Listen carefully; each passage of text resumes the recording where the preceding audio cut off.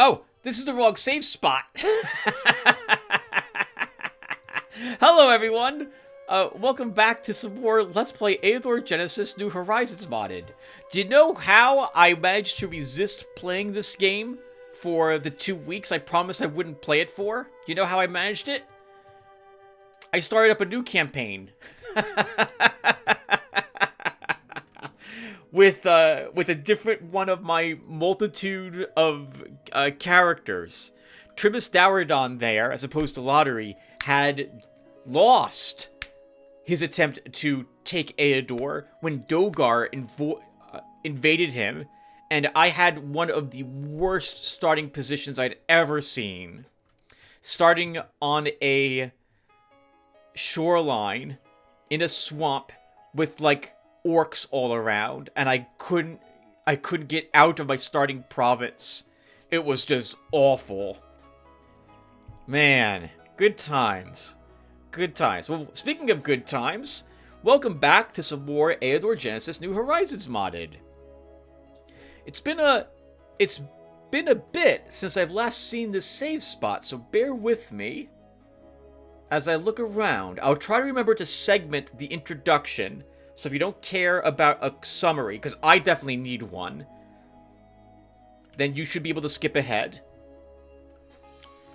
What were we doing? In the last episode, I think we made peace with Vianata rather early on. Having gone to war with her in the mid-part of the prior episode, part 255, I think this is part 257 I'm recording at this moment. We then took that opportunity, since we were then at peace, to shore up our defenses, address the income issues we were having, with gems in particular, and then just spent most of the time clearing location battles in order to further develop our domain and gain levels and preferably better gear for our heroes.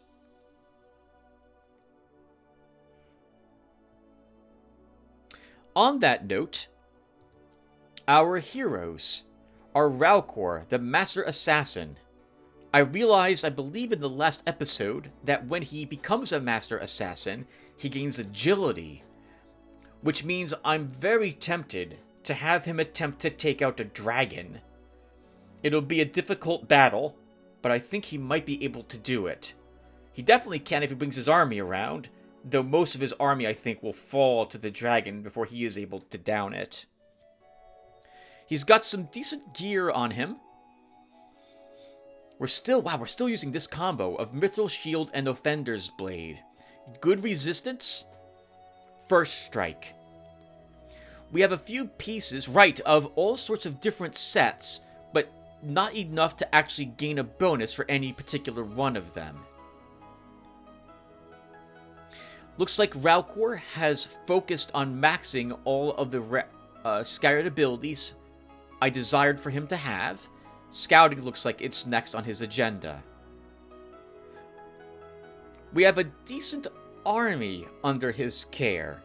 Looks like I've managed to keep most of my units alive rather than allow them to die here or there. We have some very high level, low rank 1 spearmen, and at least one really good bowman as well.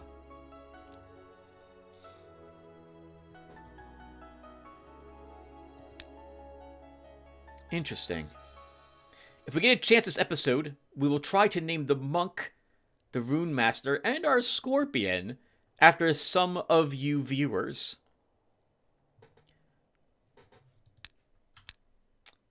Navarra is our ringleader, renamed after Clearen. I was annoyed at myself for calling Clearen and Chlorine during the game enough that I decided, you know, I just don't like that name. We're gonna go ahead and replace it with a different name instead. And I actually spent some time getting rid of some of the other hard to pronounce names. Not like it's gonna matter. I'm probably gonna mispronounce Navarra's name as we go forward. He's named after the protagonist, one of them, in Ladyhawke. The Ladyhawke movie. God, it's been an age since I last watched it. But it struck me that he used a bow, and so why not have him be named after that character as well? At least I think he did. Actually, did he? I can't remember now. I think he used a crossbow, but he might have had a sword. Darn it! It's too late! This is his name at the moment. What is he up to? He's a ringleader. I very rarely choose ringleaders. The main reason why I never choose ringleader is because he gains extra gold when plundering provinces, 50% more. And honestly, I never really care about plundering because I'm playing a good aligned Astral Master. So that makes this a passive benefit that I'll never utilize in the game. So instead, it's the other two skills which we are benefiting from. Looting and the increased mobility. The mobility, though, is really stupidly useful since we have dwarves as part of our forces, and dwarves are notoriously slow. Heavy armored short dudes, they tend not to move very quickly. We have scattered our leveling up a bit, but we have at least max marksmanship and diplomacy 3. We have a decent weapon, our strongbow, and we can complete the elven set if we so choose to take the elven bow off of Ralcor. I think he's currently using that because he does have poison shot, so it is useful to him depending upon the situation he finds himself in. But maybe we'll give him this strongbow instead. Or neither. Very rarely, actually, have we needed to consider whether he needs a bow or not. Ralcor, that is. The rest of Navarra's gear is just what I would consider to be acceptable, but average. Not remarkable. We've completed the ranger set for him. And he's got archer's gloves. He's lacking some units and a spell slot. I see. And I want resurrection put into it. Okay, that would make sense. It's a decent spell for him to have. Especially as a ringleader, he's going to be dependent upon his army to help him out. Then we have Orangol, a newly leveled wizard. I think he had a lot of trouble finding things for himself to kill, and is finally beginning to manage it. It looks like I was probably leveling him as a necromancer, or wanted to, but I explicitly remember finding at least one spell which would tempt me away from making him a necromancer. We have a few points in Wand Master and Summoning, which also means Druid, but I see no summoning spells in his spell book.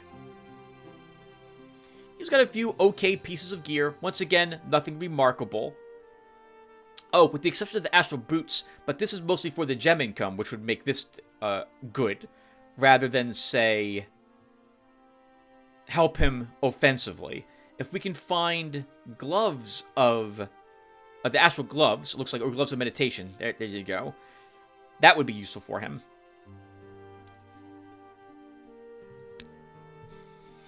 Oh, and as for his army, this makes even less sense for him to be a necromancer, because we have all good aligned units here. You would want to swap these guys out with more neutralish units. Maybe we'll still level him as a necromancer. We should see what's available in our castle. What do we have here? Oh, Banner of Victory is very nice. So we're looking forward for oh, and we have an Assassin Stiletto. That could be really useful for Ralcor. The extra poison damage means 5 points of poison each time he strikes something. So that is tempting.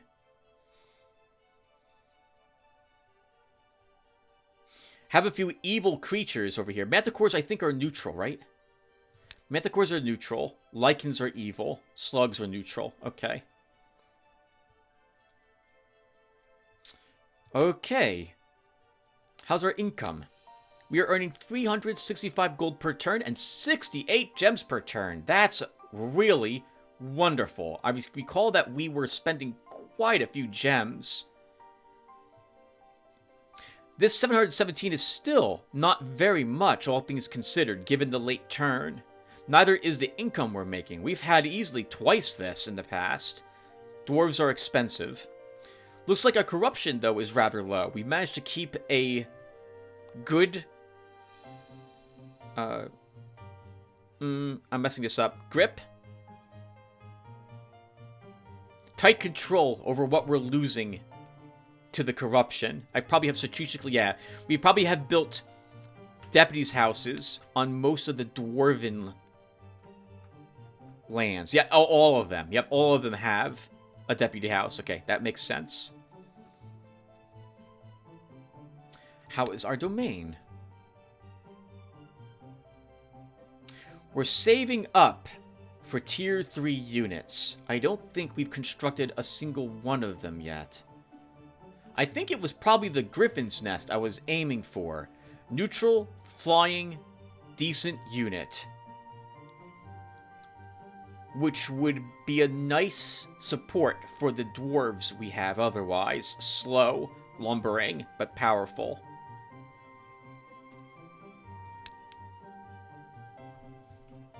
Okay, that's it for the summary. Let me put a break here. Actually, I lied. That's not quite it for the summary. Spells. What do we have? What do we have? We have a merchant's hat we're not wearing. I guess we don't need the income that badly. Summon Mephit. So right now I'm checking what summon spells I have.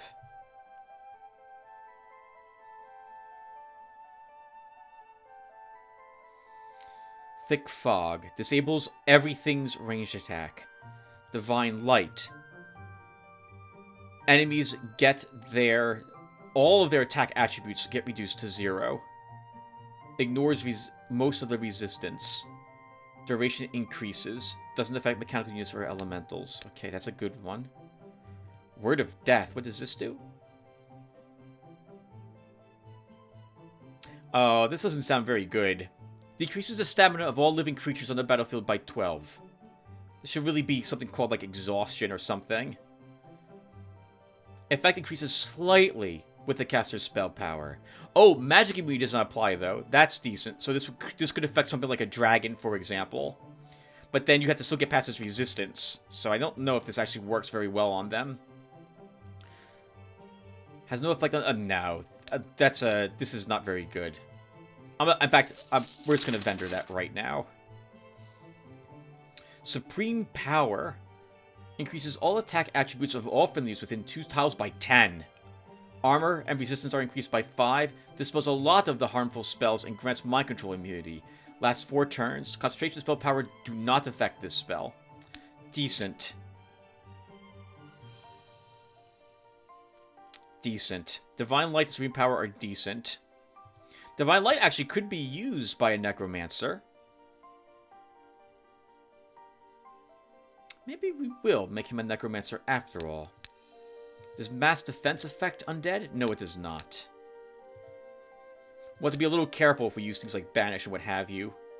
But maybe we will still do that after all. What schools did I make? I have yet to choose which second level spell schools I'm constructing. We finished all the tier 1 shops. Okay, now I'm done with the summary. Alright guys, so I've gotten quite a few comments from you guys on the past 2 parts. I guess recording 6-hour videos will tend to allow that to occur since there's a whole lot of stuff that happened. So I want to talk with you folks about your comments, but I don't want to interrupt the beginning portions or I suppose most of the game to do so. So what I'm going to do is at the end of this video, I will go and do a comment reading section for this. I recorded 10 hours of comment reading video. I'm super addicted to Eador Genesis New Horizons again. Underrail has been uninstalled. I am no longer interested in playing it at the moment. all of my addiction time is spent in Eador, which is great. And also not so great, because I want to do nothing but play this. Anyway, so at the end of this, I'll read comments, and I will dedicate a portion of this video to that. This means this video might be like 8 hours long total, just as a heads up. But there you have it. It might be actually, well, I'm gonna start babbling. Let's start playing for a little bit. I actually can't play as long as I would like to today. No one cares. I'm gonna say this anyway, as I'm doing some Dungeons and Dragons stuff this week with my brothers. So I need to get ready for that. Anyway, no one cares about that. I'm going to do something really odd and assume that Prior Tim knew what he wanted to do when I hit end turn when I came back. So I'm just going to hit E to end the turn.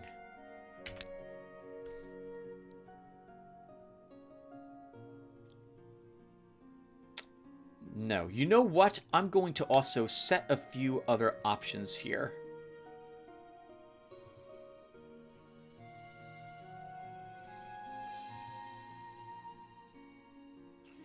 I probably don't need... Well, actually, maybe there's some stuff that we don't know yet, so we'll leave tutorials on. I don't care about population limit messages. I do want Islers. I don't care. I don't care. I don't care. I don't care.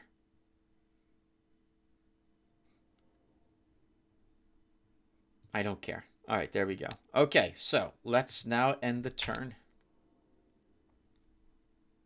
Respect and peace to thee, O worthy Lotaeri. For thee I have prepared a gift this day, and ask thee for the honor and permit to grant it as a token of respect. I agree. Urdu, I just love the way you speak. Man, you could just say hello in a very flowery way, and that would be fine. You don't have to give me anything. Give me like 1 gold. Desperate winemaker, the province of Creaking Wilds has produced a new magnificent wine. This allows you to make 111 gold more during last fair. I'll reward the winemaker. A rich collector of exotic creatures approaches from the province of Stonefolds approaches you, asking that you sell him the slug's eggs from your treasury. He is willing to pay you 200 gold, or if you are not interested in gold, he can exchange the eggs for an artifact. Does Ringleader affect the number of shots and damage that our slug does?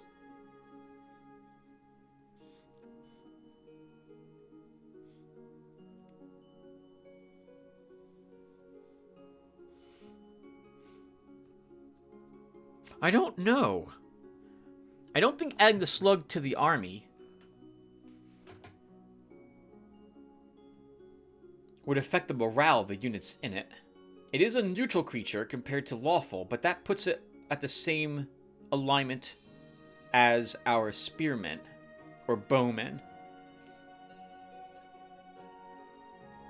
No, we shouldn't take right the slug. I just remembered. We want to go and visit the chapel.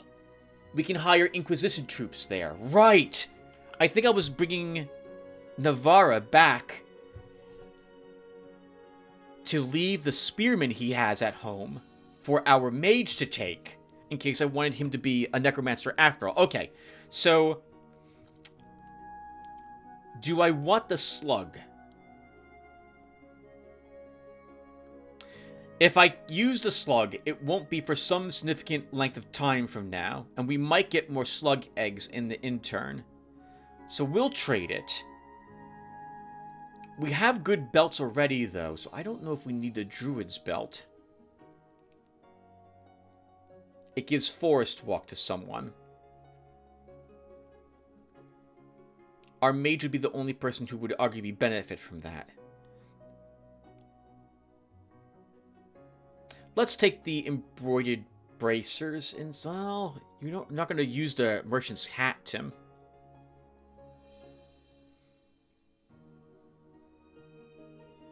Gold will do.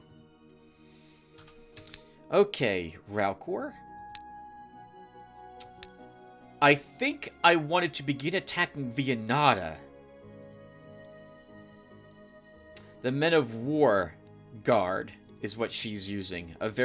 That's a decent guard. I think we've been successful in destroying it so far.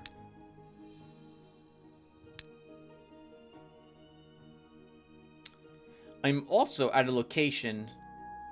No. Well... No. It's tempting to leave the army here and then go hunt down a dragon, but I'd have to take these two with me. Which might not be bad. The dragon would kill these, but they aren't that high level. But I would prefer to hire new units so that the dragon kill all of them. No, we won't go for a dragon quite yet. We will explore. We're gonna have 2 turns elapse, and then we'll declare war on Viennata, I think.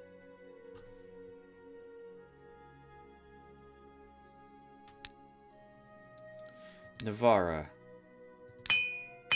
Oh! As long as we're here... Raucor, wait. Why was I thinking Raucor can access... our castle? He can't do that. Let's destroy the stable that's here. And build a storehouse. Upgrade that to a mall.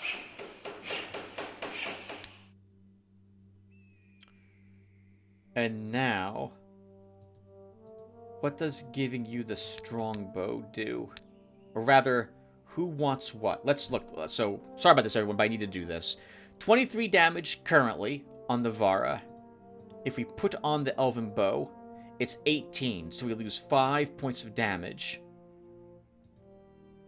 We also lose 1 ammo, but we pick up 2 range. We also pick up 3 points of precise shot.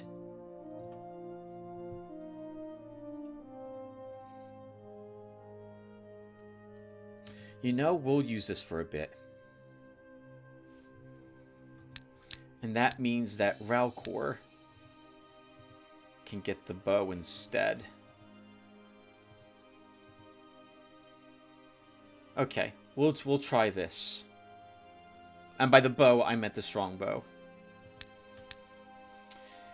Navarra, we're going to leave these spearmen behind. You will also memorize Resurrection. And then we'll move you up here to get some witch hunters in your army. Orngol, you just explore. We'll want money next turn to hire units from the Inquisitors.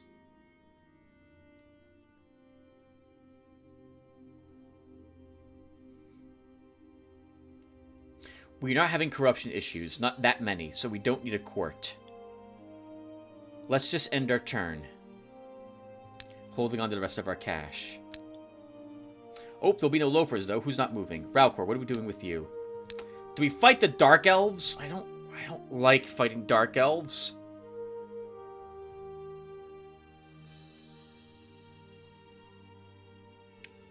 It depends upon what they are. Let's give it a try. 7% explored in Roman Reaches. Night Shadow. The hero Raucor's approached a half-destroyed ancient tower. The inhabitants of the old citadel have noticed him and are preparing for battle. 9 enemies. Night Shadow, Blood Butterfly, Dark Priestess, Darkness Cravier, Guardian of Darkness, Darkness Chosen, Beholder. That's 7. I'm guessing there's another Night Shadow. And probably another Priestess. Actually, we can scout. Let's scout. A Night Shadow and a Dark Priestess. I was correct. What are these things? The Blood Butterfly is the girl with the 2 swords. The Darkness Craver is a lower level... not lower level, but it's a spellcaster. The Guardian of Darkness is, I think, the the guy with the curved blade, his hand outstretched, who has first strike, good attack ability, and decent magic power. The Darkness Chosen, I think, is the girl. And then we have a Beholder. It's an ugly battle. I'll have to be careful if I want my army to survive it. But if we do lose some of our army...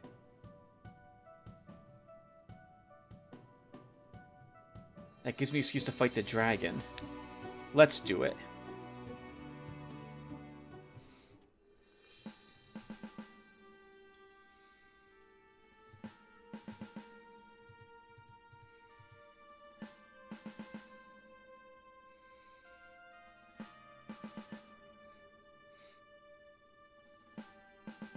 Alright, let's just do it.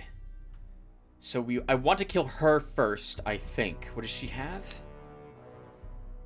Kiss of Darkness. Allowing drow unit in shadow form to act twice each turn. Blinding Darkness. Reducing the attack of an enemy unit to 0. Ignores enemy spell immunity.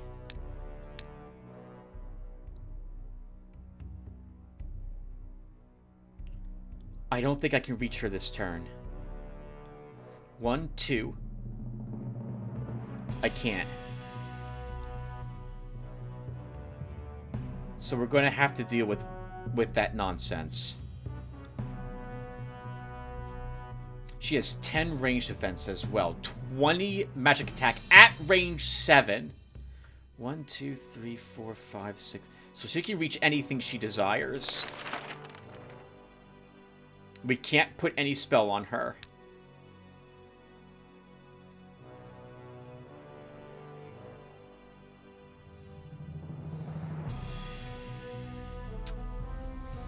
What's your range? Short range. So she is really the biggest threat. 1, 2, 3, 4, 5, 6, 7.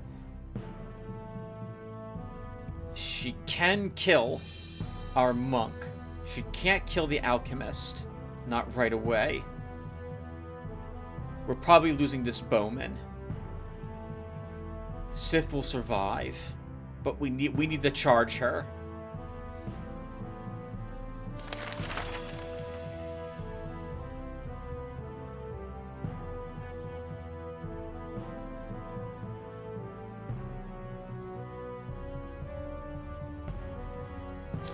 Okay, so let's move towards her. Force march. Move up again. And then we use haste.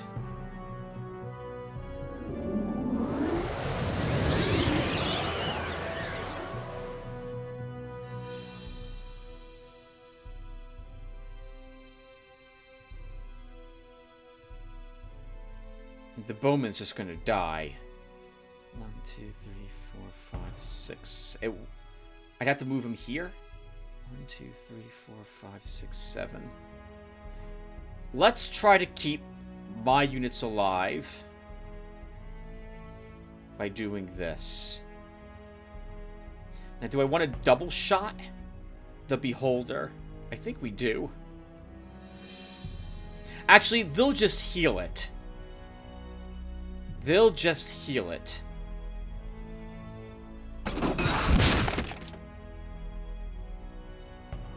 And that's it.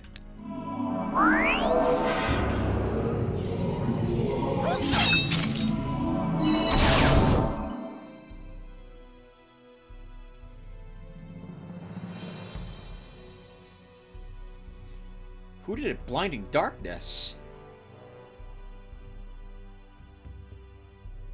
Grouchish.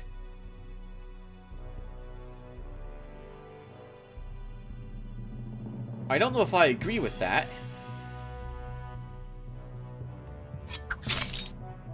So she dies when their turn begins. He's now the next big threat. But he can't reach me.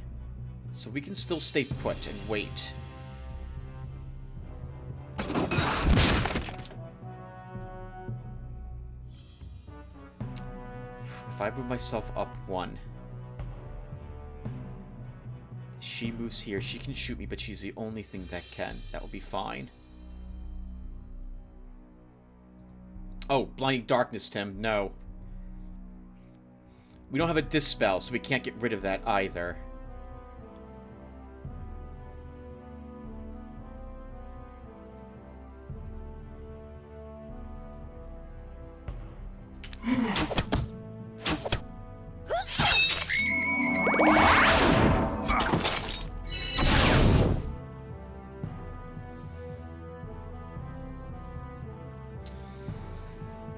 Okay, can we kill this one? It will be tricky. He's got a good amount of range defense. Oh, we can just run Ralcor down here to deal with it. Let's have him do this. A little more damage on him will kill him. But we're going to still have to focus on him.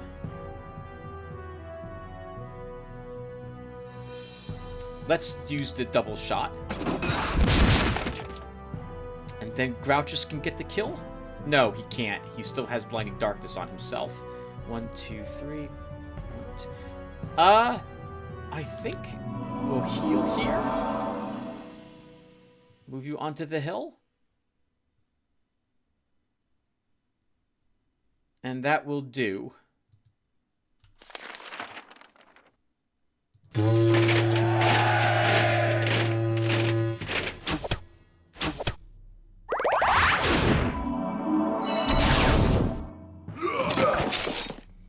Sif, you're taking big hits. Let's get you away.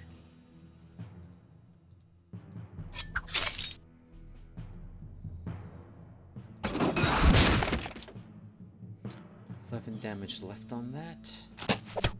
Still lives.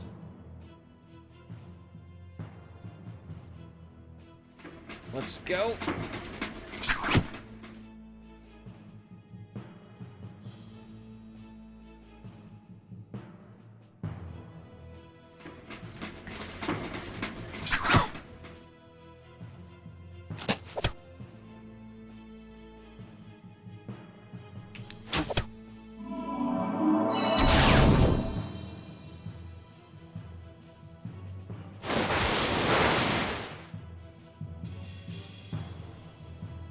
Oh, that's interesting. I've never seen a Dark Elf actually enter Shadow form before.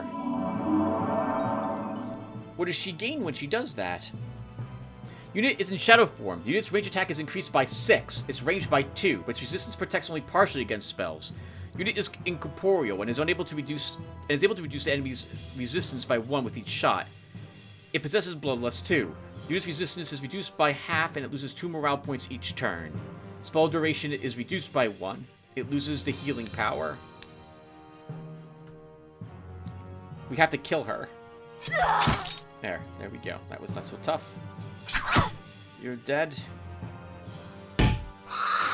Thought we would kill you with that.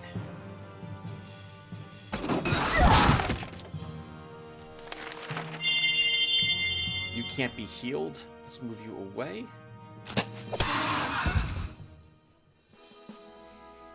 Nice. Didn't lose a single person.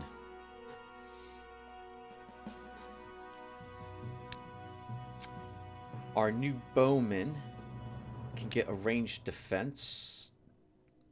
I don't need stamina. Let's give myself even more morale.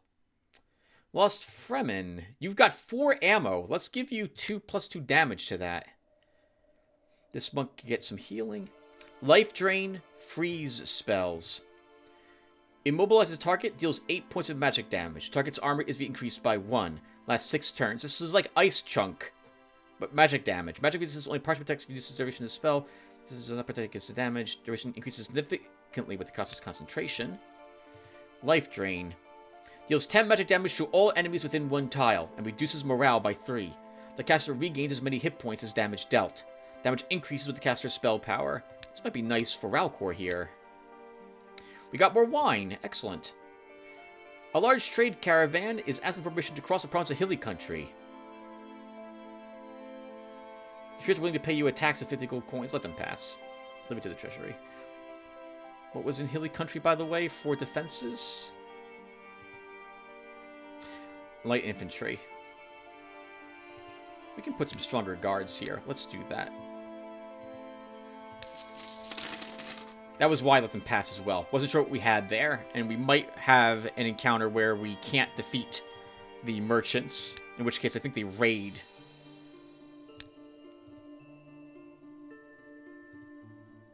The province if you don't kill them. Okay, Ralcor, we've got some garbage we don't need. Let's declare war on Viennada.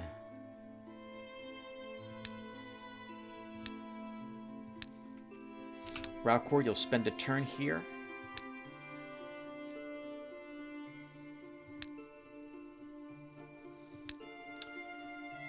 at home.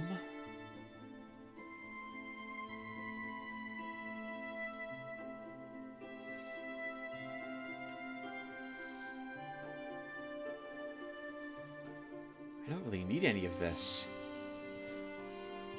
The Great Hall might be useful, but we'll need another structure first, and it's the Griffin's Nest I'm going for. Why can't we build this?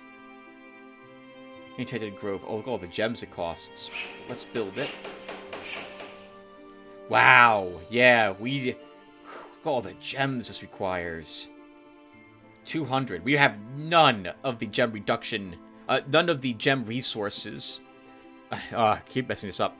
No Mandrake or Arcanite, which is why it's so expensive, gem-wise, to build that. Navarra, let's have you pick up some units. Orangol, you keep exploring. What other buildings do I need in my provinces? Let's up. Oh! This was the province guarded. Upgrading this warehouse to a mall does you nothing because you don't get any extra cash. Let's build a library here. Just so we get access to our library in case we care. You know what? We do care, I think.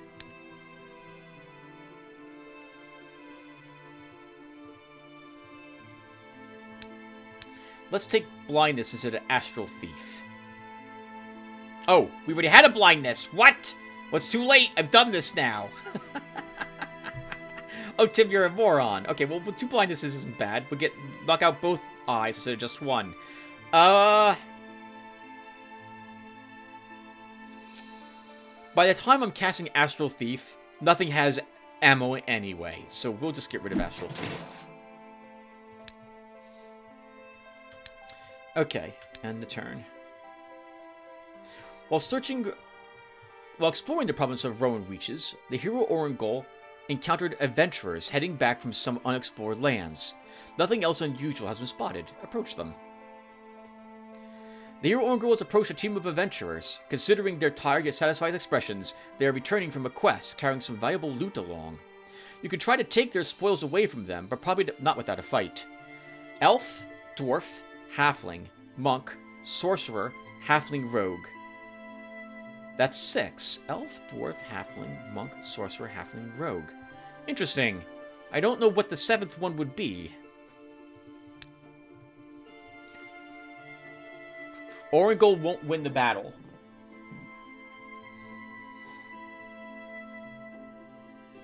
Oh, he might, but it will be really flippin' difficult. I think we just don't have him fight this group. We can kill the elf with the web. No, well, if we lose units, we can start summoning undead. What's supposed to happen? Orangol dies? Can you just resurrect him? Let's attack. Let's do it.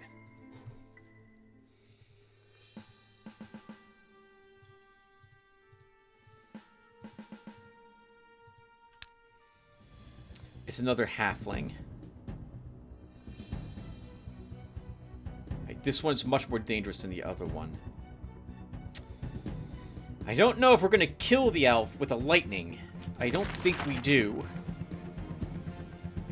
And the monk there. The monk will actually heal him afterwards. He's a wind elf, so he'll have range on us from there. 1, 2, 3, 4, 5, 6, 7. I think we start with the web on the monk. You guys move up.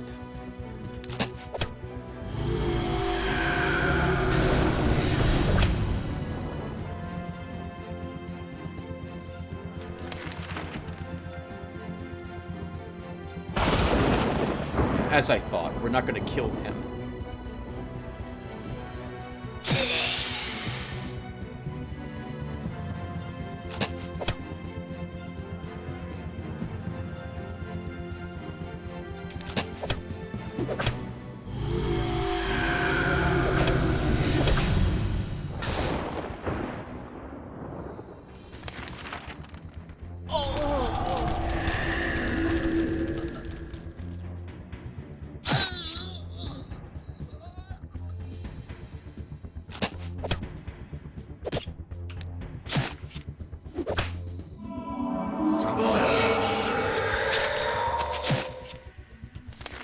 fine.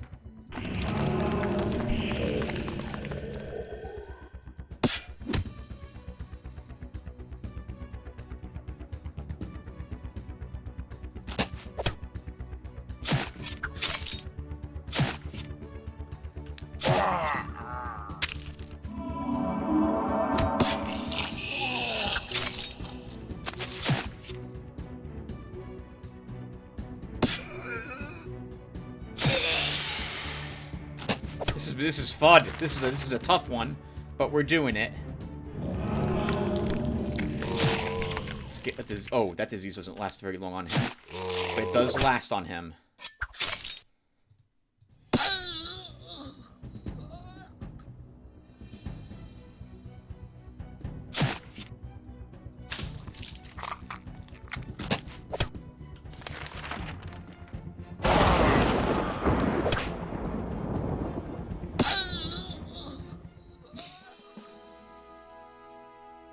Well done, Orangol. I guess we'll make him a necromancer after all. Yeah, we'll make him a necromancer after all. Let's grab a second point in necromancy. Hit point for you. We can't keep the ghoul. And I don't need a level 3 damage skeleton. Here in Navarra, am I going to mess up this name? I put this name in the file, Tim. The hero Navarra approaches the Inquisition's holy monastery. The monastery, a military stronghold, might contain valuable artifacts that haven't been plundered by heretics. We're not here to fight, we're here to enter the citadel. The gatekeeper of the monastery, despite his rather austere appearance, kindly says, "What do you want, my son?" "To add soldiers of the church to our ranks." "Well then, we are prepared to go with you. My brethren are expected to join." Alright, let's see who's there. So... rank 3, my goodness. We could take one of them instead of the Scorpion, I guess. Oh my god! 160 gold upkeep per turn! Wow! What are you, Scorpion? What are you, by the way? 85. He's twice as expensive. Okay. I'm here for the Inquisitor. And the Witch Hunters.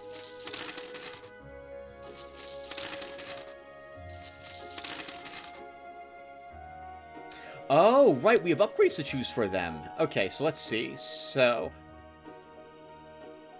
oh, Undead or Demon Hunters.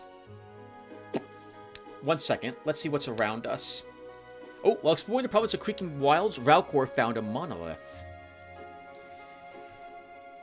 Oh, we can't do this one. The hero Ralcor has reached a monolith covered with ancient runes. These rocks are known to collect magical energy, which could easily be converted into magic gems. But you will first have to defeat its guards.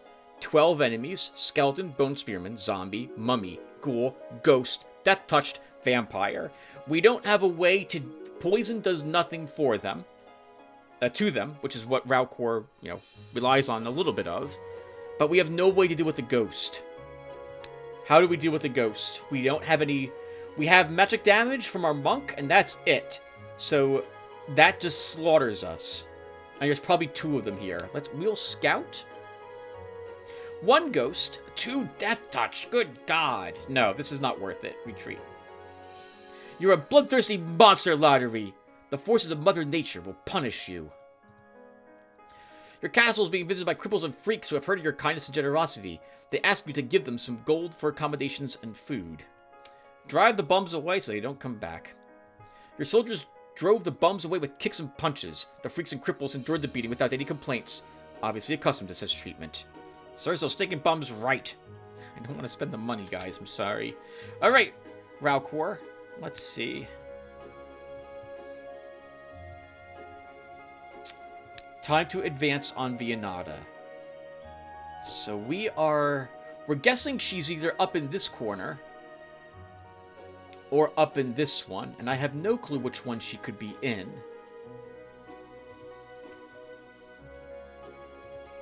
But if we attack out here to the east, her domain does not extend into these two provinces, so we can leave them be. Let's push up in this direction with Raukor.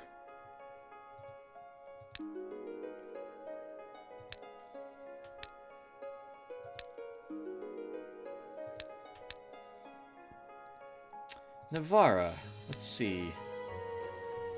What's around you? The Dwarven Artillery, I forgot that was a thing. Gargoyles. Gnolls, Mercenaries, Acreal. Rat King. Wow! We've eliminated... There's lots of Rat Kings all over the place. And the Great Consul's over there. Tarask, Great Armada. Oh, interesting. We've cleared out all the location battles, or almost all of them. Wow. All right. Let's move you then here, Navarra.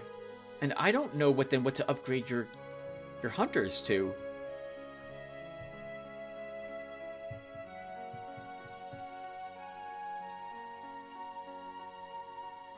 We'll make them demon hunters, all of them. Hunter of demons. Hunter of demons. Hunter of demons.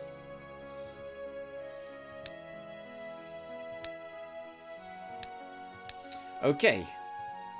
End the turn. Theo Raukor has entered the province of Druid Thicket. These lands belong to the ruler of Vianata. The province's guard is blocking your party's path. 14 enemies. This is the mercenary guard. We had to be careful fighting this in the past. We should be strong. Well, we are stronger now. Let's do it.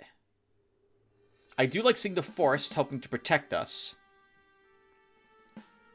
That will slow down the horsemen and their cav.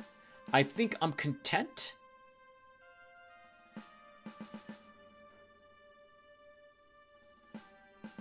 With our setup?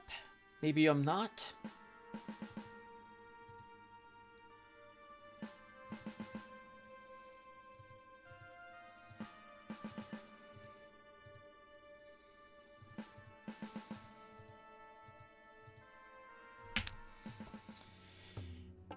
Okay, so 1. You're gonna take a lot of hits, hero, but you have the defense to do it, I think. 2. Force march. 1. Into their faces. Begin attacking. I can move you up without worry, but the rest of us should probably stay put. Poison kills it next turn.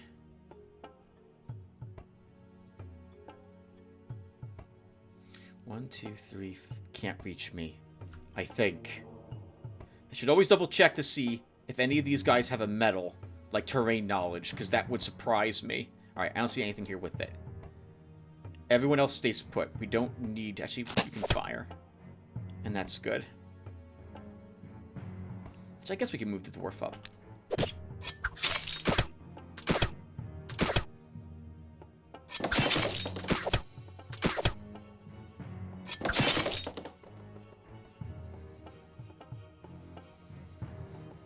Took a little bit of damage there, but we're still looking okay.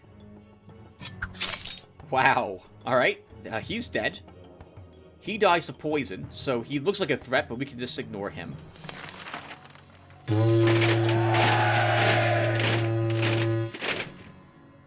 What's your range? 1, 2, 3, 4. Okay.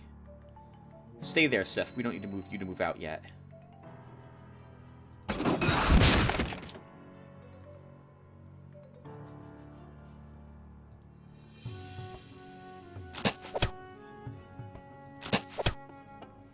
That's it. That's all I need to do. If I move you here, can anything reach you? Dies to poison. Dies to poison. 1, 2, 3, 4. If this guy... Let's assume this guy kills himself to make room for this guy. 1, 2, 3, 4. No. We can move you here, Mr. Healer. Or... Are you a Dorkable? Grumblekin! Ah!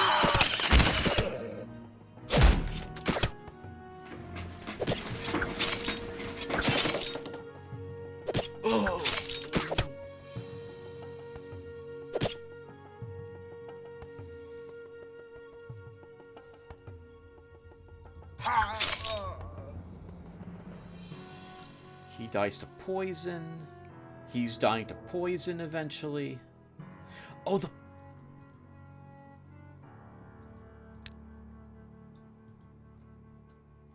I didn't realize it lasts for 3 turns. Wow. Wow. That's amazing.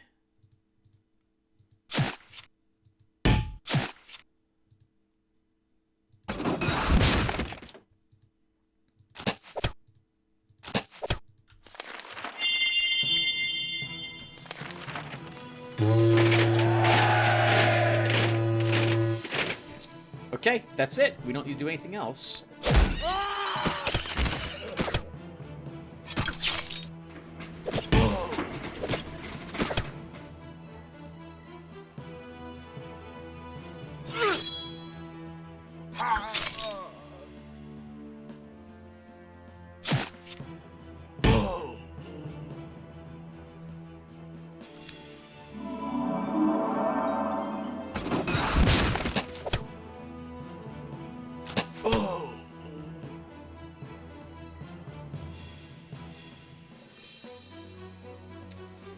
Well, Stremon, do I want you to farm a ranged defense medal? It could be useful for you. We'll stick you here.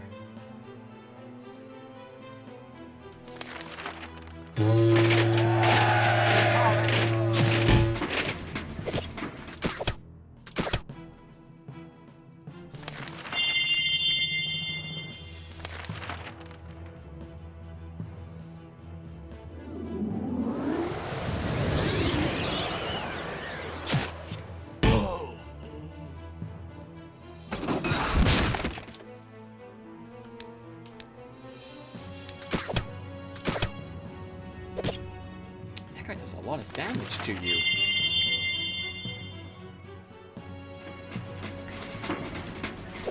Don't forget it, we're gonna have you move up.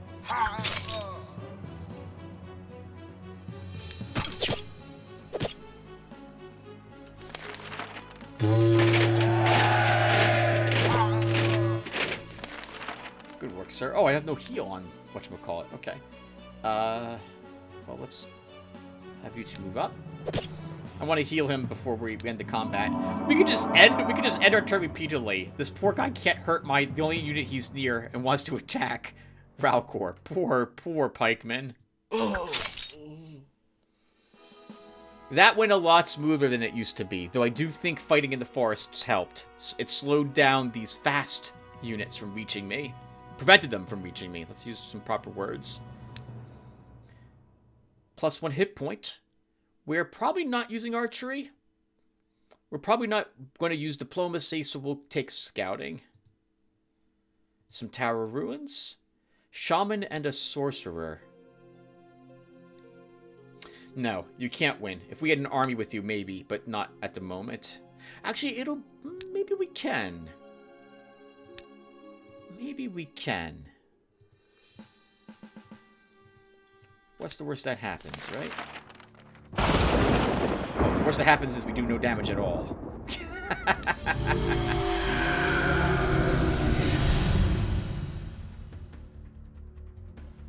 Oh, alright. Well, we're gonna lose him to this.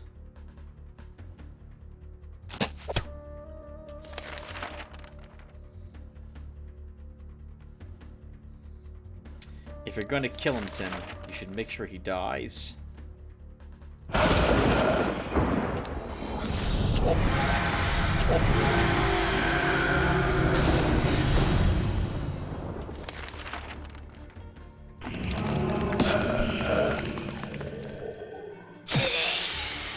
Well, you're dead. Oh, okay, well, maybe not. He's over the corpse I want to use.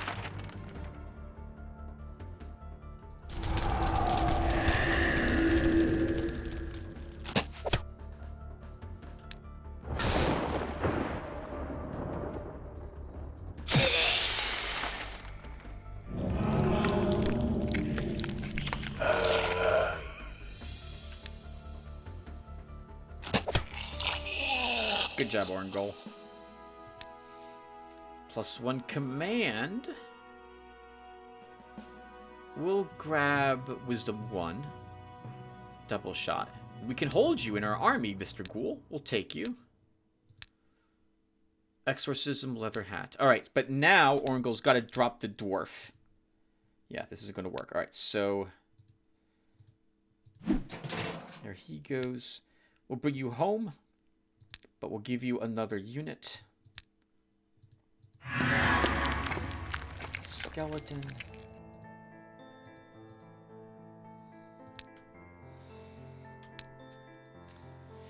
Okay, let's drop guards down as we go. So what do we want here? What is this? Mechanicals? Dwarven mechanical creations are able to repel any enemy. When there are no enemies, their talents are used. Their talents are very useful in the repair of the fortifications. Fortification rebuilding sped up by 10%. I guess you put them in a place that had been attacked.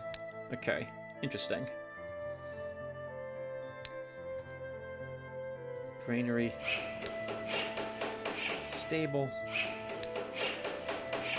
If I put foresters here, Vianana's going to beeline to this spot to destroy them. So let's do exactly that and see where she comes from. Maybe we can fight the Armada in the intern. Navarra, you explore. We'll build a building at home. The Stonehenge. 3 gems per turn. Oh, well, crap. We could have gotten this, well, for the Forest Keeper's Guard. That's a better guard, well, I guess defensively, compared to the Foresters, but probably not. It's probably still easily defeated by Vienna's armies at this point in the game.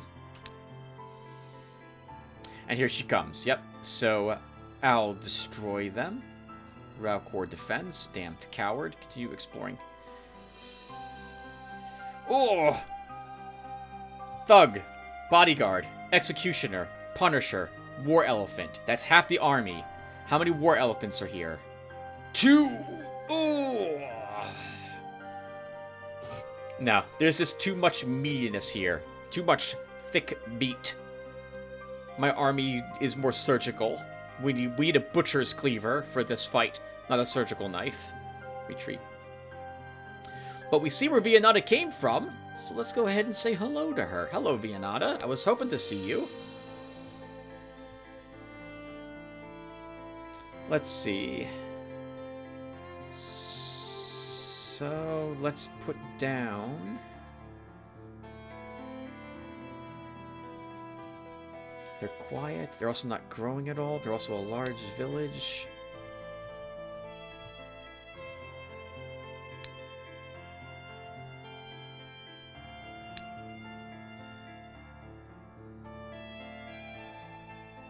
Sacrificial altar.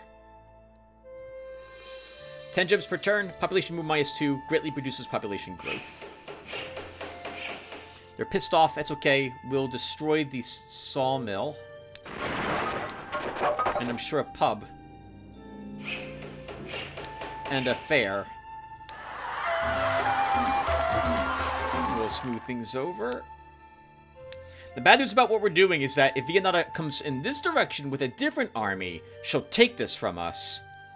Foresters are not a great defensive unit. Actually, you know what we can do? No. Let's leave them here. If I leave them here, Vianata will try to attack a second time. Which means that she won't move away. Which means we have a chance to destroy that ringleader. So that's what we're going to try. There'll be no loafers. Who's not doing anything? Orangol. Repair. Why do I always do that? We don't need you. We don't need exorcism. Okay. Oh, I did need exorcism. What? I didn't... Oh, right. I didn't build any tier 2 places yet, Tim.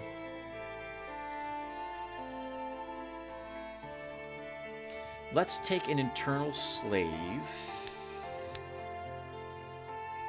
Oh, maybe not yet. Not until we have better undead, or more undead than just a single ghoul.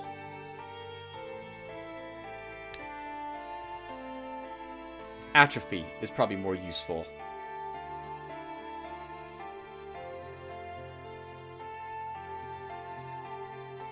We'll take freeze as well. Oh, we can't take freeze. We already have mass curse. Okay. So atrophy.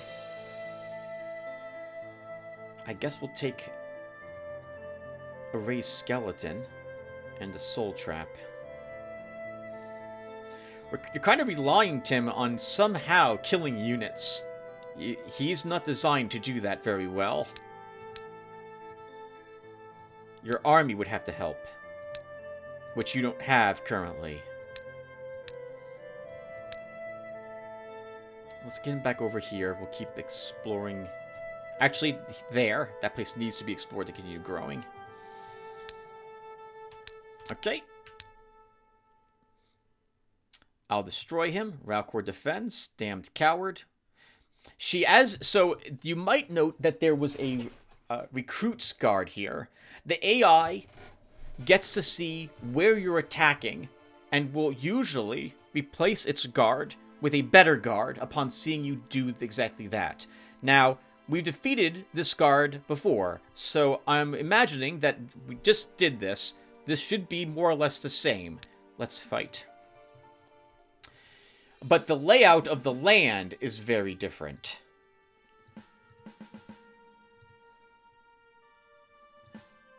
It's not... It is still covered.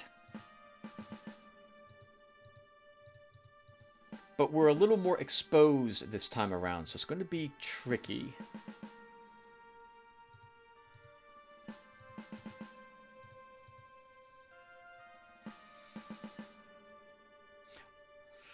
They might stumble over each other from down this path, but there's wide open charging lanes for their cav this time around. Thankfully, this hill will slow them slightly, but we're still going to, I think, maybe struggle to stop them from reaching me. We'll raise that false alarm. Yeah, lower their stamina just a tad. So, we do have a mass slow, don't we? On Ralcor.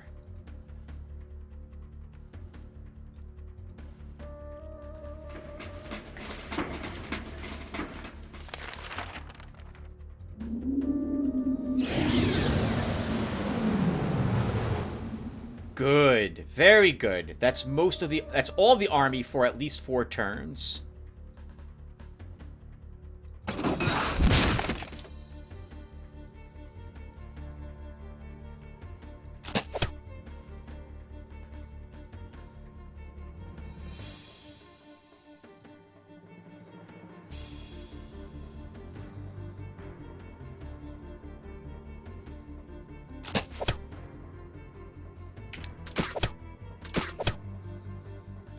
Remember, mass slow is not fatigue, or it's not headwind. You're not going to lose any stamina each turn, extra for being slowed.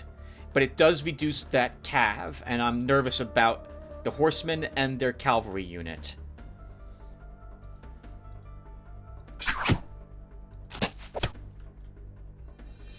He dies to poison. We can ignore him.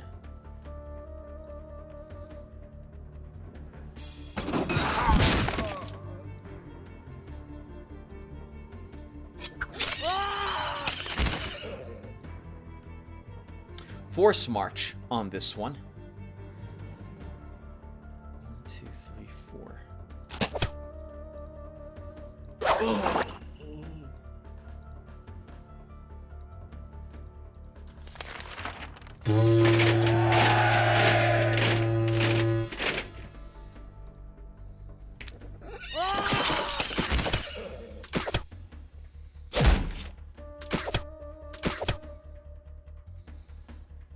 I think Shield Bash should provoke counterattacks, by the way, when it's used. It's a really annoying skill to have to deal with.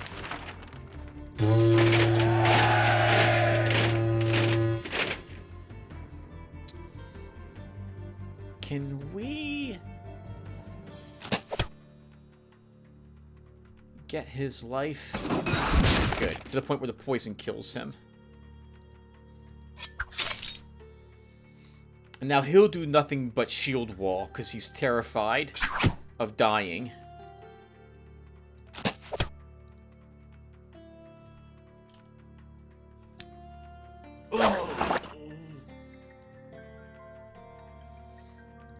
And that's good.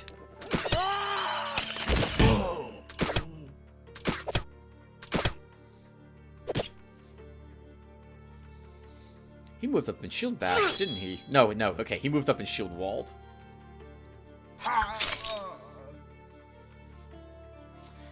And this is now over. I mean, it was over.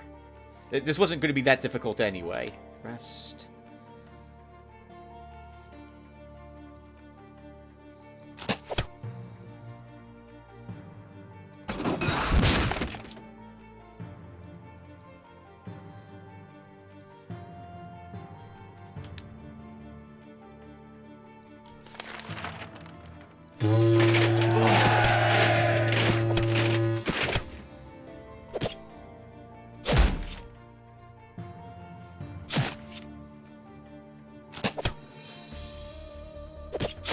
Oh, I was hoping to kill that one.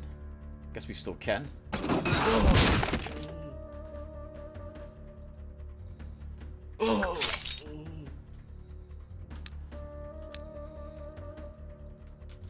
I want my warrior healed before we do the next battle.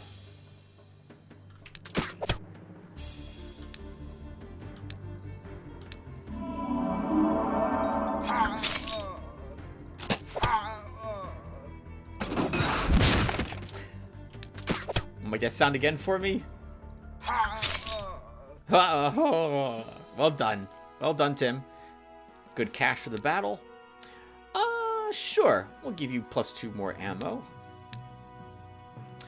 Alright, a chance to see how we hold up against Vianata herself. 3 fairies. The ringleader, level 17. Still?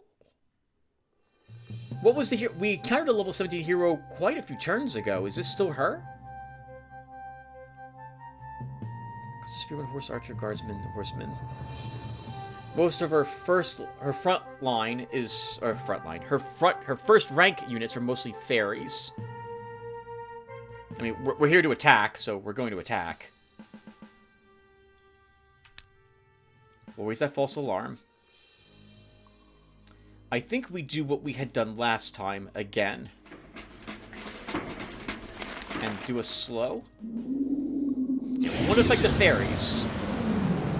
But I definitely want the rest of this being slowed. What are you able to accomplish? Range 5. 1, 2, 3, 4, 5. 3 precise shots, so that's 3 in archery. All terrain. Okay, so her cav and what have you can travel over everything just as my army can. Scouting 3. Looting 3. Ringleader bonuses. I see nothing else here. Okay, we'll have to just make our way to her and hopefully slaughter her.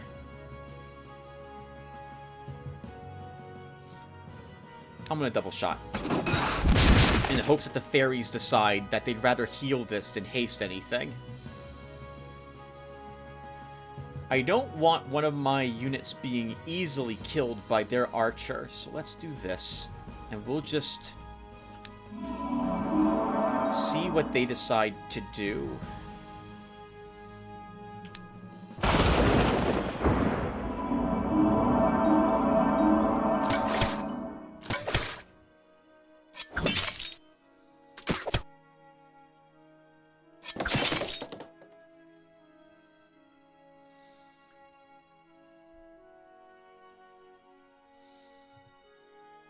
We can fix our Scorpion. Let's keep them healing. He's now dead. I can move you here.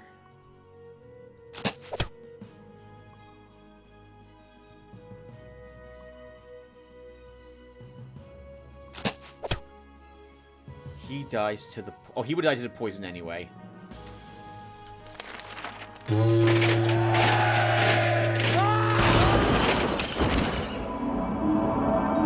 And that was not one of my units who screamed. Okay. So we can heal you. We can guarantee...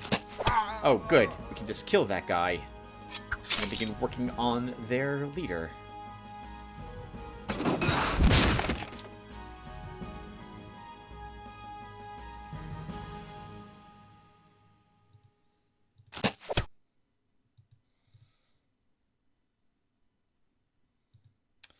I think that's fine.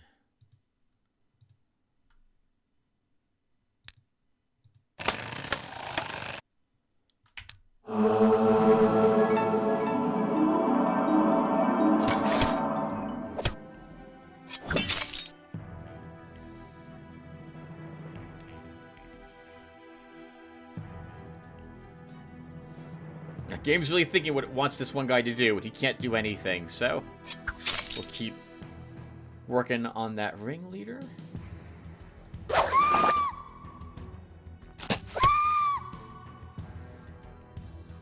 Sif, I could probably move you up without concern, but I am worried he's going to have some sort of sneaky trick. So we won't use you to move up and attack the ferry.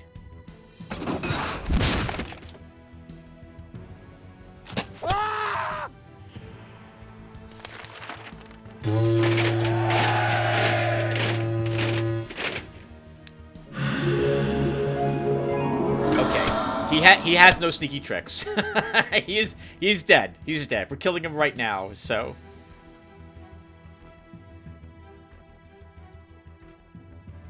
That was kind of dumb, Tim, what you did right there.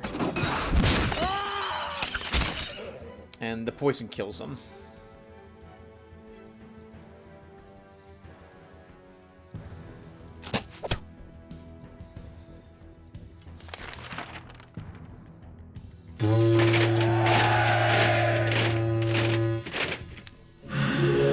Oh no, poison does not kill him. What was I thinking? Thankfully, he's busy curing himself of the poison each turn, which means he's not. I mean, he's not out damaging. He's not out damaging. He's not out healing the damage we're dealing to him.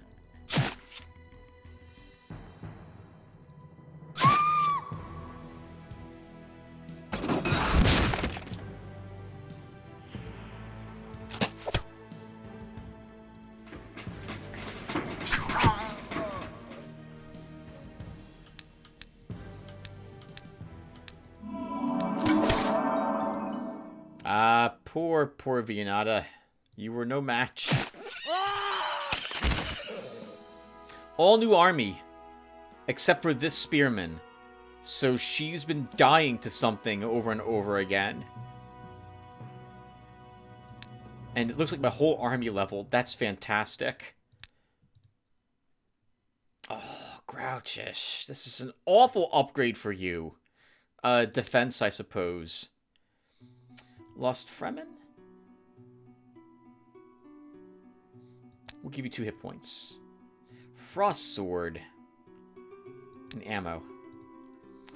Our Scorpion can get a little bit of siege. Our Rune Master. We don't really deal with much petrification, so I think instead we'll grab the +1 attack.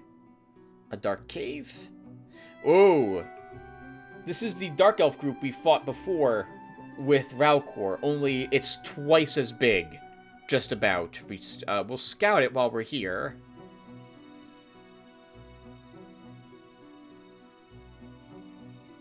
But there's no way I think he wins that battle. Okay, Vianata came down from... Well, she was located here, not here, which makes me think her capital is off in that direction. The first thing we'll do is drop that guard. We no longer need it. And we'll drop the... Oh, God. No, we won't drop the Forest Keepers. That's way too expensive. We'll do what she does and put the Men of War in here. A pub. A tavern. And we'll put some... Let's see here. What's in this location? Mithril. It's going to be so annoying. Fighting in the hills would be bad if them... Because she's going to replace... If we attack here... Sorry, if we attack here, she'll replace this guard with the Men of War Guard. Same thing for that location. But there is a plate mill armory there, so I think we'll go there after all. And we'll just drop our own mercs here. We have enough, or we have enough. We've unlocked the ability to take the Griffin's Nest now. But I see the plate mill armory, and I want to visit that first, so we'll do that with Ralcor. Maybe we can get lucky and find more pieces of the Paladin set while we're there. Plus, we can repair his gear.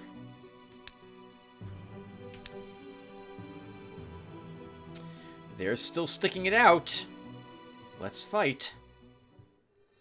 Because of also Ralcor's statements, this tells me that the AI's guards also believe the same thing. Ralcor says that this is a tough fight. He doesn't know that if he'll win, which means the guards believe they will win. We've already seen that they won't, assuming I'm very cautious. The guards won't have a chance to kill us.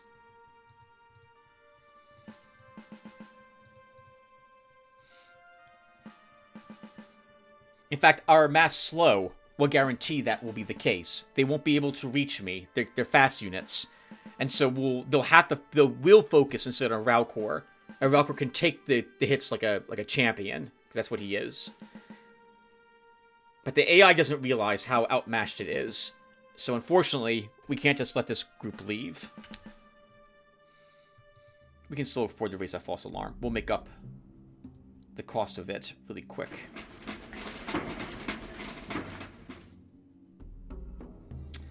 I'll move myself right up.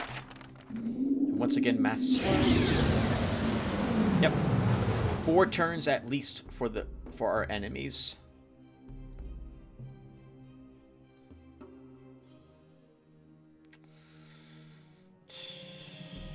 I'll move myself there. I would like you to have the hill.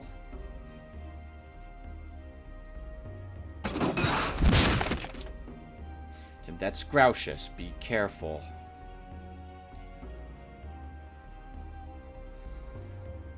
There, everyone's slowed, so I can move up without too much concern. And we'll just watch and see what happens next turn.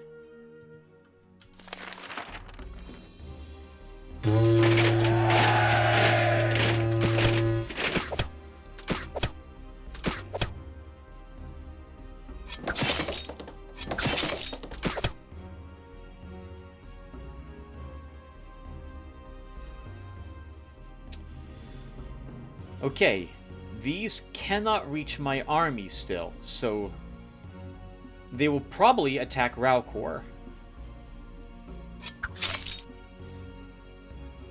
But he can reach me.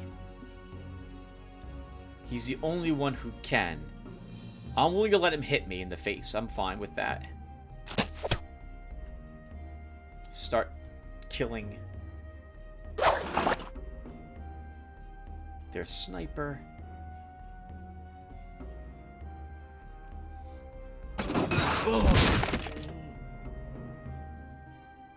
If you move Lost Fremen there, Tim, the Cav charges him. Don't do that. And that's Grouchous. Be careful.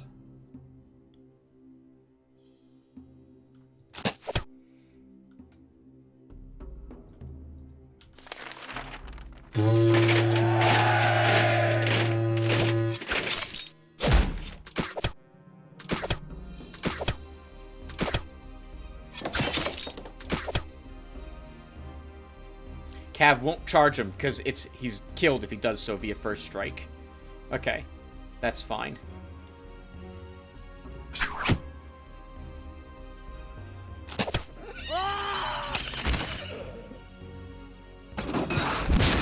He dies to poison. Keep attacking that sniper.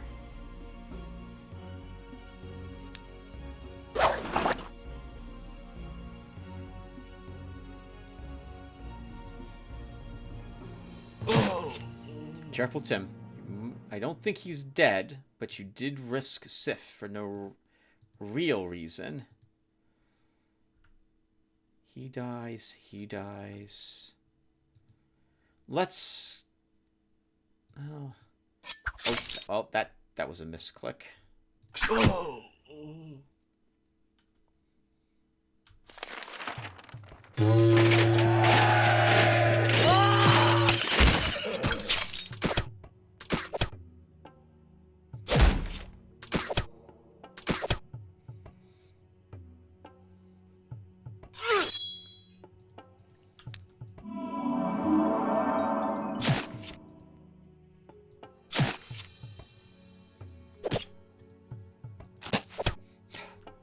I hate you so much, sniper with 1 hit point left.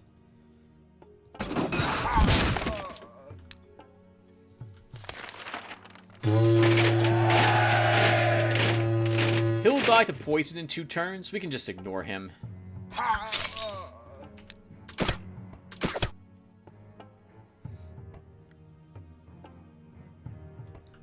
Yeah, he's dead. We can just ignore him entirely.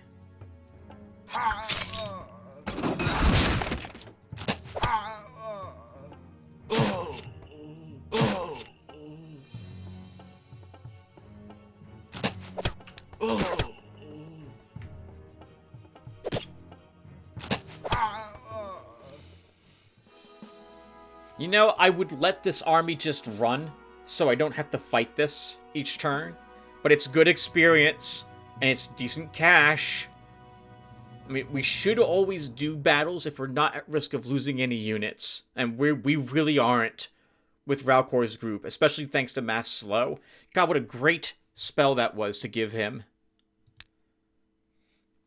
I've leveled up. I'll give myself 2 hit points. Hey, our monk can take restoration. Very good. Looks like it cures poison and what have you, and also heals quite a bit. We can give him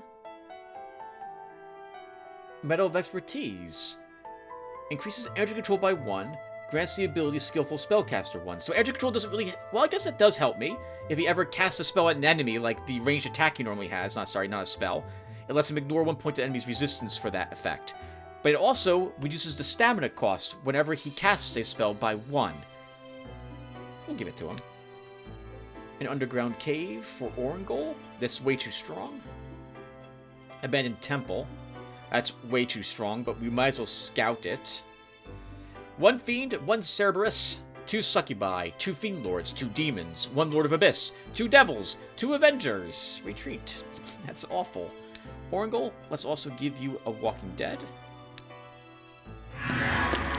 Get a zombie. Ralcor, you are here specifically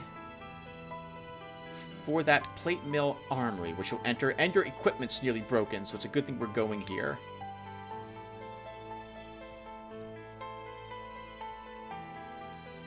I wouldn't mind peeking at where she could be, but that would mean building another outpost.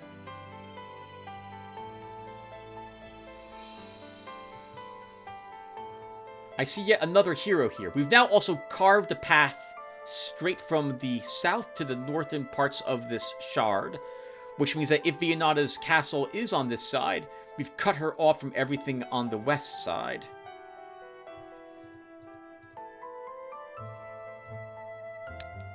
Let's see. We'll put foresters here. I want her to attack me so I can see what she has in that army. Like, what is this unit here? What is this? I don't know. I want to see how powerful it is. We'll build a secret monastery.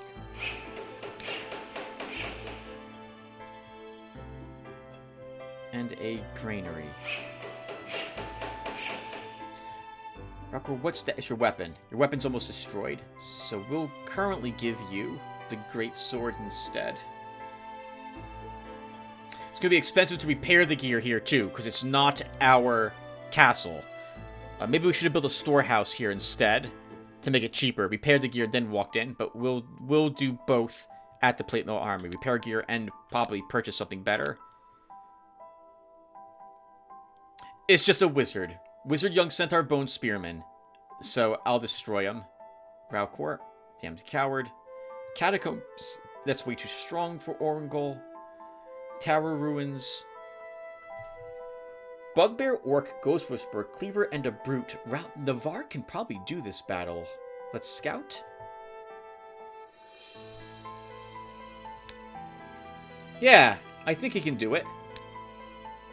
Let's do it. Blind will help us very much as well.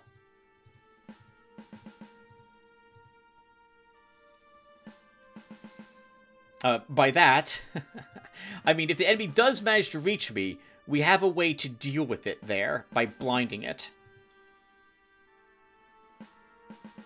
Oh. Right. We have a runesmith. Let's see.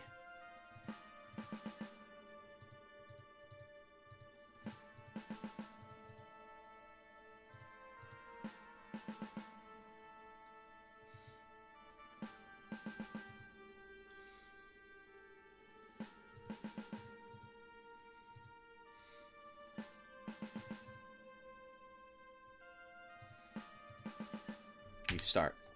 We should need the false alarm for this fight. So let's start with a rune weapon. Everyone's damage is increased by 1 for 4 turns.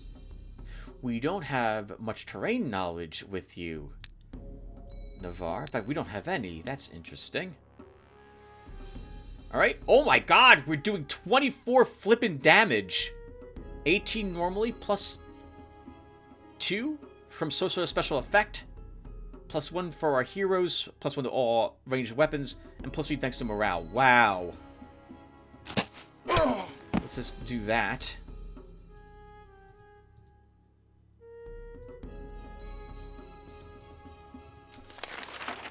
Dispel magic. And you have a heal. Okay, we'll just leave you there.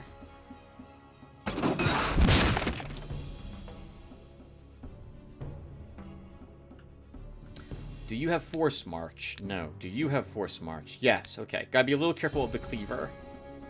We'll focus on him next turn.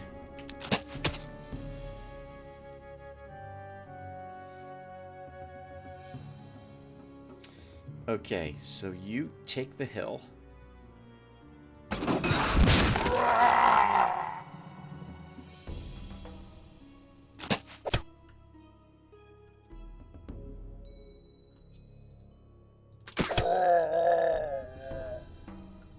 Does not have Force March.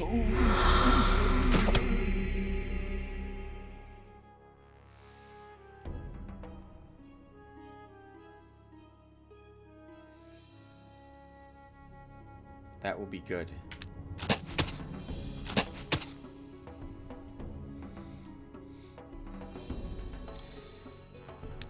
Okay, what are we doing about the Brute? It doesn't have Force March, so I think I will put you into siege mode.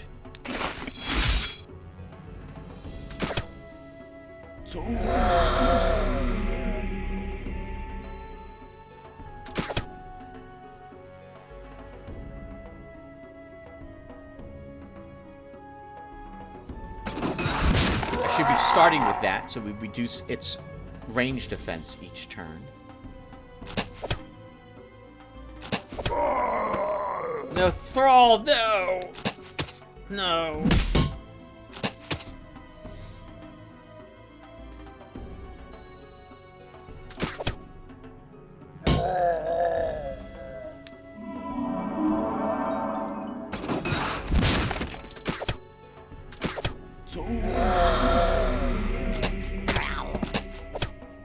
Very good, Tim. Very good. Almost lost that healer, but you managed it at the end without losing anyone. +1 hit point for you. +2 resistance or +1 ranged attack. That's an interesting choice. +1 ranged attack. We can give siege to our Pavasier. Sure. +2 siege. Another supreme power. Alright. don't know if we need 2 of them. I don't think our ringleader gains a rank 4 spell. Enter the shop, Ralcor. Seeing the hero, the owner makes an inviting gesture. I'm always glad to have new visitors. Welcome, and please take a look at my goods. The best and strongest armor is what we've got here. Whatever you buy, you won't regret it. My goods will save your life more than once, and what could be more valuable than one's own life? I would like to make a special order. I specialize in making the armor of grandeur, but this, yes. But this armor needs to be enchanted after forging. The only magician I know who can cast the enchantment demands quite a strange price for his services. He needs a Hydra's heart. I have no idea why he would need such a thing, but I have no way of getting a Hydra's heart. Perhaps you will be able to obtain one? I'll look for it. I attain nastier stuff, you know. Would you like to look at the goods? Yes. Wow, it's really nothing.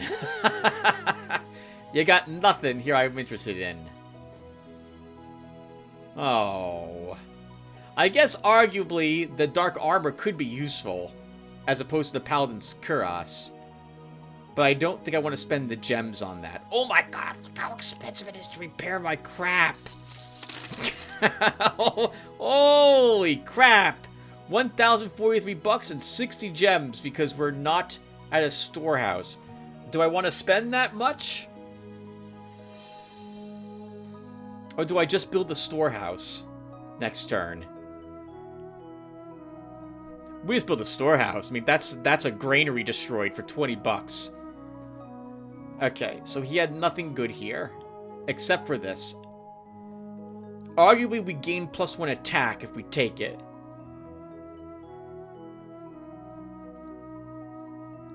No, I'm just not interested. Oh, I forgot about this. A party of Inquisitors has invaded the province of Goat Cliffs. What the hell? No, that will... You can play it out. Yes! My dwarves won! Good work. Your sages inform you, judging by some ancient maps and chronicles, a large city of the ancients was once located in the province of Greenvale. Now the ancient ruins are buried under a thick layer of earth. But if you start excavations, you will surely discover many interesting things. Sure, pay for the excavations.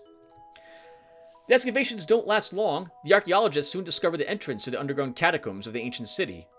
Unfortunately, the catacombs are inhabited, and nearly the whole team of archaeologists perishes at the hands of the underground dwellers. I don't know what guard's here, but I'm going to hope it's a good one. Order your soldiers to purge the undead. No, they can just do it. Yes! Good work, adventurers! Your soldiers ransack the catacombs of the ancient city from top to bottom. All that has been found has been delivered to the treasury. 535 gold, 66 gems, and the basilisk boots. Not bad. Well done. Good job, adventurers. I should probably start upgrading my guards to better guards.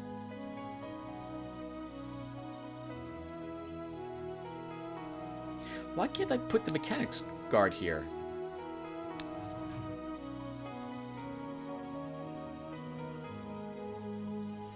Seriously, why can't I do that? Dwarven mechanical creations are able to repel any enemy. Blah, blah, blah, blah, blah, blah, blah. Why can't I put mechanicals here? Why can't I put mechanicals here? It doesn't say this has to be put in a hill. I'm guessing that's why I can't put it there, though?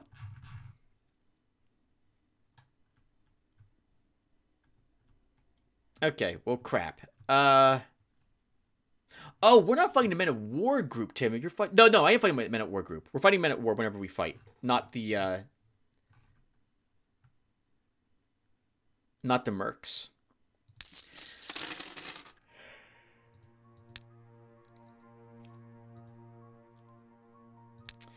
Okay, so...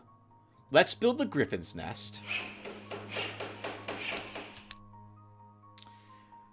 And then we'll destroy that granary we put here last turn. Which I shouldn't have put here anyway, because we can't grow the province. We'll drop down a storehouse. Upgrade that to a mall. And now repair our gear. Much cheaper. 1/3 of the price. As long as I'm here, we should get a better belt. for Ralcor. And you know, we might as well replace that as well. We can now re-equip your standard shield and sword.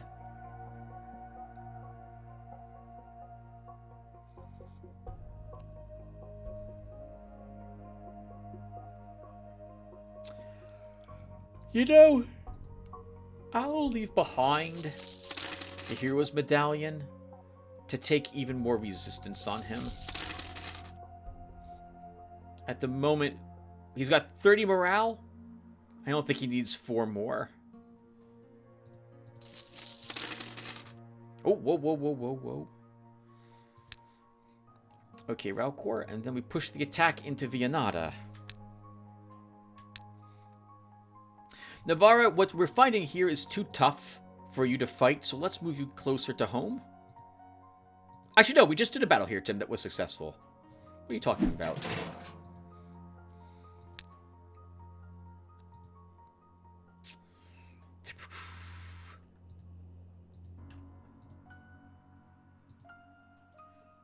I don't think you can kill a Rat King, Navarra. Let's move you up. No, forests are bad for you. We'll keep you here. We can definitely kill that group. We can... Oh, can't kill the slave drivers there, though. Actually, we might be able to kill that group of slave drivers. Can kill the trolls. Can probably kill the veterans. Why not? Yeah, we'll move you there, Navarra. I'll destroy him. Ralcor will do it. Damned coward. Once again, he's replaced what was there with the Men of War. This is on hills this time. That won't affect us so much. But they're going to have greater range. Yeah, they're going to have greater range on their crossbowmen. And it's more wide open on their side of the battlefield. So something else to consider.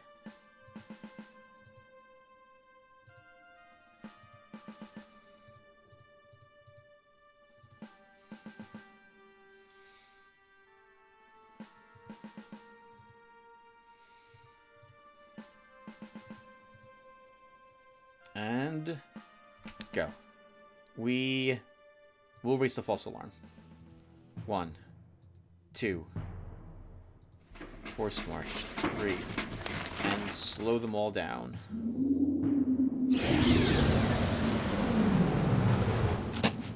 1, 2, 3, 4, 5. So should have fired that first. We might have actually done the damage. No, we just barely would not have done the damage to kill it, but it still would have been a smart move to do.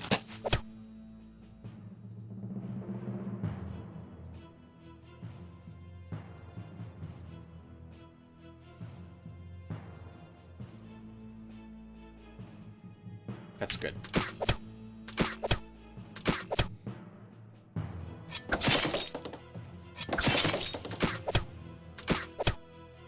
Didn't even see that crossbowman on the forward hill there. Right here. Didn't see this guy. Which is a really bad thing to realize if you're running the risk of taking hits from him.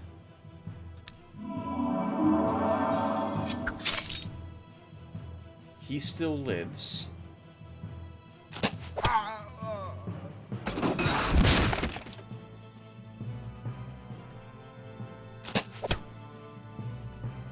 But barely. I think you two can move up, as can you.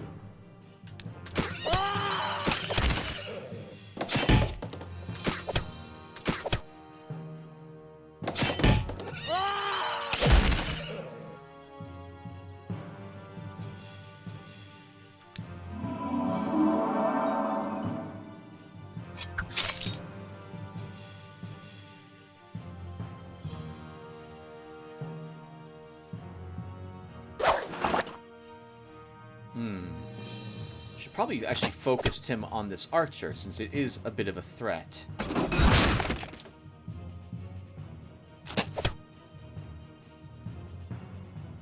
And by archer, you meant horseman. What the heck? Why do I say the wrong things all the flippin' time? Alright. That will do. We'll move you back, Sif.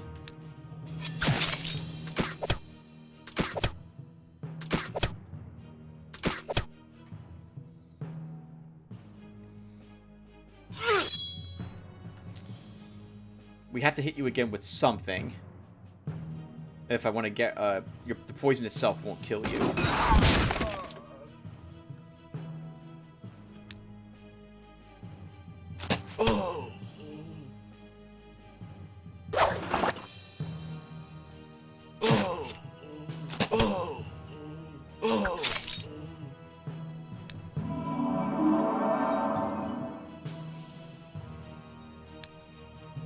And it's over. Well done. Hopefully we'll get a chance to wipe out all of Vianata's armies here, too. Looks like her commander was in this area. I'm going to sneak a heal in for you.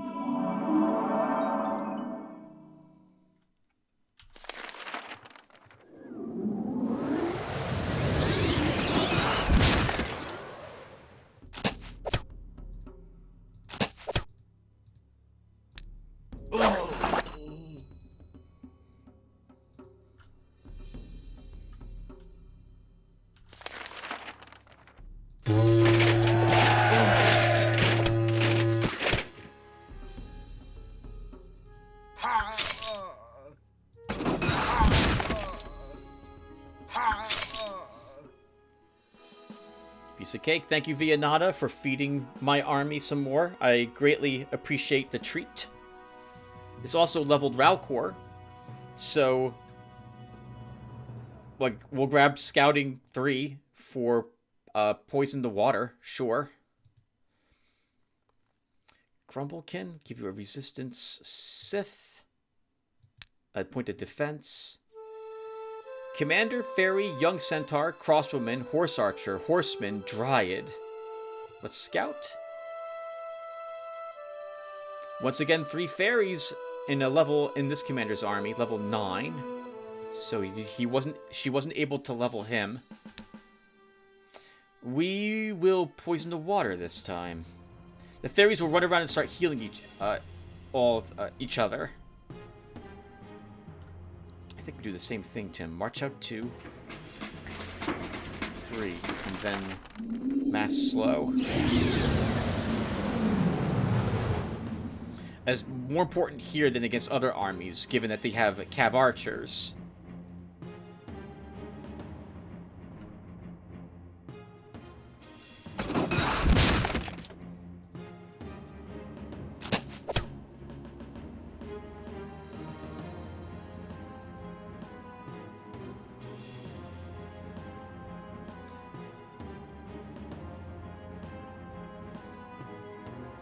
That will be good.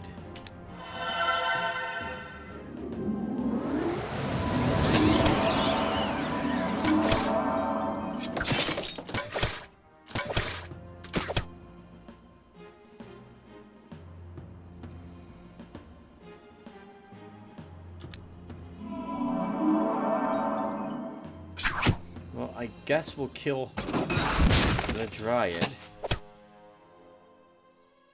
Actually, we won't kill the Dryad, but we'll heavily injure it.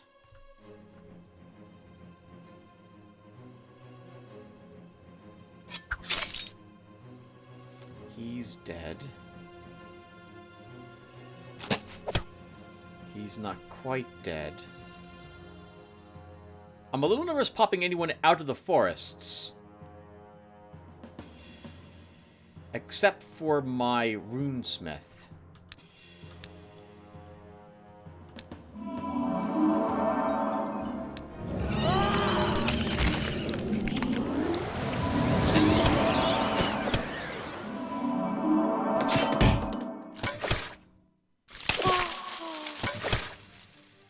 Oh, what the heck?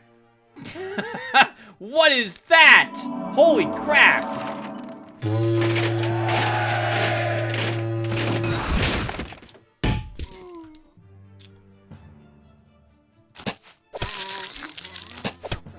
So we're likely to get another undead there then. right now in one of these, from one of these two corpses.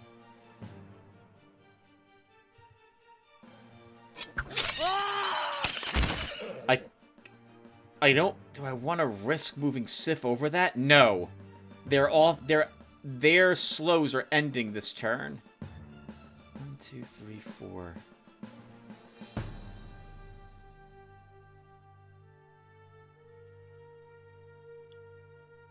I'm a little nervous about this. This is where we lose someone, if we're going to lose someone. Sif, I will move you in the front.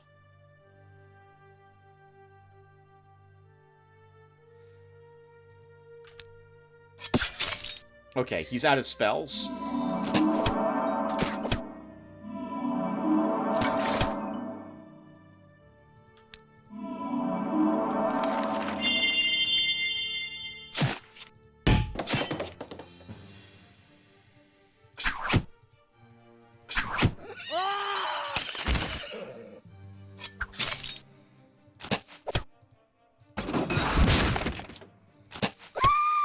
Annoying, but easily handled in the end. Wow! What the heck is happening with these weird haste? Like, I'm not used to seeing them speed around the battlefield as fast as they are. It's funny to me that they're desperately throwing themselves into my army to try to kill something over here. But now that the commander's dead, that's even less likely to be a thing that happens.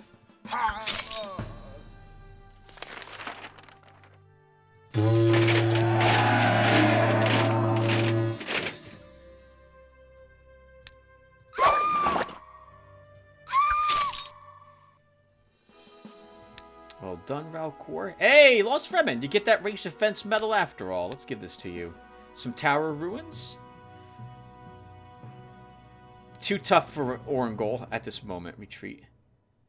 Accept this gift as a token of friendship and a symbol of peace, Lotaeri. I agree. Thank you, Eador. Messengers from the province of Hammerhills are asking you to build them an altar to worship an ancient deity that is very important to them. I can't waste my resources on foolish things. Deputy of the Dusky Wasteland province informs you. A suffocating heat wave has hit these lands for the past several days. If you don't act immediately, the sun will burn up the whole harvest. Dig an irrigation system from a river. Alright, guys, I'm going to put a break here. And I will return in a few days to continue this episode. So give me... Oh!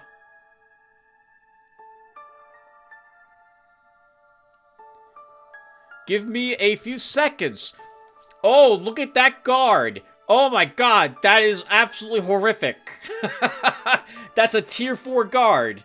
I'm pretty sure, right? That's a paladin I see in the image down there. Oh god. We're gonna be here forever. Oh.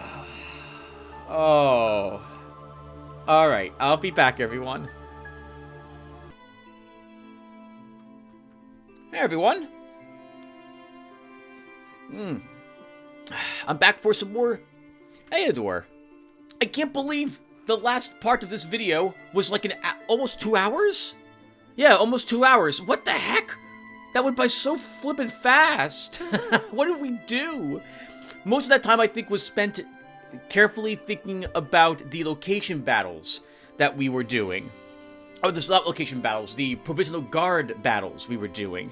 Because although we didn't lose a unit, I was taking my time and thinking about where things needed to be and being overly cautious. But I really don't want to lose any of the current units I have in Valcor's forces. Man, that was an hour, at least an hour and 40 minutes if I include the introduction. Also, thank you for correcting me on a few things and pointing out some things that I've been missing this entire time for Eador Genesis. We'll talk more about some of these things at the end. Actually, I'll just repeat everything I'm about to say now at the end when I begin reading comments with the comment reading portion of the video. Lucius, Sulla, and I believe also Sif Jespalier pointed out that precise strike here is only melee attacks, not counter attacks. I thought the way this was phrased wasn't as specific as it is. I thought this meant that whenever I hit an enemy with a melee attack of any sort, either through normally attacking them or counterattacking, that we would benefit from ignoring 7 points of the enemy's armor. So that's not the case. So that's good to know. Thank you. And some of you have pointed out as well, who was it? I think it was Knight That Say Nay and Dennis Mayak.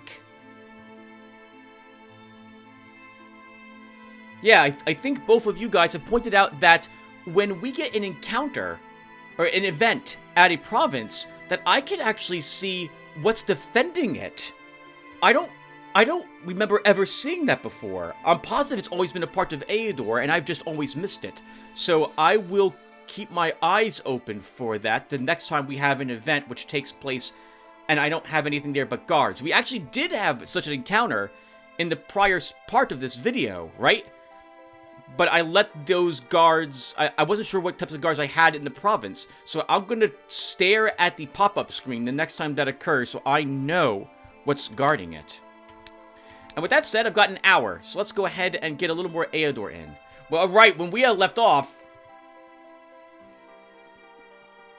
we saw that Viennata has like a paladin's guard here. I can't imagine how difficult this is. I've never fought this guard before, and I don't think I'm strong enough to probably take it on. So my plan, instead, is to entrap Viennata in her domain and put strong guards out around her to stop her from breaking out. And we'll just conquer all of her lands, and maybe she won't be able to afford the upkeep of this provisional guard eventually, and then we'll be able to siege her castle. So let's get started. So we're going to go ahead and head over here. And because I want this wizard to attack me, I'm going to put a weak guard here if I can. We'll put hunters here. This should cause the mage, the wizard, to attack me, since it's an easy guard and probably easier than anything Viennata's fighting on in this province, or looking to fight. Navarra, why are you here? Is there something you can defeat here? Yes! Oh, there's several things you can destroy here, potentially. Alright, so let's have you fight the trolls to start. How many trolls were here? 4 trolls. Do we have the DPS to kill at least 2 before they arrive in my lines? We do, and we have blind spells. We have a resurrection if something goes bad too, assuming that that doesn't happen to our scorpion. So let's do this. Oh! Do we want to rename? No, well, maybe. We'll wait till the next time I record, the next hour, and I'll name a few more units after some of you viewers. Alright, so Ralcor, yep, you're going to attack the wizard and take that province. Navarra, you're fighting some trolls. Orangol, you're just exploring down there. Do we have any other buildings that need to be constructed?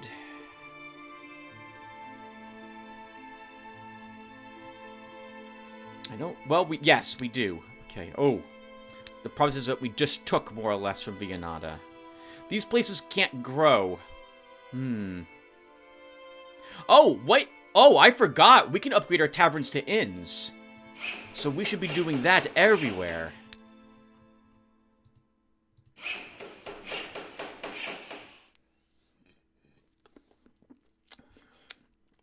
Okay. And at home...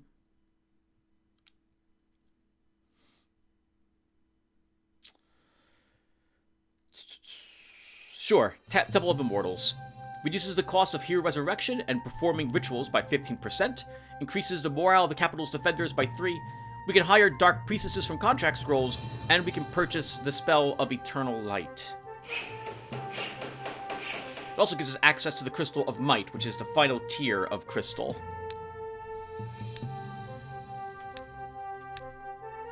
Do we have quests, by the way, on our people? You do not. Oh, you're lacking a unit.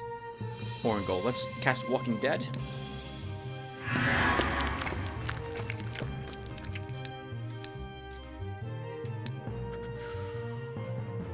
Okay, you're killing brigands. Oh, you're killing brigands, Navarra. We should fight the rebels, then. Do we know what the rebels consist of? There is a renegade there. Probably just one. I think the gang leaders count as brigands too. We might get lucky and find 4 here, but I don't think that will be the case. Oh, there's also 13 enemies there. Why don't we not do that next? We'll fight the trolls after all. Alright, sure enough, he's trying to attack this province because of the guard I have here. So I'll destroy him. Ralcor defends. He retreats. The cavalry guard he's got here are fleeing.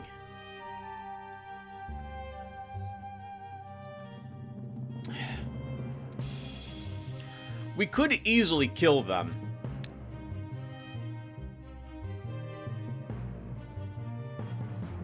Arguably, I should always kill enemies if they pose no threat to me. We're also fighting in the hills, so the cavalry are even less of a concern. We'll fight them.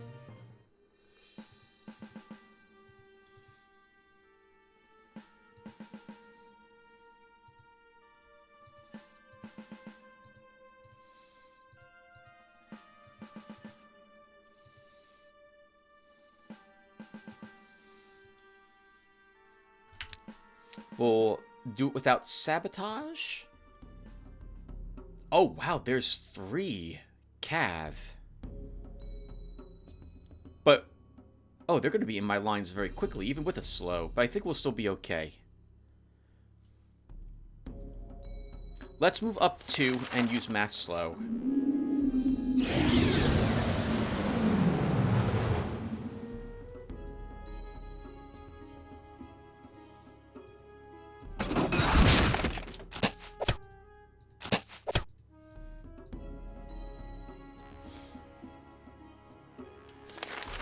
And we'll get some stamina back.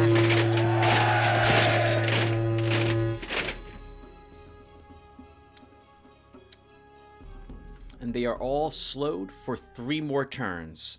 Except for this guy, who will be slowed for only 2 more turns.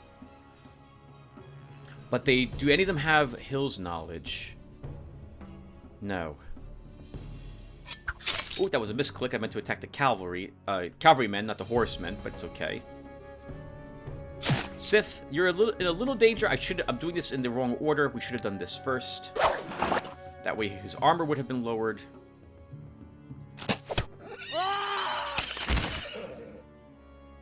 I have to be careful. If I move myself up here, I will die to this guy. Actually, I won't die to him, but we'll take a huge hit. Oh, actually not as much of a hit, but still a decent hit on Lost Fremen.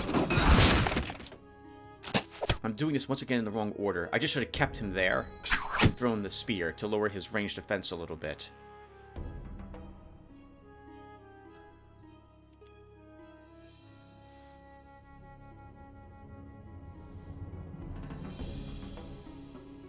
I'll let you take some hits.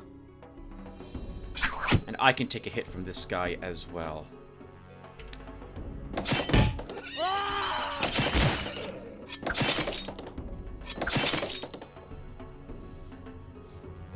Oh, interesting. His movement is just 1.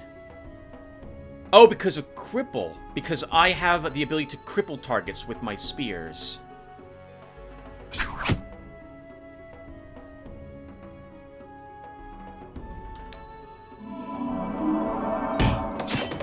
So he'll die from the poison.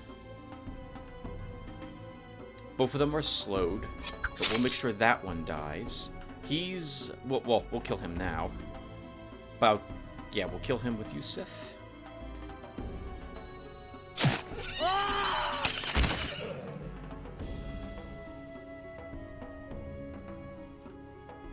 Still slowed. He won't be able to really attack anyone else except for our Rune Knight.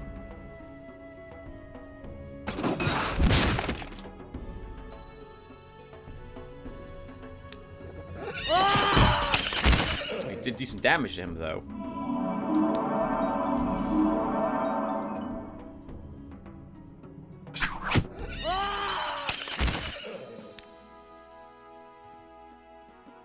New bowman can get +1 ammo. Oh my god, look at this! I've never seen this before. Willpower +2 for Lost Fremen. +2 morale, +2 resistance. Sure. And then we just annihilate the wizard. We don't need any sabotage for this. 1, 2, force march, charge up. Kill the spearman. Can we kill him immediately? Good. No trickery.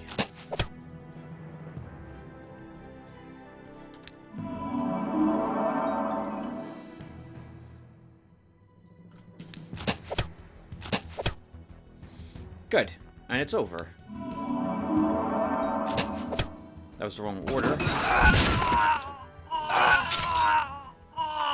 So she must have an alliance with the centaurs, and Viennata always starts with a fairy tree in her domain, so it's going to be lots of not humans in her armies. Orangol found some tower ruins. The Orangol has approached a half-destroyed ancient tower. The inhabitants of the old citadel have noticed him, and are preparing for battle. Necromancer, witch doctor, sorcerer, and shaman.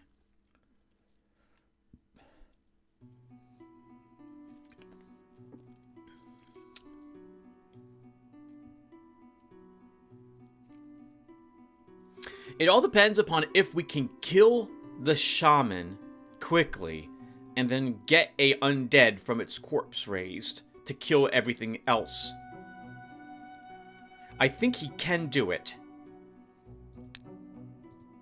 It'll be especially helpful if we have a hill on our side. We don't have it. There's no hills on the battlefield at all. Alright, so we're going to give this a go.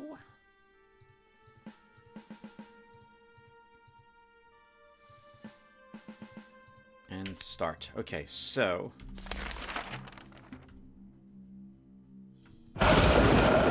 Good. Level 7. Level 7. I'll let you... 1, 1, 2, 3, 4. I'll let you move up and do that. 1, 2, 3, 4.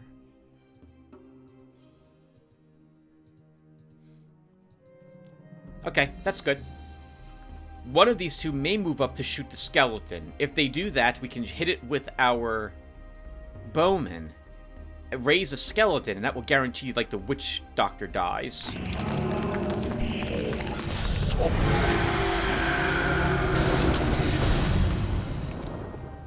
Okay, let's do it.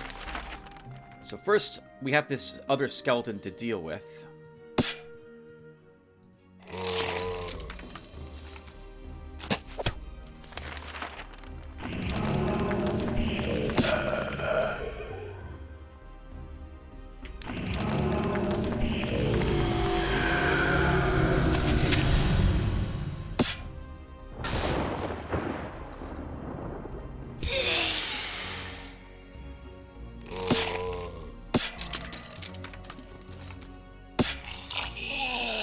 He's going to move up one and shoot that skeleton. But actually, we can web him to stop him from doing that. 1, 2, 1, 2, 3. And can we kill the necromancer this round? No. You jerk.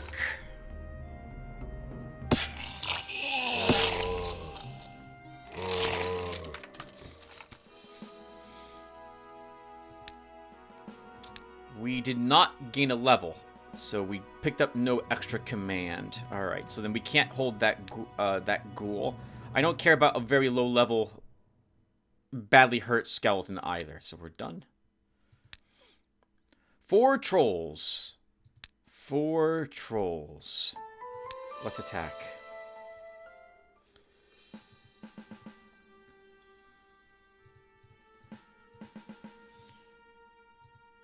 Oh, crap, right, the Rune Master. Okay, so I want him there to enchant all of those bows.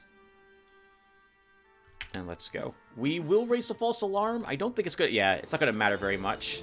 They won't care. All right, that was a waste of money. Start with the Rune Weapon. Move you guys up a little bit. We get to pick one and kill it.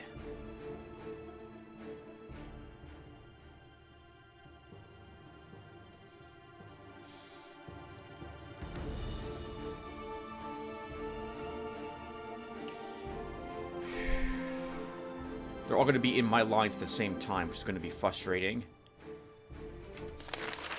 We do have 2 blinds to keep them... to keep 2 of them from damaging us for a handful of turns.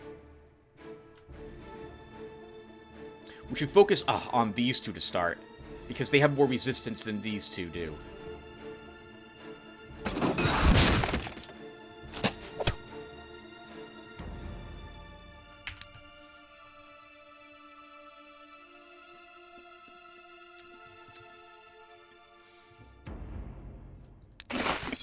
Siege mode to do incredible amounts of damage. None of these things have force march, right? They do not. Okay. Alright, let's start pummeling what we can without moving forward.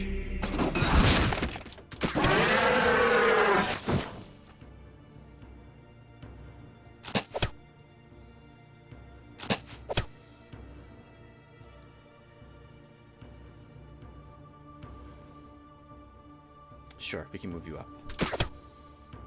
Stamina is my concern at the... It shouldn't be. We're not going to run out of stamina. We're not going to be, I think, in danger of running half. We will kill the other 3 before they reach us. But I'm always worried about moving and shooting or moving and attacking because I know it drains more stamina. And last thing I want to do is be running out of that and then be unable to put down one of these trolls. But we shouldn't have any issues. Okay, so this one's got to be killed, I feel, next. This one has more resistance, though.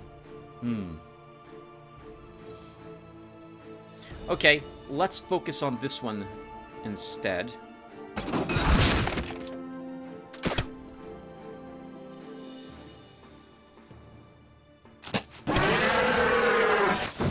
We can just move back a hair. And now this one can't damage us at all. And we'll blind that troll. 3 turns. We won't have to worry about it for 3 turns. So then we can instead focus on this one with everything else we've got.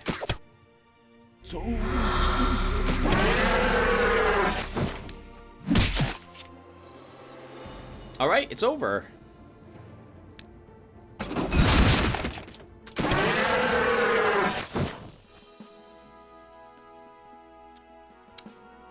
$645, very good for those trolls.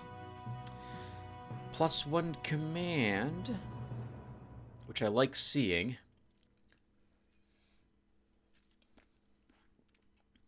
I wouldn't mind having more initiative. Let's grab reaction 3. +1 initiative, +1 speed. Well, then again, the mobility could also be useful. We'll go for the mobility instead. Maneuvering 2 to start. Range defense for you. Give you a counterattack. Give you a counterattack. Give you an ammo, Mr. Scorpion. Earthquake.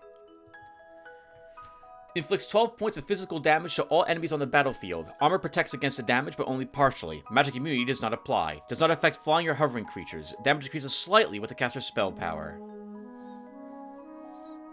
I don't like seeing 6 stamina, 50 gems to cast this. This doesn't seem that good for a Circle Force spell when you have things like make someone into a dragon.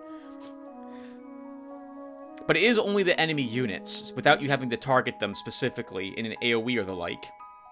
It doesn't do any damage to your units, unlike many other big damage spells. Still, I would lower the gem cost to 30 and the stamina to 4. That's my way of saying that I don't think this is worth it. But, I mean, we'll take it at the moment anyway. Trade is the road to prosperity and friendly relations. Let's sign a trade agreement, Lotaeri, for the benefit of our lands. I wouldn't mind having gems instead of gold for marble or Eador.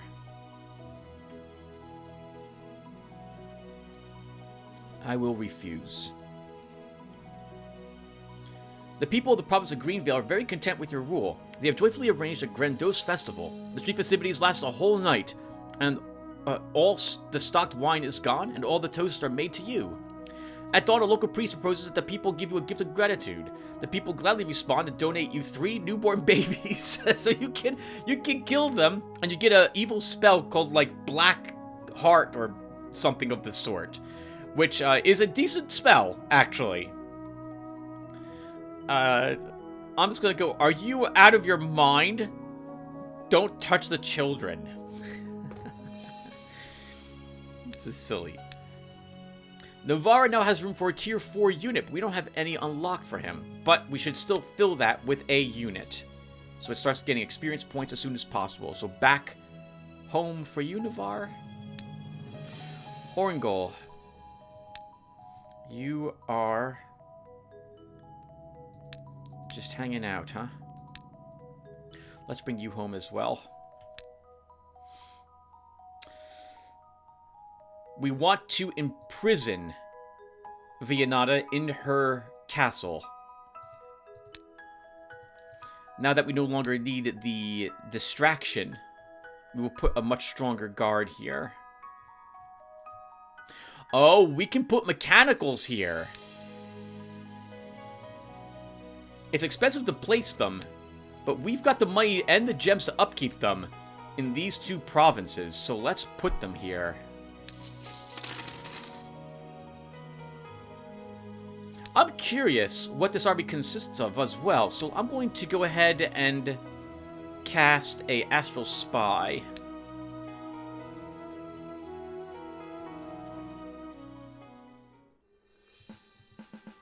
Oh, it's not... I was hoping for more than whatever these are. I want to take a look at this with you guys. I've never seen this before. That looks incredible.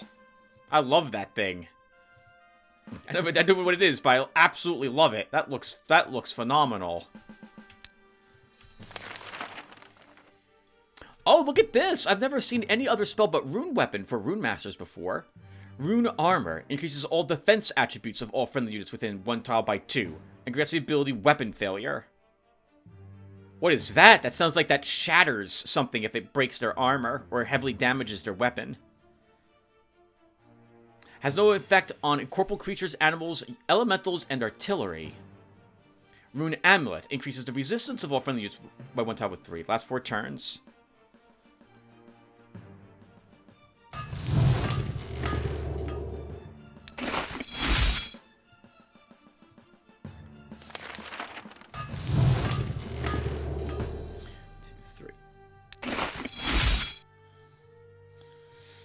Oh, I should have checked what spells you had. I didn't even think about that. What are you, by the way? What are you? Colossus! Dwarves, being small of size, are fascinated by huge structures and gigantic constructs. This fascination is also mirrored in the design of military units. After encountering a golem once, they set out to repeat and surpass this amazing feat of magic. Their attempts to turn lifeless matter into an animated, battle-ready champion resulted in their first golem creation, the Colossus. It was colossal! Since they encountered difficulties using stone to create a giant golem, they decided to use metal instead. Supporting a powerful offensive unit like the Colossus with long-range missiles of the Earthshaker has turned the tides of battle in favor of the dwarves many times. This dwarven triumph of military genius has destroyed whole armies and razed fortifications. Aware of the machine's power, dwarves are hesitant to sell it to outsiders. 23 defense, 15 range defense. No magical defenses that we can see. Only 1 resistance. 26 damage. 20 counterattack. Moves very slow. Doesn't care about health loss. Doesn't care... So it's undead, effectively, with these effects. Ignores half the enemy's defense. Drains 1 extra stamina. Not affected by cold. Not affected by poison. Can't be petrified. Decent. Weak against magic, though. That's not the best thing to fight against dryads, then, this thing. It can be taken down. Oh, I hate you for moving where you did. I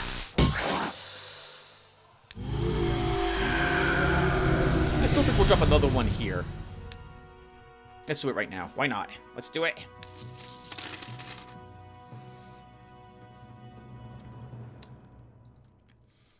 And then we'll begin to improve these towns. We want to have Vianata contained. So that means moving here next.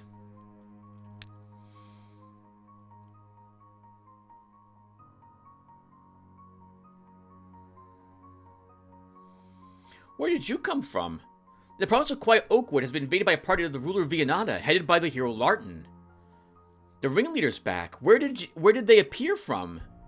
How did they get there? They might have been able to move around us. Alright, well, I'll destroy them. All I have here is foresters, so we're doomed. And we're poisoned, so we're dead in just one round. There's not much I can do about it. We might be able to take out a single unit.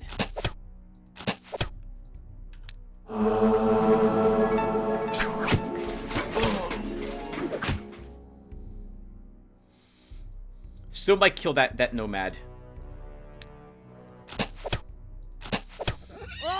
Don't underestimate the foresters.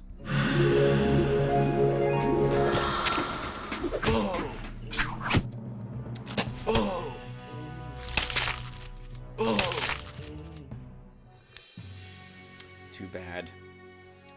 Swordsman Pike. The hero Ralcor has entered the... Okay, so we're fighting the Men of Warguard again. Let's attack.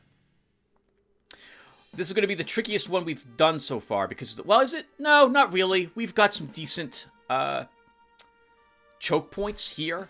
This is going to slow them down a bit. This is the wide open area.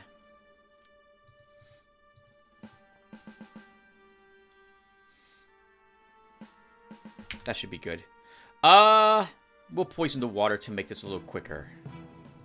We do the standard things of moving up twice and then slowing all of them.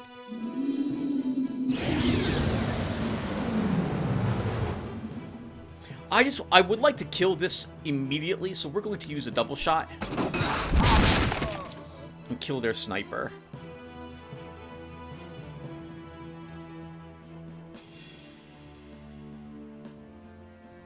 I'm going to give you guys the hills.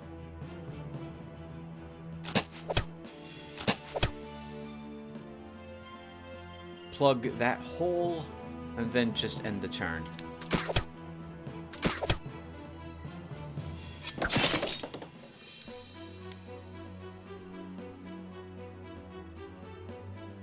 I'm glad he moved where he did. I was worried he would come up this way. We'll start working on him.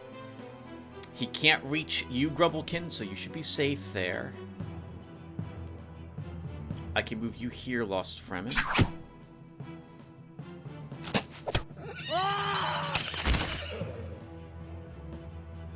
He will die in 2 turns, so I don't have to shoot him again. He will die next turn, so we can ignore him this turn. I guess you do have the ranged defense medal. Oh, that's me. I have the ranged defense medal. I don't really want to take hits if I can avoid it.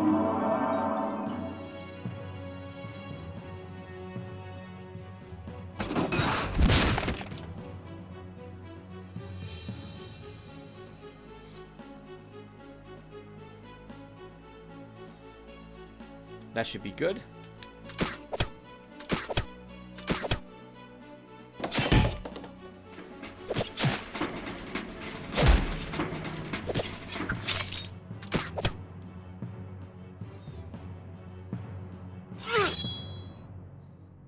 Want to kill this... Oh, that was a misclick. The Ironclad next.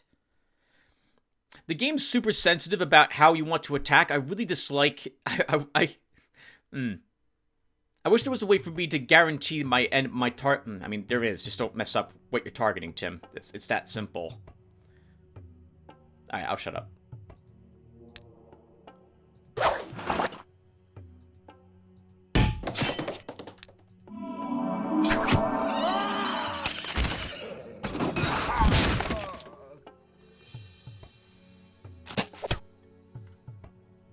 He dies to the poison, so we can ignore him now.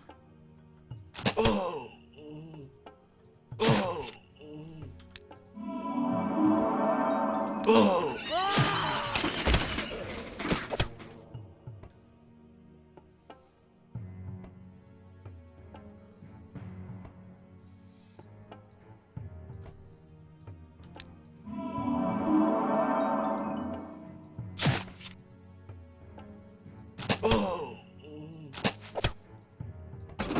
Once again, I'm doing it in the wrong order, but it doesn't really matter. We're not gonna lose a unit, so I'm playing a bit sloppy, but it'll be okay.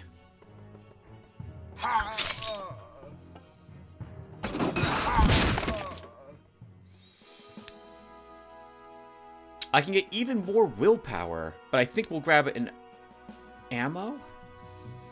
Oh, it must have been Lost Fremen that got willpower 2 last turn, not me, because I see only 1 resistance here. I am going to grab a willpower then. Willpower +1. Grouchish. I'm actually going to give you a stamina point. Healing. Ammo. I don't really care about petrification. We're not really fighting anything that can petrify us anyway, so +2 hit points for our Rune Master. Oh my god, you guys are correct! Holy crap, I never noticed this ever before. Wow, guys, thank you. A large trade caravan is asking for permission to cross into the province of Iron Hills. The traders are willing to pay you a tax of 50 gold coins. So, down here is a summary of everything in that province. I've never looked down here before. The name, how explored it is, how much money we're earning, any materials that it grants us, what guard there is, and what buildings I've made. We bought this guard, if I recall correctly. It's a decent guard. Well, I'm in the process to attack them. No way. Alright, we win. The caravan guards are defeated, and your units have collected some valuable trophies. All the loot will be soon delivered to your treasury. Some use for these hucksters, at least. I'm gonna go a little bit evil, I suppose. Navarra. Hero's helmet. And a dwarven crossbow.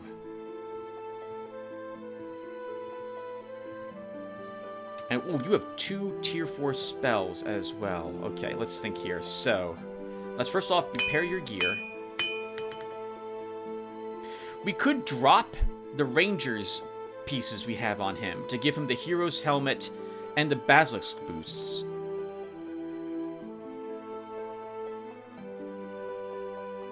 But I want these to actually go to Orangol.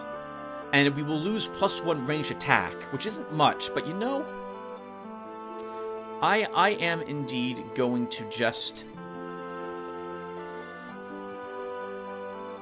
We're going to keep these. It's for Orangol.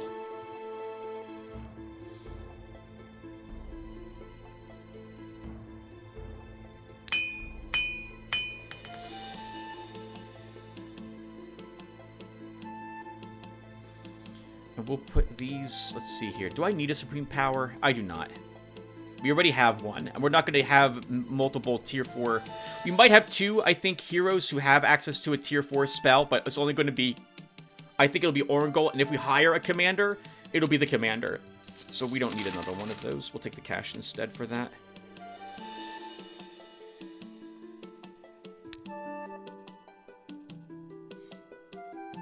Okay, we'll just hold on to all of that. While we're here, though, why don't we start upgrading our stamina rings?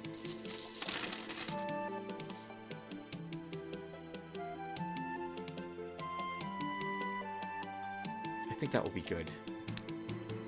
And we need a unit. You have access to a tier 4 unit slot, but we can't hold a tier 4 unit with you.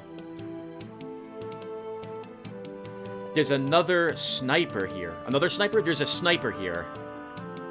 We could probably benefit from him. He's a tier 1 unit, though.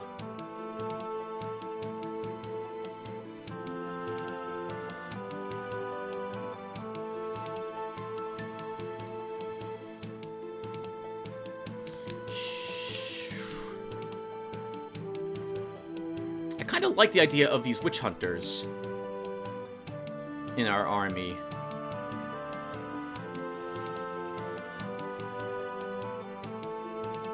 How much is a griffin to maintain? 60 bucks and 4 gems.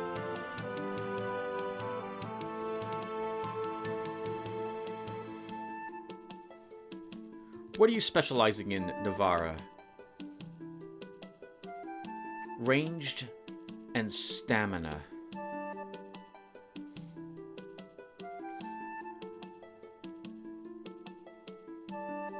But having a fast-moving melee could be useful to reach out and punch something with. We'll take a griffin for him.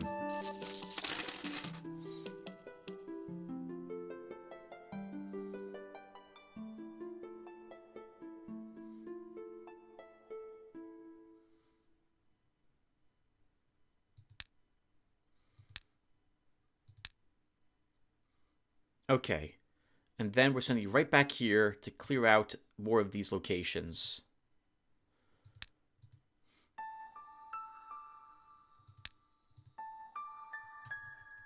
That's going to be a tricky battle there. But it will be worth doing, I think. Should be a fun fight. Should be a fun fight. Okay, we'll go there and try to fight the rebels. That might be a mistake, actually. But I don't think we have a whole lot of anything else we can kill around here.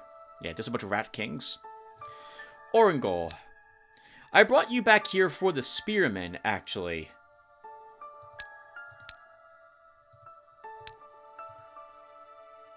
While we're here, we can also give you some stamina rings. And we'll give you a morale ring.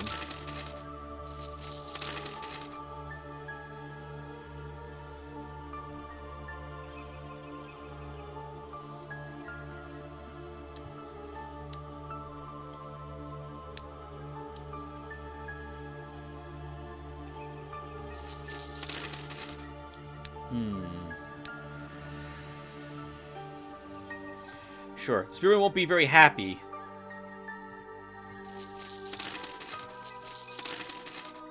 But I don't care. I'm also gonna... There's no reason to do this. Don't do what I'm doing. I just like having more units in my garrisons. There's no reason to do this. This isn't enough to repulse anything. I don't know even why I do it. I just like the idea that I have more guards than a single wolf in my castle because it makes... I don't understand how a wolf can hold the walls for, like, months against a single enemy, but it can. I kind of wish that the defense of, like, how long it would take you to break the siege might be impacted by the amount of units you have here, in addition to potentially the wall strength of your castle. But there you have it, so... I'm adding a few units here. They're not very expensive to maintain, so... But there's no reason to do it. Don't you do it, viewer. Don't you do what I'm doing right there. Okay, so... Orangol. Actually, before we give you the level 9 Spearman, do you gain a better undead? No, you gain a skeleton. I guess we'll keep it with you at the moment. And then we bring you here to begin exploring. Okay, we took this province from Vianata, but she's back behind us at the moment. Taking provinces behind us. So we'll need to take this province back from her. So let's do that. And we'll put our own Men of War Guard here. Where did he come from, I wonder? He must have been out on this side, doing some killing or fighting. She has no allies and no other enemies, so she wasn't fighting Eridu, or Urdu. Alright, so let's move you back there, Ralcor. Archery store. But we've got decent bows already, so we don't need to visit that at the moment with you, Ralcor. Although your gear... Oh! Your gear is breaking. Or will break soon, so we'll give you the great sword now.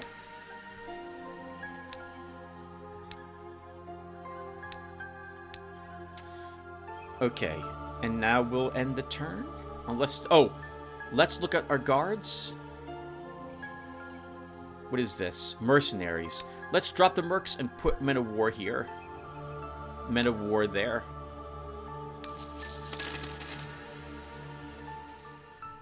I don't think Vianata will attack them. Okay, yet again, we have to fight the Men of War Guard.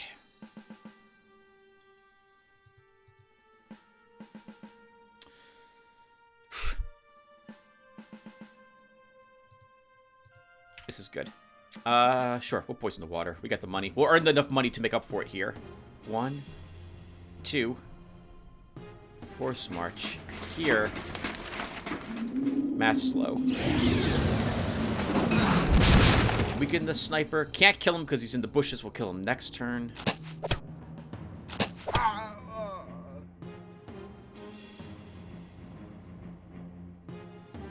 And that is good.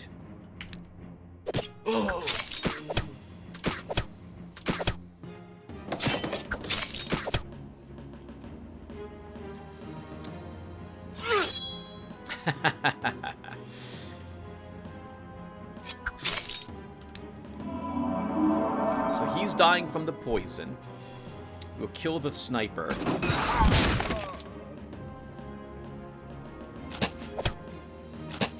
Begin weakening everything on. So he's going to die from poison, so we can ignore him as well. And that's it.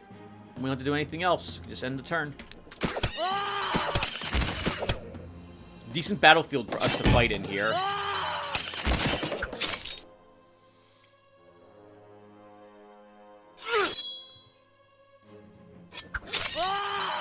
As long as you're going to do nothing but shield wall, I don't have to worry about you at all. Okay. Let's see. Move you up and throw a spear.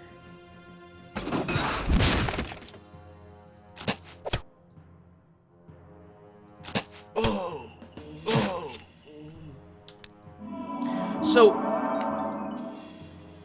this battle is all Ralcor. Ralcor could probably eliminate the entire enemy army by himself, realistically, if I wanted. And this army could just be left someplace or donated to our other heroes. But I like having the support here for Ralcor in case he needs it, and it does let the battle occur faster. It also means less stopping by to repair gear if the army is contributing a little bit.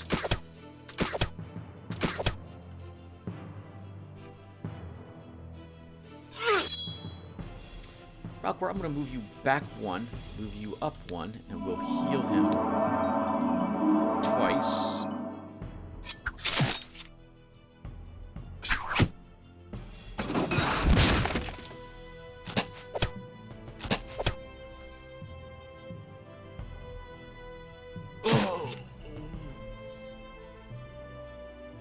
Force march on him, so he's going to charge Lost Tremblos from it, take a hit like a champ.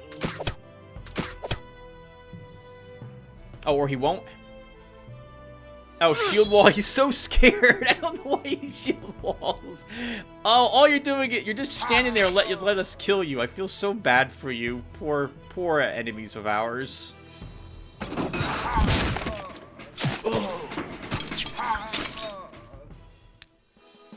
And we win. +1 hit point. So we'll... Oh, you know, well, diplomacy could be useful to get cheaper prices if we want. Like, we might want to repair. Actually, we built a mall here, so I don't think... No, we don't need that. Let's grab looting for more cash during these battles. Also, we'll give you an ammo. A bright rainbow has appeared in the sky over the province of Nicofaith. The priests say it's a good omen, promising some luck. The magicians claim a rainbow often appears over lands rich in magic energy, so it makes sense to perform the ritual to search for a source of magic before the rainbow vanishes. Searching for treasure could get you some actual loot and gold. Searching for magic could give you either a clutch of magic crystals or increase the gem income of the province. Let's perform the magic search ritual. Your card has performed the ritual, but no secret sources of magic are revealed. So much for believing in omens. And Vianata fled.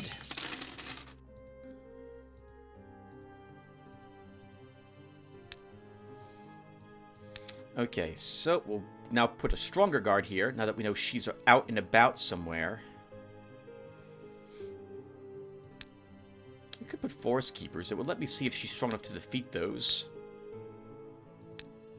But realistically, the Men of War would repulse her, so we'll put them here. That's just gold per turn. She moved to the east, so we will chase her. Navarra. Let's do the easy battle against the Dark Elves to start. Orangol, you explore. Here's Urdu again. Oh, right. We're upgrading inns within a few provinces. Can we build a third structure? No, we cannot. At home, we realistically shouldn't be building anything. We should be holding on to cash for yet another hero. How's our corruption level? We'll deal with corruption a little bit more. Let's build the court. This was 120, so we saved 28 gold per turn.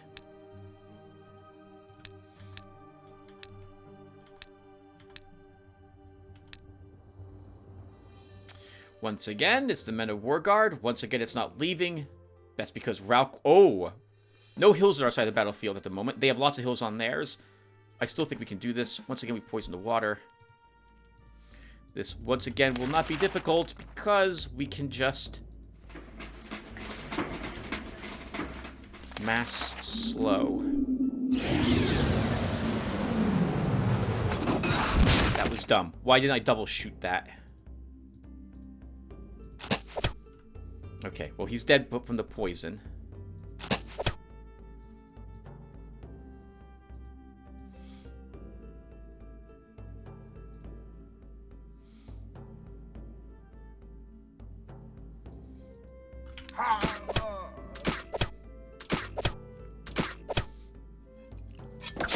Almost lost Tremon because I'm stupid and don't realize that moving you up a bit, even to gain the benefit of being in the trees, is a mistake.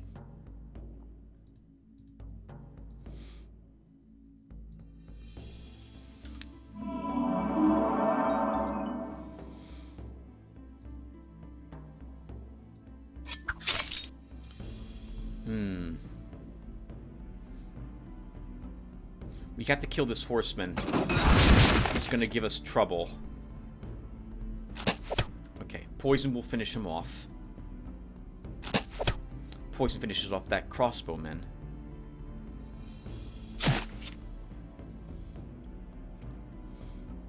Everyone else stays put.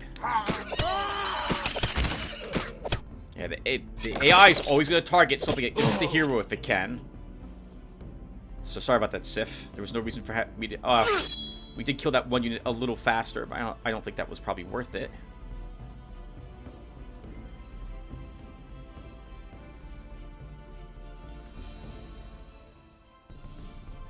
He's dying from poison. We can ignore him.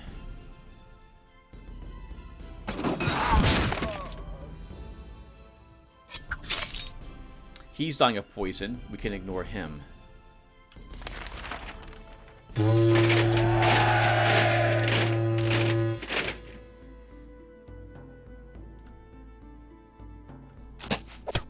Now, the horseman's dying of poison. Are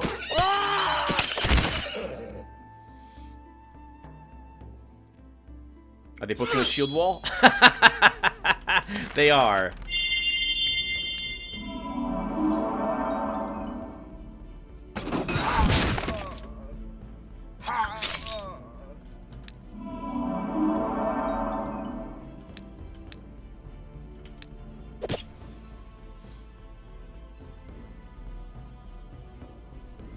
Oh man, this very slow death as they all just move up, as they all just shield war first aid themselves because they can't kill anything here. That sucks for them. But it's very good for us.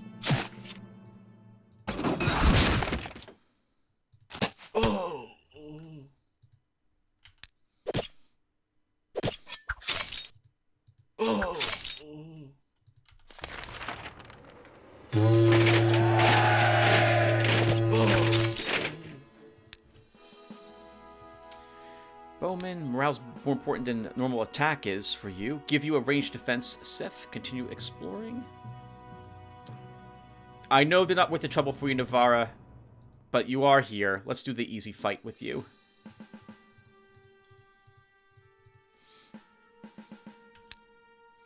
We don't need the false alarm for this. I should have put the scorpion. No, you couldn't put the scorpion there. All right, we'll put the scorpion a bit.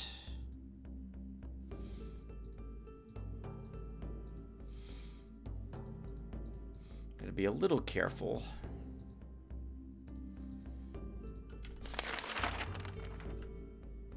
That resistance will mean we can't blind them. Take away their healing first. You know, this gives me a chance to compare these Dark Elf girls with the Witch Hunters. So, in my other campaign slot, man, even lowering these girls' range defense by 1, they are stupidly strong still. The amount of damage they can output, and how how melee units struggle to do anything to them is just awful. That parry, the bleed effects, because their bleed. Oh, well, the ones I've been fighting cause me to take bleeding wounds even when I'm meleeed by them. So maybe I've been fighting higher level ones that just have that option.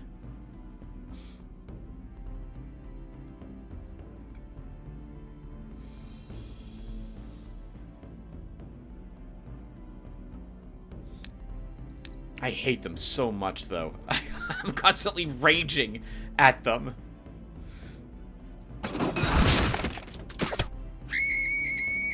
But they shouldn't be too difficult for us to kill.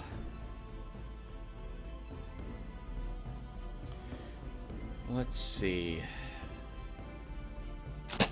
You two can kill that one.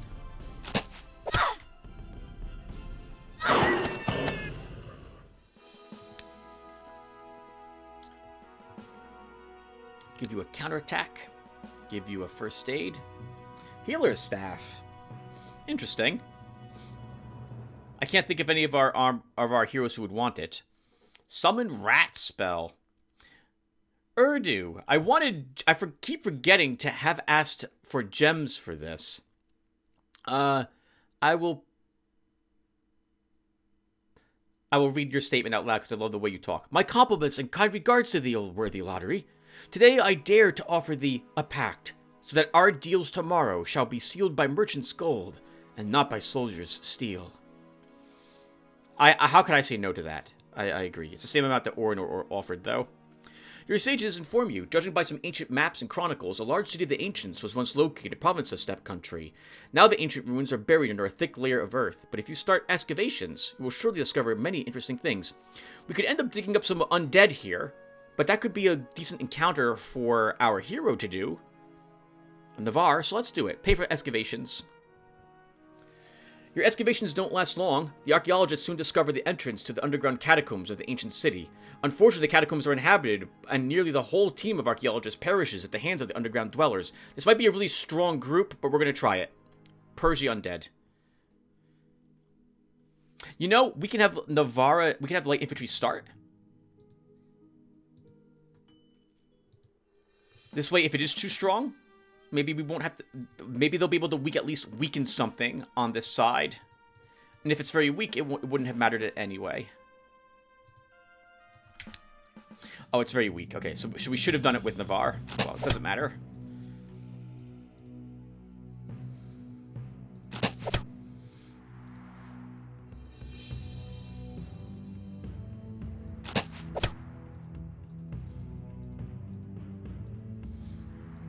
Go fight them, guys.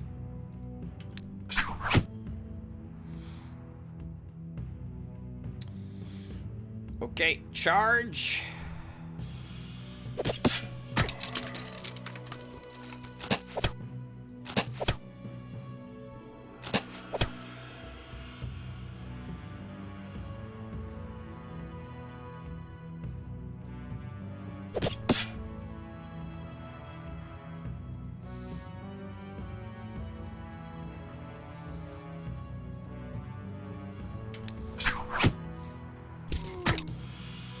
They do not like that one militiaman.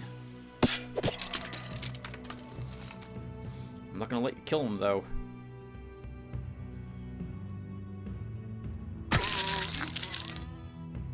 That was dumb.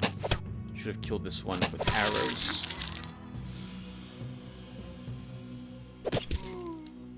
Should have killed that one with arrows, too. Good God, Tim. So many mistakes today.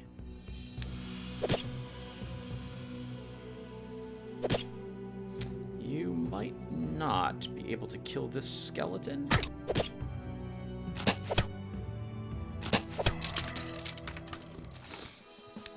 And we get some free levels. Hit point. Double shot. Range defense. Oh my god, that's basilisk armor! Your soldiers ransacked the catacombs of the ancient city from top to bottom.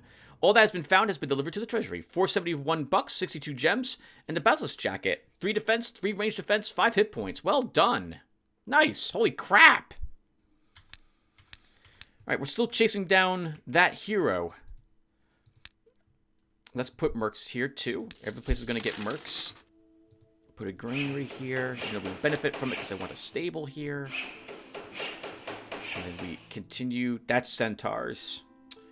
I'd rather... Oh, there's centaurs there, too. I'd rather not fight centaurs, because we're going to lose units to that. Actually, Mass Slow will work on them, too. Mass Slow should work on them, too, without too much trouble.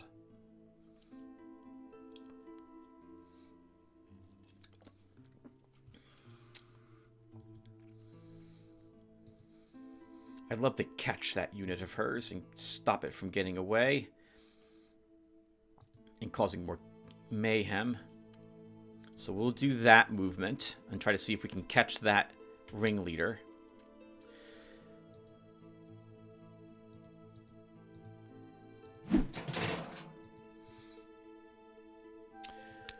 Navarre, what's left here?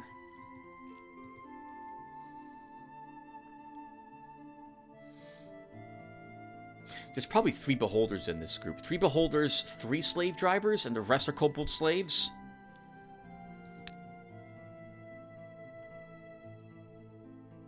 Let's try it. We'll do that. We'll do that battle.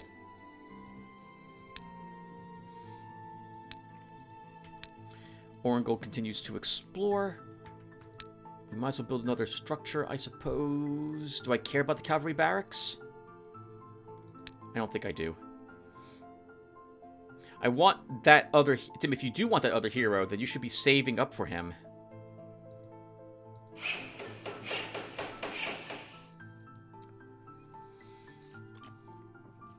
Buy cheap things at the moment. Okay, let's end the turn. Good, we caught their scout, their ringleader as well. A bit awkward, this battlefield. We are coming from the hills, I think. But no, we're coming from plains this time. Or it looks like that, based on what's on our side of the battlefield. I still like this positioning. Though, no, we should do that.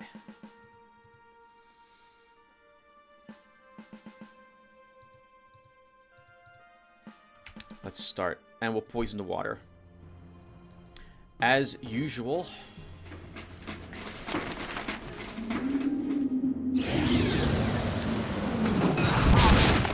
Mass slow. Kill the sniper because it's one of the more dangerous, or is that right? Yeah, it's one of the more dangerous foes here.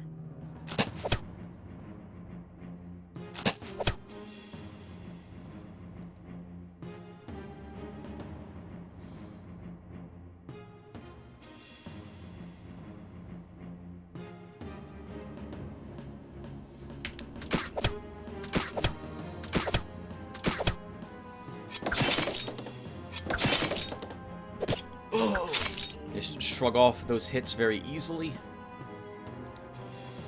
That cavalryman is the one I want to kill. I want to get to him. That means we have to kill this turn. It should be possible with just this. Yep.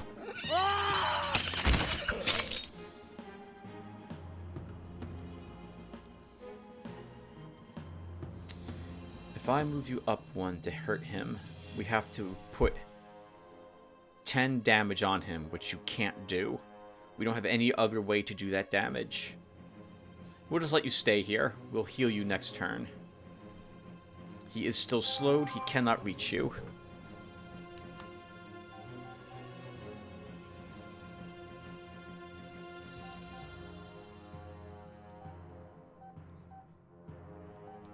Sorry, texts.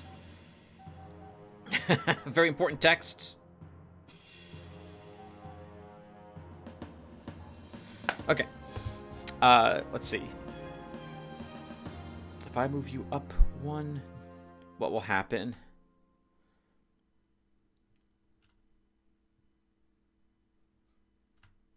One, 2, 3. You won't be shot. We can risk moving you up, Lost Fremen.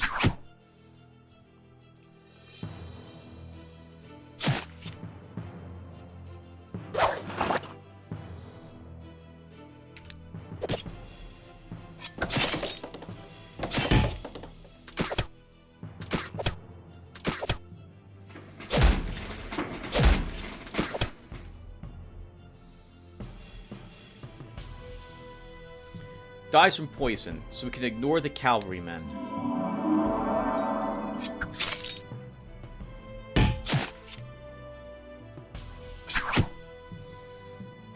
And he's dying from poison too. That was I don't know why I moved myself up to throw that spear. That was going to do nothing. So we can ignore all the very weak enemies. They're dying. So let's shoot. Actually, we'll do a little bit of damage there.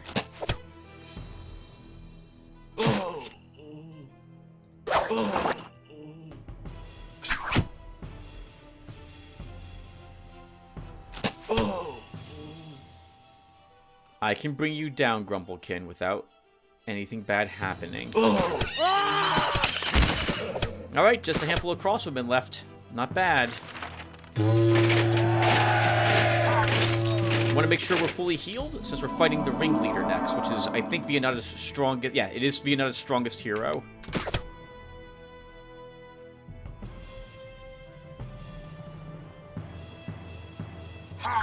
No, you don't get to move up and shoot something that isn't my hero.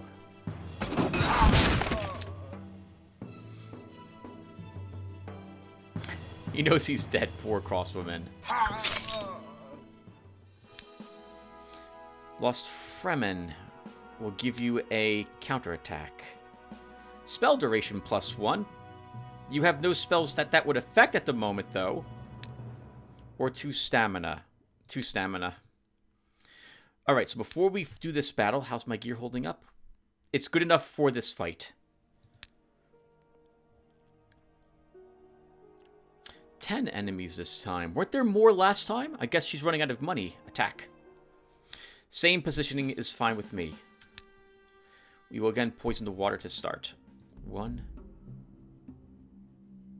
2, force march, 3, spells, mass slow. We don't need that here, since they're not quick, but they are. I mean, I don't want to risk someone doing something sly. And you're armed with a crossbow. 1, 2, 3, 4, 5. Okay, so everyone else stays put. I'd like to kill that dryad, but we're not going to be able to do that. Okay, we just end the turn, I think. Actually, let's move up a little bit more.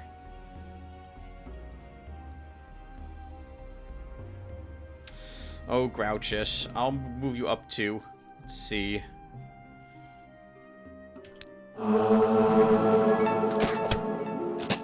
Oh, did that... I think that might have healed all the poison, too. I should remember that next time and use a different sabotage. No, it did not cure the poison. Okay.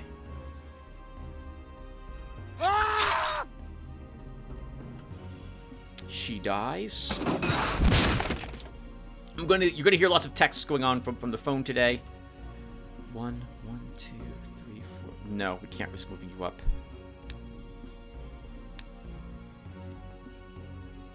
That's my fam, and we're playing D&D. No, we're not. We're not playing D&D tonight. This is just talking about D&D, which we played yesterday.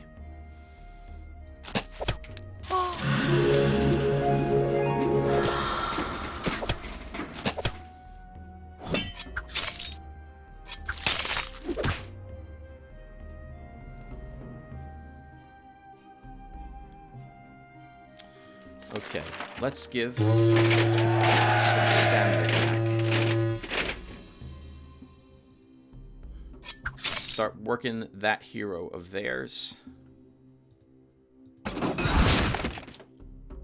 He dies from poison now. I am a little nervous about some trickery here, so let's move you back.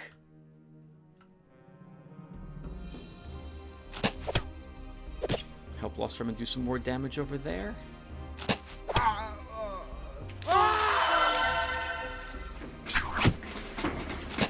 Ooh, yep, stuff like that. Stuff like that is what I'm always worried about. What the heck? So that spearman of hers had +1 range. I mean, the annoying part about this is I can spend the time to double check all of this before I fight, and I just don't. Thankfully, that didn't cost us any one of our units.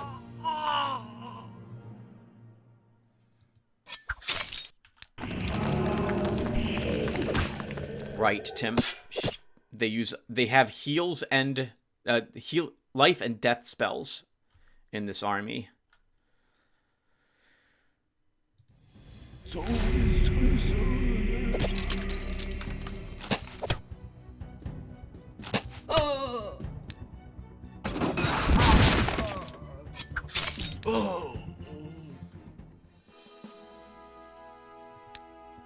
Continue exploring. Scout them. Only one beholder. Okay, yeah, we can do this. Let's attack. Hero in the front. Alright, this is also good. Let's start. We will raise the false alarm. Yep, it should hopefully keep... Well, hopefully it will reduce some of the damage that these kobold slaves do. Can we... We can't reach the beholder with our scorpion. That's a shame.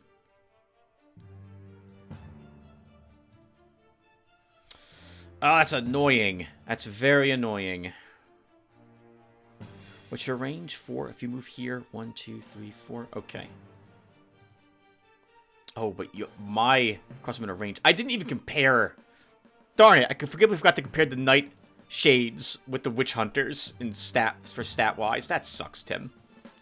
You're so obsessed with talking about how much you hate those the night shades.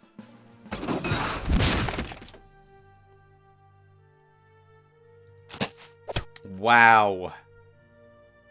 What a phenomenal hit that was. Beholder's almost dead already. Excellent work.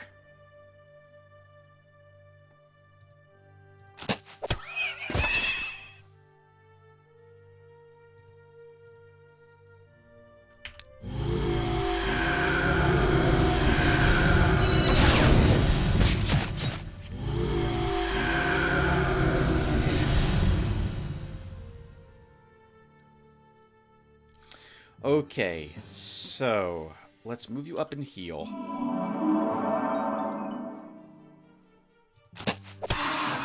Kill that beholder.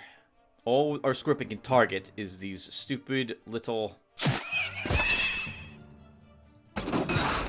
kobolds. We'll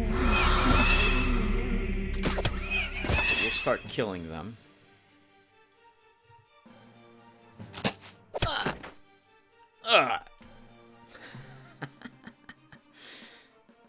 You're gonna take a bunch of damage, Mr. Griffin, if I just throw you up there like that. But it's why we purchased you.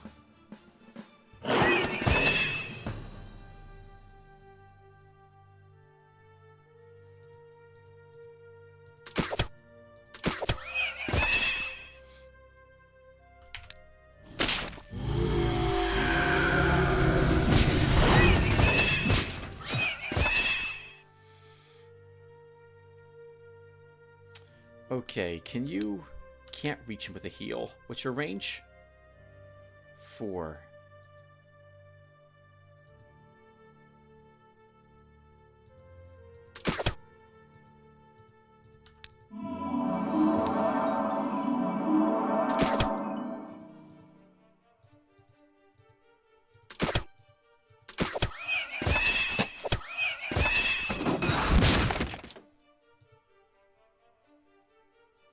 Oops. Might do it twice.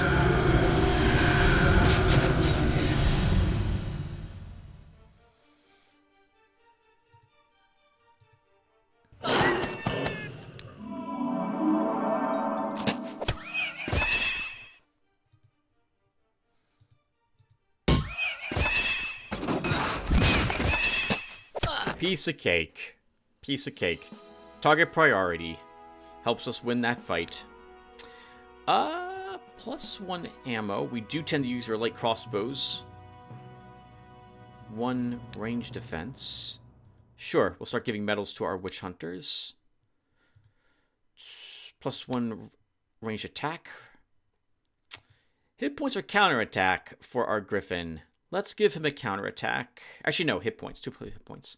Mass cold immunity. Grants all friendly units immunity to cold and increases defense by 1. Each turn, the units recover 1 hit point. Last 3 turns. Not bad, actually, with that little bit of regen and defense. That's pretty good. Increases significantly with the caster's concentration. No effects on mechanical units and elementals. War brings only evil, Lotaeri. Just think of how many lives were taken because of our hostility. No, I'm sorry, Vianata. I'm here to beat you up. The deputy of Core Plains Province informs you that an infirm old man has come to him with a complaint about the moneylender. The moneylender took the sun bracelet from him as a pledge for a 500 gold coins loan, yet now refuses to give it back for the same amount. So the sun bracelet is a +2 spell power bracelet, if I recall correctly. That could be really handy for anyone casting offensive damage spells or heals. We have a necromancer being created. He doesn't care about spell power very much. It's not really a requirement for us to take this. And if we, let's say that we were hired to hire a commander and make him into a priest, so that we can begin taking plus spell power on him, that's a long time from now. So we'll do the good thing. Force the moneylender to return the bracelet. Your soldiers took the sun bracelet from the moneylender and gave it back to the old man. He rejoices like a child. Ask the old man what he wants for his bracelet. The old man says that he cannot give the sun bracelet away for any price. It's very dear to him. He asks you to accept 500 gold coins and a crystal ring from him as a gift for your justice and nobility. Return the 500 gold coins to the moneylender. A group of wandering monks has come to your castle. They say the high priest commanded them to bring a gift to you as a great champ against the forces of evil. Accept the gift with gratitude. Deputy of the Hilly Country Province informs you that a local hunter has seen a 2-headed lizard. This is a very bad sign. Popular belief holds that a 2-headed lizard is one of the messengers of the god of death, and that you should be prepared for a great misfortune. All the people in the province are panic-stricken. Catch and kill the lizard! A hunter in the province of Hill Country has caught and beheaded the lizard. Now there's no reason to fear the province's future. Could he kill it the first time, the idiot? Why do you bother coming back and say you saw it instead of just killing it right then and there and keeping your mouth shut, you moron? Alright, Vianata, I gotta put a break here because I'm playing for an hour, but we'll begin preparing for your continued downfall. Build a stable here. That still does not get me to where I need to be. What if we fair wind?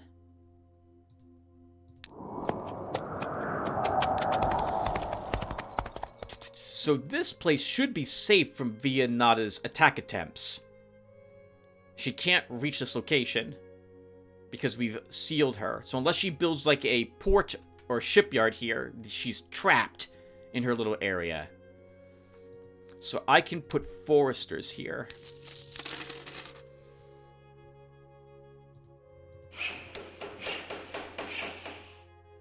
Okay, is any place lacking guards, or do I need another guard upgrade someplace? I think we're good. How much money are we earning? 445, 449. Very good. Ralcor, your equipment needs another repair. Okay. But you can do the battles here and still have your current gear equipped. Navarra, you have won that fight. We'll have you try the rebels when we come back. Orangol, you keep exploring down here. Let's get to 75% and then we can leave. At home, let's spend a little bit of money and build the abbey. Just because we can.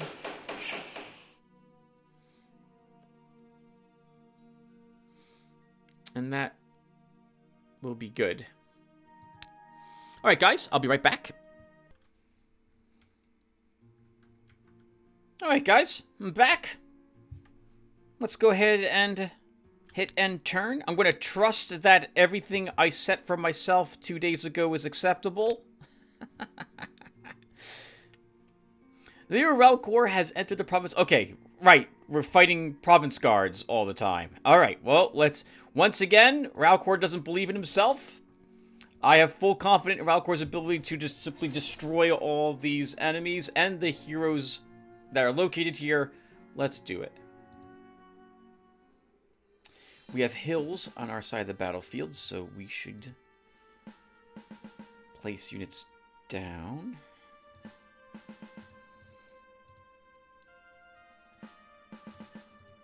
On those hills.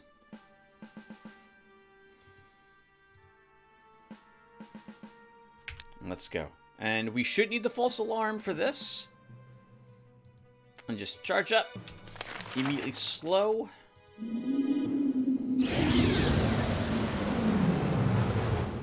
Everything down. Alright, and we've got crossbowmen on all the hills. 14 life.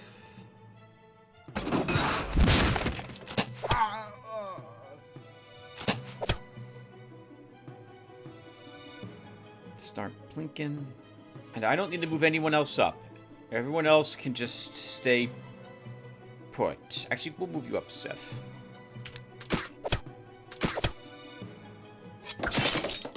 I'm always surprised when the crossbowmen have the range they have. I mean, they only have 4 range. 5 on a hill.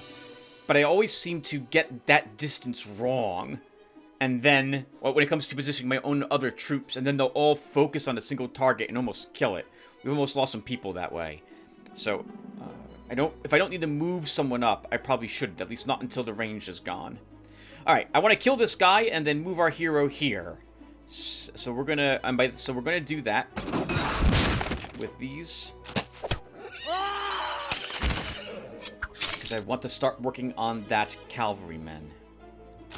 He's by far and away the most dangerous thing here. And that's it. No one else needs to... Actually, I guess we can move you here.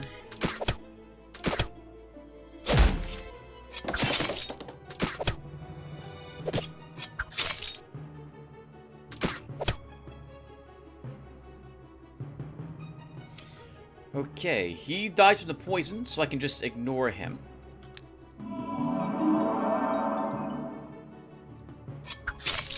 Start working on the annoying shield bashing guy.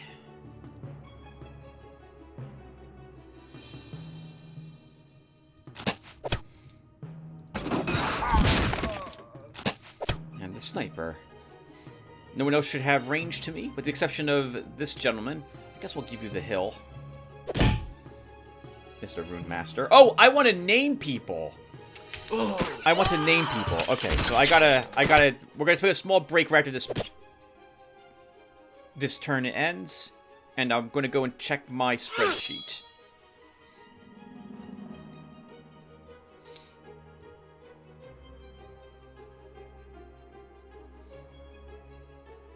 The cav here is the next thing I need to be aware of. So I might forget it exists, and then it could kill something if I'm not very careful.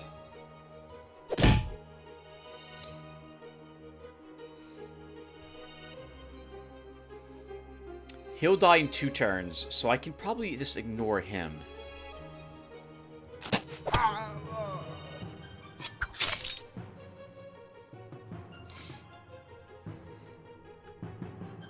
And he dies when his turn begins thanks to the poison. If I move any of these 2 spearmen up, if I or Lost Fremen move up. 1, 2, 3, 4. 1, 2. Yeah, so he's back to his full normal movement next turn, and he'll move up here to attack us, so we don't move up. But I can go there.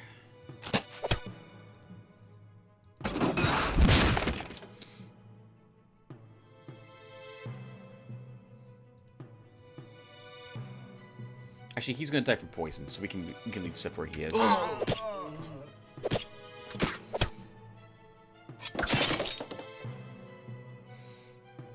That poor shield guy just holding his shield up in front of him. Oh, this guy. And all he's going to do is die from the poison.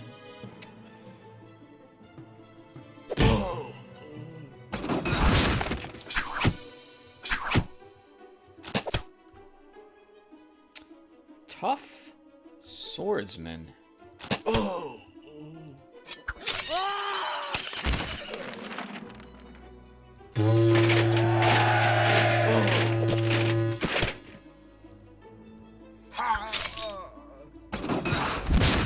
like that you tried to block for your friend. But in the end, it's not gonna matter. You are so dead.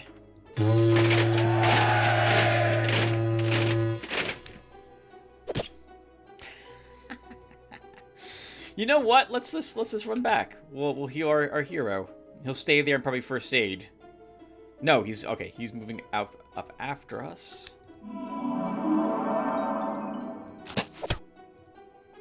Oh.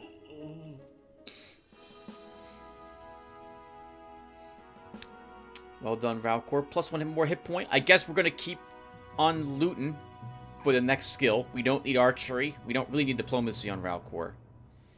Plus 1 ammo. I don't think I need... Well, this would be another point in crippling. I don't really care about another point in crippling. I guess I'll give myself 2 more stamina. Grouchers give you an ammo. Wizard. Okay, he's not even level 10. How's my gear? Gear's good enough for this fight. And we can do it without sabotage. 1, 2, force march, 3, haste.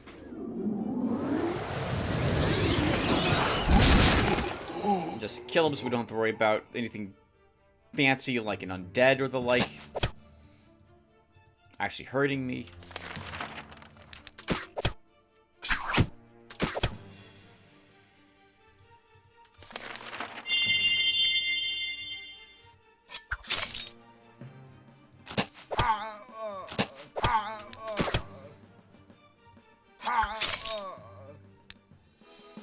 While exploring the province of Iron Hills, the hero Orangol found some ancient ruins. The hero Orangol has approached the deserted ruins of a city of the ancients. Often an ancient artifact or some treasures hidden by the current occupants of the ruins can be found in such places. Scouting has revealed that the ancient ruins are not as deserted as they may have appeared at first sight. 12 enemies. Bugbear, Orc, Ghost Whisperer, Cleaver, Brute, Spirit Conjurer, Chieftain. This is the super strong Orc Guard. The Orangol has no chance to destroy this, so we're going to retreat with him. Oh, right. The hero Navarre has approached a half-destroyed ancient tower. The inhabitants of the old Sildo have noticed him and preparing for battle. 13 enemies. Militiaman, Veteran Slinger, Gang Leader, Bowman, Thief, Renegade, Thug, Executioner. How many are here? 1 Executioner, 2 Thugs, 2 Veteran Slingers. This is going to be annoying. But I think we do it. Should be a fun fight. We will probably lose a few units to this. But let's go. We have only 1 hill on our side of the battlefield, and it is not in a good strategic location.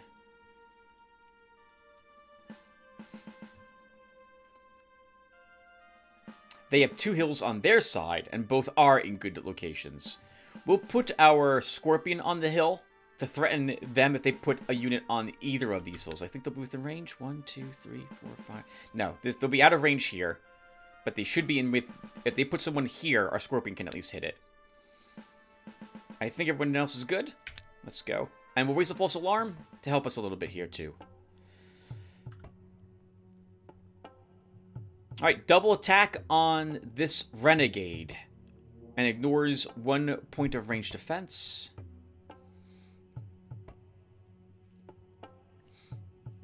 Otherwise, nothing too fancy.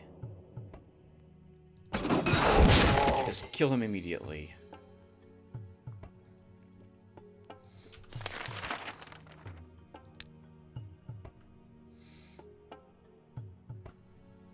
They're going to be in my face immediately. So we'll go ahead and siege mode.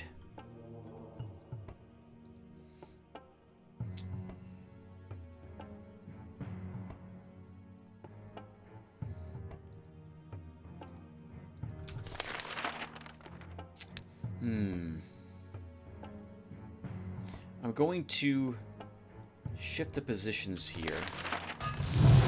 Okay, I was curious about that, and I should have read it. That doesn't affect our Griffin. A Griffin is indeed an animal and doesn't benefit from Rune Weapon. I'm going to risk moving you 2 up a tad.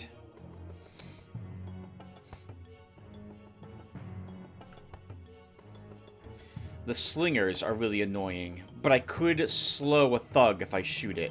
I think we'll kill one of these slingers to start.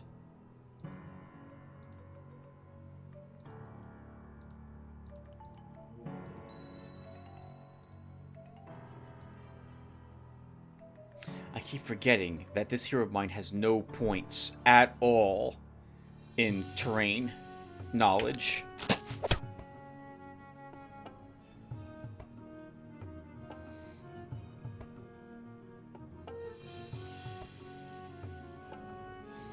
Okay, so 1, 2, 3, 4, 5. He can reach this spot here. Okay.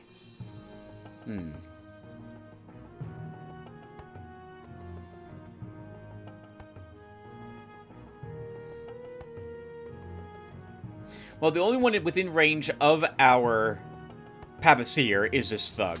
So we might as well just... Oh my god, 27 damage. Just pelt them. We can kill him, and I think he's a better target for a Scorpion to shoot instead of this Bowman. The Bowman does 4 damage. I don't really care about that as much as I do killing a thug.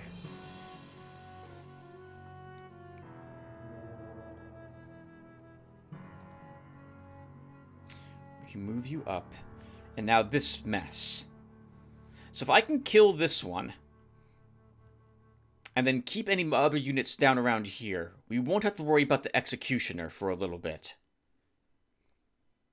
As long as I engage this gang leader from this side.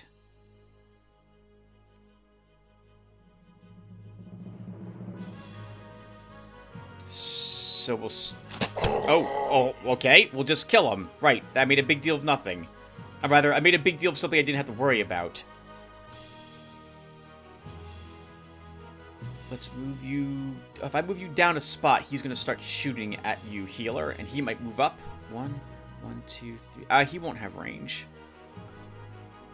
Okay, let's shoot him some more.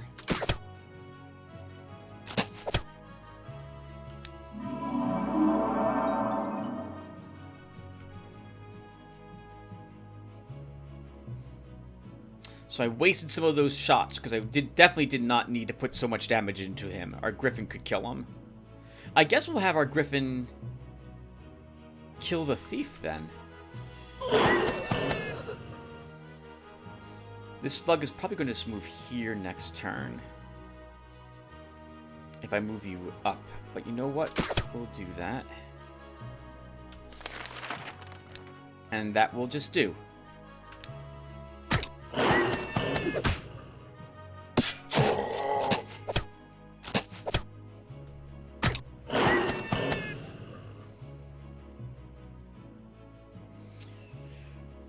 Okay.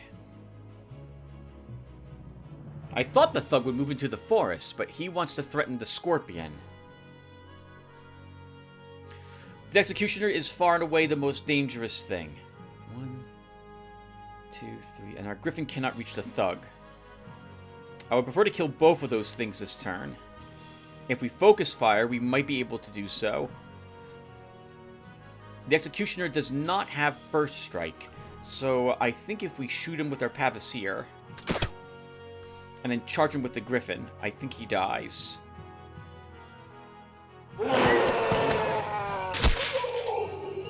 Then my other troops can focus on the thug. Didn't even need to focus on him. Well, we did. He's still quite dead. If I move... You two do not have range on him, but our Bowman now does.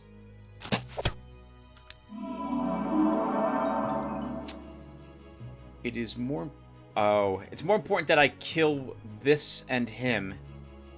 But I don't think they can both kill my Slinger, or my Bowman if they try.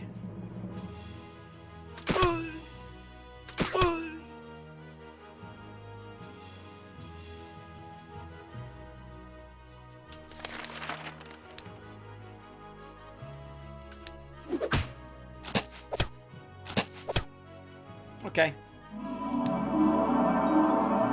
They did not try.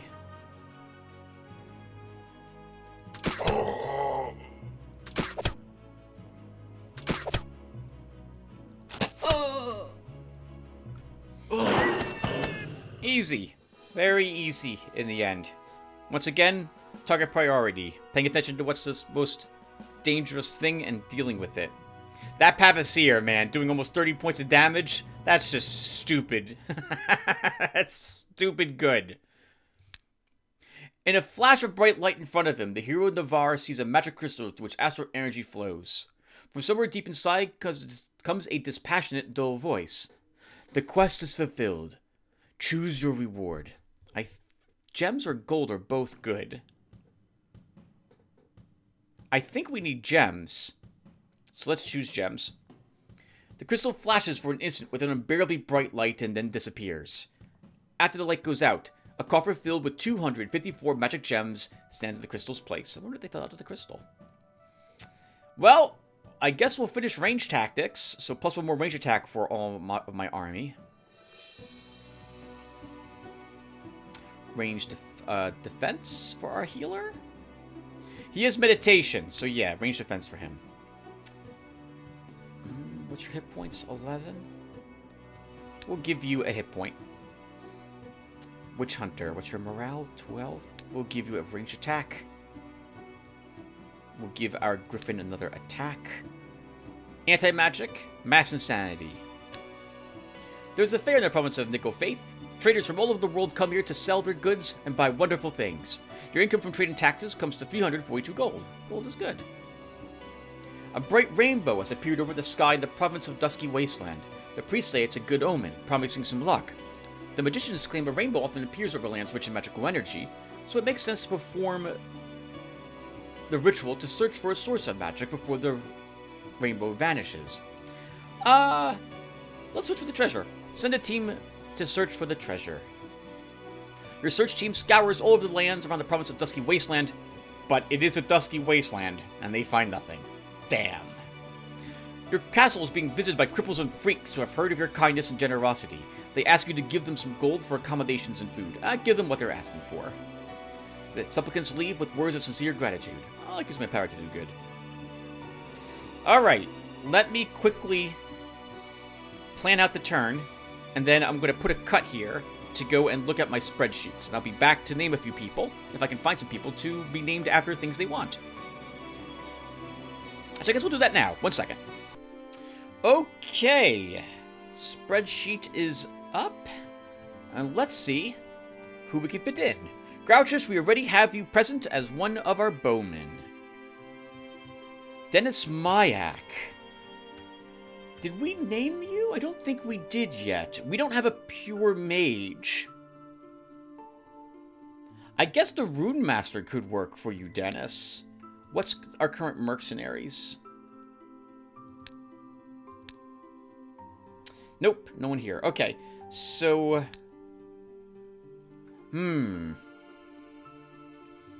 I guess, Dennis, we can make you the Rune Master.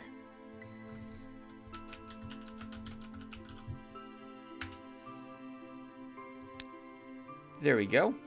Viper Burris, we don't have any cavalry. We've built the cavalry unit, the horsemen, but we don't have any currently. It might be some time until we get you into this shard. Bruno. So Bruno, you didn't ask to be a particular unit. So I have a confession about your name. When I see the name Bruno, I think of the first Heroes Quest game, Quest for Glory 1, and the thief thug outside who would kill you for saying the wrong things and would attack you if you drew your sword, who was one of the bad guys in that game. So I'd like to get you in our army as a bad guy, but we don't have any bad guys yet who will potentially be around for some time. This ghoul and these undead are throwaway. So we'll have to wait on getting you into an evil unit into the future. Lost Fremen, you are here. Patrino, I saw one of your comments, but you didn't ask to be in the army, but I still like to get you in. So maybe we can just name you after a catapult. Patry, there we go. We'll name you Siege Engines.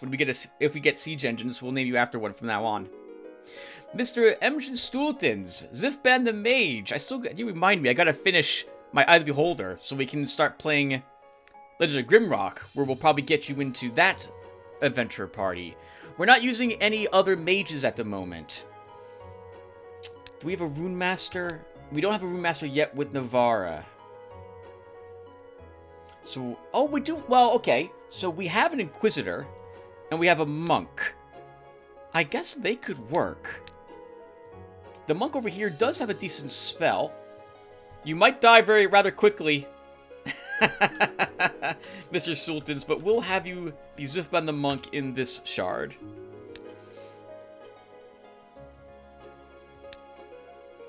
Knight that say nay. We don't have any dragons, lizards, basilisks, or lizard folk in our army this time, so we'll have to wait for a different shard for you. Nora, do we have any other... I don't think we have... These aren't mercenaries. I think most of my mercenaries have died at this point. Well, except for our Grand Healer Grumblekin. But we've already named Grumblekin. So we'll probably have to get you into our armies later. Or in a future shard. Frostsword, you are a dwarf. Oodloopsy, you are a monster. We could name you after one of the griffins, but I think we'll wait just a little bit longer until I see if I'm going to throw away these griffins, or if I'm keeping them. And by griffins, I mean griffin, because for some reason I keep thinking I have one in Ralcor's army too. I do not. Belduke, you did not ask to... I thought you did ask to be something, but I have nothing written down here for you.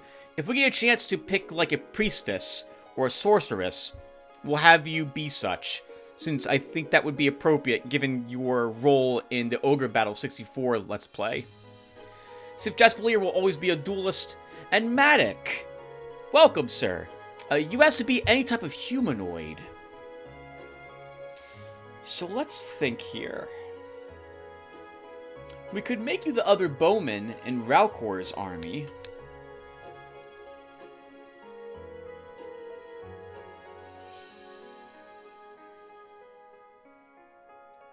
You know, the runesmith here is likely not to die anytime soon. So let's have you be named after the runesmith, at least for this shard. Alright, there we go. Now I think at least 2 of you have said that you realize what you signed up for, and you're expecting to totally die at some point in every shard.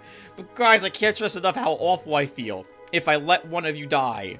So, ever since I made naming units after you, when I discovered I could do that, a thing, it has greatly influenced how I do battles, since I am even more, or tend to try to be more cautious when I'm moving my units around the battlefield. So in a way, you're helping me be a better player, so thank you very much for that.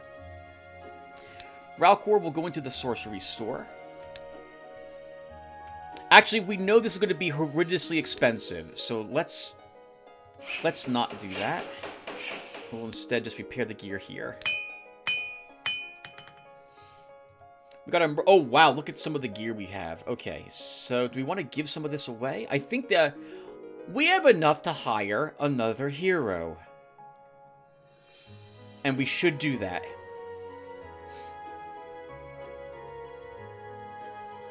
We should do that. If nothing else, to help our provinces grow. So let's go ahead and hire a new hero. Oh, right, and he's cheaper. Thanks to the things we have constructed. If I build the next crystal, are they cheaper still? Yes, by another 20%. But it's going to be expensive to build this. But I think we're going to go from what is it right now? 375? I think we're going to go from 375 down to 250? No, it'll be 325. 3,250 is the gold price. But you know, it's like we get a discount. I mean, we are getting a discount. We're spending a little more money to get that discount, so we're actually spending more money before we hire that hero. But we will benefit from this crystal. So let's build that first. Oh, he's $1,000 cheaper. Okay, then that was probably worth it. Brutalist! Been a while since I've seen this name. And you have leader, I can see, based on the morale of that crosswoman. Yep, leader. Units that have positive morale have their morale increased even more. So we don't need you. Or you. Or you.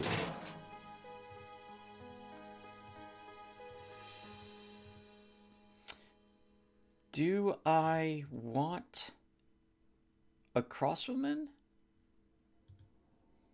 We could just take the sniper instead, so we'll just get rid of him. And hire the merc, and then we'll hire a healer to go with ya.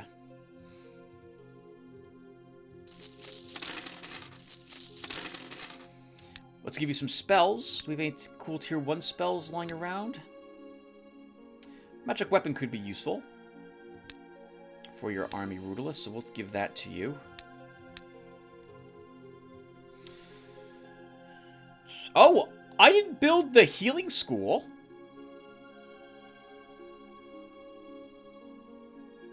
Alright, well that's interesting. Oh! I have magic weapon! Darn it! I should have just sold the scroll for a little bit of cash and gems, so too late now. Let's see. I guess we'll do this with you, Rudalus. And then we give you some stuff. You started with nothing, you lazy bum. What are you starting with in terms of... like, no gear. He started with no gear. He just showed up and like, yeah, I know you'll give me everything you got, and he's not wrong. Discipline, hit points and resistance. Okay, so... I keep clicking the wrong buttons. We give you the ring, the merchant's ring. We could give him the merchant's hat and begin working on that set for him.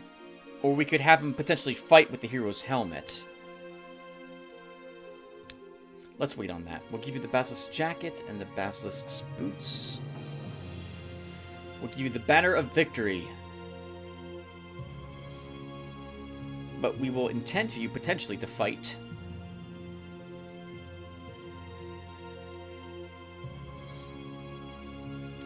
I think you still might want to give this to your assassin. That +1 poison damage might be really handy.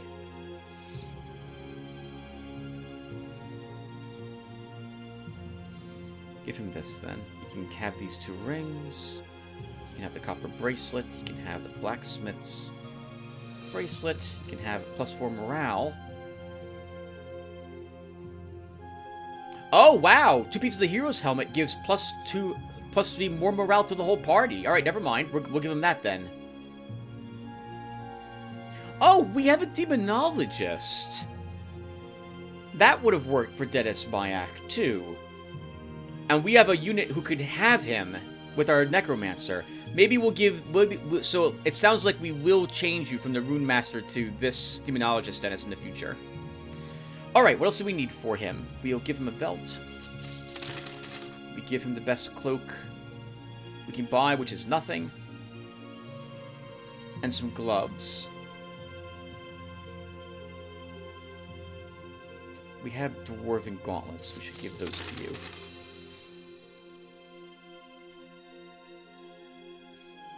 Okay, and then you head out someplace and just begin exploring. Ralcor, repaired your gear. We haven't sent you into a place yet. +2 defense, +3 parry is better defense if you're only being attacked by one thing. +3 range defense, so you'll lose range defense. You'll gain precise strike, which is more damage on your attacks, and +1 more poison damage. We'll have you hold on to this, Ralcor, because I would like to see if you can kill a dragon on your lonesome.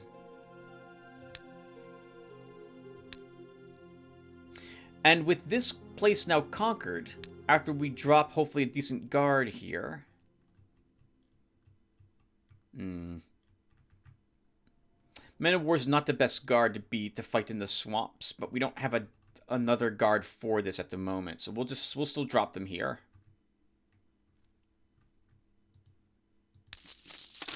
We've now imprisoned Vianada in her realm. And I think we're going to march into the Black Bogs so we can get this Arcanite. Let's go there next.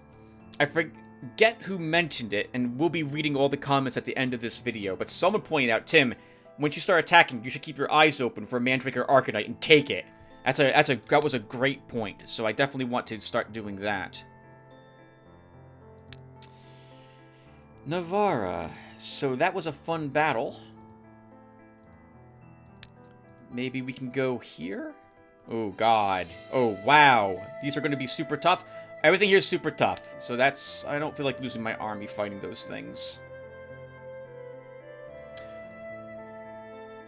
Slows... Lord of Darkness scroll is in here.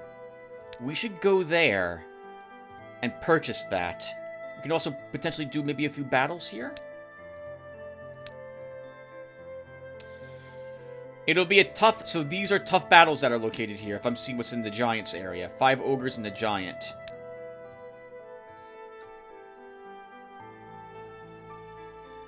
Maybe we'll still give that a try, though. Okay. Let's end the turn. Actually, rituals, Tim. You gotta remember to start casting rituals. So... Illusionary Battle could probably be handy. It would level Orangol, so we'll cast it for him. The hero Orangol is attacked by a phantom army. The battle with the illusions passes without losses and brings valuable experience. When the deception is revealed, the hero's morale is reduced slightly. More undead. It gives us a 3rd rank undead, which is really what we want for that Lord of Darkness, but we don't have the command yet in order to put it into our army. +1 magic as well. We'll give you a precise shot, Mr. Bowman.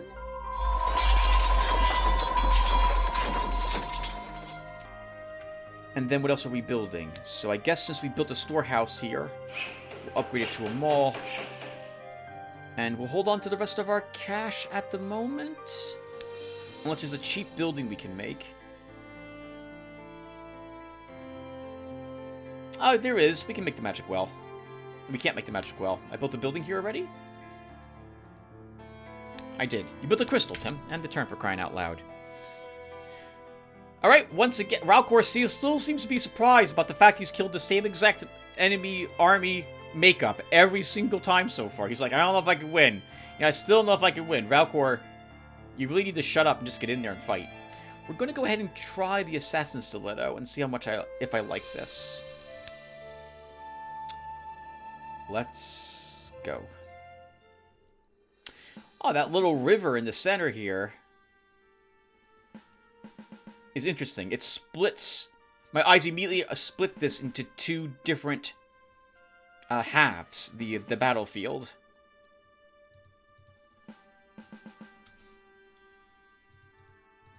It should probably be... So, I'm also...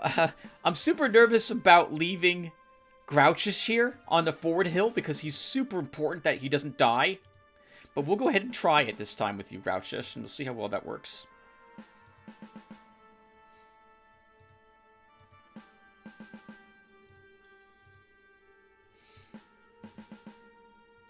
The enemy will be slowed down for 1 turn before they're in my face as well. Okay.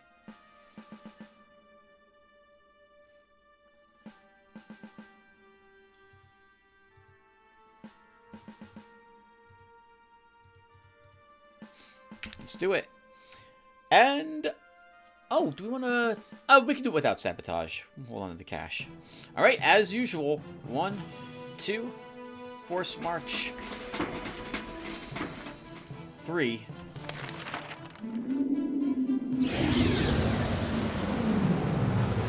And we slow everyone. So we can probably... Good. Kill that guy right away. It should be safe to move Lost Fremen here. You guys all move up. You'll take that hill.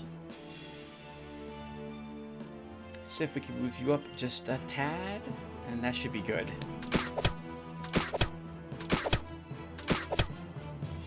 Ooh. That was quite a bit more damage thanks to not having as much range defense.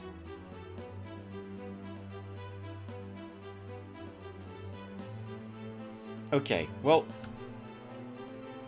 He's taking 5 poison damage. If I hit him once, that will guarantee that he's not going to be a threat. The poison should kill him. Nope, I gotta hit him another time. Actually, he won't be able to reach my back lines here. So we should be okay to move up. Focus on that one. If I move you here, me...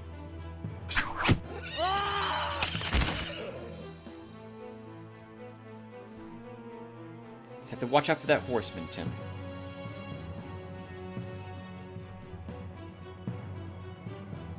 You know what? Let's just kill that guy right now.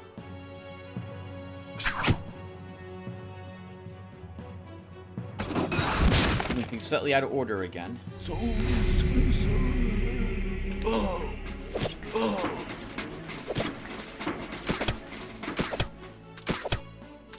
Yeah, we're taking a bit of damage from this without that shield. Okay. Good thing to get a little bit of practice in like this, so I see how effective this type of battle would be using that dagger. I do like the slight damage increase we're getting. And I love that extra poison damage. That one extra poison actually...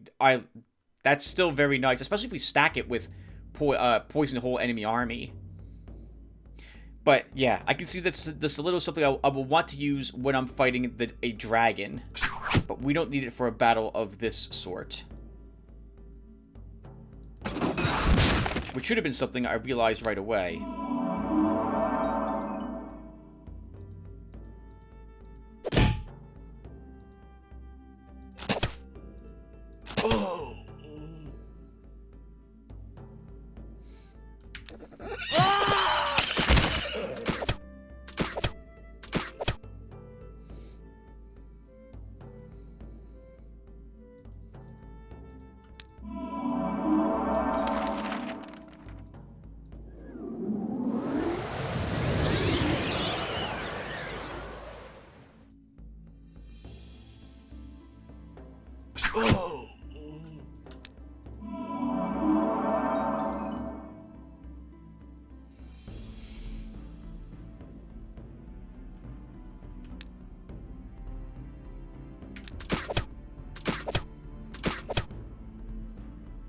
Right, move up now, Mr. Sniper.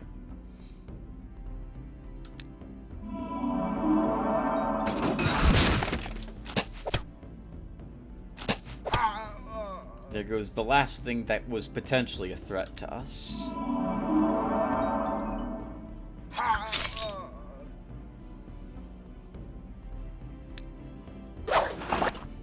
This one does not have Force March, so I can just ignore him entirely.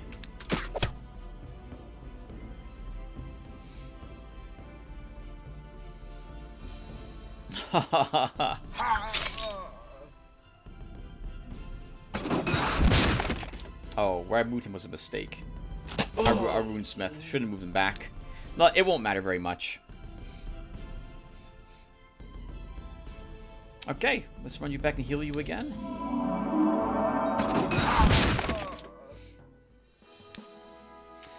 +1 healing for Grumblekin. You don't really need more range defense. Let's give you a range attack, Mr. Scorpion. Dennis. Some more morale. Keep exploring.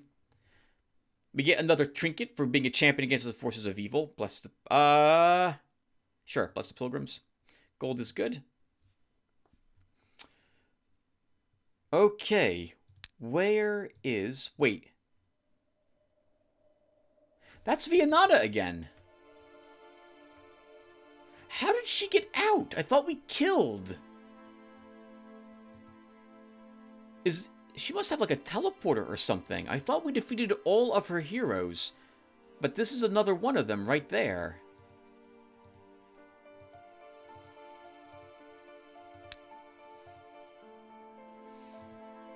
Okay, well, we're going to do the standard thing, dropping down Men of War Guard. We'll upgrade you to an inn, and then we'll just push the attack.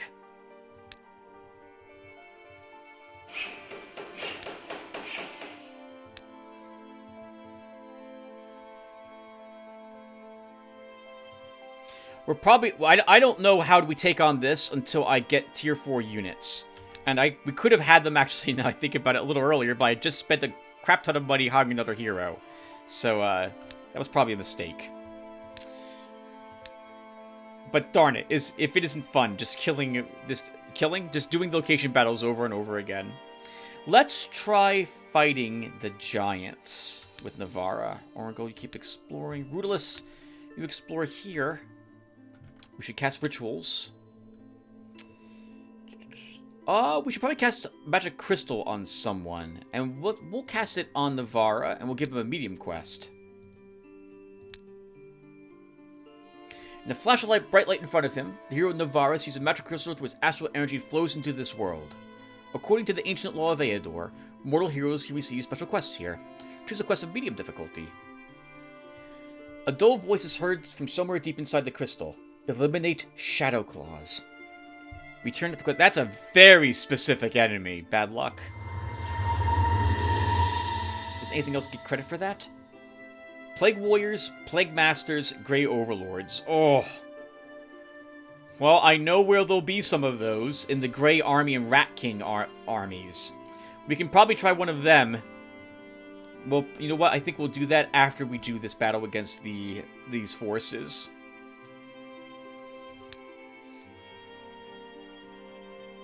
Okay. So let's end the turn. We know the drill. You think you're not strong enough to do it. I know you are. Alright, so let's see. Grouchus will put you there. We'll put our Scorpion here.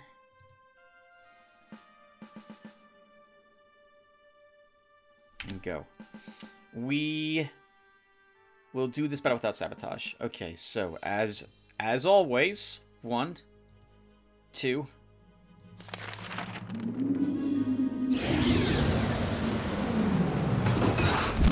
I just saw this guy. Okay.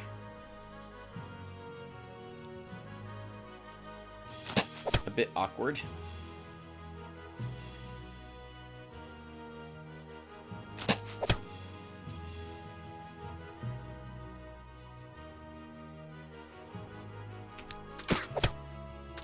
So 7 damage to that bone. Holy crap. We'll get our revenge on that guy next turn.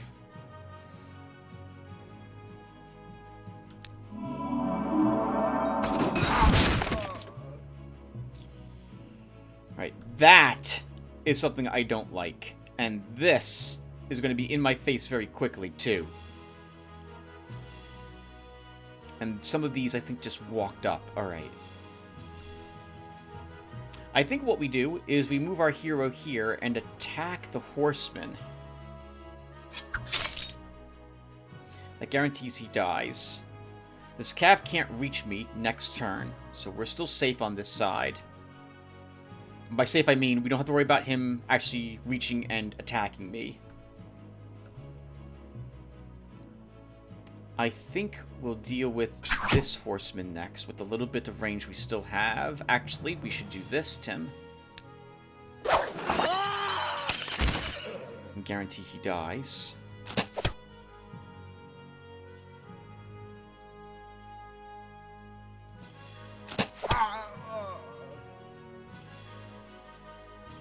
And that's good.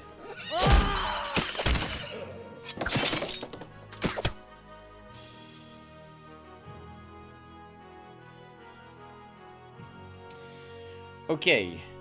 Can we... No. I was about to ask if we could potentially kill this with just... Well, maybe we can?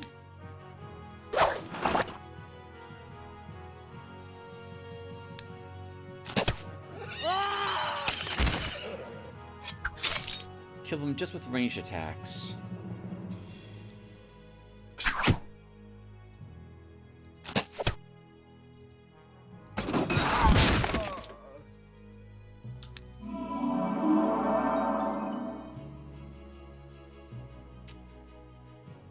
So if I move you up a spot, you get sniped by this guy. And by sniped, I just mean attacked by him. So I'm not going to bother with that. Actually, he might force march to shoot you anyway. Oh.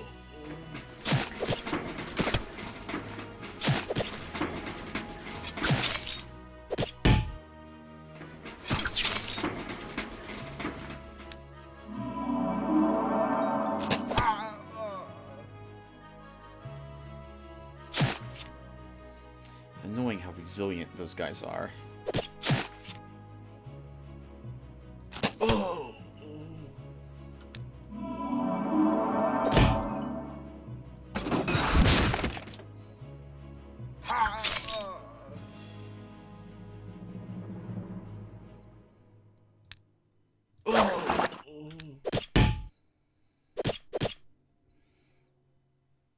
That's you, Lost Fremen, isn't it? As opposed to me. I would be the better tank. Yeah, I have a normal defense medal. You do not.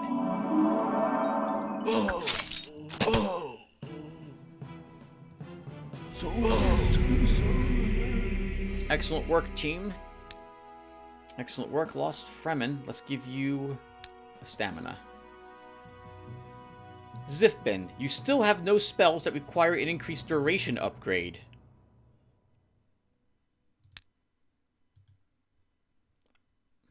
The morale's arguably more useful, but if we do get something like a blessed spell, this would become more useful to you. But there's no guarantee. I guess we'll take spell duration +1, even though it's not helpful. Just a normal commander. Let's try to wipe him out. Positioning's good. Let's poison the water this time. 1, 2, force march, 3. We know they have a hastes, but I don't think they can reach me with something with a haste. And by that I mean, I don't think any unit, if hasted, will be able to reach me this on the turn it's hasted. Doing it in the wrong order, Tim.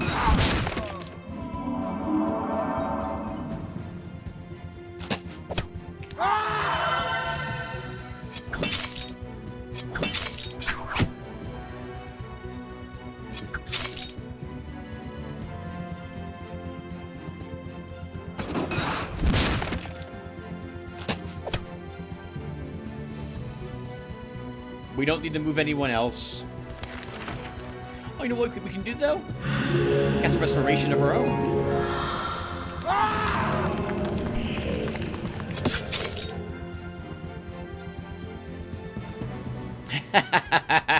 What are you doing, patrolman? Or Mr. Guardsman, what are you doing? Moving up.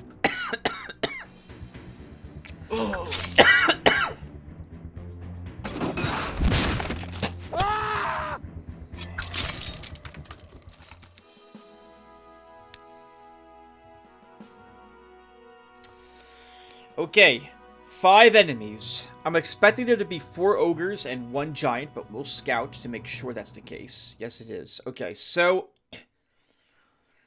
let's try it. Let's try it.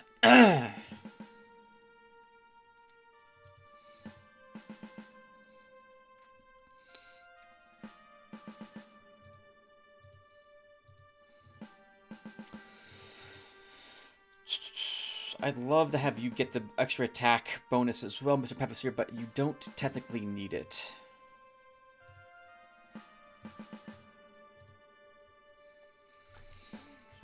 Okay, so now that I'm done positioning the 3 range units that will be doing most of the work, what does the battlefield look like? This area is slightly congested, but I think ogres have hill knowledge. So they're not going to be slowed down by this nor this. They can actually start on that hill. The giant is going to be the most dangerous thing here with his ability to throw rocks. If we're out of range to start, we can maybe try gunning down an ogre quickly and then blind the giant. But then my army's going to have an answer to the other ogres which are in my lines. I don't think we're going to get through this without losing units. We might sacrifice the griffin. We'll raise the false alarm. 6 range on you. 1, 2, 3, 4, 5. So you have range immediately. It's a range 20 damage attack. You have 4 resistance. I didn't realize giants had 4 resistance.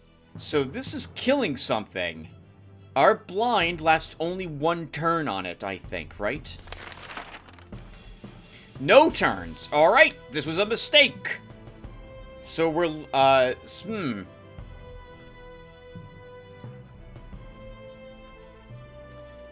suppose we could focus on the giant? And pray we can do enough so we're losing this bowman. He's dead. That's it.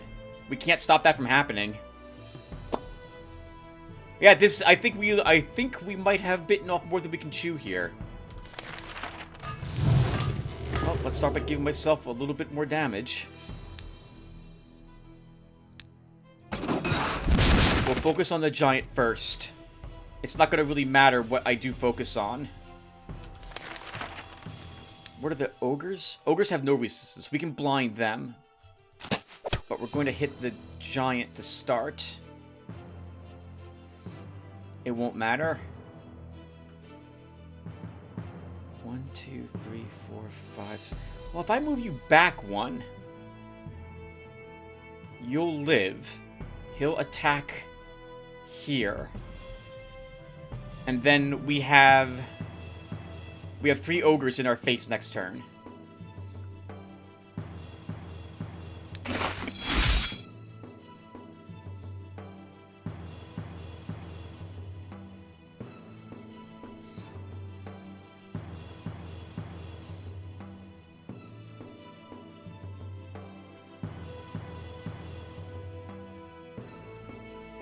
We could throw away the griffin to slow down an ogre.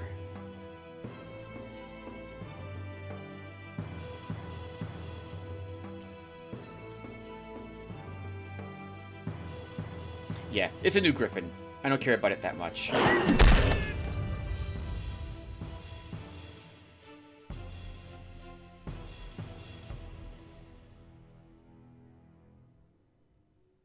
Actually, that won't even slow down the ogre if the giant decides to move up and attack it.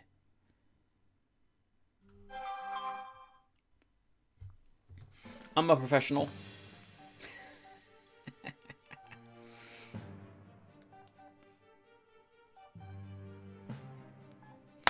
Okay, so let's just end the turn.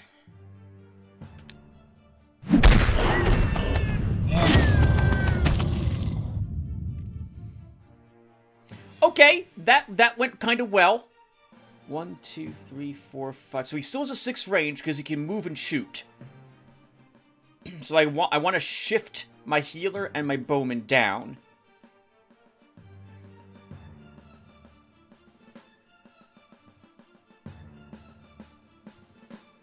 And I think we'll try killing this...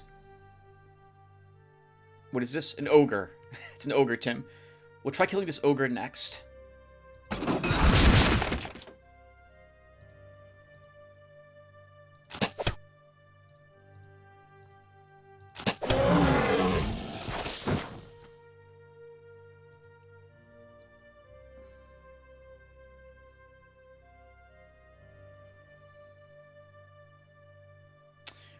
We throw away one of these guys to this, I think, as well.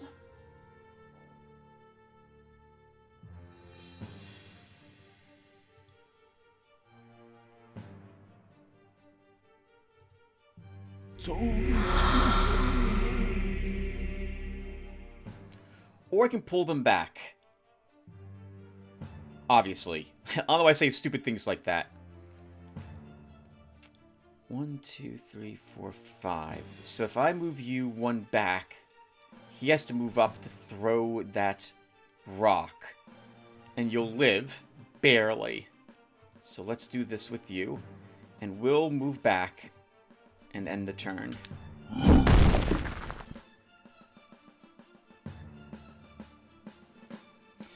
Okay, that was an interesting movement they did. They don't want to get close to the Path of Seer, which is super frustrating, because that's exactly what I want them to do.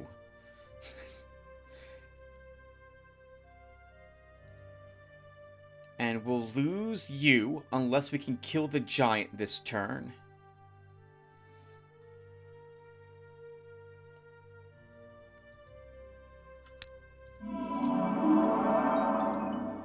We're going to try for the giant. So that means we're probably going to lose our runesmith then. Careful, Tim. You'll lose your hero if you leave him there as well, so don't do that. He survives, barely, against a hit from one of the... We could blind...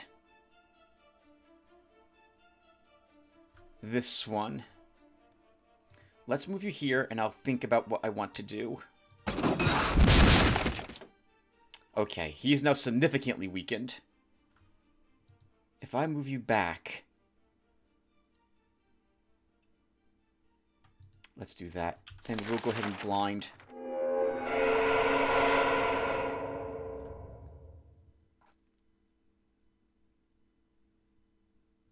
Still enough to kill you.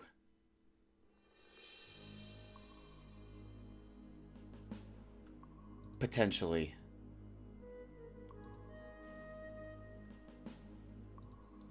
You're dead no matter what I do, Witch Hunter. So I'm sorry.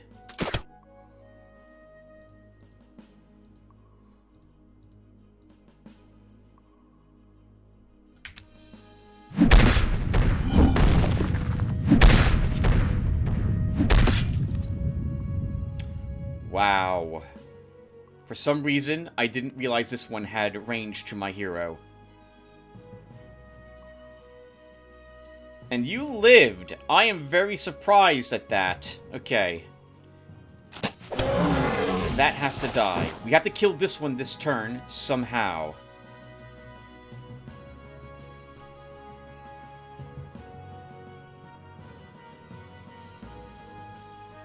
I think that's possible.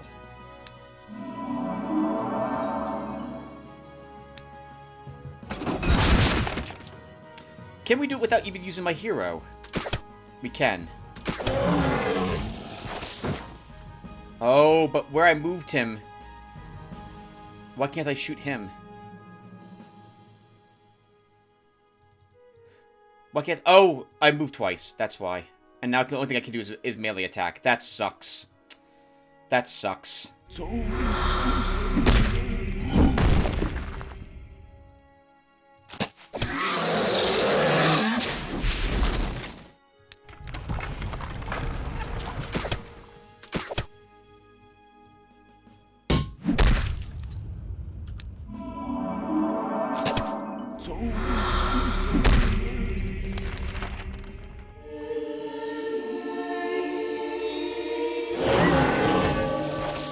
Yeah!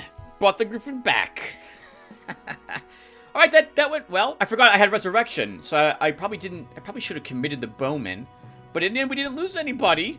Despite my misplay right there and a ogre hit my hero, but we still did it. 2 resistance. You have no spells that require duration, Mr. Inquisitor, but we'll give you this in preparation for hopefully you acquiring one. We'll give you an ammo. Suede Boots and Summon Demon.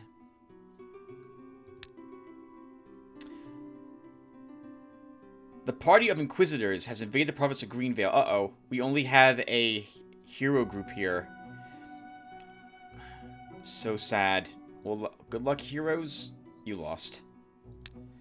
After massacring your supporters, the Inquisitors declared the province of Greenvale to be Holy Land, belonging to the Order of the Inquisition. I won't put up with this!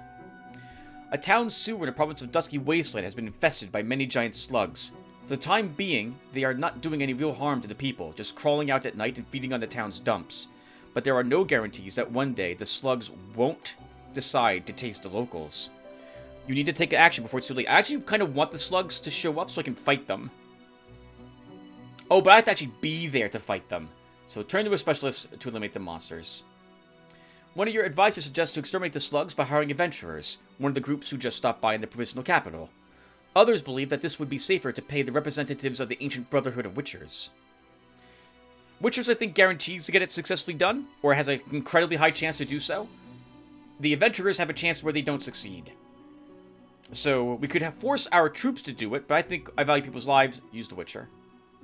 The Witcher manages to fulfill the quest by eliminating many slugs in the town sewer. He's brought a couple of the largest eggs back with him as a trophy. Take to the treasury. Okay, so Ralcor, we defeated another hero of Vianata's. Again. Let's drop, once again, Men of War down here. I see a crystal pit here, so we'll upgrade to a crystal mine. And then we'll also build an inn.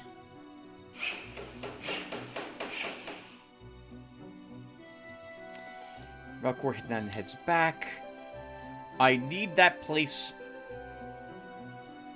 recaptured here. So Navarra will go there.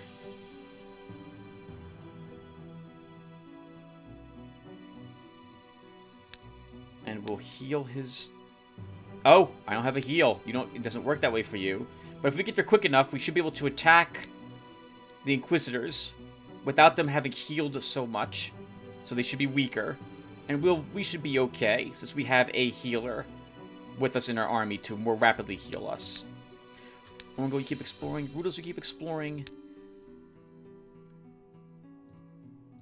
If you want the castle, Tim, the next thing you need to build is another unit of some sort.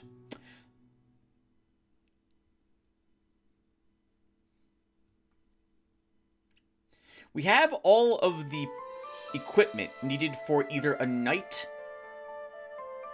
or the Inquisitor. Sorry, the Executioner. The Executioner would only be placed into our Necromancer's army, but the Lord of Darkness can satisfy the same role as this, as a beefy, tanky, tier 3 unit. So I don't need him. We don't need catapults. We have scorpions. Although catapults have some advantages that scorpions do not have. They come with siege added to your army, and they can collect ammo. We don't need the Eagle Brotherhood. We've got a unit that can act as that, as the Inquisitors, although he's a little more powerful than the Inquisitors, being a tier 3 unit rather than a tier 2. Or the Knights, which are a faster moving armored unit than our dwarves are. I think we should take the Knightly Order.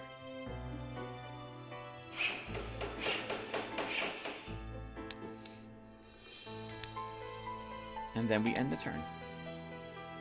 While exploring the province of Freeborn Wood, Rudalus found a sanctuary. Examine it. The hero Rudalus has reached an ancient shrine. In the days of old, an ancient people worshipped their gods in here, but now this place is favored by some new residents. It is possible the hidden caches of the shrine still keep the ancient artifacts that belong to its former owners, but you'll have to fight the guards to obtain them. Pikeman, crossbowman, and a knight. We can't deal with the knight. I have no way of defeating it. We'd have to pin it between the spearmen and let my sniper hit it for several rounds. A web could slow it, but I don't think we defeat it. So, no, we have to retreat. If we get 2 more units in Rudolph's army, a tier 2, we could probably handle it then, but not right now. A tower ruins for Orangol.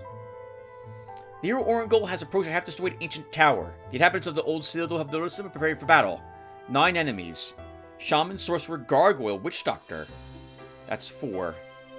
There's probably another Shaman, another Sorcerer, and 2 more Gargoyles. I think this is too tough for Orangol. Yeah, he can't do this battle either. Retreat. There was an influx of immigrants into the province of Kalimdor. Their population has increased significantly. New workers are a good thing. I just realized, Orangol, you've got some space for another spell in your spell book. Let's bring you back home to do it. Raukor can repair his... he can sell those gloves.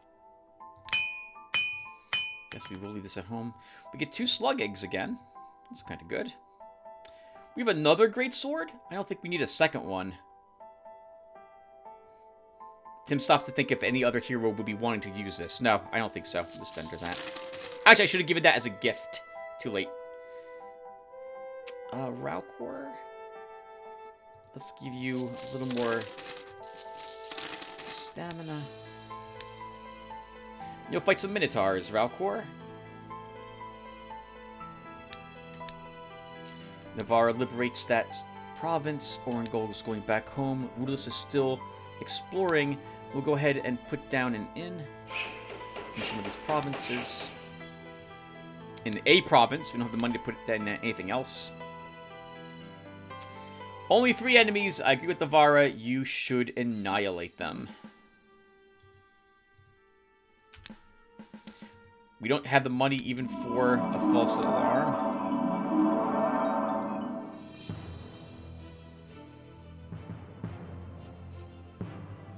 Why'd I move them first? At least I didn't mess it up entirely. Oh my god, what a wonderful hit that was.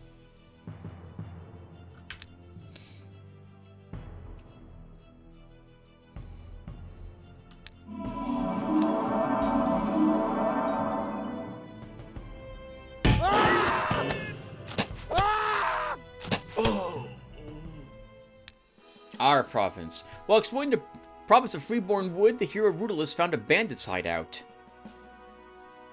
It's 7 enemies, brigands and gang leaders. Probably 3 gang leaders, 4 brigands. Too tough for Rudolus at the moment.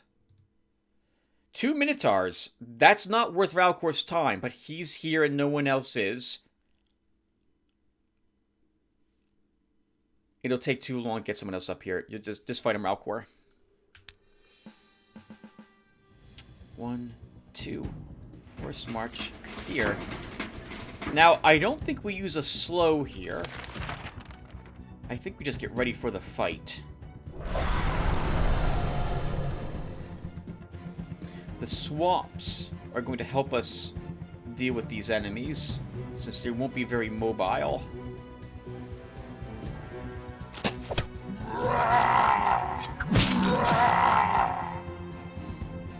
That one can't even reach us, because, yep, he's got to go through the woods first. Alright, can we destroy this one? Without needing our hero to contribute. Ha-ha! First strike. He won't even attack us because he knows he's dead, but he's dead anyway, so that really worked out.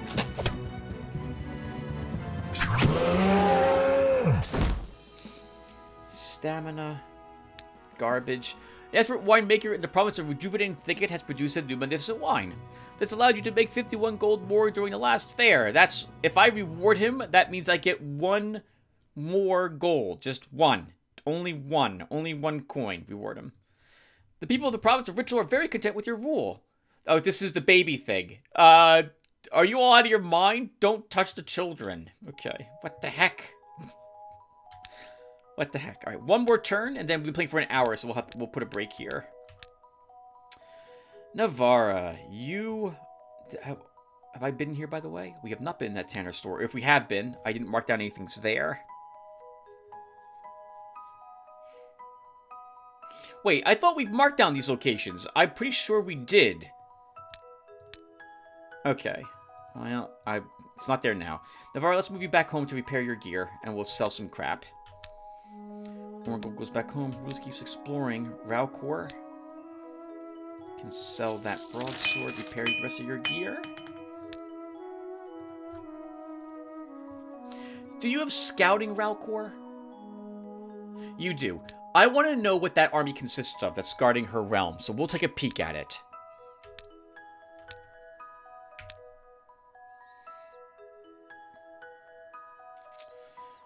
The Ralcor has entered the province of Inner. He's not plugged to ruler Vianata. The province's guard is blocking your party's path. 15 enemies. Monk, Faith Devotee, Squire, Smiting Hand, Knight, Priest, Patriarch, Paladin. What does that army consist of? It is 3 Paladins. Alright. 3 Paladins, 3 Knights. Oh. So a slow works on the Knights, but not the Paladins. They have good resistance.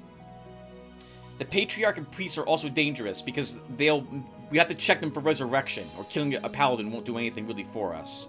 Starting with a poison on the army would be helpful.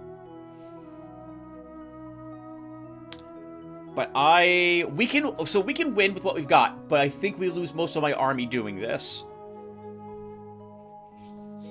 I think we just retreat. We'll wait till later to do it. Continue exploring. Accept this gift as a token of friendship and a symbol of peace, Lotaeri. I agree. Thank you, Orinor. I appreciate the bribe. Ralcor.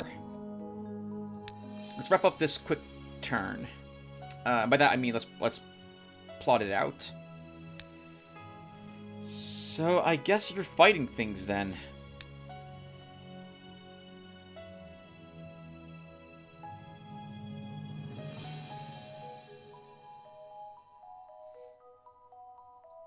I am curious to see what Vianata's going to do, since we've trapped her in her province there.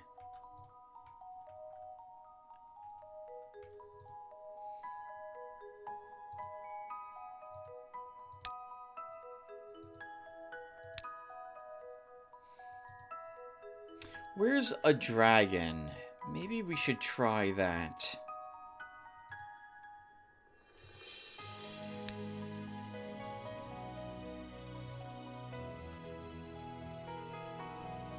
could have sworn there was one around here somewhere. I thought there was, like, what... There, here it is. Right there. If I want to try that battle, then I will need to leave my army behind. Can I upgrade the fort? We can.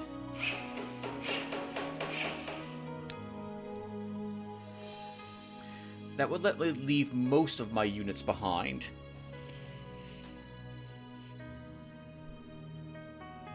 I'll have to be picky about who's coming with me is all. Okay. Alright, yep, let's move you back. We'll try that at the beginning of the next episode. Or close enough to it. I guess we'll hold on to these. Mass cold immunity, summon rat.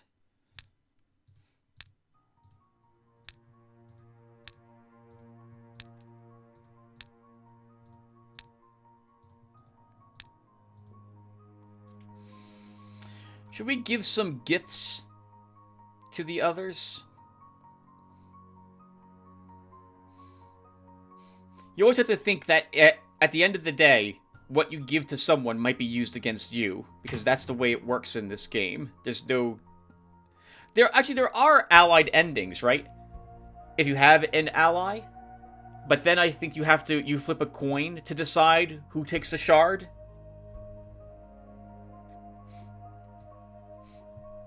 Maybe we should do that.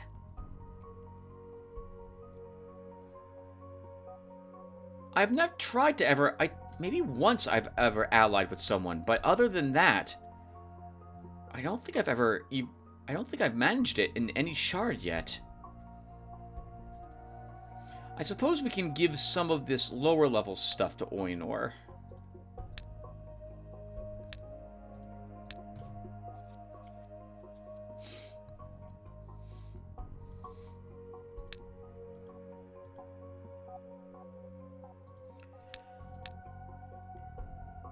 I know the moment I give him one of these spells, he's going to use it against me.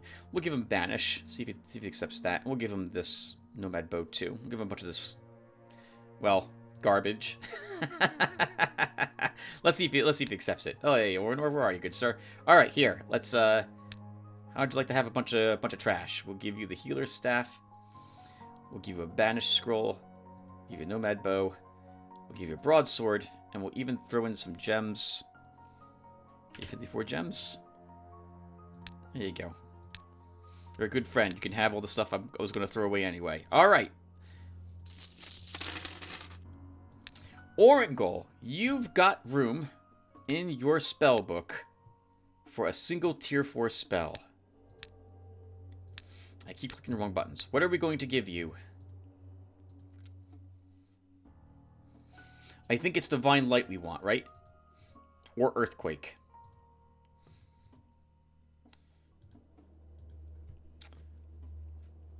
12 points of physical damage to all enemies. Magic immunity does not protect the unit. Doesn't affect flying, right? Doesn't affect flying or hovering creatures. You don't have any plus spell power, so not that. Do you have any concentration upgrades, Orangol? I don't think you do. You do not. Does Divine Light get affected by concentration? It does. Okay. I think it's still worth taking it. So, we will have you memorize that.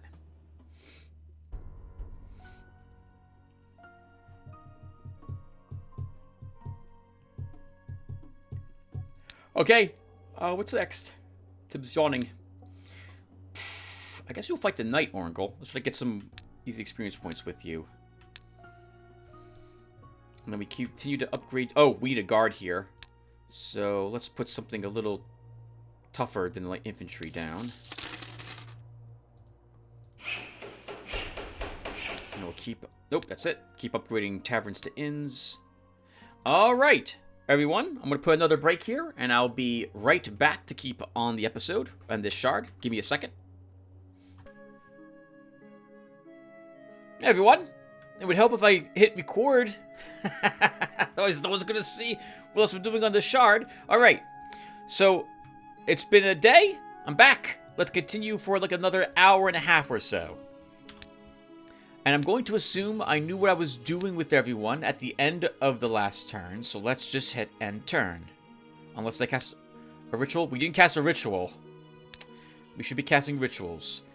Let's just use a creation spell then, and see what magical or not magical garbage we get. After the magic ritual is performed, a new item appears in your treasury. Nah, what a piece of rubbish. End the turn. While exploring the province of Freeborn Wood, the hero Rudolus found an old fortress. Here Rudolus approaches a small fortress, long abandoned by its first hosts. Although all that remains is mostly in ruins, it might be worth searching the place. There is one problem, however. Its new owners won't allow that. Their belongings will make for some excellent spoils of war, though. I'm pretty sure I've mentioned it, but this reminds me of a scene from Dragon Age Origins here. When you were exploring the Elven lands, you had to fight a small dragon in this area. I'm apparently also deciding, as I click let's do it, that we can handle this, and I certainly hope that will prove to be true.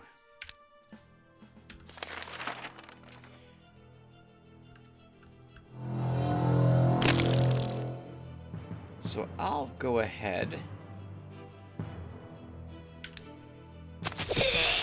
and start with a web on the Demonologist.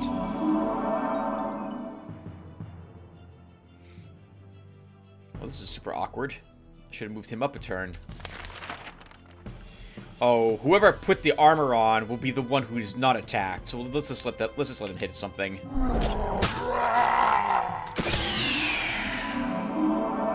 Go get him, guys.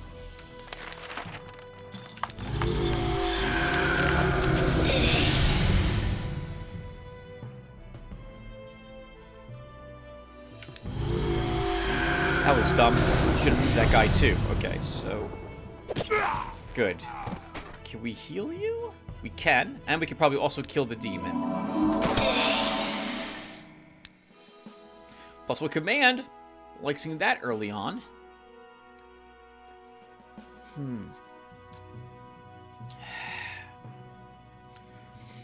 We already have a commander that does range attacks, but we have dwarves with us who are mostly range attacks, but we don't have to use them as that.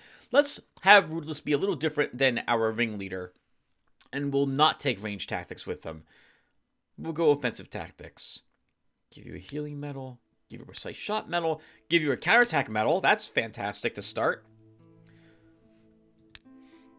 I thank you for your generous gift, Lotaeri.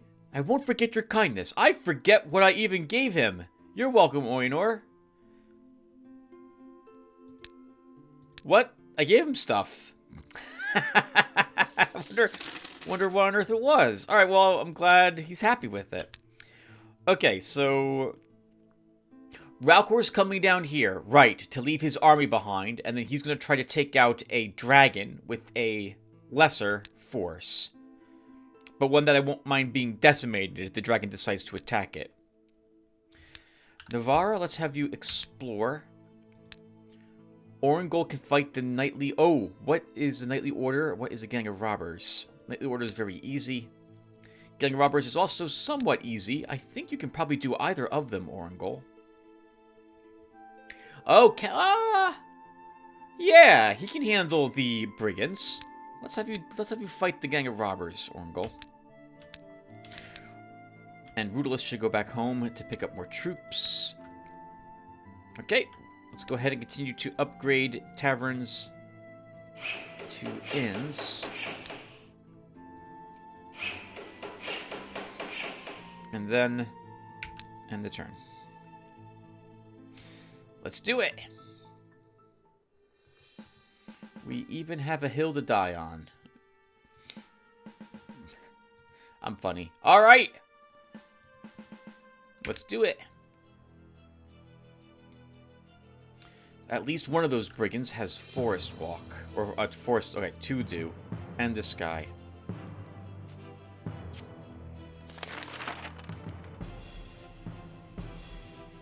If I don't have to use Divine Light, I like to avoid doing it.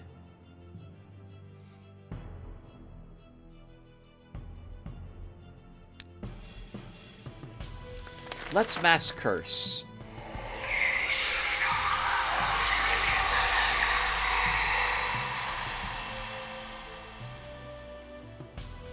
If I move my zombie up, it will be struck by all 3 of them. But he should survive.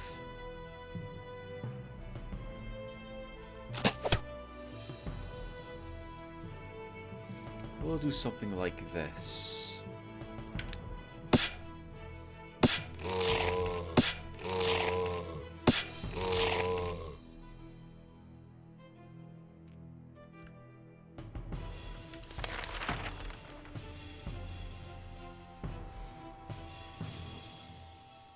If I can kill one of them, we can get another ghoul up.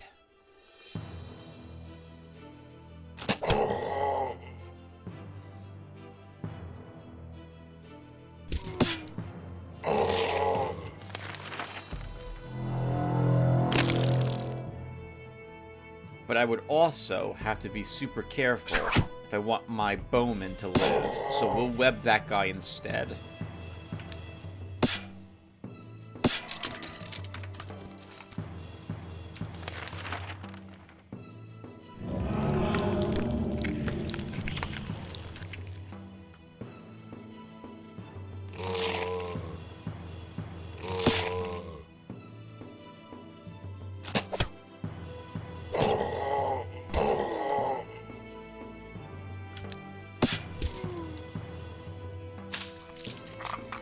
Eat up.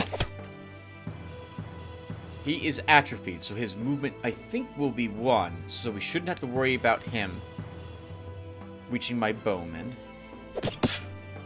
And I think he'll throw himself at our ghoul in order to stop us from getting another turn.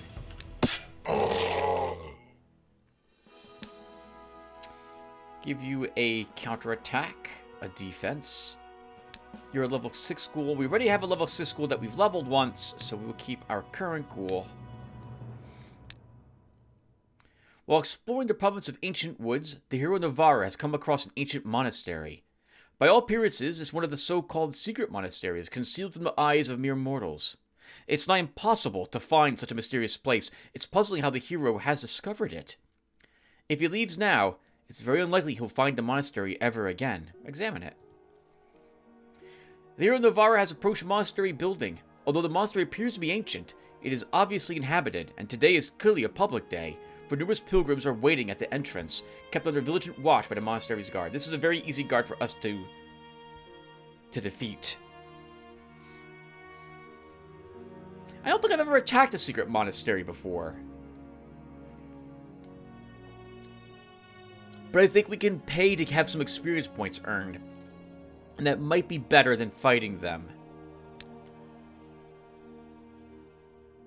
So let's speak to the monks. The abbot himself comes out to greet the hero. Verily, the Lord of Light sends us strange guests on this day of congregation. What are you searching for within these walls, warrior? I come looking for wise advice. Actually, you know what? We could threaten them. Let's try this. Let's see what happens. I've never tried this before. From now on, this monastery belongs to my lord. This monastery belongs to the Lord of Light and not your master, warrior. We fear no threats from mortal rulers. Tomorrow, when the day of congregation is over, you will find nothing in this place. I'm going to plunder you today. Let's do it. We can even pretend that this is what... that this is what our ringleader thinks Lotaeri wants. We have Inquisition troops with us, so we know we're not in the wrong. I moved everyone before I cast my rune weapon.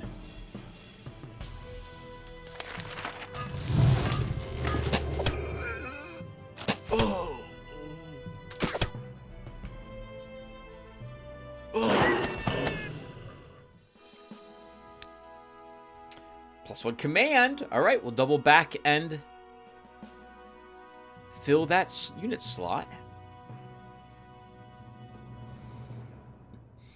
What are we fighting? It was the rats that we're fighting. They'll be immune to poison, so that won't be too useful. Let's grab maneuvering 3.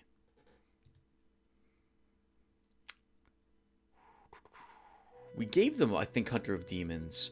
Oh, we gave them Bane of Demons. That's interesting. That's different than Hunter of Demons. Let's give you that. Matic. We can give you a resistance. Summon Imp. Open Helmet. Oh, and nothing else. Okay, so interesting. But no negative outcome, probably except for the loss of Karma. Now I picked up a tier 3 unit slot.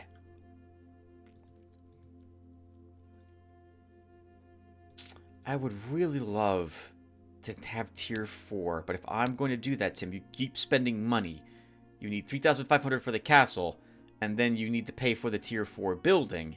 If you can get a tier 4 build, if you have any tier 4 units. Do we? Only the Great Hall. Which is still, that would be phenomenal to get an Earthshaker. So I think it's probably worth it. But I won't have that money at the end of this turn. So I think we still go back, pick up another tier 3 unit, and then come back here to begin fighting some rats. So that would be the plan. Raukor, you were going to try to fight a dragon. So, can we leave your entire army behind? We might be able to.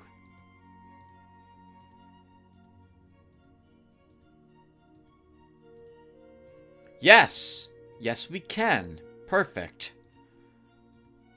It's risky for me to bring this army with me, since it will likely be decimated against the dragon, and if not the whole thing, then several units that I definitely do not want to perish will be killed. And I think instead, we will take new units. This is going to get expensive. And the upkeep will also hurt, but I'm going to do it. Yeah, I'm gonna do it. So, Runesmith, an Alchemist, Scorpion, Rune Master, Alchemist, and then this isn't really going to matter for tier 1 units. We're all going to die. But I suppose we could take maybe multiple healers.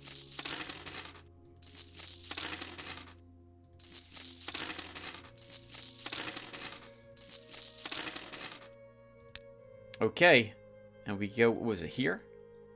There. Let's see if he's strong enough to fight a dragon.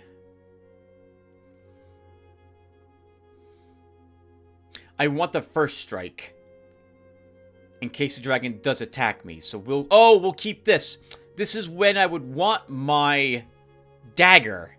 And not the shield, arguably, as well. Okay. Let's prep for that, then. We'll destroy the tavern. And drop a storehouse and a mall here.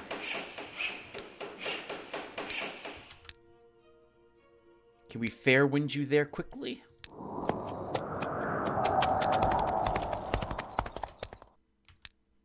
And Rudolus, you have returned. We do not need that.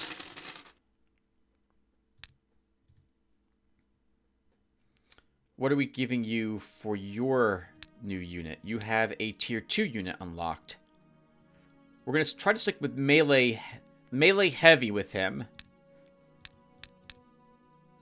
Let's give you a horseman.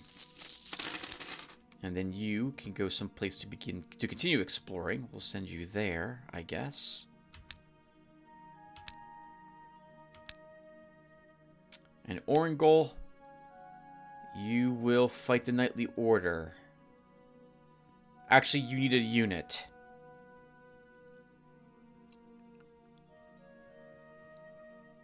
You can get it during the battle.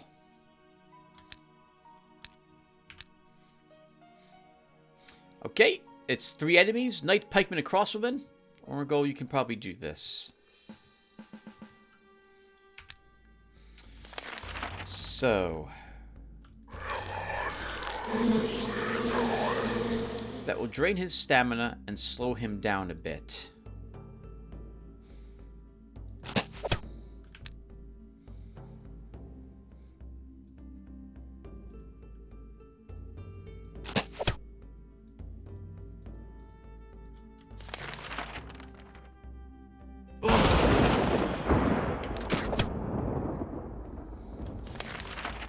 Now, how do I want to deal with him? I think we can just move up and smack him here. It's the stamina I want lowered. We could probably have webbed him. Let's do that.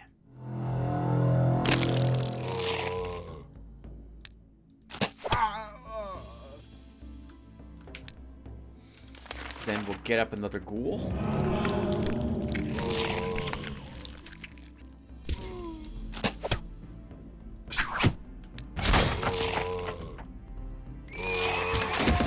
Excellent work, Orangol. +1 health. Okay, that's kind of a shame. I was hoping for a command point, but I never remember what my characters' mins and max for their stats are. Summoning 3 arguably would be useful for a necromancer, because that's, I think, 1 more point of undead summoning for him.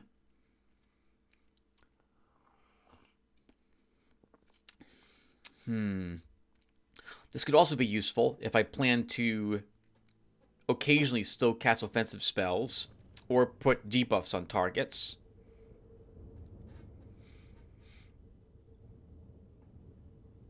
Well, let's take Summoning 3. This Spearman can get +2 range attack. And without another point of command or in gold, there's no reason for me to give you this ghoul. Actually, this is level 6, but we've been leveling the other one, so we'll pass on that one. Thief's Gloves, Bloody Hand Scroll. There's a horrible plague in the province of Raven Steppes. Over half the population has been incapacitated, bedridden with a high fever, their bodies covered with disgusting, oozing sores. People of the province are blaming the local witch. Perform a cleansing ritual. So expensive. The magicians performed a difficult ritual of cleansing, and the people of the province of Raven Steppes are healed. In their joy, they even forget about the witch burning, although the witch is still caught and tied to the stake. I guess we better have her burned, just in case. The hunters in the province of Goat Cliffs have found a lake. Blue swans build their nests on its shores. These rare birds are valued very highly, since their feathers have magical properties, and their meat is thought to be a refined delicacy. Hunting season over will give you some gems and gold. This might increase the gem and or gold income of the province a bit. I'll try for this. Let the villagers breed the birds. It's not an easy task to look after bluish swans. No wonder the locals failed at it. The villagers only scared the birds away. What a pity. Ralcor, Dragon Time. Navarra. Before I forget, it's not quite Dragon Time. So we're going to lose a little bit of resistance here when I do this.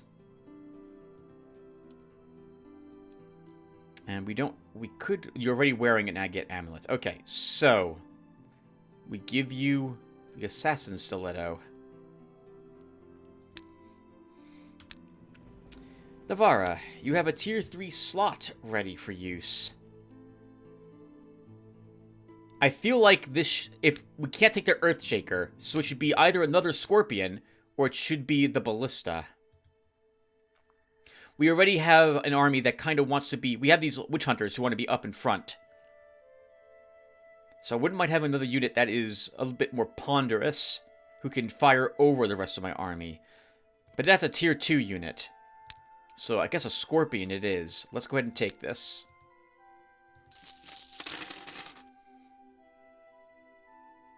Oh, it just occurs to me, we don't have a Rune Master for you, Navarra. That actually could have worked out very well, too. You have 3 more levels, I think, to get stats at, so maybe you'll get another point of command in the future. But this will be acceptable. And now, we have you try to fight a Rat King. Orangol, that's a great console. You cannot, well, you can fight it, but you're no match for it. Let's give you a Walking Dead spell first. I guess we're just exploring with you. Rudolus. Oh my god, there's a bunch of stuff here. What's here? Gargoyles, 6 gargoyles, too tough for you. Too tough. Tarrasca's absolutely too tough. Greater mods. Okay, these are all really tough guards? Yeah, okay. This is... Oh, it's a tier 2 province, that's why. Okay, well then I'm going to change where you are. We'll move you up here instead, and you'll explore Toothy Range. Alright. Oh, we should keep upgrading taverns to inns.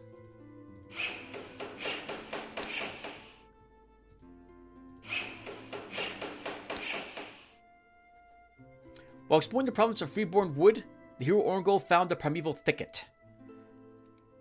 The hero Orngol has headed into the wildest part of the local forest. The inhabitants of the thicket have noticed him and are getting ready to attack. 5 enemies, fairy, dryad, and a wolf. This is for Rudolus to fight, so we will retreat with you, Orngol.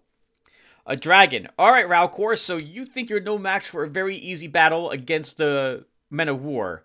And I suspect this is a really difficult battle against a dragon. But we're going to give it a try with you. Let's go.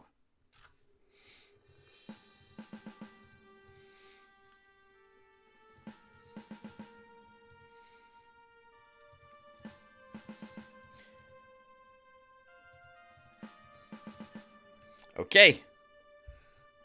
We start. We'll poison that water. 1, 2.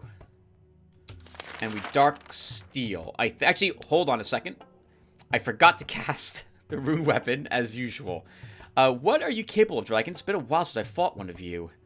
Half a year, just about. Can't be webbed, can't be entangled. Can't be targeted by magical spells. But can be hurt by magic attacks. Has a ranged magic attack for 30 strength at range 2. Can do it 10 times. 11 defense, 11 range defense, 20 magic defense, 40 damage, 35 counterattack. Good God, this thing is strong. Okay, we will go ahead and use Dark Steel.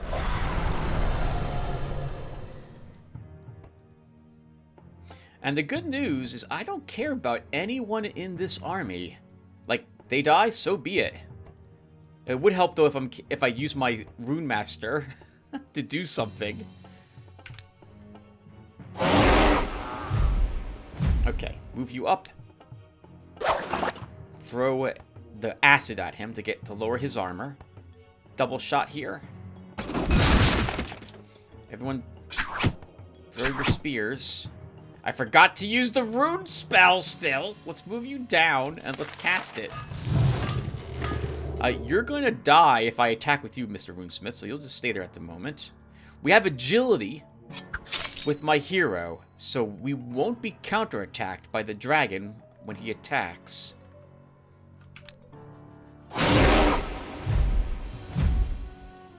Okay, we can throw another one of those acid vials.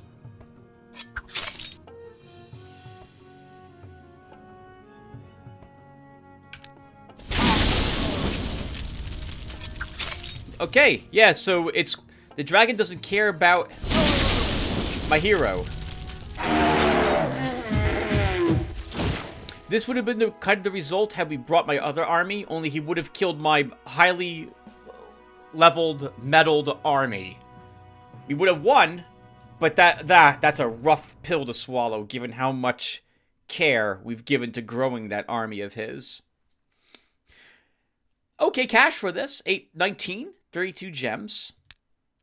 We've leveled. You're 29. He gets one more level after this. So let's take looting 3 with him.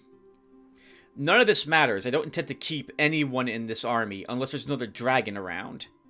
Healing, healing, stamina, stamina, first aid.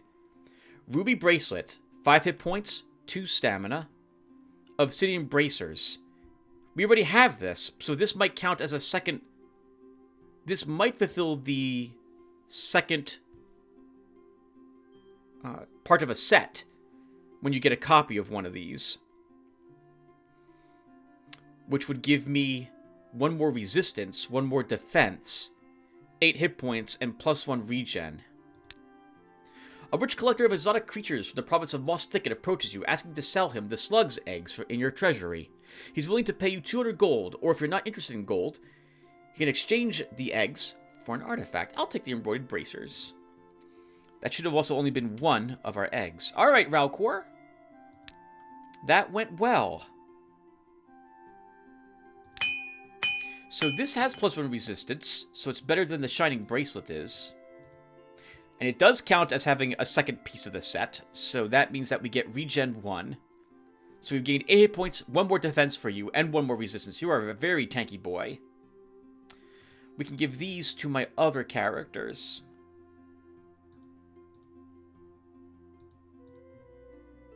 Now, is there another dragon around? They tend to be in those fiery-looking caves. Yeah, these things. Let's see. Nothing there. Sorry, lots of things here, but no dragon.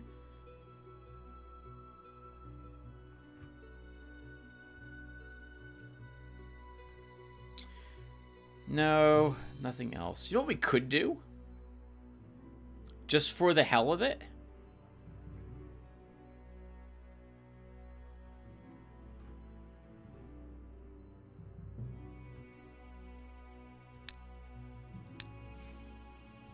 Although I would want a larger force. Ralcor could throw this army against the Dwarven army that's here. Right? The Dwarven artillery.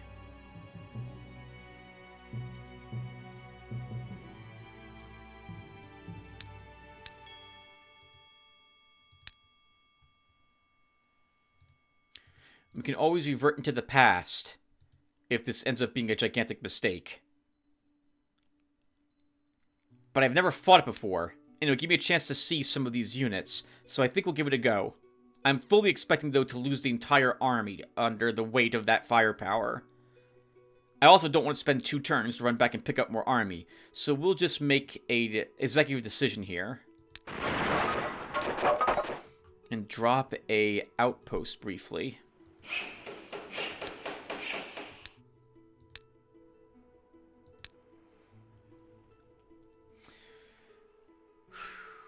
And then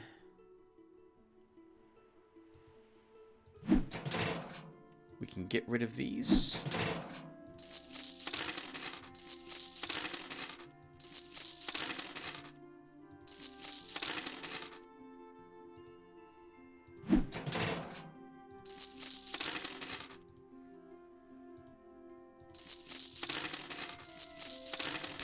And you guys go and fight it. Good luck.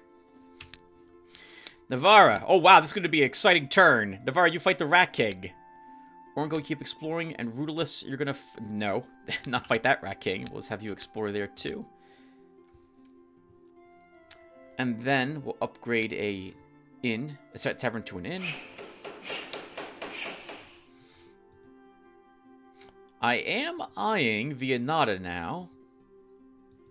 This is 100% explored. So, oh... No, I see no mark here that there's an arena located at this location, but we actually haven't walked in here. But I'm assuming that she's pinned, and that she's going to eventually decide to try to push out with her hero even though he'll die. While exploring the province of Toothy Range, Rudolus found in ancient ruins.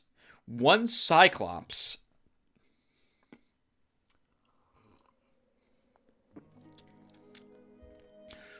Rudolus, your banner of victory is affecting your judgment. There is no way your army defeats that.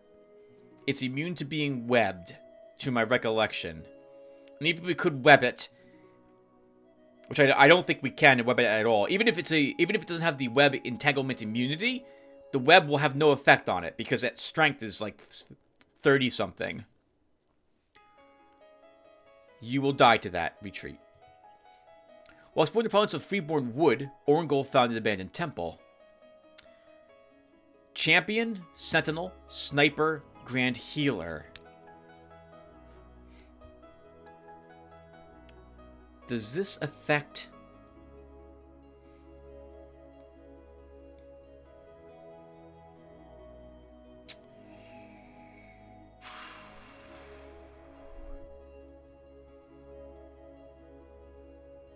I don't know if you win. Champions have Smite Evil, if I recall correctly. First Strike. They're an upgraded knight?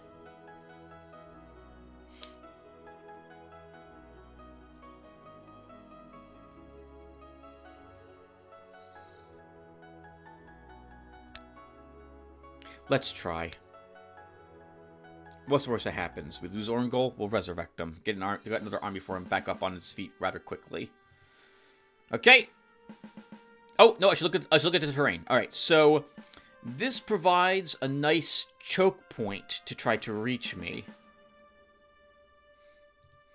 So we'll do something like this.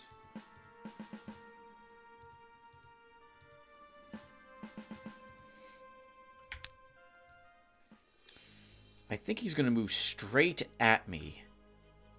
Oh, only 3 resistance on him. Okay, so we'll probably be able to use Divine Light to help us fight him. Let's start with an atrophy. That will slow him down. Quite literally, which means we can move up a bit now. Then we can Divine Light to reduce their attacks to 0. We have 3 turns to take advantage of that. Even though his attack strength is 0, he does... First off, he still has that charge, which will add to his damage, and he has Smite Evil.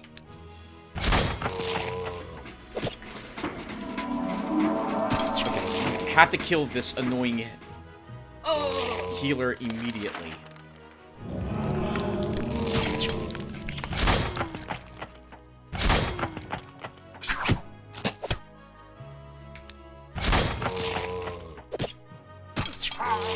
Oh, they do not like that ghoul. He's completely fine next round, so we better have a way of dealing with him. Oh, you know what we can do? I forgot about this. So you can combo in the game rather nicely by reducing his attack strength to 1 when we web him. He will be webbed for 3 turns. Which may not do much, but zombies reduce the stamina of targets that they attack by 1, thanks to having, Stunning Blow. So we'll slowly get his stamina down to 0, and then he won't be able to do anything.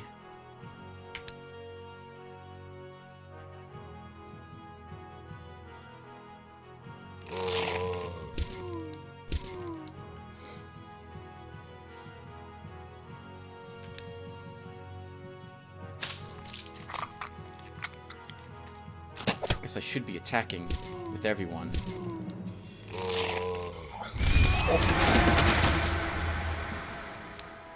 Very good. Ammo. I think you're the ghoul that we started with. Let's give you an attack. We can't fit that ghoul in my army. Raise Lord of Darkness. Raise the Lord. We just got a spell that was going to cost me an arm and a leg. That's amazing. No wonder why we fought this army. They were trying to stop anyone from acquiring this. Oh.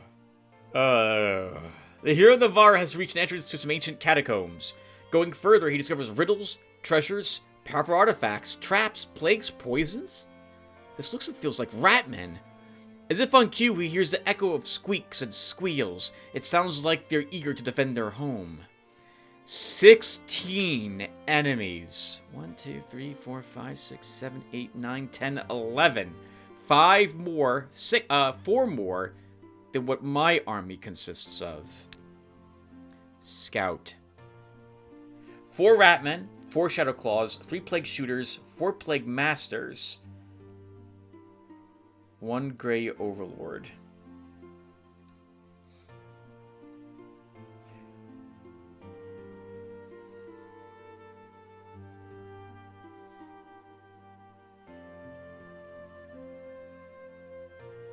Ratmen are easy, although that they're level 4 makes you suspect that they will all have the Summon Rat spell.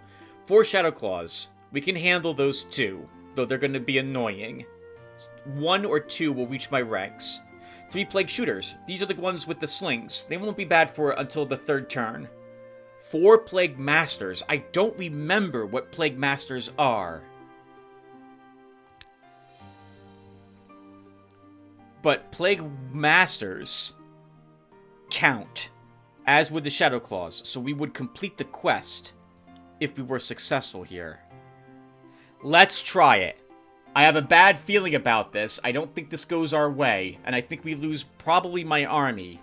But it isn't, aside from the one bowman, it's replaceable. I don't think I have anyone named here either, so I'm willing to give this a go. Let's try. We get to go first, which I like seeing. Oh, I just remember what the Plague Masters are. They're annoying. The Plague Masters, if I recall correctly, have incredible long range with poison attacks. We do have... So our Scorpions will be immune to that. And we have decent resistance on most of my forces. So hopefully we'll be okay.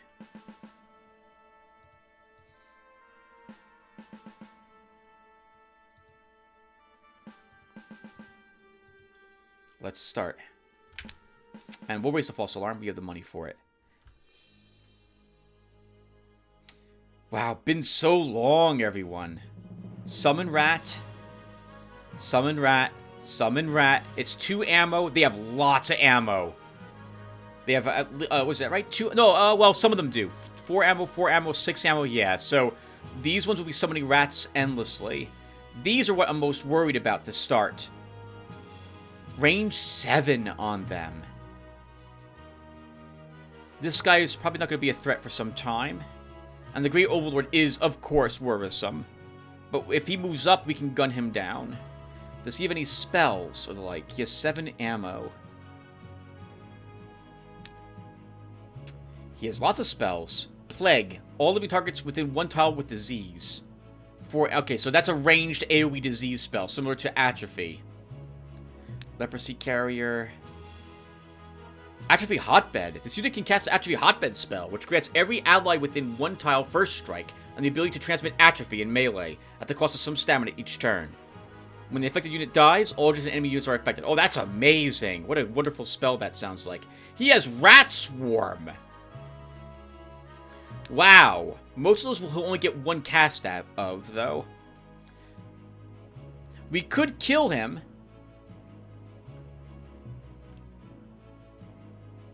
Oh, no, we can't kill him. Look at that range defense he has in there. We can't kill him. Even if I double shot both of these. 14 and 13 damage. That would be 1, 3, 6, 7. No, we won't kill him. I think we ignore him. And we do the plan and try to kill these instead. So let's try.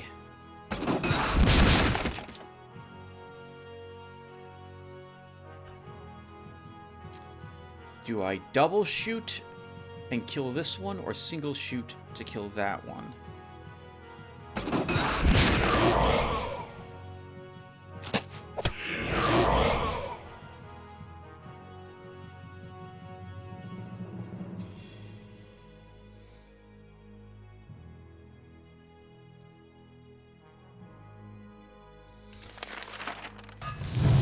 Didn't need it, arguably, there, to do the damage I was going to do. It would have helped me, but I should cast a rune spell. I should be casting the rune spell. Alright.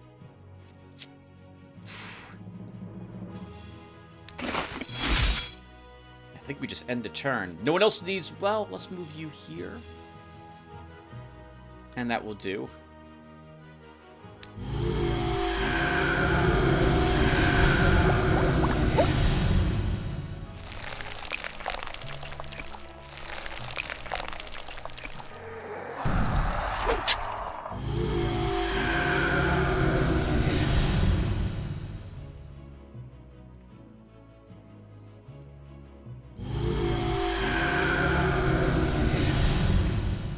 Okay, we're all taking big damage here. Wow. So they're all dead in like 1 or 2 rounds. My healer is out of position and is not going to be able to assist. Okay, well that's it. One of them is out of stamina, so he's not casting anything next round, so we can ignore that one. 9 rounds on this. End plague. Can we dispel those effects? No, we cannot. I can keep you alive for a little longer.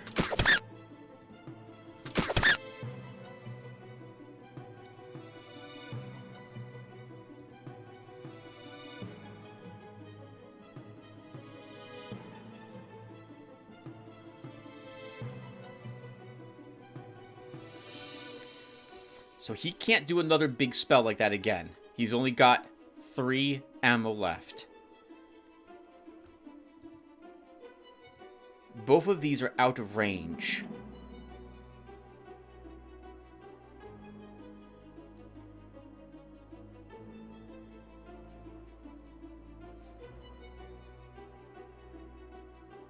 We could begin trying to reposition my healer. But that means moving these. And we could use them to help gun down some of the Plague Warriors. I think I'd rather gun down Plague Warriors, and we just admit that we lose this half of the battlefield.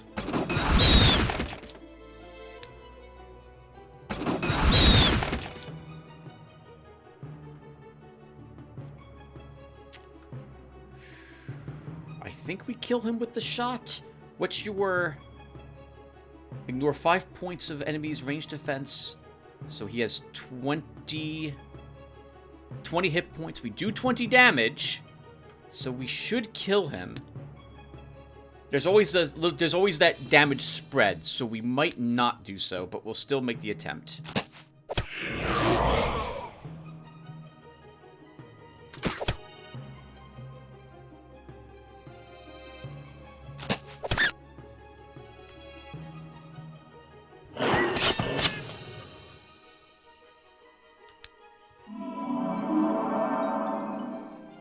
Okay, that's good.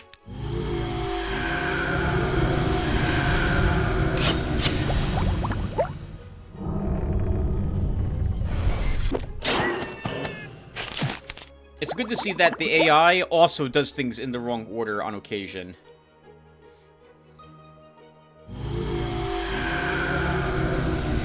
Oh my god, all that poison damage. We'll try to keep the Pavasir alive.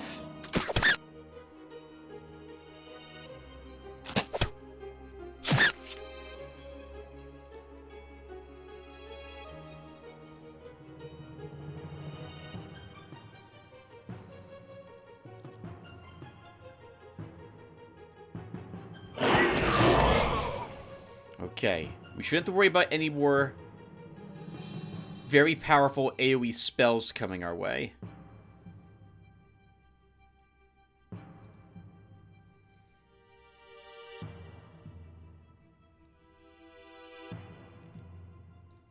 You're probably just dying next turn. I can't heal.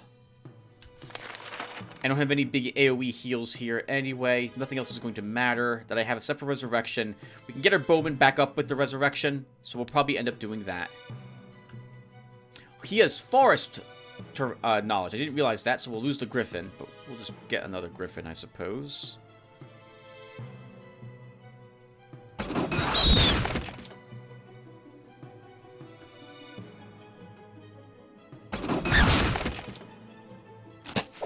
Start working their leader.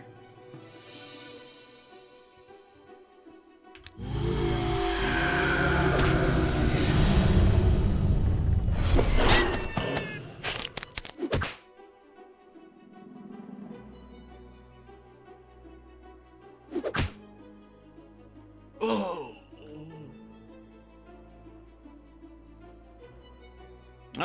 I went to Bowman, and you're dead too. Wow, and my hero's taking lots of damage now.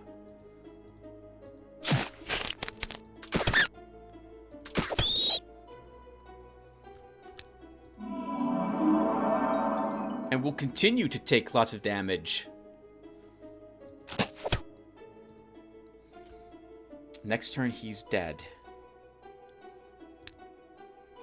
How much ammo do you have left? 3 ammo left. Remember, these do not have gain ammo, so once they're gone, that's it.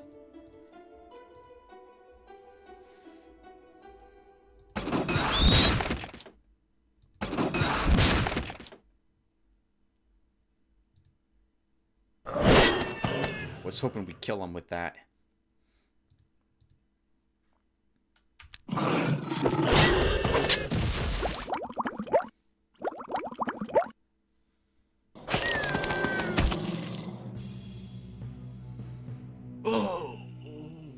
Okay, we need to start moving my healer down.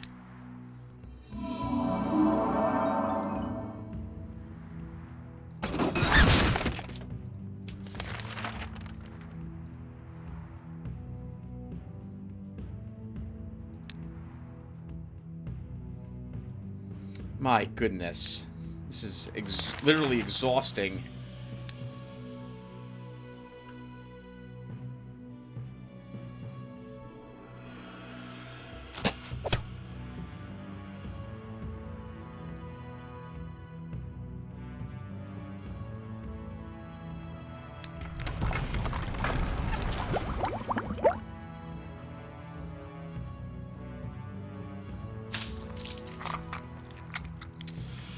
Okay.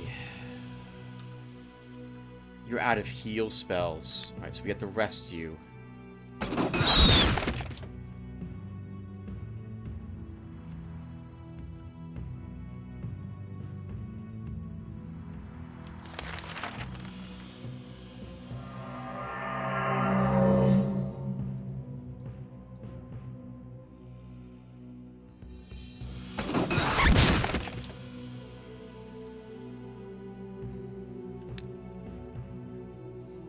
So it feels like we've won.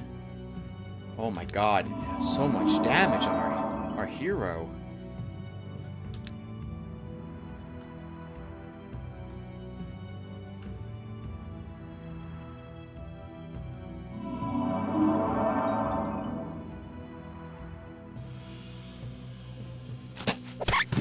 We can't forget to use well, we can forget to use resurrection, but I'd like to not do so.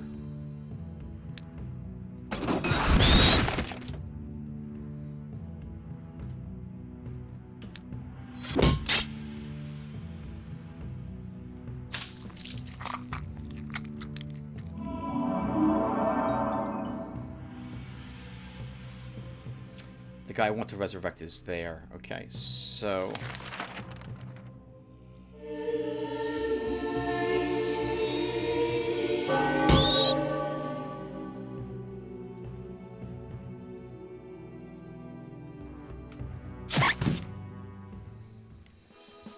in the end, we lose a Witch Hunter and the Griffin, both of which were lower level. That's acceptable. Look at all the money. 1,784 bucks and 319 gems from the fight. That wasn't even from the location yet. Well done. Well done, Tim. Well done. You are amazing. In a flash of bright light in front of him, the hero Navara sees a magic crystal through which astral energy flows. From somewhere deep inside comes a dispassionate, dull voice. The quest is fulfilled. Choose your reward. Let's choose gold. We don't really need a magic item. Well, we could, but it could be just garbage. We don't need the gems as much as the gold, because we definitely want to build the castle. So gold. The crystal flashes for an instant with an unbearably bright light and disappears. After the light goes out, a coffer filled with 1,275 gold stands at the crystal's place. I wonder where that came from. You've leveled up. You've gained +1 health. And we will grab... Scout. We're going to be fighting more rats with you, Navara. Well, maybe. With that quest completed, I would like to give him another quest. If it's more rats, we'll have him fight other rat kings, now that we know he can do it. Let's give you the reaction. Maybe the resistance will help. Well, no. Archery would help guarantee we can maybe get the hits when I'm really not sure if we need 1 more point of damage or not.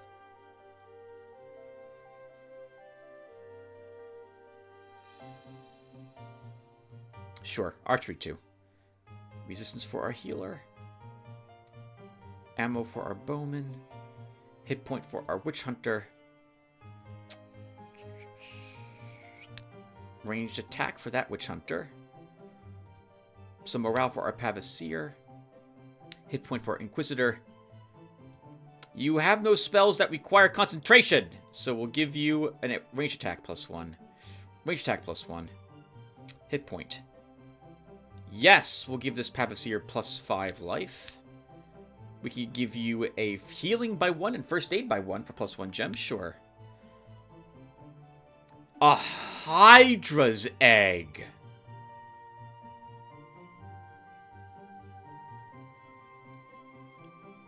I didn't know we could get Hydra eggs. We can have a Hydra in our army. He's not that expensive, all things considered, for what the power he would bring to us. That's super interesting. But I don't know if we could actually... I don't know if we have a ability that lets us take Hydras in our army. Oh, I forgot all about this battle. The hero Valkyr approaches the fortress, towering over the surrounding terrain. Judging from the fragments of steel and stone scattered around, it becomes clear that these are dwarven machinery. Suddenly, movement alerts you. The dwarves have detected you. 9 enemies. Scout. 4 runesmiths, 1 alchemist, 2 scorpions, 1 earthshaker, 1 dwarven cannon. They will be immune to poison. But I still think we bring the shield.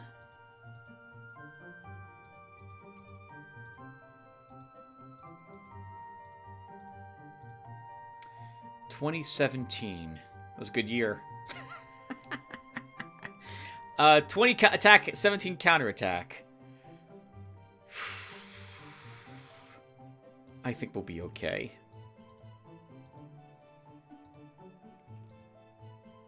The whole army's running towards them. And so I fully believe we'll lose units. The dwarves themselves won't be immune to the poison. So let's stick with what we currently have on us and fight. Basically, every single unit is running towards the enemy. Every one of them. They'll annihilate us as we move. Of course, but I'm expecting that. Little did the dwarves know that I'm expecting myself to lose every single unit in my armed force. They think they've won by killing me, but I already know I'm losing everyone. Poison to water, it'll help us with the dwarves. Now, I've never seen these, so I want to quickly look at these and see what they're capable of, like damage-wise again. 26 ranged attack at 7 range with the Earthshaker. And it can do AoE damage if it uses more ammo. 4 ammo only on it though, so it won't be doing it very often. Dwarven Cannon. 8 siege, armor piercing, 22 range damage. Seismic charge. Instead of the usual shot, the unit can use a special missile that stuns and slows down several non-flying creatures. There is no damage. Oh, no damage inflicted. Interesting. So a slow effect if you want it. Crippling strike on it. It has flippin' siege mode. Oh, dwarves. Dwarves, this is amazing. 1, 2, force march. We're just going to charge directly into them. We want to get into the middle of this as quick as possible so nothing else can target my hero. He can survive 1 round of this, but probably not another. And then everyone else just charges. I'm fully expecting to lose everybody here. It doesn't matter. Go, go, go.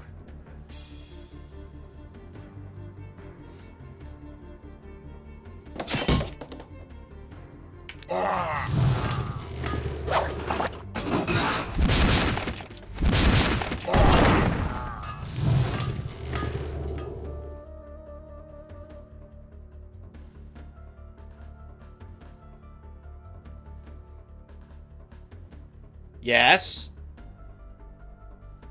Oh god! Did my game die? Oh no! Oh, okay. Oh, thank god. So Two things. Number one, oh, that was terrifying. I had to put a break here really quick. Okay, when the game chugs like that, there's a chance that the recording will become corrupted. So I need to break that part of the video off immediately if I don't want to have to reshoot this entire episode. Next, I heard the siege mode for the Dwarven Cannon. That's pretty awesome. From the siege tanks in the original StarCraft. Okay. I don't like either of these.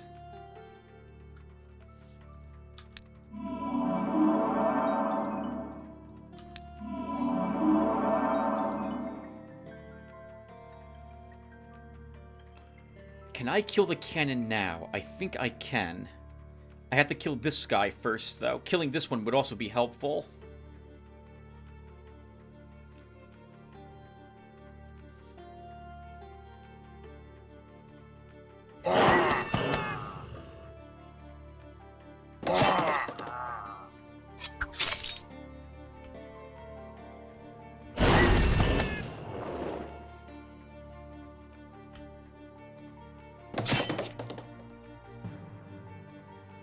Good luck, guys.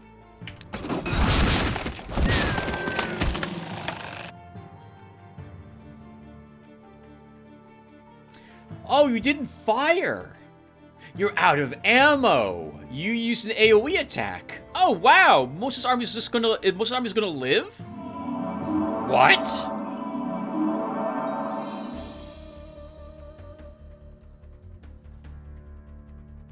I can just ignore this if it doesn't have any ammo.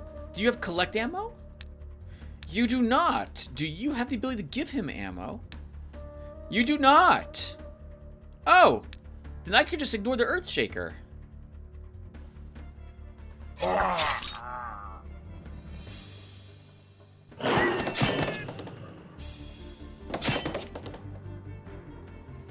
Here, we'll give you a few of these guys. You can kill them if you like.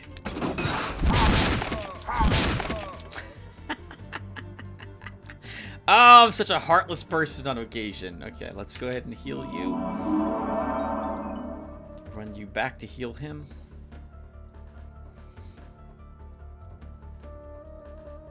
That was a misclick.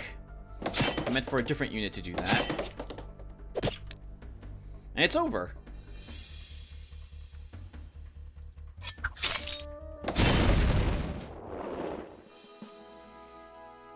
$1,983. I probably didn't need to even build the tower here to refill, to hire more troops. We could have done this without doing so, but I never fought this army before, so I wanted to understand how this army worked and what the penalties are for the Dwarven artillery here. So Dwarven and siege engines, they're mechanical units. They don't have collect ammo, which you wouldn't think is that big of a deal, but they don't have much ammo to begin with either.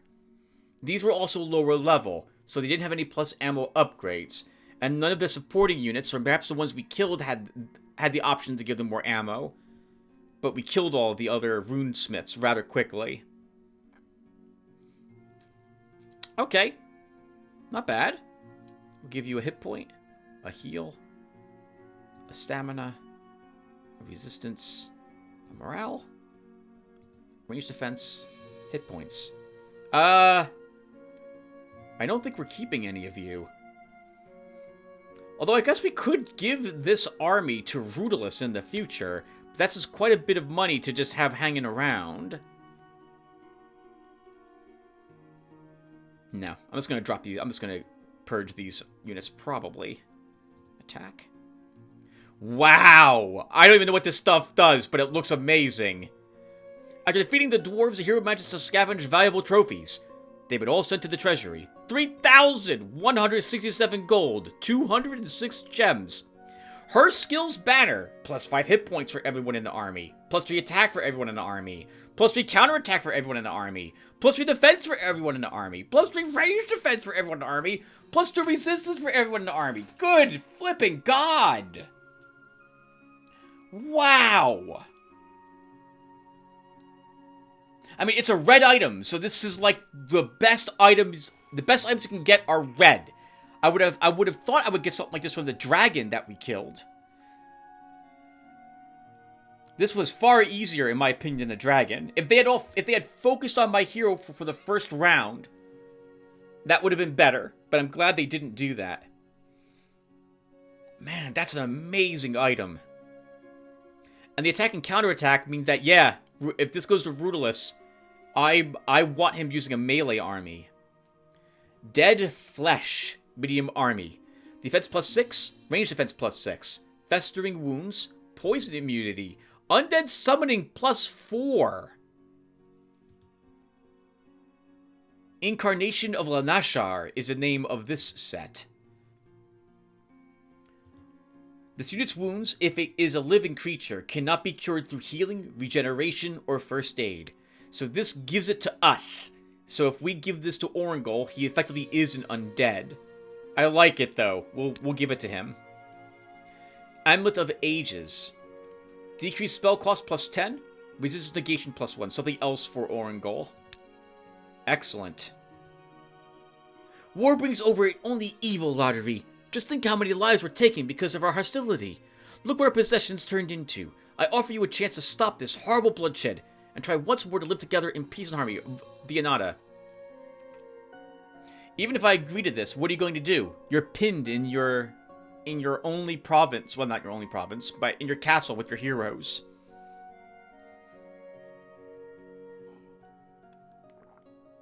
I will refuse. There's an influx of traders in the province of Giant's Ridge, and massive sales are coming. According to a tradition, much of the trade income makes its way to the treasury eventually in the form of bribes and presents. What are your orders? Law is everything. Take these crooks to the dungeon. The traders are very upset with your decision. Since the traditions have been violated, many deals are ruined and several eminent merchants are arrested.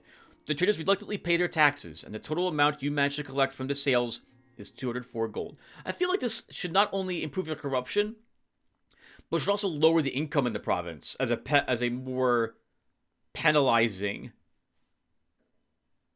result of choosing that. Since I don't care about the gold, it is about half the gold you would normally get, maybe even a little less than that. But reducing that corruption is so important later on in the game. Or maybe it's fine, I don't know what I'm talking about. So little gold, what a pity. There's an influx of immigrants into the province of Goat Cliffs. The population has increased significantly. The workers are a good thing. Alright, everyone, I need to put a break here and then go and strategically back up the save files. Holy crap, what an amazing round that was. Wow. We got some great gear. We had acceptable losses. And we saw some new battles. Wow. So I'll be right back. Okay, so Ralcor.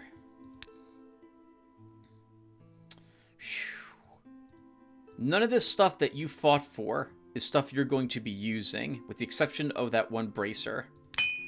Repair your gear. Your army.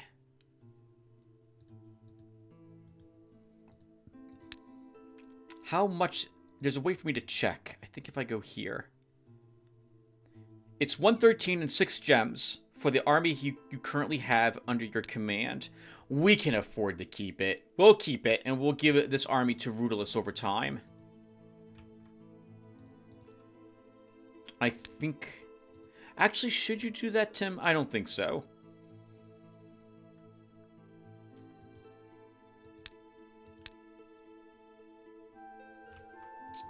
Why not drop off some of it? Navarra needs some units in his army anyway to replace what he lost. We can give him the Griffin.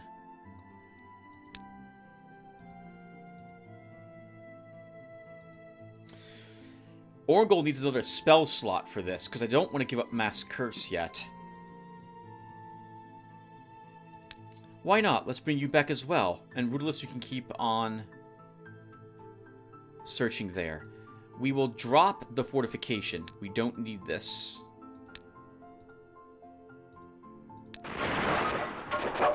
And then we'll put back...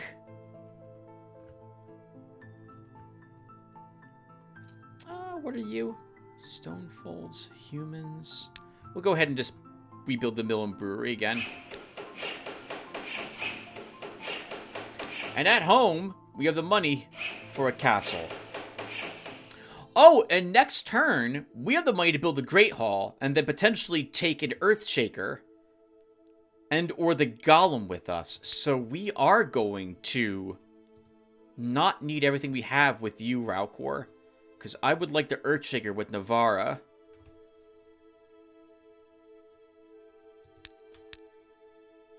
And you can maybe have the Golem. Okay, let's end the turn. 3% explored. There's a horrible plague in the province of Spear Plains. Over half the population have been incapacitated, bedridden with a high fever. Their bodies covered with disgusting, oozing sores. People in the province are blaming the local witch. Perform a cleansing ritual. The magicians perform the difficult ritual of cleansing, and people in the province of Spear Plains are healed. In their joy, they even forget about the witch burning. Although the witch is still caught and tied to the stake. I guess we better have her burned, just in case. Okay, so...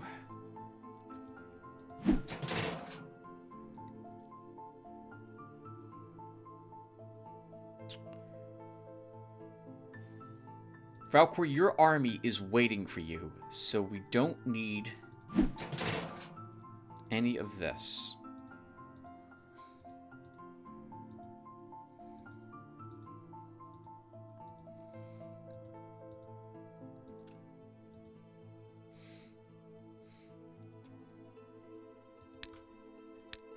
Navarra.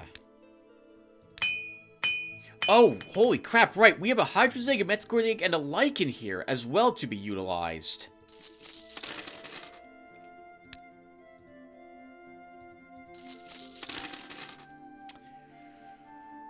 We also have a Shining Bracelet and the Ruby Bracelet. The Ruby Bracelet should probably go to you. It's 5 more hit points, and you keep your 2+2 stamina, so let's give you that.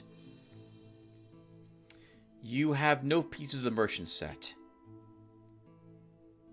You're not getting any of that. We have enough money that we can probably get rid of the copper ring, and we'll give you...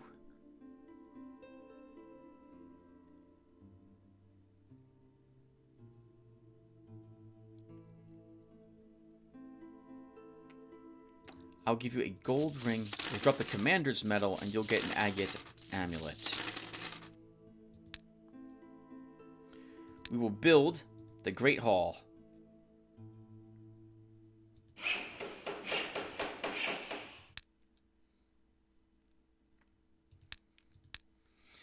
And then... Oh my god. Oh my god. It's 275 gold per turn to maintain that Earthshaker. And 1,200 to buy it. We got the money. It's half our income if I want a single Earthshaker in Navarra's army. Its mobility is also just 0. But we can move thanks to maneuvering 3.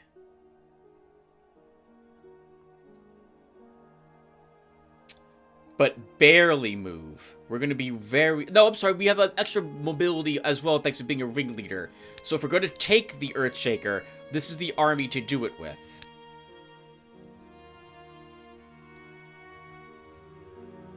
We also... Let's not buy it for him this turn, because I want to go into the crystal as long as I'm here. And we'll give you another healer.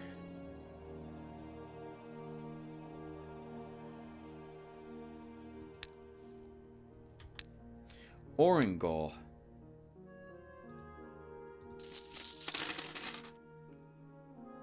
You have none of the merchant's set. I guess we can gift the merchant set to stuff. Isn't someone wearing a ring? Is it Raukor? Raukor, are you wearing the ring? No. Is it Rudolus? Rudolus is. Okay. I guess arguably the merchant's bracers are better for him. We're giving up stamina, morale, and hit points. Well, we're not giving up any hit points. I'm not giving up any stamina either. What's that banner do again? No plus stamina, no plus morale on her skills banner. Okay. Still really good. Okay, so... Orangol. Goodbye, Mantle of Incarnation. Hello, Dead Flesh. No! Crap! You can't use it yet because you're not yet a Necromancer. Okay, but we can give you the Amulet of the Ages. This does also mean I want to give you a morale ring.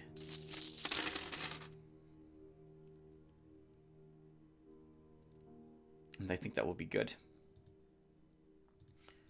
We don't need this. These should go to... I either should give those to Rudolus or gift them to someone. We'll give them to someone. Alright, so we are done with you. Orangol. Guess we can give this to you now. Or you can hold on to that.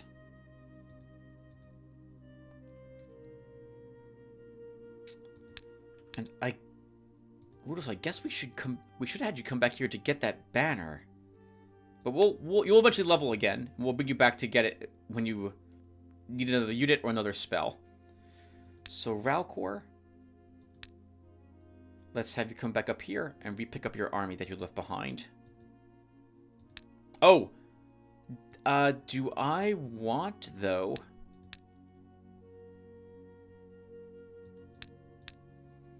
Do I want a Golem?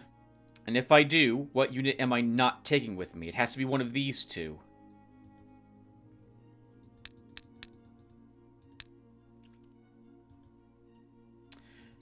Let's take the Golem, and we won't take the Scorpion with us. We'll just leave that there. So let's take the Golem. That's right, I keep calling it a Golem. The Colossus.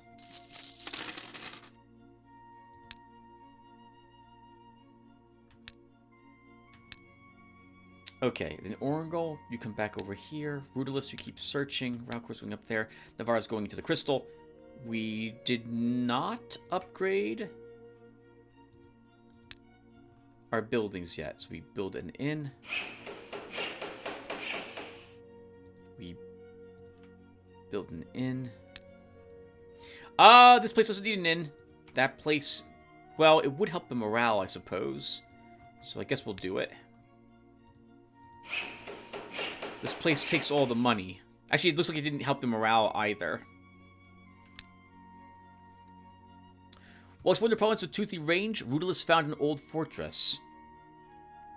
Here, Rudolus... Okay, so it's... let's just get down to what we guys care about. 3 enemies, Necromancer, Witch Doctor, and a Sorcerer. If I had haste, I could do this.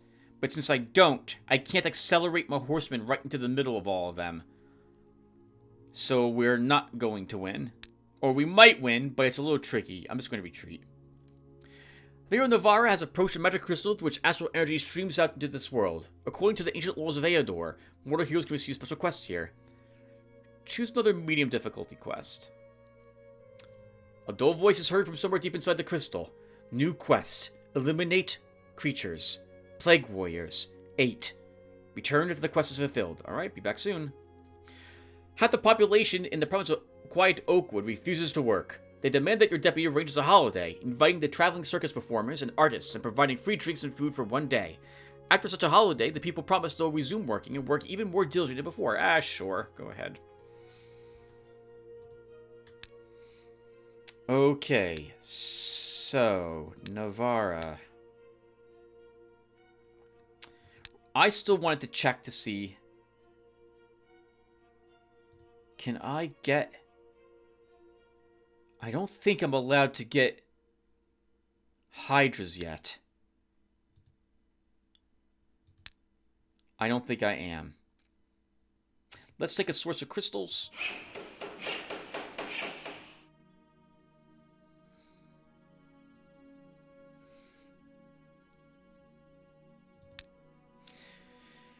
Okay, and I'm going to fight more rats. So... I'll take an Earthshaker.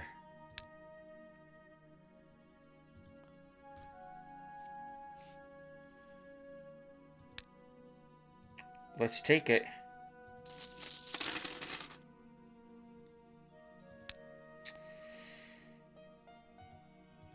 Oh, wow. Our mobility actually isn't slowed. Why? Is that a Ringmaster thing? Ringleader.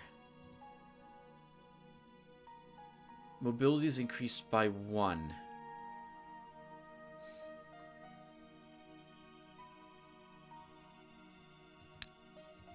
It says 3 plus 2 here. Oh! The plus 2 is because of where I'm located. Is that right? That's because of all the stable upgrades I have. Okay. So we're gonna fight another Rat King. Or a Great Consul. And they're all around in these areas. Alright, so let's go and fight us a Rat King. Orgo, you explore. Rudolus explores. You're still moving. And everyone, it's been almost an hour, so we're going to... I mean, I'm going to come back. We're going to play at least 1 more hour total for this episode. But I'm going to stop playing after I prepare for the end of the next turn. Just as a heads up. No one cares, I know.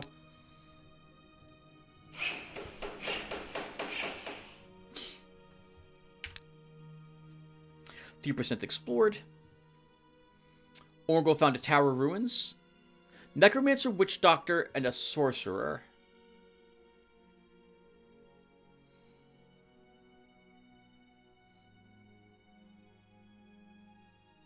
It's aggravating, this fight.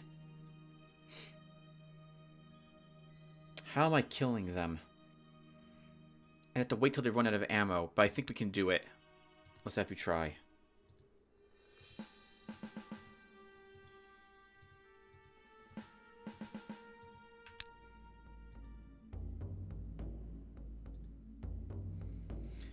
Darn that Necromancer, where he's located. Can we stop him?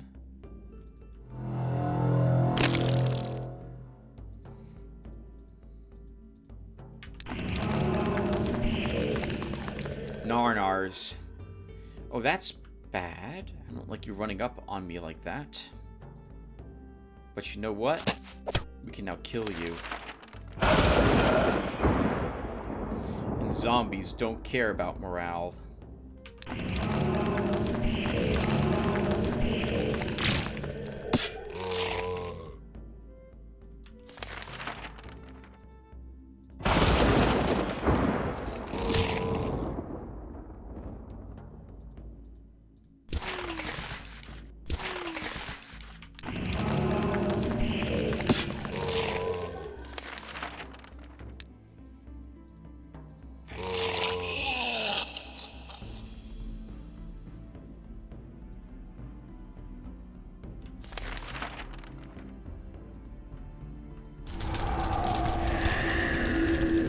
Just to make sure that we can get around to healing off. For my poor ghoul who needs to eat something now.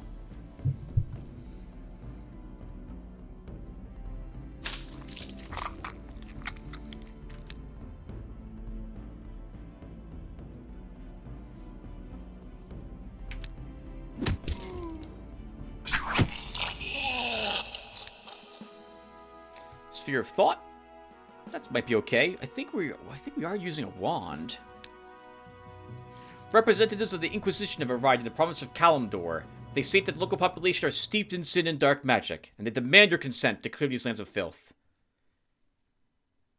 I forbid them to torture my subjects. Before they go, the Inquisitors declare that you were in conspiracy with the dark forces yourself, and soon the divine scourge will fall you. Get lost. Kalimdor, where are you? Because we need stronger guards. Oh! We have a Knoll gang there. That might be strong enough to handle the guards. We'll give it a try. Alright, guys. Let's prepare for the end of the round. So, all of you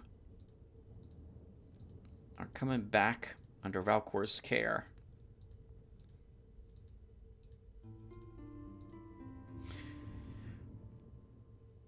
I don't remember if Paladins have Magic Strike. I don't think they do, so I think this is a good choice.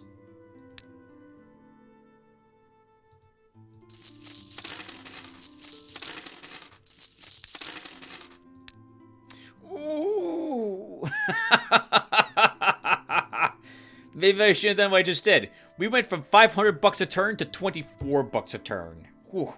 Thankfully, we have a huge nest egg at the moment that we can go through. Oh, I never built a fighters guild. Should have done that first before I discarded all those units earlier. Let's build it now.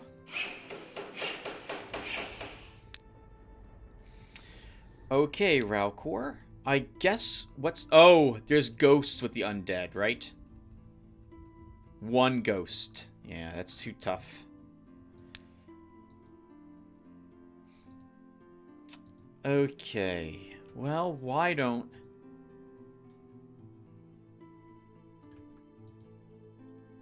we move here next? Let's get some more practice in next turn against the Men of War Guard. And then I think we will try taking on Vianata's Paladin army. We'll see how well that goes for us with Ralcor's forces. Navarra, great console for you. Orangol, explorers, rootless explorers, and we upgrade some more buildings. But guys, I'll be back. I'm going to put another break here, since I don't want the game to do a revert on me. I built 2 inns and we're losing more money. Okay. I don't think that's corruption. I think maybe the troops I hired decreased it, and those then got me more cash again. Okay. All right, guys. I'll be back. Give me a second.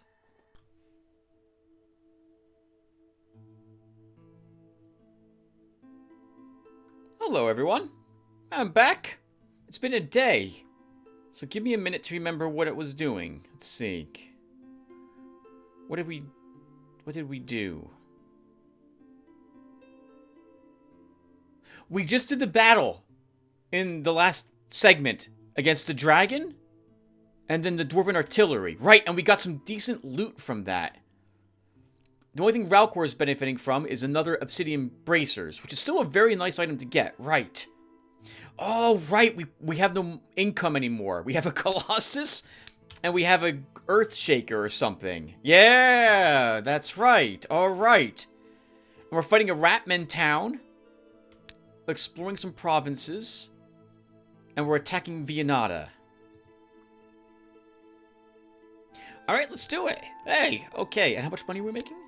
Almost nothing. Right. Right. Now we need to do location battles so that we can get some cash. Okay. On that, how many locations are here? 3? Okay. All right, let's do this. I think, yeah, I think I'm done building stuff. Did we cast a ritual? We didn't cast any rituals. Hold on. We need a ritual cast. Let's see. I don't like casting Gifts of Earth if it requires a resource I don't possess, because it's not going to... Oh, the gold will be made up, but not the gem cost. So we're going to wait to do that. I think we're okay. Did we... We got more rats to kill. You already got the medium level quest from the... Okay, the crystal. Let's do it. The hero Ralcor has entered the province of Dead Tree Woods. These lands belong to the local... Oh, look at this. These lands belong to the ruler Vianata. The local guards attempt to retreat without a fight. Oh, but this is also a different guard. This has a knight in it and a guardsman. And they're trying to run. But now we need the money. Now we need the money. So, of course, we're going to fight them instead. It gives me a chance to see how effective these Colossus can be. Oh my god! The sprite is just too big. Sprite's too big. Sprite's too big. Can't quite see his face. That's a bit awkward. Okay. Well, let's do this. And I think let's start. Actually, you should make sure you are content with this. Let's see. So, I'm assuming that the Colossus can be repaired. So, we'll keep our runesmith near it.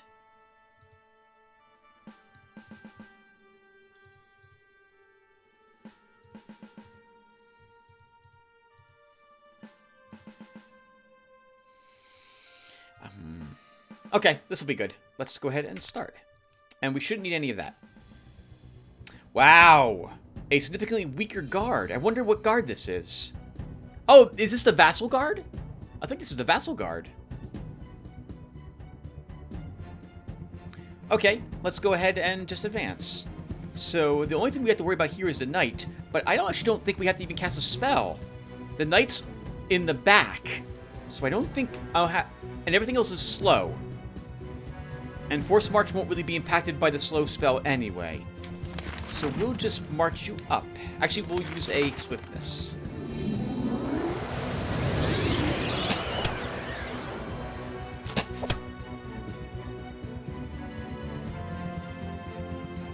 You guys move up.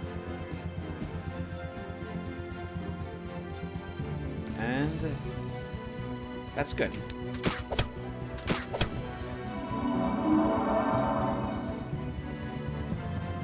We need the cash. And since we have looting 3, I believe, now on Ralcor, there's no reason why we should now just... Now it's the opposite. Originally, I didn't want to do these battles because I felt that they were dragging out the video. And I feel like probably half this video has been the Men of War Guard. So I probably should call this video Men of War. I think we'll do that. But I didn't want to do the battles because I always feel they're a little boring to watch. But I also do want to record everything I can. Which is why I am going to keep all this on screen. Can we kill this guy with 2 more bows? Cannot. And you can't reach him.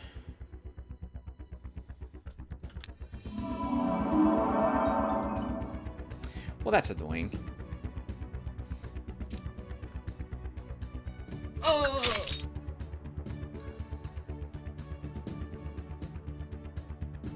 Anyway, I was seeking to avoid these battles because I thought they would be boring for you guys. And now, although they're still boring, I guess this isn't really the opposite. This is just a change in... a change in my feeling about these battles. Now we need the loot. We need the gold. Since, well, actually, we don't... I suppose we don't even need the gold. Not really.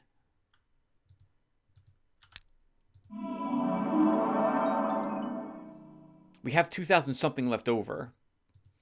But it does give me a why did I do that? It gives me a chance to try the Colossus.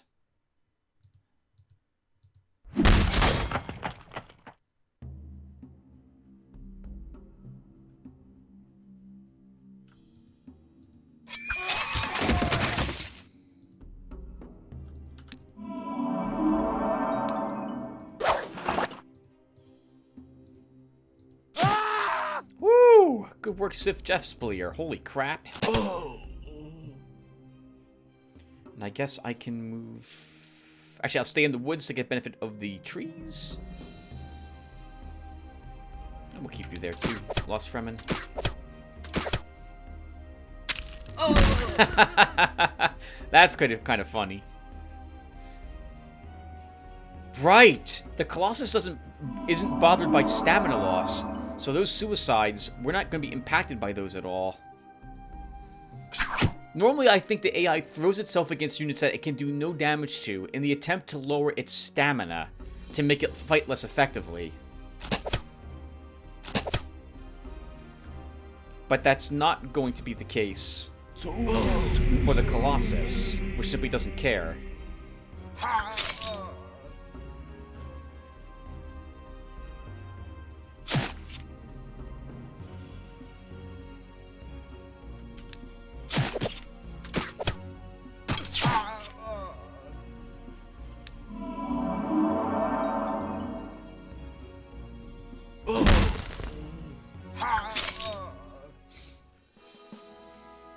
Excellent work, guys.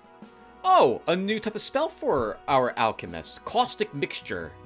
The unit is taught to cast a Caustic Mixture spell, which reduces the enemy's defense and range defense by 3, and covers them in acid. I thought that was kind of like the acid spell we currently have. I guess this is a little different?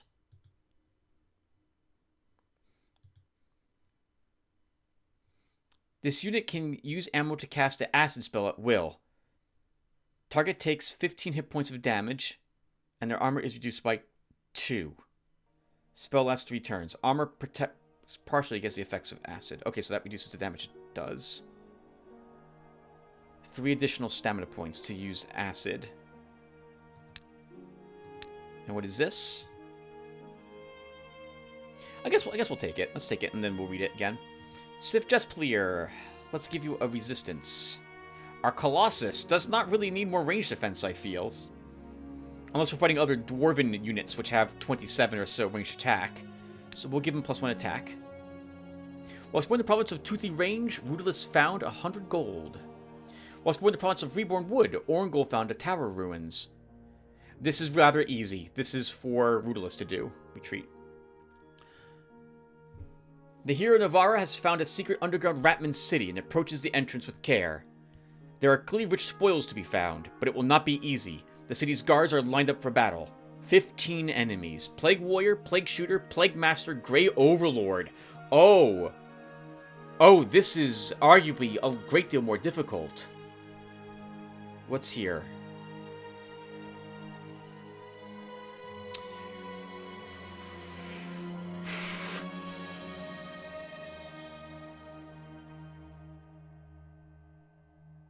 No. No, I don't have a good feeling about this battle at all. Instead of rat men, we have plague warriors. So they'll summon rats more frequently than rat men will. Same amounts of plague shooters. No shadow claws. 6 plague masters. So this completes the quest. But we can't get to the plague masters quickly.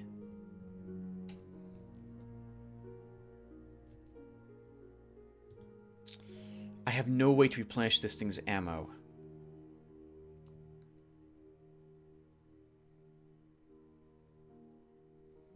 We would do 12 damage if we use the AoE. This kills one of the rat... I think this kills one of the Plague Masters a turn. We're going to lose everything I've got, though.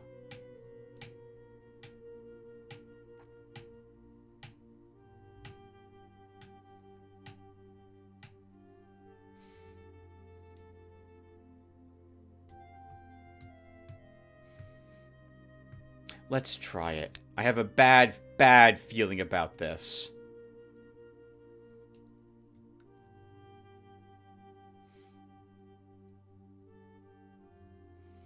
I have a very bad feeling about this. But let's go.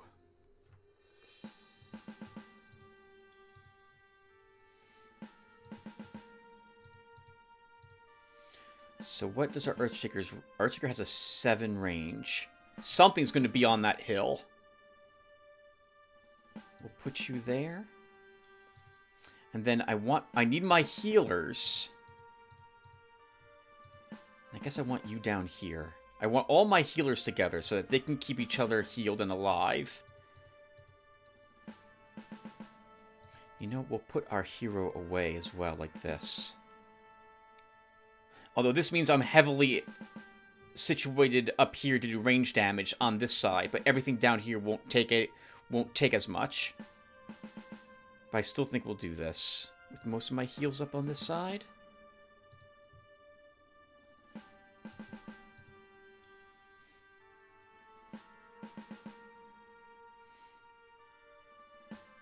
No, do this instead. I know they have AoEs, so that's why I'm looking around figuring out where I want to put my troops. Let's do this.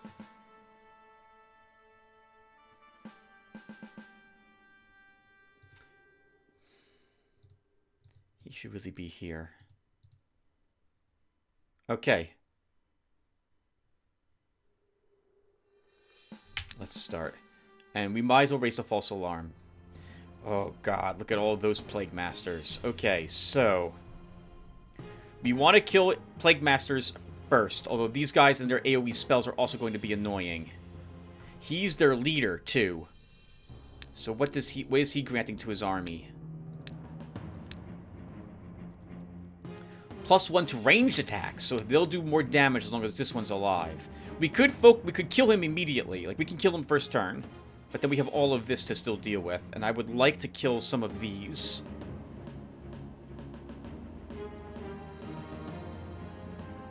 So let's start by killing Plague Masters. Oh, I'm not going to be able to kill Plague Masters with a double shot, huh? That sucks.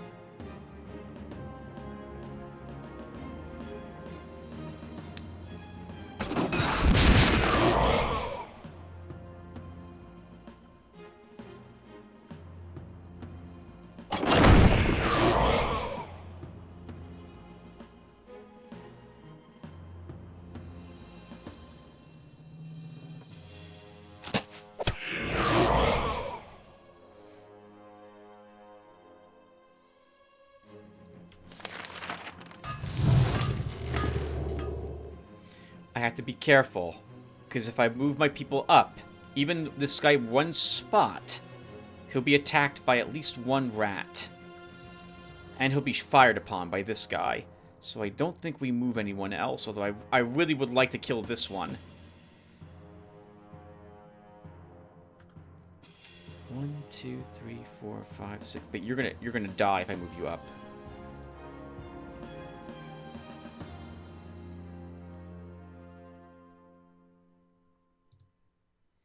Let's do that. I don't know if I need you in siege mode. I don't think we're going to put him in it. We're going to leave him as he is. Are you immune to poison? You are not. We'll just have some of this side gun down the rats as they spawn. And let's end our turn. And by spawn, I mean as they approach us. Not at all as they spawn. That wouldn't make any sense. Yep, here come all the poisons.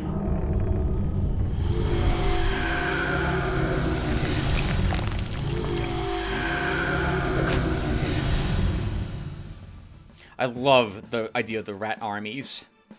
I've only used them, I think, as allies once, but that was a lot of fun to do that. Okay, they didn't use any of their big disease spell. Oh no, someone did. Everyone has the disease on them. Okay. Well, let's start dealing with some of these little rats now.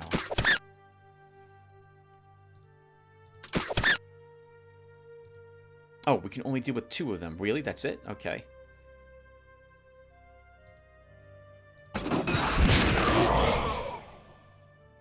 This one's out of stamina, so he won't be able to attack for a turn. So I could just ignore him. And I think I'll try that. And we'll try killing this one.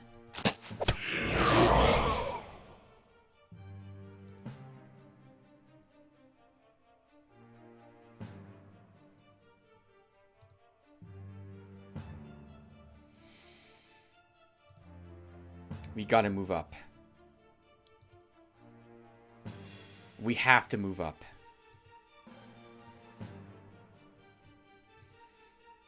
Now we're gonna have quite a few rats in my lines. Actually, just one. We'll be able to hit my Earthshaker, for example, if it wants to.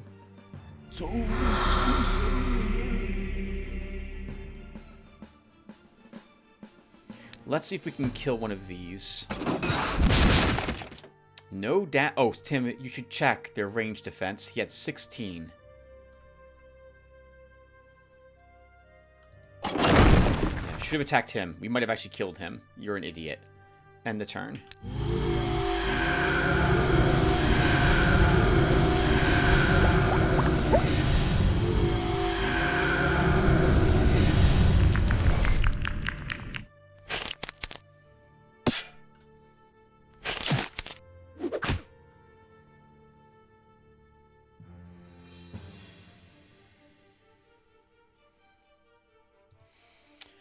Okay, move down, heal.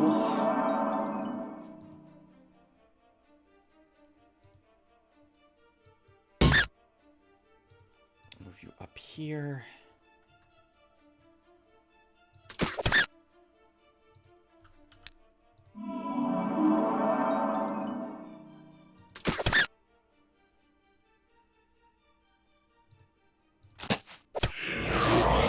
Okay, Plague Masters destroyed.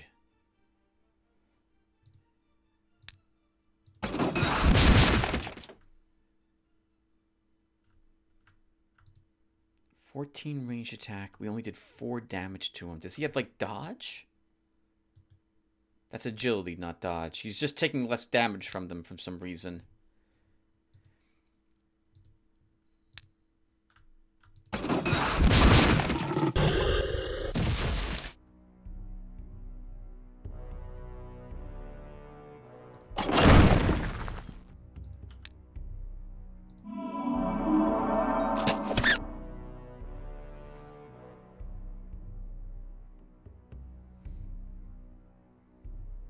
Okay, well, that's everyone.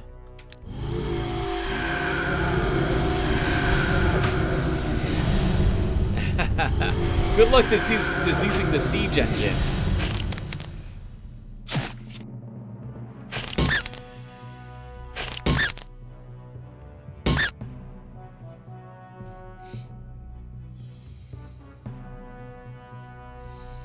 Okay. We'll need to start moving back a bit if I want to keep all these healed.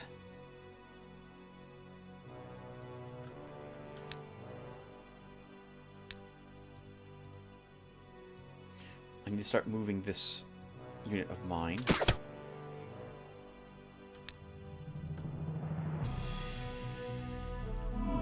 I'd like to keep the runesmith alive.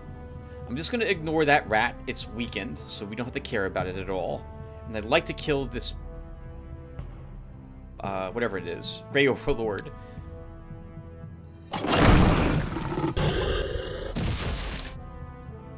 And now we just have rather weak things next. Or rather, things that are rather exhausted. They're all out of stamina. Except for the rats they've summoned. And I don't have to care about them until they get closer. This is the last shot that this scorpion also has.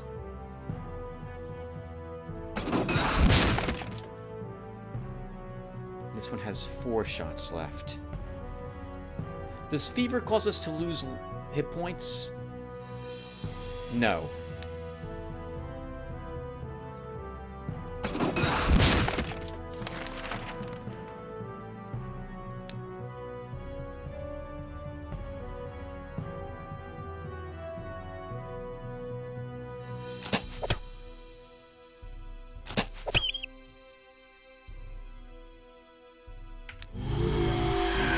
Oh, it just occurs to me, all of these rats can attack my Pavasir if they want to. Okay, good. They're not going to do that. Oh, and no, I was wrong. That one rat could not reach him. Okay, you got to get out of the way. You are now done.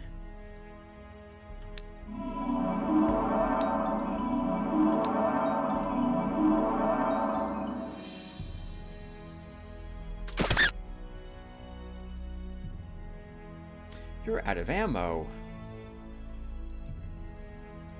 And you have 1 ammo left, Earthshaker, and then you are done. So we get one last thing to strike against.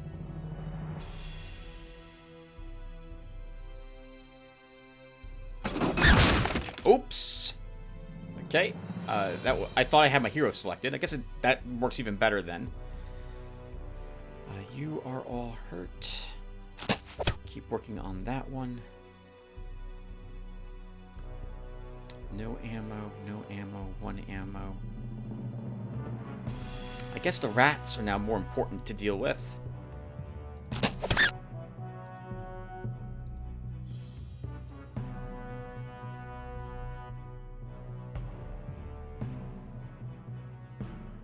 Seems like a waste to use the Earthshaker against a giant rat.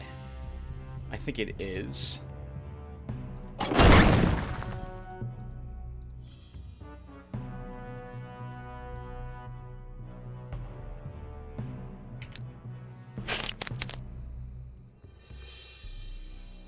Agility on that rat. We didn't strike it back. Okay. Heal our hero. You are out of heal spells.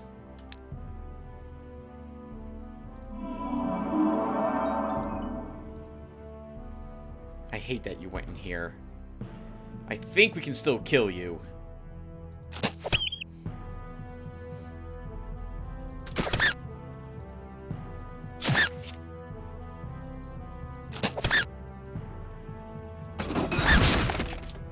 Earthshaker's done. No more ammo for it, and we have no way as far as where to give it ammo either, unfortunately. But this battle is over. We have won.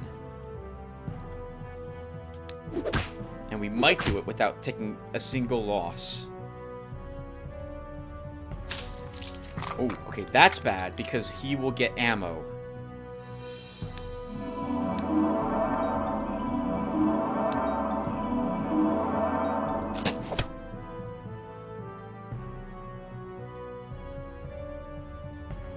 And we can't really stop him. That was this one. And I'm completely wrong about that. Of course we can stop him. I hate you. Okay. Oh, something died.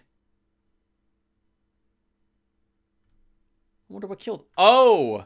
Like, one of the One of the poison effects on him was making him lose life each turn. That's why he died.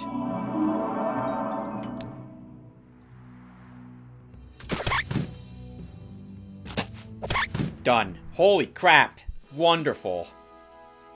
2,703 gold, 462 gems. I think this was the Rat City that one event had spawned for us, too. Holy crap, well done. In a flash of bright light in front of him, the hero Navarra sees a magic crystal through which astral energy flows. From somewhere deep inside comes a dispassionate, dull voice. The quest is fulfilled. Choose your reward. Oh, we need gold. Although we did just get 2,700 bucks, so maybe we don't need gold. We'll just keep doing this. By this, I mean we'll hunt down more Rat Kings. This army can do it. So, on that note, then, we don't need gems either. So we'll try once for a magic item. Oh my god, that's awesome. I was hoping for something like that. That's a Necromancer's Hood. The crystal flashes for an instant with an unbearably bright light and disappears. After the light goes out, a magic item lies in the crystal's place. That's fantastic. Not bad at all. And you've leveled, Navarra. So let's give you Archery 3? Or Reaction 3? Archery 3.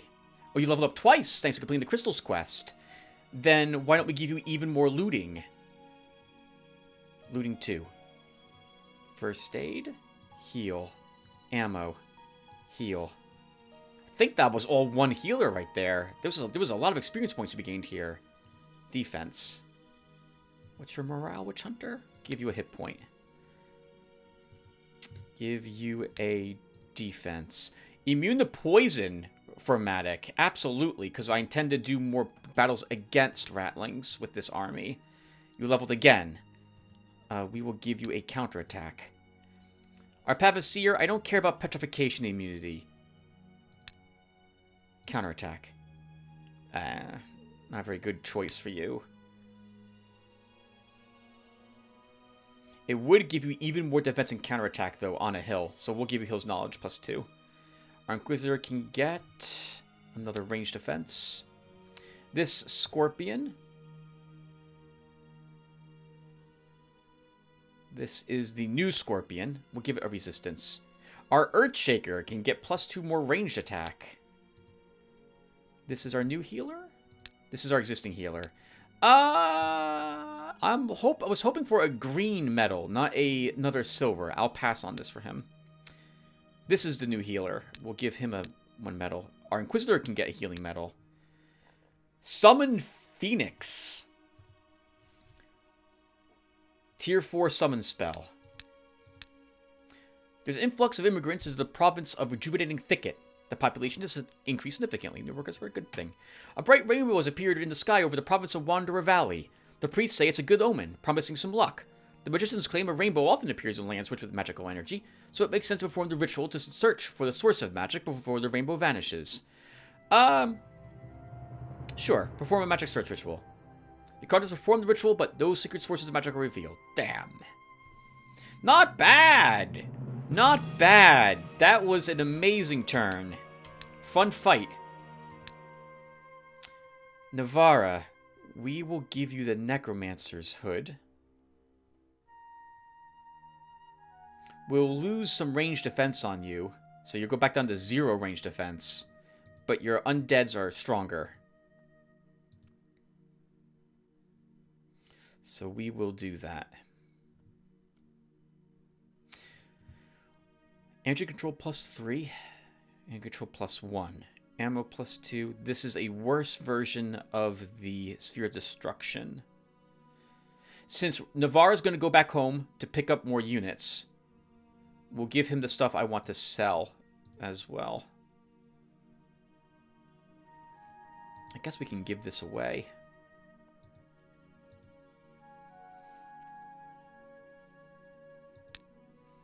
Navarre, let's do that. Orengo, you keep exploring. What's in here, by the way? 2 things for Rudalus to fight. So, Rudalus, one more time you can search since that should hit you level to level 2. Then he might be able to go home to pick up a spell or a unit, as well as the other banner, and we'll send him out to battle. So Orangol, you'll stay here. You're also almost level 10, Orangol, so we'll have you there and keep searching. Raukor. Let's see if we fight some bears.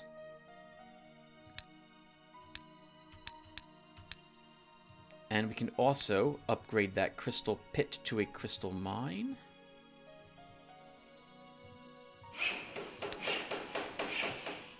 We can build a 6% explored. What else is in here? A sawmill.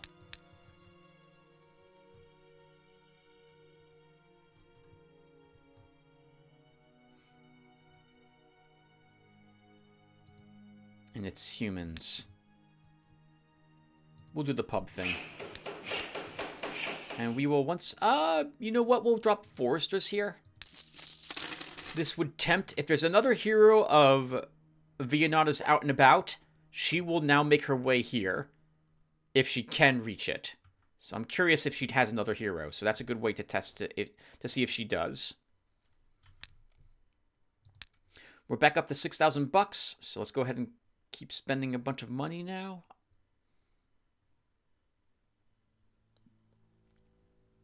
Though I think we will take a magic well.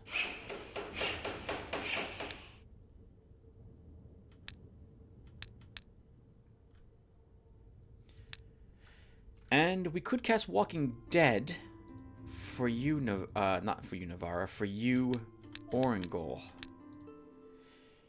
But this means I would need to drop a unit that you currently have. So let's drop the zombie. And see if we can get something better.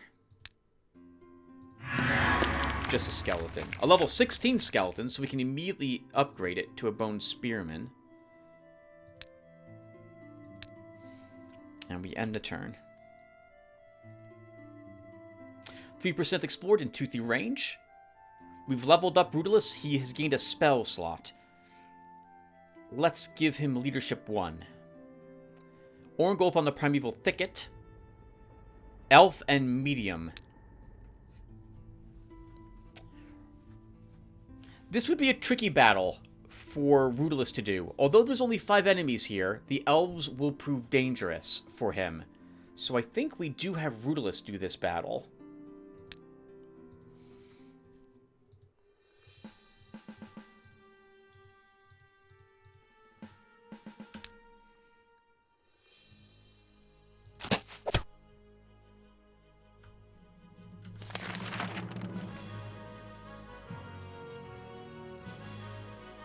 Giga Brain move here. We're going to web the medium. Because that stops these units from moving. Like, he's trapped here now. Although he can still shoot our scorpion? Our skeleton.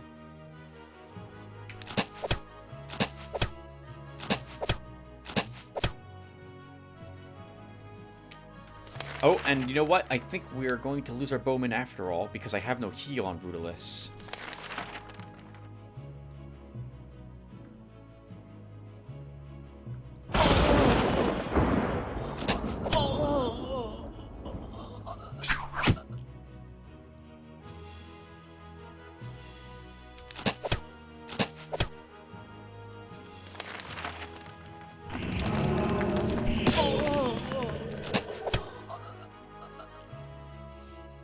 Go, boys.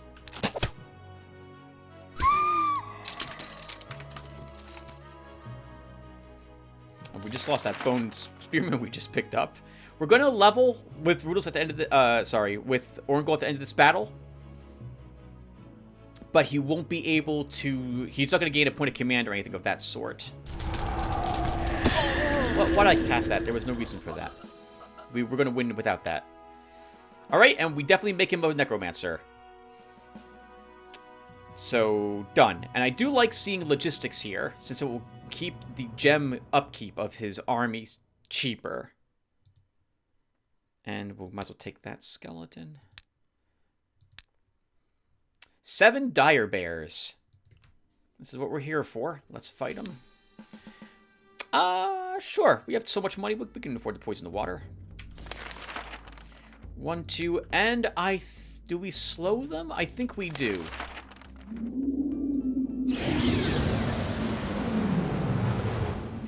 Just to be safe.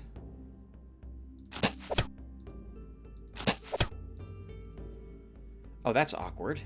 I just hit, basically, let's do this. I didn't realize that there's a nice little area down here for my archers to sit in and not be attacked by the bears. So I'm going to spend next turn reshuffling them. Yeah, both of you guys come down there. Bears have forest walk on all of them.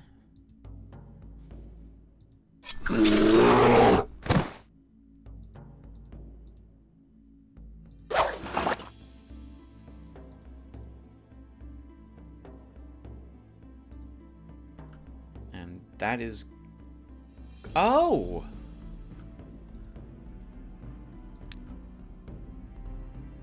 Oh, that's interesting. The caustic effect. It's just a part of his attack now. I didn't realize it worked that way, because I completely forgot to read the effect, as I said I was going to do. Okay, that works.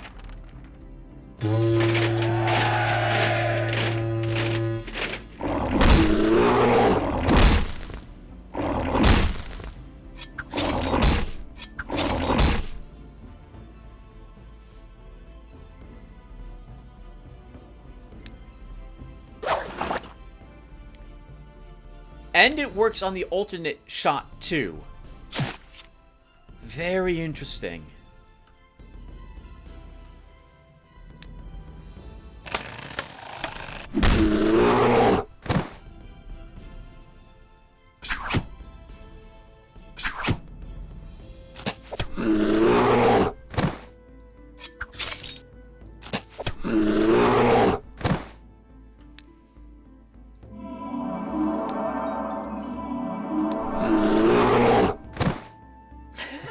That was the bear near Sif Jespalier dying, and this bear's just eating, so that's more than acceptable. Yeah, I like this combo.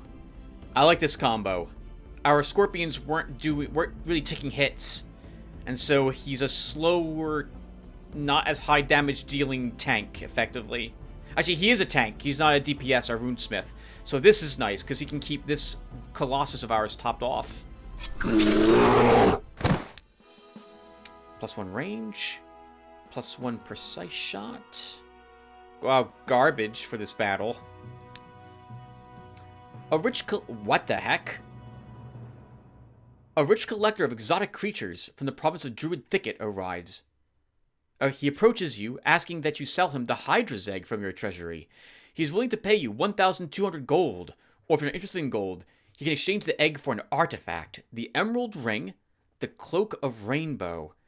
The Emerald Ring, I think, is a poison. You're either immune to poison or you inflict poison, I think. I have no clue what the Rainbow Cloak does. I don't think we can take the Hydra with us, though. And even if I could, I don't have a tier 4 unit slot any longer that it would go into. Unless I want to leave our Earthshaker or New Colossus at home. So I'll sell that egg, sure. Let's take the Emerald Ring. So, Orangol, you have hit level 10. What can we possibly have you fight? Nothing there. Oh, right, we should... So, I like reading about what the hybrid classes do, just in case you guys are curious at New Horizons. So, the Necromancer. He's the obvious Wizard Commander combo. So, now he can wear chainmail armor, like medium armor now, or light armor. And can use shields and wield banners. So his undead summoning power is increased by 4.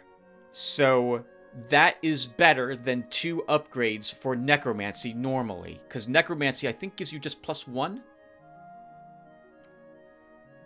Oh, no, it does not. Okay, never mind. It's not better than that. So the normal wizard would have been able to receive an extra +6 for undead summoning power at tier 4 and then tier 5.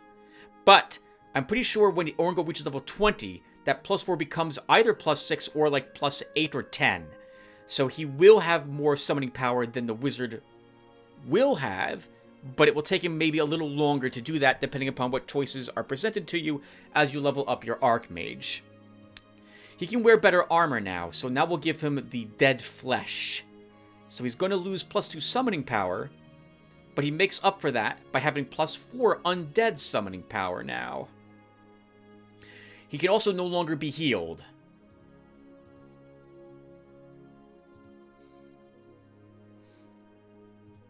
What else does he gain? Raising Undead consumes 25% fewer gems. His concentration is also improved by 1. So we had no concentration, so now his spells all last 1 turn longer. The hero's undead units do not slow him down. So his unit is slowed down by other things in his army, not himself. So our zombie, for example, no longer reducing our mobility to just 1. And I think that's it. Yep, and that's it. Okay, let's move you back home, Orangol.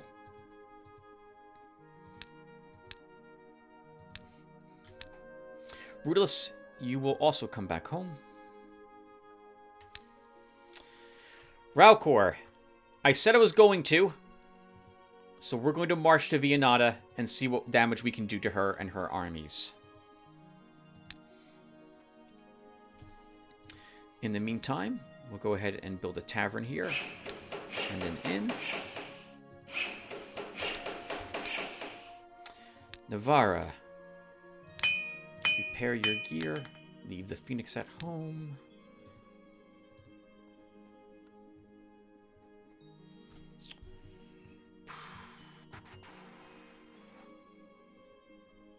Oh, right, the Emerald Ring. Oh!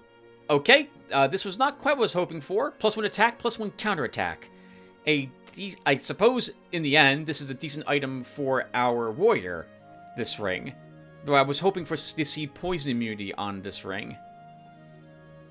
I mean, it doesn't have it, so that's my bad. I wasn't sure what that would do for me. Okay. Well, it's too late. We've taken it. So where are you? You're going to end up here next turn? Ralcor. We have a crystal pit here. Okay, don't worry about that, Tim. Continue to do Navarre things. So we get more troops here with him. It has to be a tier 2 and a tier 1 unit.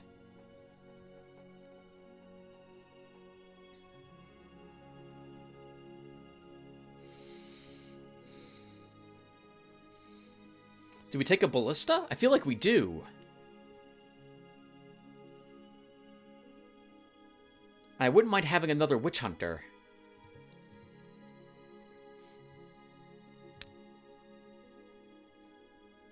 Another Pavasir could work, Tim. What's my income? We're back to almost 200. Okay, so yeah, we'll choose or an alchemist.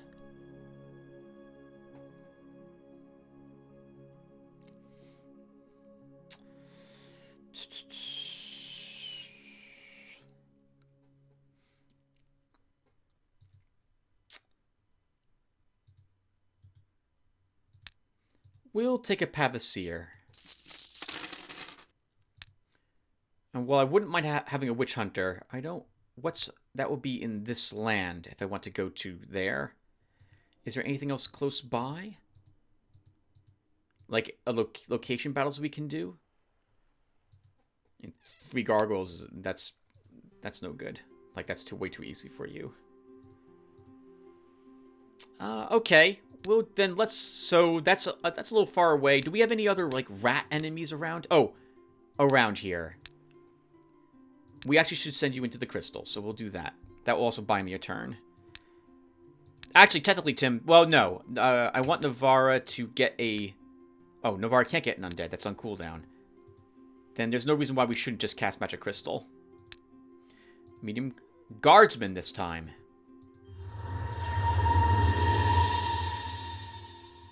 Alright, then.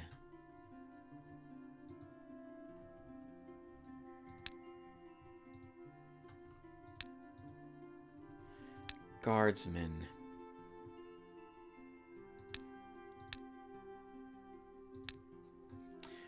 A Vassal Guard would have that. I think we're probably strong enough to fight the province defenders with Navarra now. But I was fighting rats, and if we have any other rat kings, I wouldn't mind fighting them.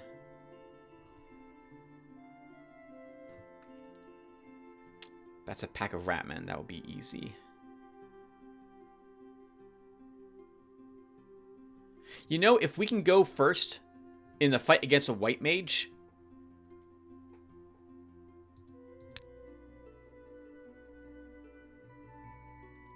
that could net us some nice stuff. And since that's on the way, we will go ahead then and bring you here to pick up a witch hunter. Okay, Orangol, you're heading back home. Rule's heading back home. Ralph, you're moving up there. Keep building buildings. We'll build a secret monastery for 2 gems per turn.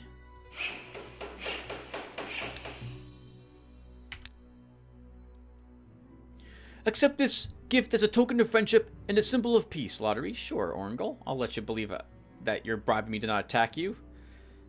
There's an influx of trade. Okay, this is the trader thing again. Laws everything to the dungeon with them. 217 gold. What a pity. The people in the province of Hammer Hills have seized an elf living on the outskirts of the province. The elf is accused of hexing, inflicting sickness, and performing black magic. The crowd is going to burn the outlander at the stake. Pay the people for the elf's life. The elf is very grateful to you for saving him. Soon he leaves the province of Hammer Hills to return to his native forests. Oh, that's nice. A large trade caravan is asking for permission to cross the province of Boundless Steppe. The traders are willing to pay you a tax of 50 gold coins. I'll let them pass. I see I have a light infantry here. Thank you again, guys, for pointing it out. I see I have a light infantry down here. So, on the off chance this is a stronger guard, I'm just going to let them pass. Over to the treasury. Okay. Oh, I forgot to sell some crap. Oh, but we have something here anyway, so we'll go ahead and vendor that. I guess we can go ahead and make a gift to Urdu. We'll give you the Hat of Illusion, and I'll give you some of the merchant stuff. Why not?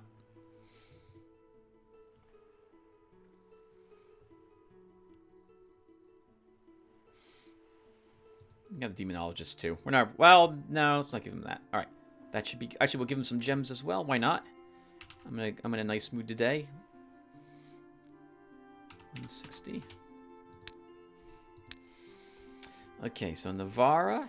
Let's have you pick up another Witch Hunter. Oh, this will also answer a question I saw someone have, which is now that I have access to Tier 4 units, will a Tier 4 unit show up for hire in the lair?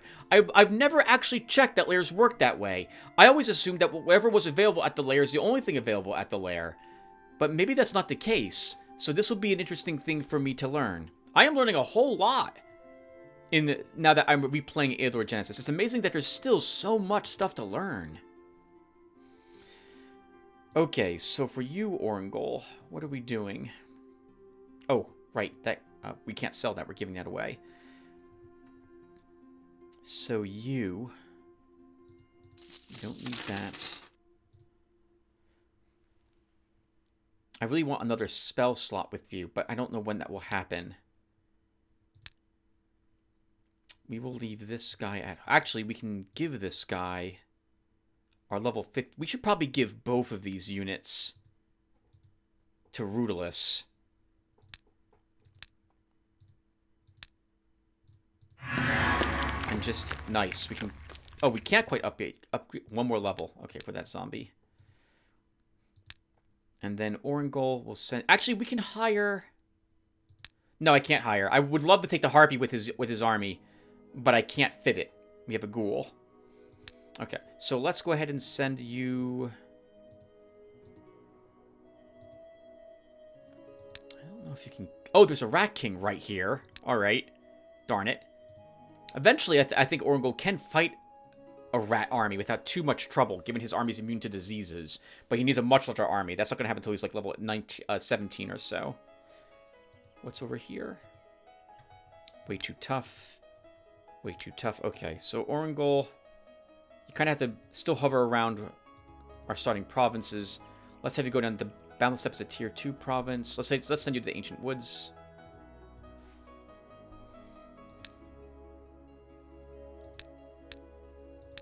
Rudolus. So we're going to not take the banner of victory. You know, we could use Heskel's banner. Hold on a second. What are you using, Orangol? Oh, why would I not use that banner on Orangol?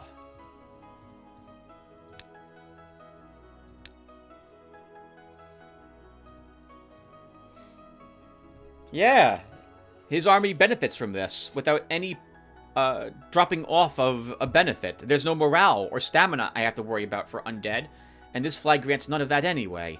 So I think that's probably a good choice for you. And you'll hold on to this just in case we have a need or desire to go to your wand, but you're probably relying on your army. Okay, and Rudolus, you get a tier 1 spell. We have any cool tier 1 spells here?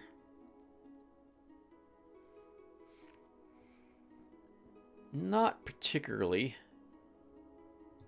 Maybe burn ammo would be useful. Okay, we'll give you burn ammo. So let's see. So that's here. Seeing all the various types of summons I have here, it's tempting to make Rudolus into a priest when we're done with it, when he hits level 10. But that's going to be several videos from now, if we're still on this shard, which it's looking like we're going to be here for at least another 2 episodes, depending upon if we can actually destroy Vianata's army here. Okay, and then Rudolus, we will send you down here to do some fights. Okay, so we think we can do this battle. That's what we're telling ourselves. And we're going to hope we can do it without losses. You know, it's tempting to convert now Lostremen and Tim into veteran spearmen. But we will lose... I haven't been upgrading my Lostremen and Tim because when you upgrade a unit to a veteran unit in New Horizons, this isn't available in normal Eador, they lose their upgrades. Anything that you have given them is lost. They keep their medals, and they become that new veteran unit. So, for example, Lost Fremen might lose an ammo and might lose some range defense. Now, when you do upgrade them, any other levels that they've gained beyond what it would take for them to reach a level 0 veteran spearman. So, for example, to upgrade at level 16, we can I'm sorry, everyone. I'm babbling. Who cares? Let's just do this battle. I'll talk about that sort of thing when I read the comments from you guys at the end of this video. We're going to fight. Let's do it. Oh, I like this. We have hills and they do not. That is very good. It means that my two... Yeah, these two can definitely shoot for a while.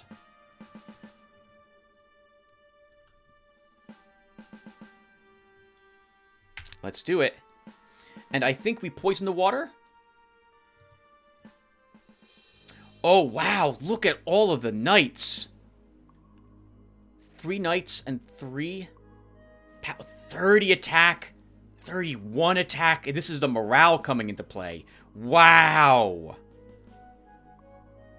Okay, but they don't have many hit points, so we can deal with them. But they have a ton of resistance, so we can't slow them. All right, that's what I thought was going to happen. Okay, Smite Evil charged. Oh god, they're really gonna hurt.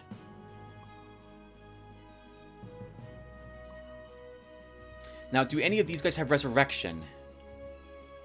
Mass Heal. Yes, Resurrection. On you? No. On you? No. But they do have Dispels also. So they have a Resurrection. Okay, they have a Resurrection. We just have to remember that.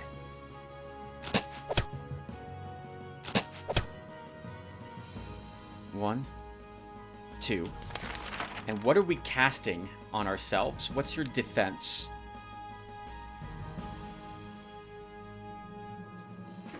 we need to move here.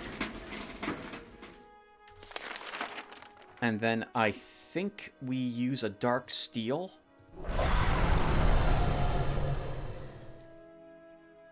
And the knights are going to reach me.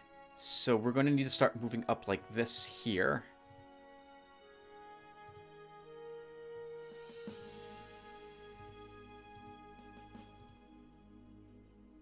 And let's see what they do.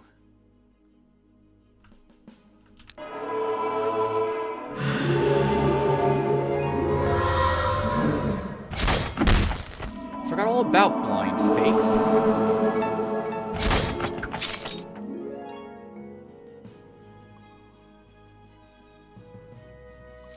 Okay, so a few things. We better be able to deal with this knight right now. Because if we can't, that knight's going to begin getting to our back lines.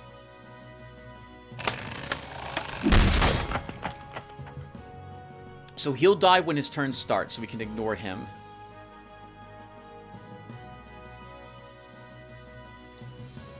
Oh, this sucks. Alright, so we have to attack him, and we have to move here to do it.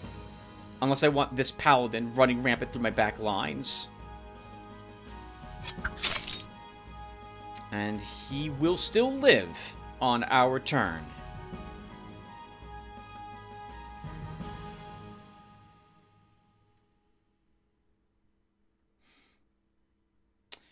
If I move you up here, Grouchish, you are Blind Faith. Okay, I forgot who they cast it on. We don't have a Dispel. We'll do no... Oh, wow. If I move you here, Sif... No, there's no reason for that. He's dying at the beginning of his turn. Move you... Let's move you off that.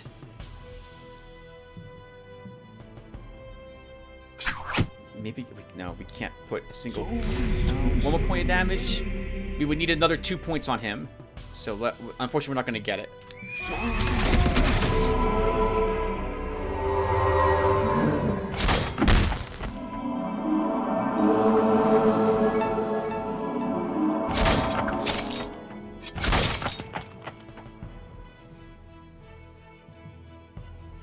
Oh, wow. Alright. You move here, and... Oh, that's... Oh, crap. I can't fix if I move there. Alright.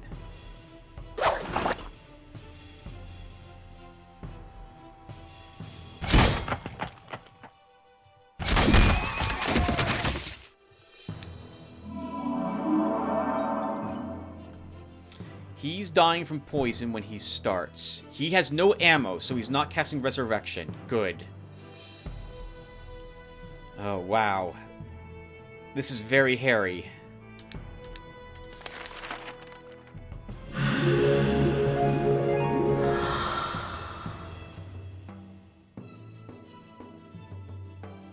And now he has Blind Faith on him, too. So neither of you are going to do anything for a little bit.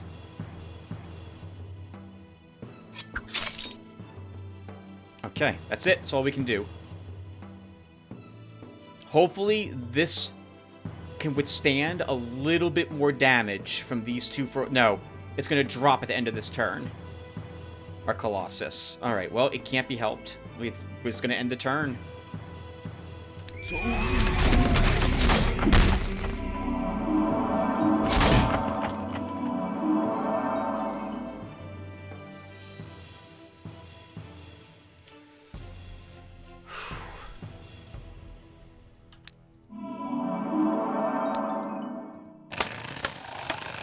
Damage is so little damage healed.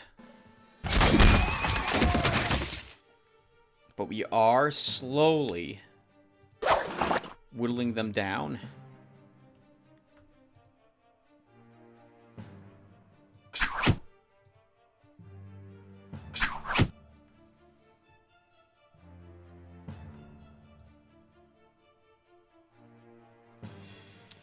I can move you up. We gotta kill them somehow. We need more spell power. And let's end the turn. Oh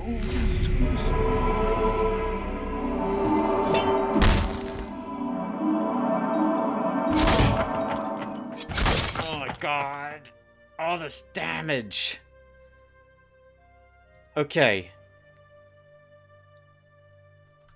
Are you dying? You're taking 6... You need 1 point of damage placed on you from something. Okay. Because I need my hero to run up here to begin hurting this.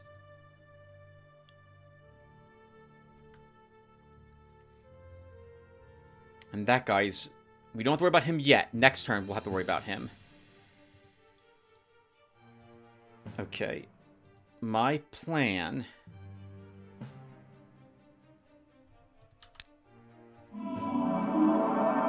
Oh, this is going to be so tough. Move him down. Move him up. Move our hero up and attack him. And then we have to somehow... Actually, we should start here, because I need to put a point of damage on this guy. We have to. Okay, good. 2. So now he's dead when his turn starts.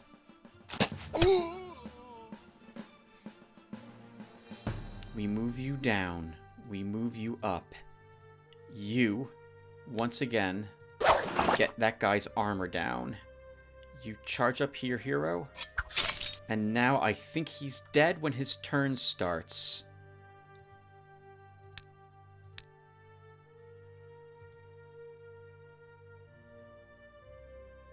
Yes, I think he has just enough hit points to die.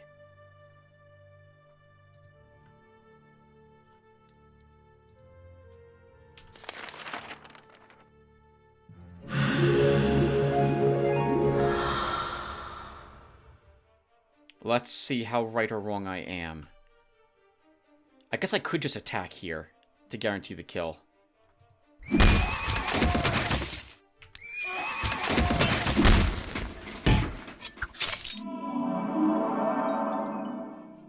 Okay. I need... How much ammo do you have?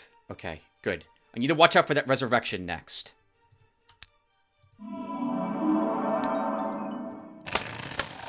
Gonna be a while to heal that, but we're gonna start.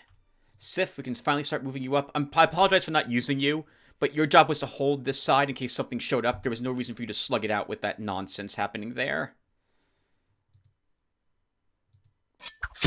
Okay, he's dead when his turn starts. If I move you up 1 space, he will attack you. Oh, but he's almost dead. Okay. Look at that range defense. So that's also a pointless thing for us to attack with you. Let's start moving this army someplace else. Rest.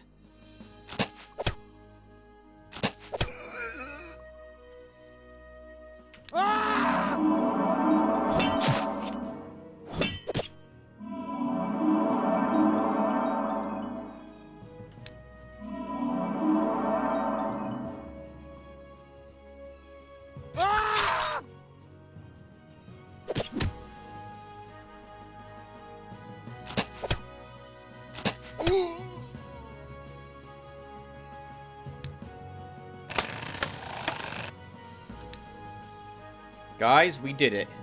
We managed it.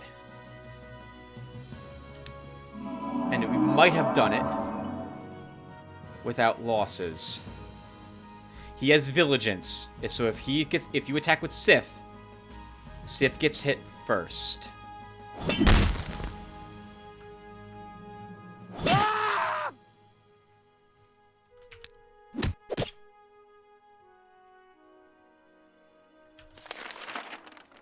Taking a surprising amount of damage, me.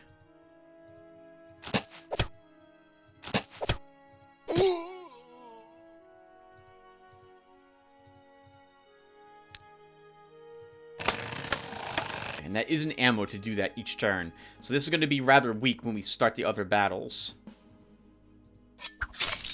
Against the other units which are here, which is probably every single hero that Vianata still has, or had.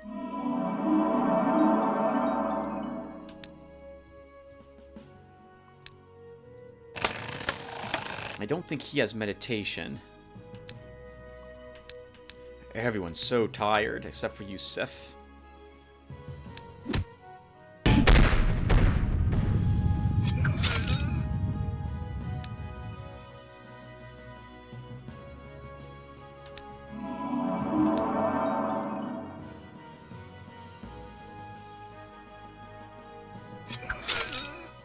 Very good. Holy crap, Ralcor. 2,849 gold, 175 gems for the battle as well. Not a single loss on our side. The terrain favored us as well. That was very nice. Not a single hill on there. Guess it wouldn't have mattered in the end.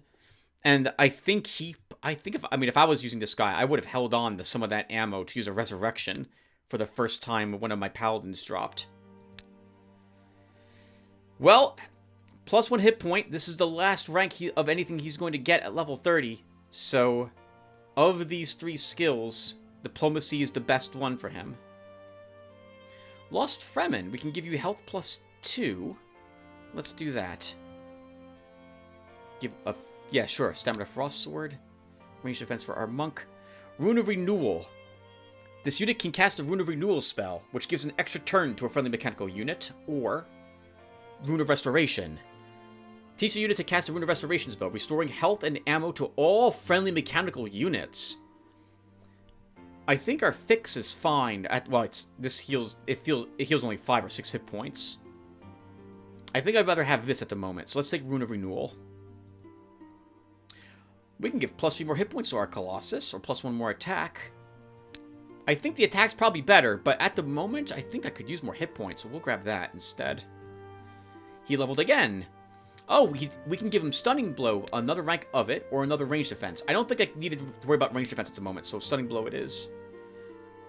Ringleader, Crossbowman, Slinger, Guardsman, Horseman. We will attack. I liked the position we had in the past. We will keep it again. Actually, we will do something a little different. And start. And we will poison the water. Range 5, damage 15. 1, 2.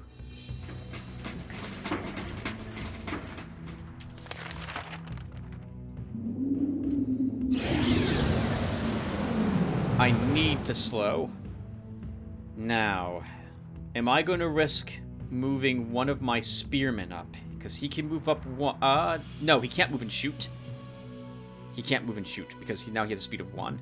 From here, 1, 2, 3, 4... It should be safe. We'll go here.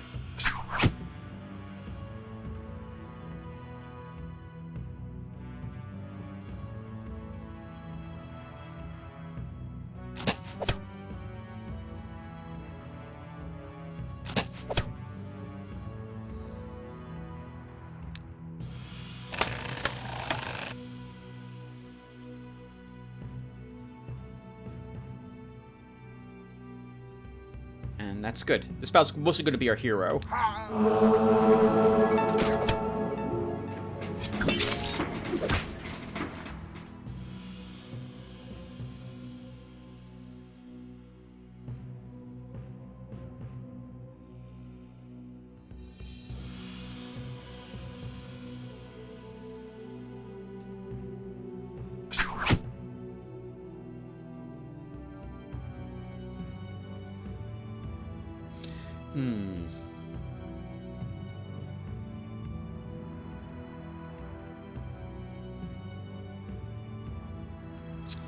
Your speed's just 1? I can probably just let you stay there then, and not worry.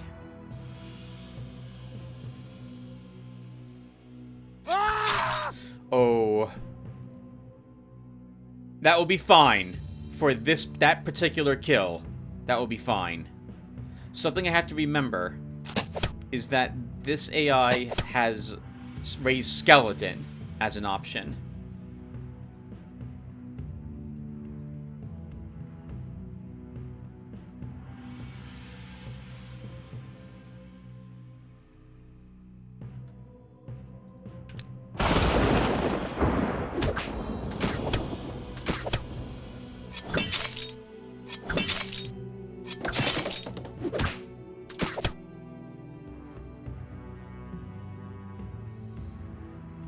seems weird that I'm holding my Colossus back. But it's so hurt that I feel like we have to. So he's at the start of his turn.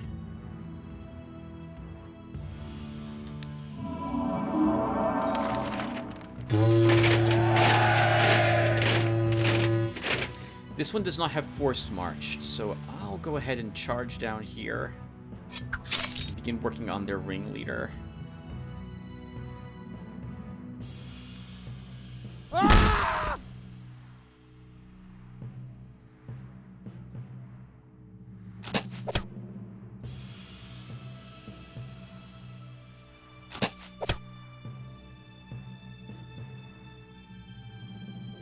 If I move you up again, Sif, they're all going to focus on you.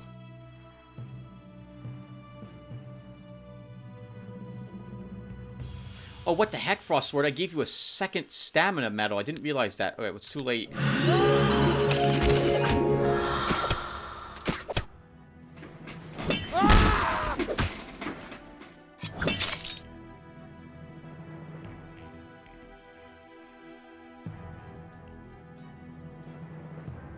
That's the one crosswoman thinking about what he wants to do. Okay, good.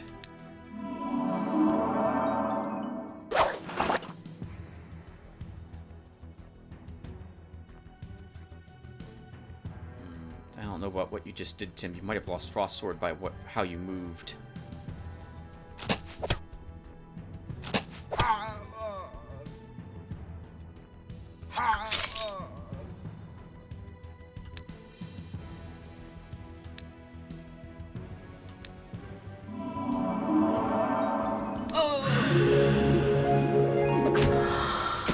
Okay, you did not, but barely did not. You were a little too greedy there with him.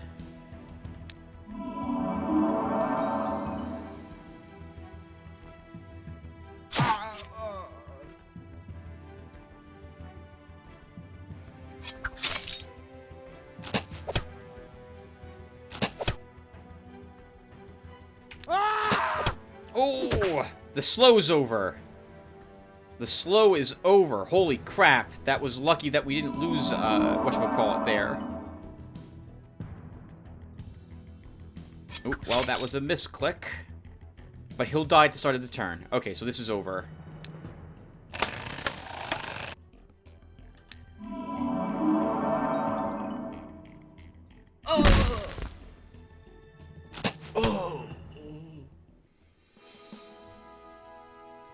Ringleader destroyed? Looks like... Oh, nice. Picking up Veteran's Gloves for that. I forgot to give him the Emerald Ring. Ralcor. Okay. Grouchus will give you a hit point. You also level 20, so we can make him a Ranger. And I think we will do that for him. I'll take another Crippling Shot. Double shot for this Bowman. Extra heal for Grumblekin. +1 attacker, +3 hit points. Let's get +1 attack this time. Commander, Spearman, Slinger, Crosswoman, Fairy, Horse Archer, Dryad, and a Centaur. Let's attack this group as well. Once again, Poison the Warrior to start. 1, 2, Force March, 3, and slow.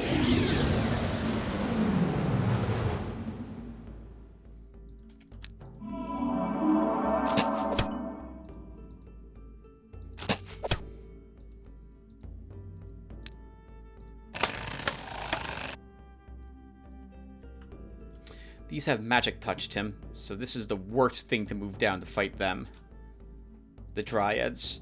But it can do damage to them, so we will move you down.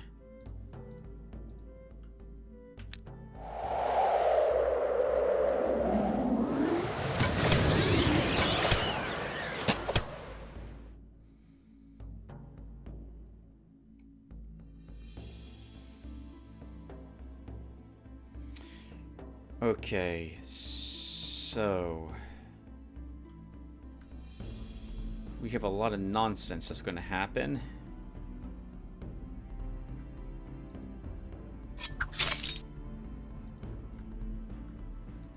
Now, with only 6 range defense, that actually isn't as much as I thought the Dryads will have.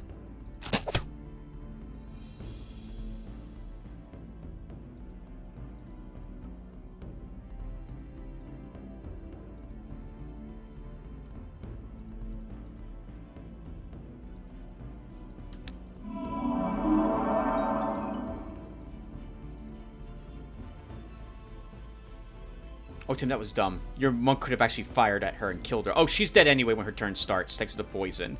Okay.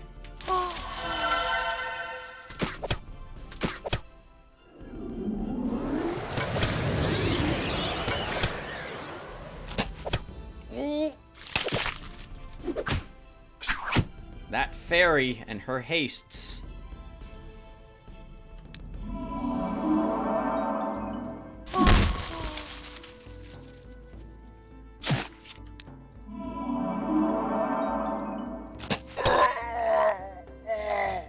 And that was dumb. Should have had me do a spear throw to kill him, not use an archer who has greater range.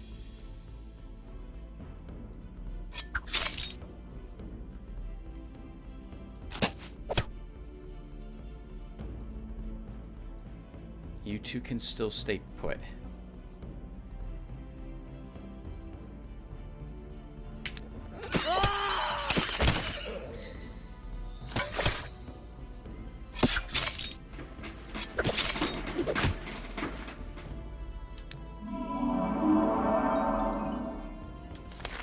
Get the morale back up.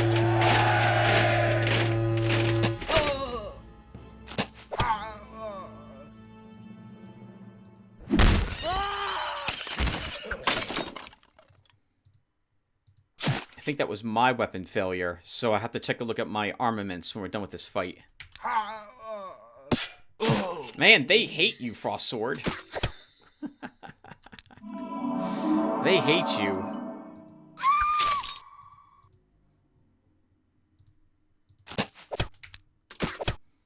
Oh, this is acceptable. I'm just gonna let him keep shooting, so we can keep repairing. He's changing his target. I don't care. Nice. We went from a mostly destroyed Colossus to one that's back to about 2/3 its hit points, or yeah, that's about right. Looks like, or maybe just over half.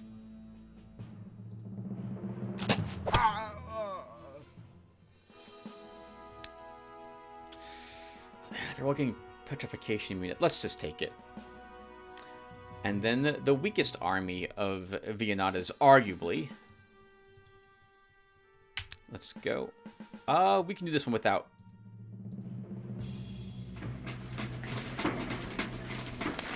We can do this one.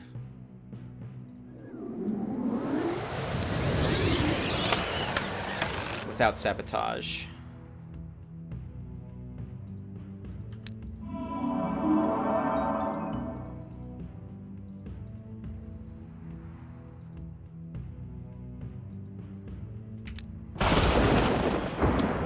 Do have to worry about that. We can't let that happen a second time. I don't think I can out-heal that.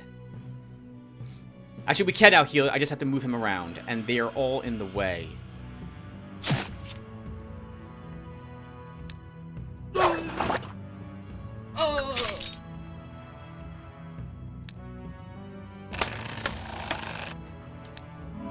Uh-oh. Tim?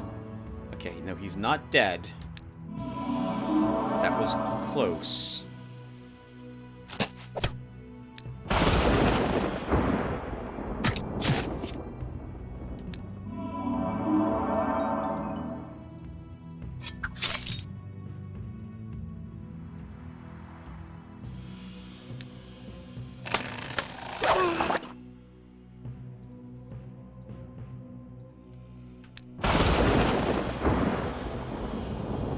I hate you, wizard. You're actually the most dangerous thing we've seen so far because you're really targeting down my bowmen. But you still don't manage it. I forgot to equip different equipment on our hero. Didn't need it anyway. Frost Sword, it's Hill's Knowledge, range defense. Nice. I never seen this medal before in my life, but I like the sound of it. Increases repair by 2. Gold upkeep plus 3. Medal of Mastery. Begin a siege. Enter the citadel. Add soldier to the church. Let's see who's there. We do get a tier 4 unit. Okay. So we could hire a zealot for 90 gold and 6 gems. But I like our Earthshaker. And we are here for a witch hunter. So that's the way it works. So for the rattling burrows then, they're more useful than I thought they were. Because I always thought it was just ratmen and plague shooters. But no. It's dependent upon the ranking of my castle and what tier of unit I can construct. Indeed, the gift of thee makes warm my heart. My gratitude to thee shall know no bounds. Accept my blessing and my kind regards to thee and to the people of thy realm. What the hell? No. Wow, they beat up my dwarves rather easily. I won't put up with this. I see. Well, where was that? That was here. Oh, that sucks. Okay. I mean, it's easily handled. But we're going to have Navarra do it. So Navarra, down here you go.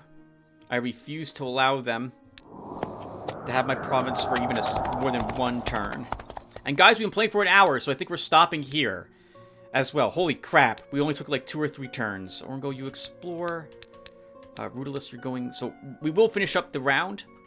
So let's go ahead. And by that, I mean we're going to prep for the next round. Ralcor, yep, your sword is busted. You do not need iron bracers. Wow, even with that plus... Wow, we only have plus 10 item maintenance. It's not very much in the end.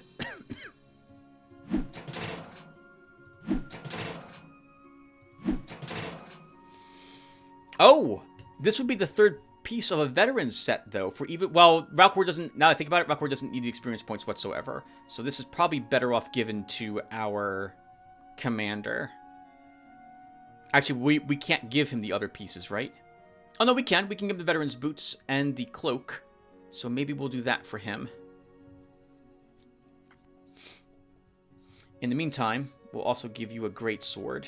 And we should expect to fight probably tier 2 or tier 3 units defending the castle. So the castle itself won't be that easy. What's the siege of my army? 38 is respectable. Might go down in like maybe 20 turns. We'll bring Navarra up there as well, if we get a chance. After we free the Dwarven Kingdom from the hold of the Inquisition, who we just hired units for. Alright, guys. What else are we doing before I wrap up this particular part of this video? We will build...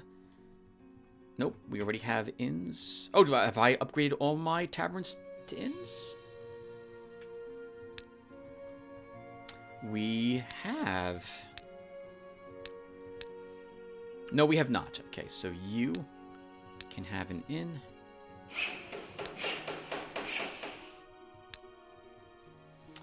Any other place? Here.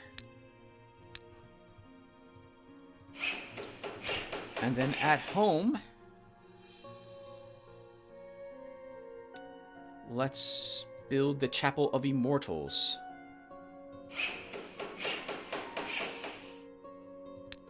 Alright, guys. So, I plan on stopping this episode here. We've been playing for just about almost 7 hours. And now I'm going to add a comment reading section. So what this entails, in case it's your first time here for one of these, is I've already pre-recorded a bunch of other turns on a different campaign. And so that will be being played in the background, and I'll be reading your comments from the past several videos as that's occurring. So we'll do that for next. That'll probably take about an hour, and then we'll be done with this episode. So give me a few seconds. I'll be right back for that. But there'll be no more fighting for this in this campaign slot. Oh, there will be, but actually no, there isn't. No, I was about to lie. We'll be watching a different campaign slot being played. All right. So give me a second or two. Haven't seen that name in a while was the first thing I was thinking of when I started up this multiplayer save slot again. Hey, everyone. Alright, so as I mentioned just a little bit ago, there's not going to be any continuation of the lottery campaign slot. This is just me chatting with you guys about the comments that I saw left on my prior video. Actually, my prior several videos for Eador Genesis. as well as having something interesting going on in the background in case you are actually watching or you glance over to see maybe one of the more difficult battles that happen here. This will be both a multiplayer save slot, and then later on, will be watching me play a different campaign slot as I do the lower level shards with it. Alright, well, let's go ahead and read some comments from you guys. So first off, we're going to be at part 254, which is now just about 2 weeks old. My goodness. It already feels like it's been like 5 months since I made the first one of these videos for this shard. My god. The hours I've been putting into this is well worth it. Well worth it. But also, because I'm playing for so long, it feels like like 1 or 2 videos ago. Once again, it felt like months ago now that I had played, recorded, and upload them. Anyway, let's get started. So, Dennis Mayak says, really glad to see a new chapter of Eador's New Disasters. That attack on the Barbarian province was an extremely bold move, but I don't think that it was that bad. Shard layout is really good, with early resources close to the start. I think there's no danger of losing it. Yeah, that Barbarian fight I was kind of nervous about, but it was my intention to both force myself to fight something that was going to be more difficult early on, to hopefully knock the dust and rust off of me earlier, as well as being more entertaining for you guys to watch me potentially lose. God! The last slugging it out with that Barbarian. We had like just 1 hit point left, and that Barbarian was so angry. But his stamina was low, so he couldn't do the damage he needed to do against us. Parry. Parry is what let us win that fight, otherwise we would have lost. We would have had to revert a second time early on. Oh, wow. Thankfully that we didn't have to do that. And yes, I really like seeing all those early resources too. I've been stuck on occasional shards without having like 2 or even 3 sometimes of the starting resources with the other save slot. Oh, it's so expensive to purchase them. This continues with quite lucky to get an upgraded healer as a mercenary, and the Paladin Kuras later. Yeah, I agree. That early on Grand Healer, who's I think still alive, has really helped us reach this point in the campaign. At least on the shard. Necromancer has hit you for 10 damage because he had 13 damage at that moment. It was visible when you hovered over him earlier that turn. Then he lost stamina for attacking, and his damage went down to 11. 13 plus 20% is roughly 15. Minus 5 resistance, 6 minus 1, ignore resistance, is 10. Gotcha. Thank you, Dennis. I'm always forgetting that when I hover over a unit to check on their damage potential after they've attacked, that I will be seeing what new potential they had based on what they did in the prior turn, or what happened to them in particular. So spending stamina to attack, moving and attacking, suffering hit point loss, losing morale, all these things affect the damage that you deal. So I was a bit shocked to see 10, but that's because I did not realize that he was inflicting 13 to us, and you can take extra damage here in New Horizons. There's a little bit of a damage spread, so thank you, Dennis, for correcting me there. Or not correcting me, but thank you for bringing that to my attention. I often forget about that damage spread. But I think I did better in this particular episode, where I was thinking to myself, we might have the damage to kill enemies, but I do have to I was remembering that damage range, where I think it's a plus or minus 20% or something of the sort added or taken away from for your damage. A great battle against Princess Guards. I'm glad they didn't join you and gave you all that juicy experience for your hero instead. I wasn't sure I would win that battle, which is why I attempted to do it without losses. But when I saw what they had there in terms of guards, I figured that, we can probably take them. And we did. Uh-oh. The local lord is out quite early. Not a good sign. Usually that means that someone has an army capable of taking tier 3 province guards. Maybe someone got lucky and only had free settlements between them and the local lord. Yeah, so it was probably Vianata that did the killing. Since she starts with the fairy tree in her realm, this gives her access to dryads, which are quite decent at taking out at least normal tier 1 province guards. And Viennana tends to use actually most of the AI tends to use commander hybrid characters, if not straight commanders. So this is quite a few dryads to deal with early on. I think it was her who had, I just said that, who had eliminated the local lord. But I won't know for sure until we find a province around her, which looks like the remnants of that local lord. Eador could have done it, though.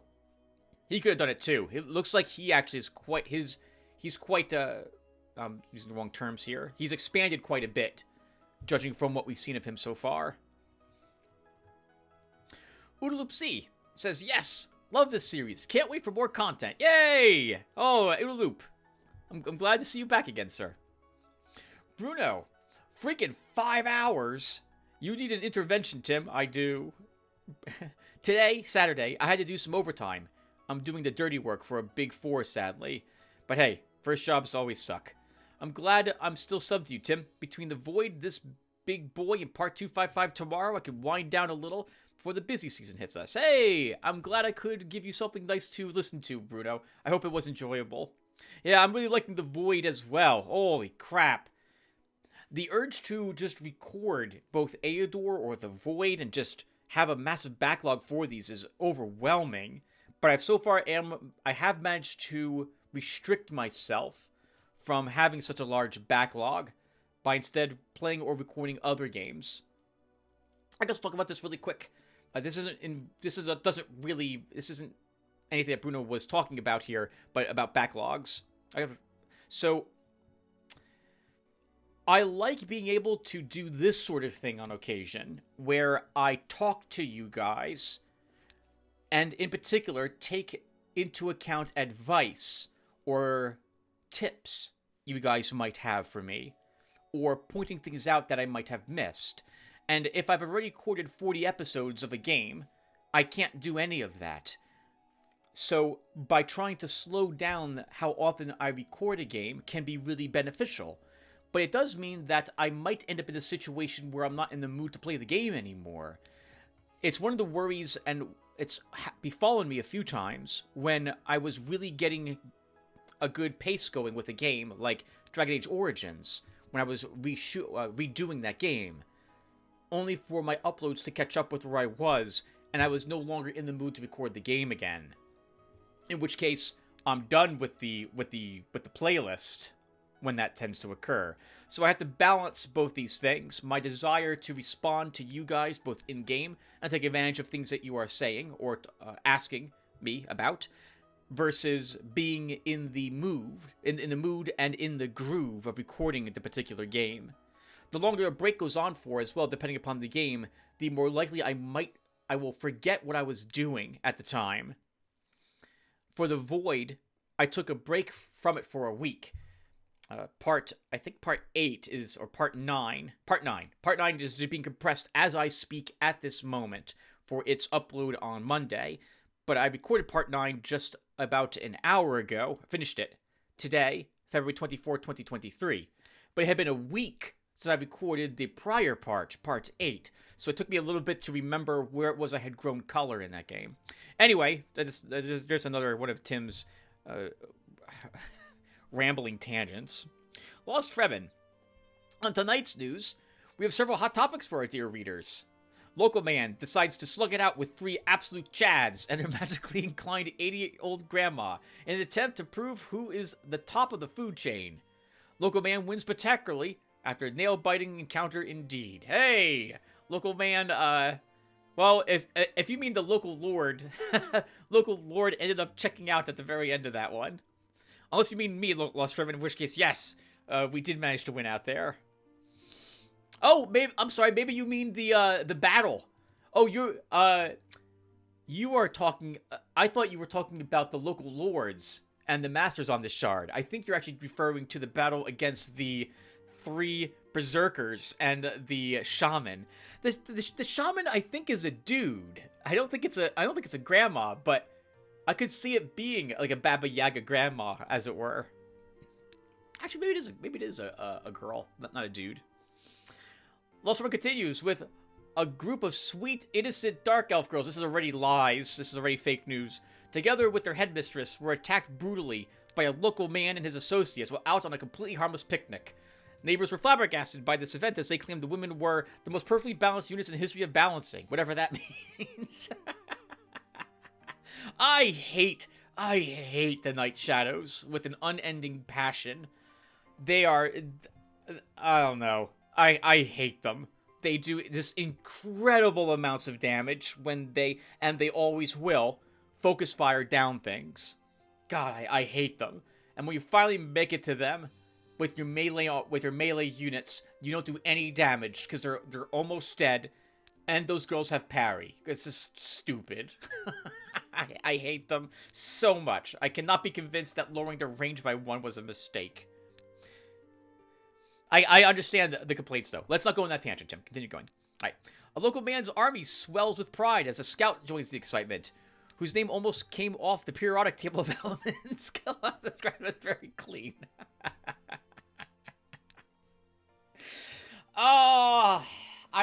So in this episode, you saw that I renamed him, Navara. Although I apparently don't know how to pronounce that name either, because I keep flip-flopping between Navar and Navara. So the name is based now on the Lady Hawk movie. So I should watch Lady Hawk so I understand how to pronounce the name I just gave him, for crying out loud, Tim. Lost Ribbon is mocking me for calling Clearen chlorine on occasion. I was flip-flopping between Clearen and chlorine at times. What the heck? At least you guys were able to understand who I was talking about. On that note, really quick, I've been trying my best to stop myself from saying the wrong things recently. Like, and I've talked about this in the past. I catch myself, like, if I go north with my army, I might say, yeah, let's go west. And I mean north, but a different word comes out of my mouth as I do what I meant instead of what I said.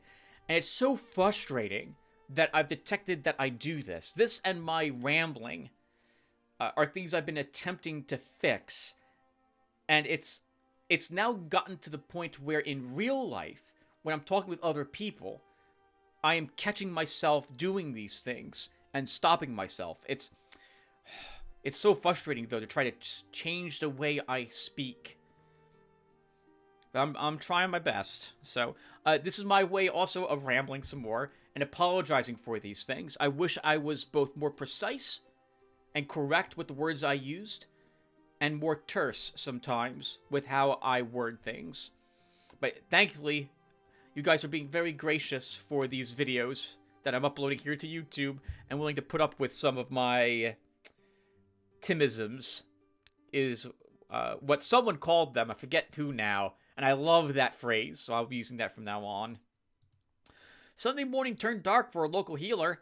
After going on a walk with his fairy girlfriend, their 2 flying horses, and his elven bud, the group was mercilessly attacked by a local man. The healer, being the only one left alive as a warning, decided to throw himself onto the spears of his enemies for the poets to sing his passing forevermore. Yeah, the AI likes killing itself as quick as possible if given the opportunity, if it's going to realize it's going to lose and not do any damage to you.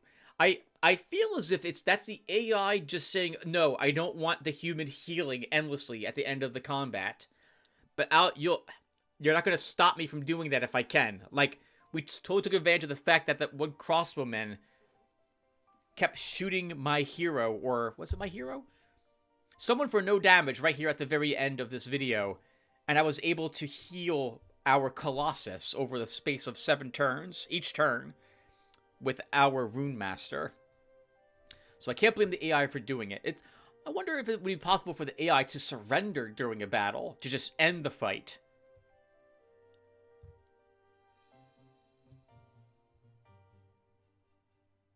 The only other game I've played in where... is that right? There's been 2 other games I've played where the AI will just give up. In Armageddon Empires, the AI can submit if it thinks it doesn't have a chance. And I think it was... oh, crap. What's the game called now? It's a space game. It's a 4X space game.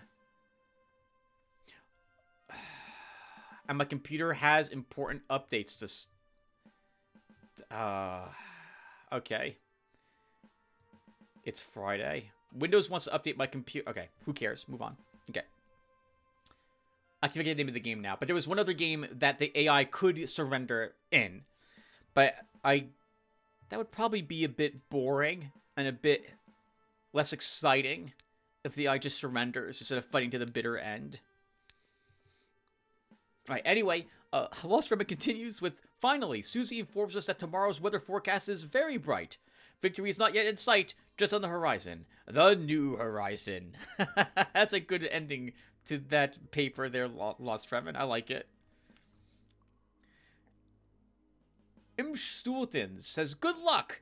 Still enjoying Eador Imperium myself, by the way. It's interesting to see the smallish battle maps compared to Imperium. Yeah, so Imperium is, I think, based on the Masters of the Broken World game. I am not as familiar with that take on this game as I was with New Horizons. So Masters of the Broken World is the re-imaging of New Horizons, but I think the same developer, but with better graphics. Although, I'll be honest, I prefer these graphics in Eador Genesis to the new ones in Masters of the Broken World. It attempted to address a handful of balance issues, but I think the game is mostly the same. But it also added unique passives to every shard you invade. Like, one could be desert-themed, another one could be the Land of the Undead. And these have other passive effects which apply to every single battle that you do on that shard, for example. It was interesting. But I liked Eador Genesis more than Masters of the Broken World for my brief amount of time playing the remake of this, effectively. Let's see. Belduke. Belduke has a quote for me. I hate these girls. Lotaeri 2023. It's the dark. It's only... Look. It's just the night shadows that I hate. Only them. I love girls. I've loved girls. Some of my best friends are girls. I had a girl best friend growing up in high school.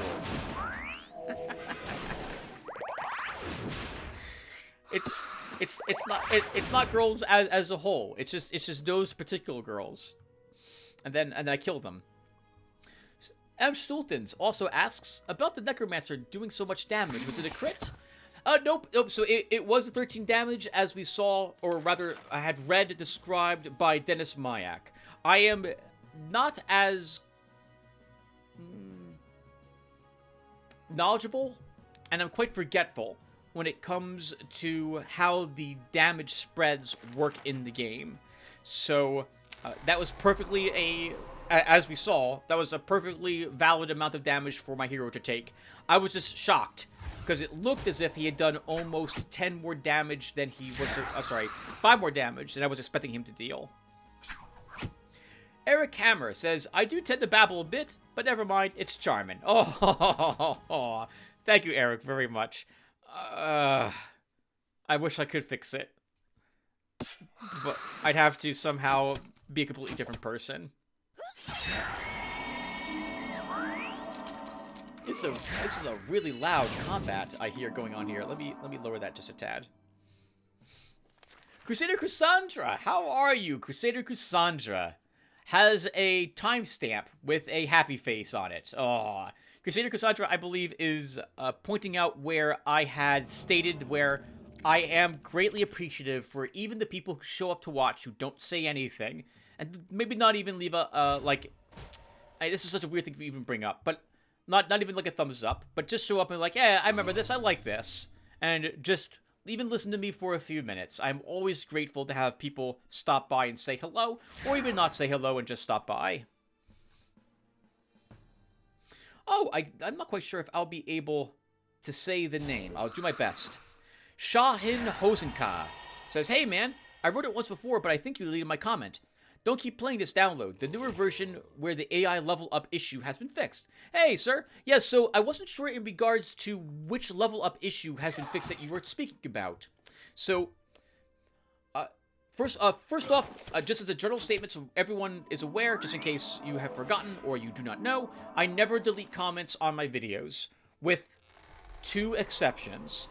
If a video is nothing but insults, and I literally mean that it's like cursing and swearing and insulting someone, that comment I might delete, though I have not deleted any such comment at the moment of that sort because none of those comments have ever been left on any video of mine.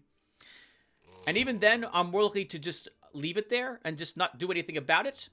But I would probably remove it if it was directed at one of another viewer, since I don't like fighting in my comment section. And I think that's only happened once before, though.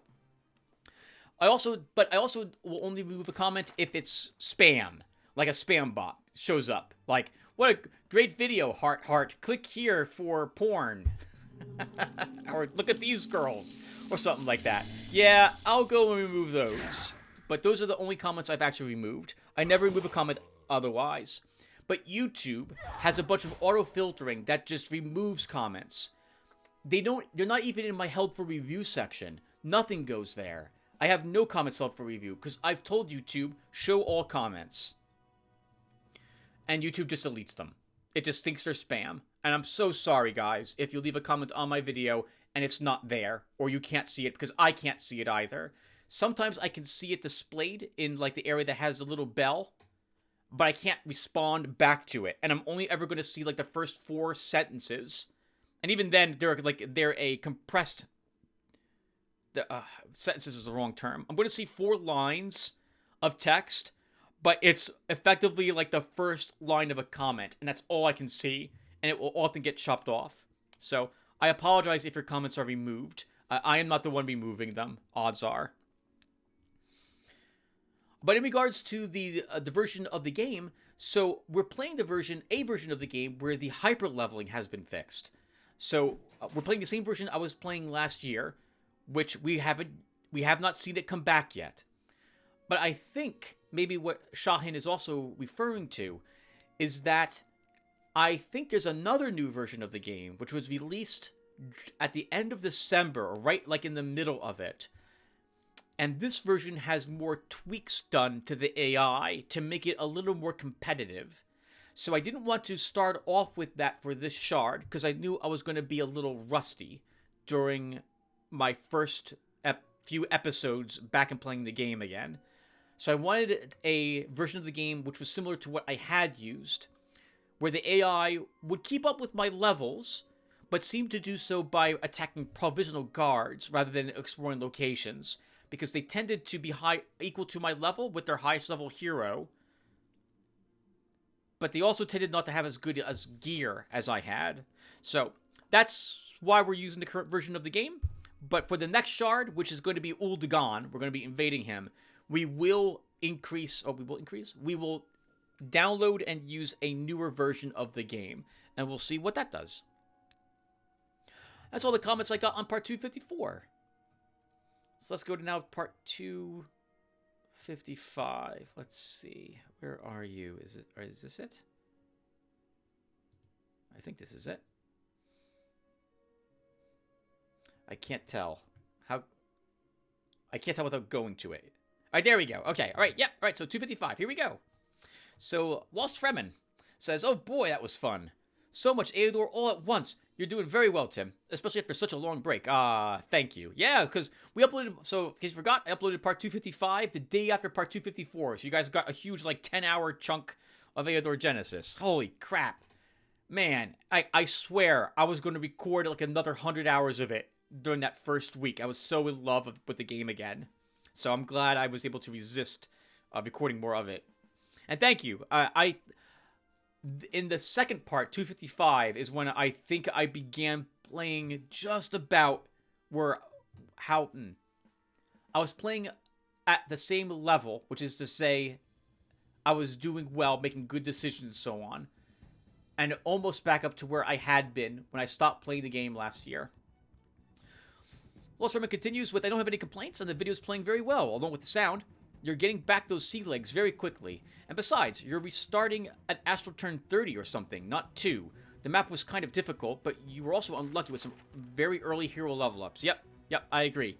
Yeah, so we're hitting the ground running which is another big thing in this video series, because when I take a break for a few months, we're back at the same astral turn, where the game's expecting you to have still been playing it, at the very least to remember all the different types of units, what they're capable of, and so on and so forth. And yeah, we were kind of cursed with some early hero level ups, with both the skills we were getting and the stats we were getting. It was very frustrating. But now, thankfully, as we've seen, we can take on at least what Vianata had for provisional guards. Unless we fight something like, let's say, 2 or 3 dragons guarding a province, or something truly horrific. I can't think of... There's plenty of examples of absolutely nightmarish provincial guards to fight. I'm sure we'll see one of them guarding either Oinor or Urdu's capital. But at least we were able to handle something as difficult as what Vianata had. So hopefully it will be just as exciting for those other guards too. Why did I go on that tangent? Because that guard was one of the most difficult guards I fought in the game so far. And I didn't lose a single unit while fighting it. So I think that's proven to myself that, yeah, I can handle this. As well as those battles against the rats in this series. Whoa, wow. Those were tricky. But good decision-making on what to target, I think, helped us win the day there. I don't mean to sound like I'm congratulating myself, but I am shocked when I managed to do what I consider to be a difficult battle without any losses, so... Losterman continues with, I would say that you should play the cards you've been dealt. Right, this is a great point. Remember that every point of health also gives heroes stamina, morale, and regeneration outside of combat. So if the scout gets 4 levels of health, then push him forward, much like you would with a warrior. Not recklessly, but he can easily move and shoot, taking some hits along the way. Your warrior play on this was very impressive, because you made sure that his army stayed alive more than would be expected of this hero.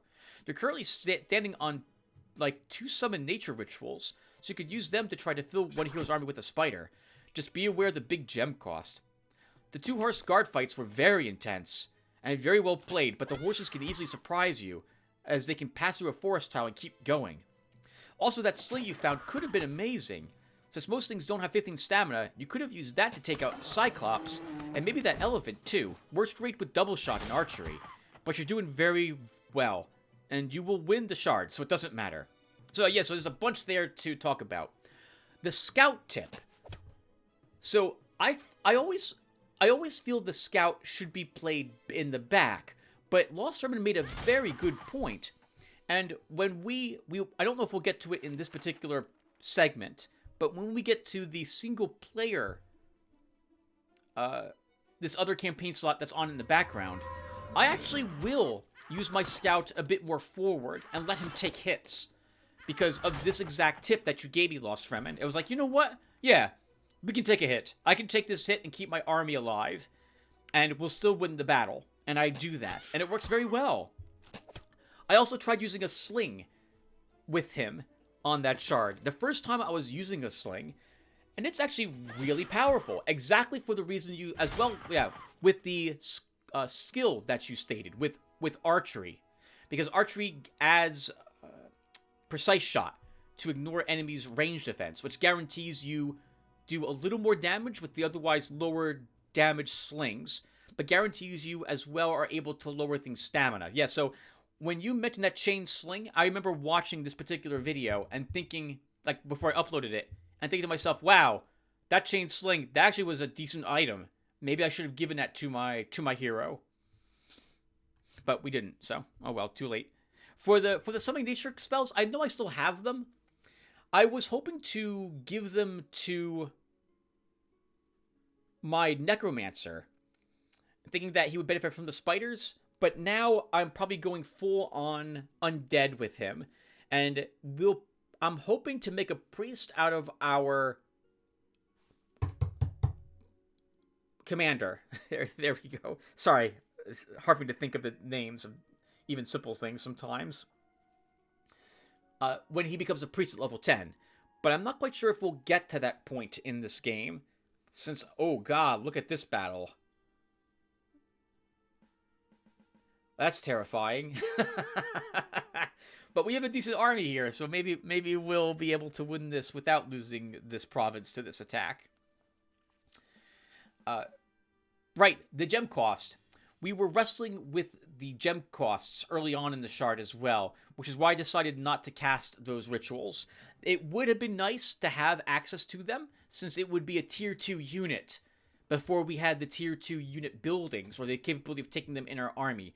But I wasn't willing to spend the gem costs, as you had pointed out, Lost Fremen, which is why we didn't take them in the end. Lost Fremen finishes with, "This was very fun. I missed Eador a lot. So many things happened in such a long video. I'm glad the series is back and that you're having fun with it. Thanks again and take care." Oh, thank you, Lost Fremen, for stopping by and watching. And leaving a comment as well. Thank you. I'm glad you guys are finding this fun to watch. I hope it's not too much Eador. Because, like, this video is going to be just about 8.5 hours. Which is a really long video. Perhaps the longest video I've ever uploaded to my channel. But you guys don't seem to mind them so much. And so as long as there's no audio or visual tearing, this will be acceptable to me as well to keep doing it this way. Oodalopsy on part 255 says, "Do what you want or need to do to make it worth your time. I'll be here. I still love the game and the series." Aw, thank you, Oodaloop. "Your constant maneuvering about the tactical battlefield taught me a lot. And when you sneeze, I reflexively say, 'God bless you.'" Oh, thank you. I always appreciate the bless me's from you guys, even though I can't hear them when I'm playing the game at the same time. Thank you, Lucy, for being so kind with the comment there, too. Yeah, I'm always glad when things that I do in the game help someone do better at the games that they're playing as well. All the shifting around of my forces in anticipation of where I will be hit and how to protect my flanks and or shuffle units around to get them to where I need them to be. I am decent at this. Hopefully, I don't make as many mistakes in the future as I did against the rats, for example. And you'll note that I tend to stumble a bit if the larger my army becomes, which is another reason why I tend not to take commanders or commander hybrids, because I tend to work better with a smaller army, as otherwise my army stumbles over each other. I have the wrong units in front. Some units never reach the enemy, or so on and so forth. So I'm still working on that, but I'm glad at least I can show off how to maneuver a bit on the battlefield. That was a really long-winded way to get there. Viper Barris, hey, sir, says, "So much Eador on one weekend. We're getting spoiled over here. In terms of volume, it was absolutely fine. I didn't notice anything out of the ordinary. Don't really have any critiques either. You had a rough start, but you seem to have an okay time dealing with enemy armies, so that should be okay. Good job on most of the fights in this video. Your units survive a lot better than my warrior armies." I am very paranoid about losing them, especially Viper Barris, because I don't want to lose named people. This is bad because it means that, like, you'll note that with me and Lost Fremen, we're tier 1 spearmen, and I tend not to use us in any sort of defensive capacity. I should really drop off those spearmen, take to bowmen instead, and at least have more range support for Ralcor as he runs around. And those spearmen should be given to my commander, the new commander we just hired, Rudolus, so that they actually are utilized to their fullest. Otherwise, I also try my best not to throw away units. But it might be, Viper, it might be because of also units I have with me. I've been trying to use other units I don't normally use in my other campaign slot. So I'm trying to use, like, barbarians and thieves. And I'm finding it really flippin' difficult to use these units, because I don't know how to use them. The barbarian really wants to run up and hit things in melee. But if I run him up to begin to set up an attack, they just get eaten alive. So it might just be that some units die far easier than others, and until you get a decent hero going to support them, or get a few levels under their belt so that they don't die as easily, they're just tough to use.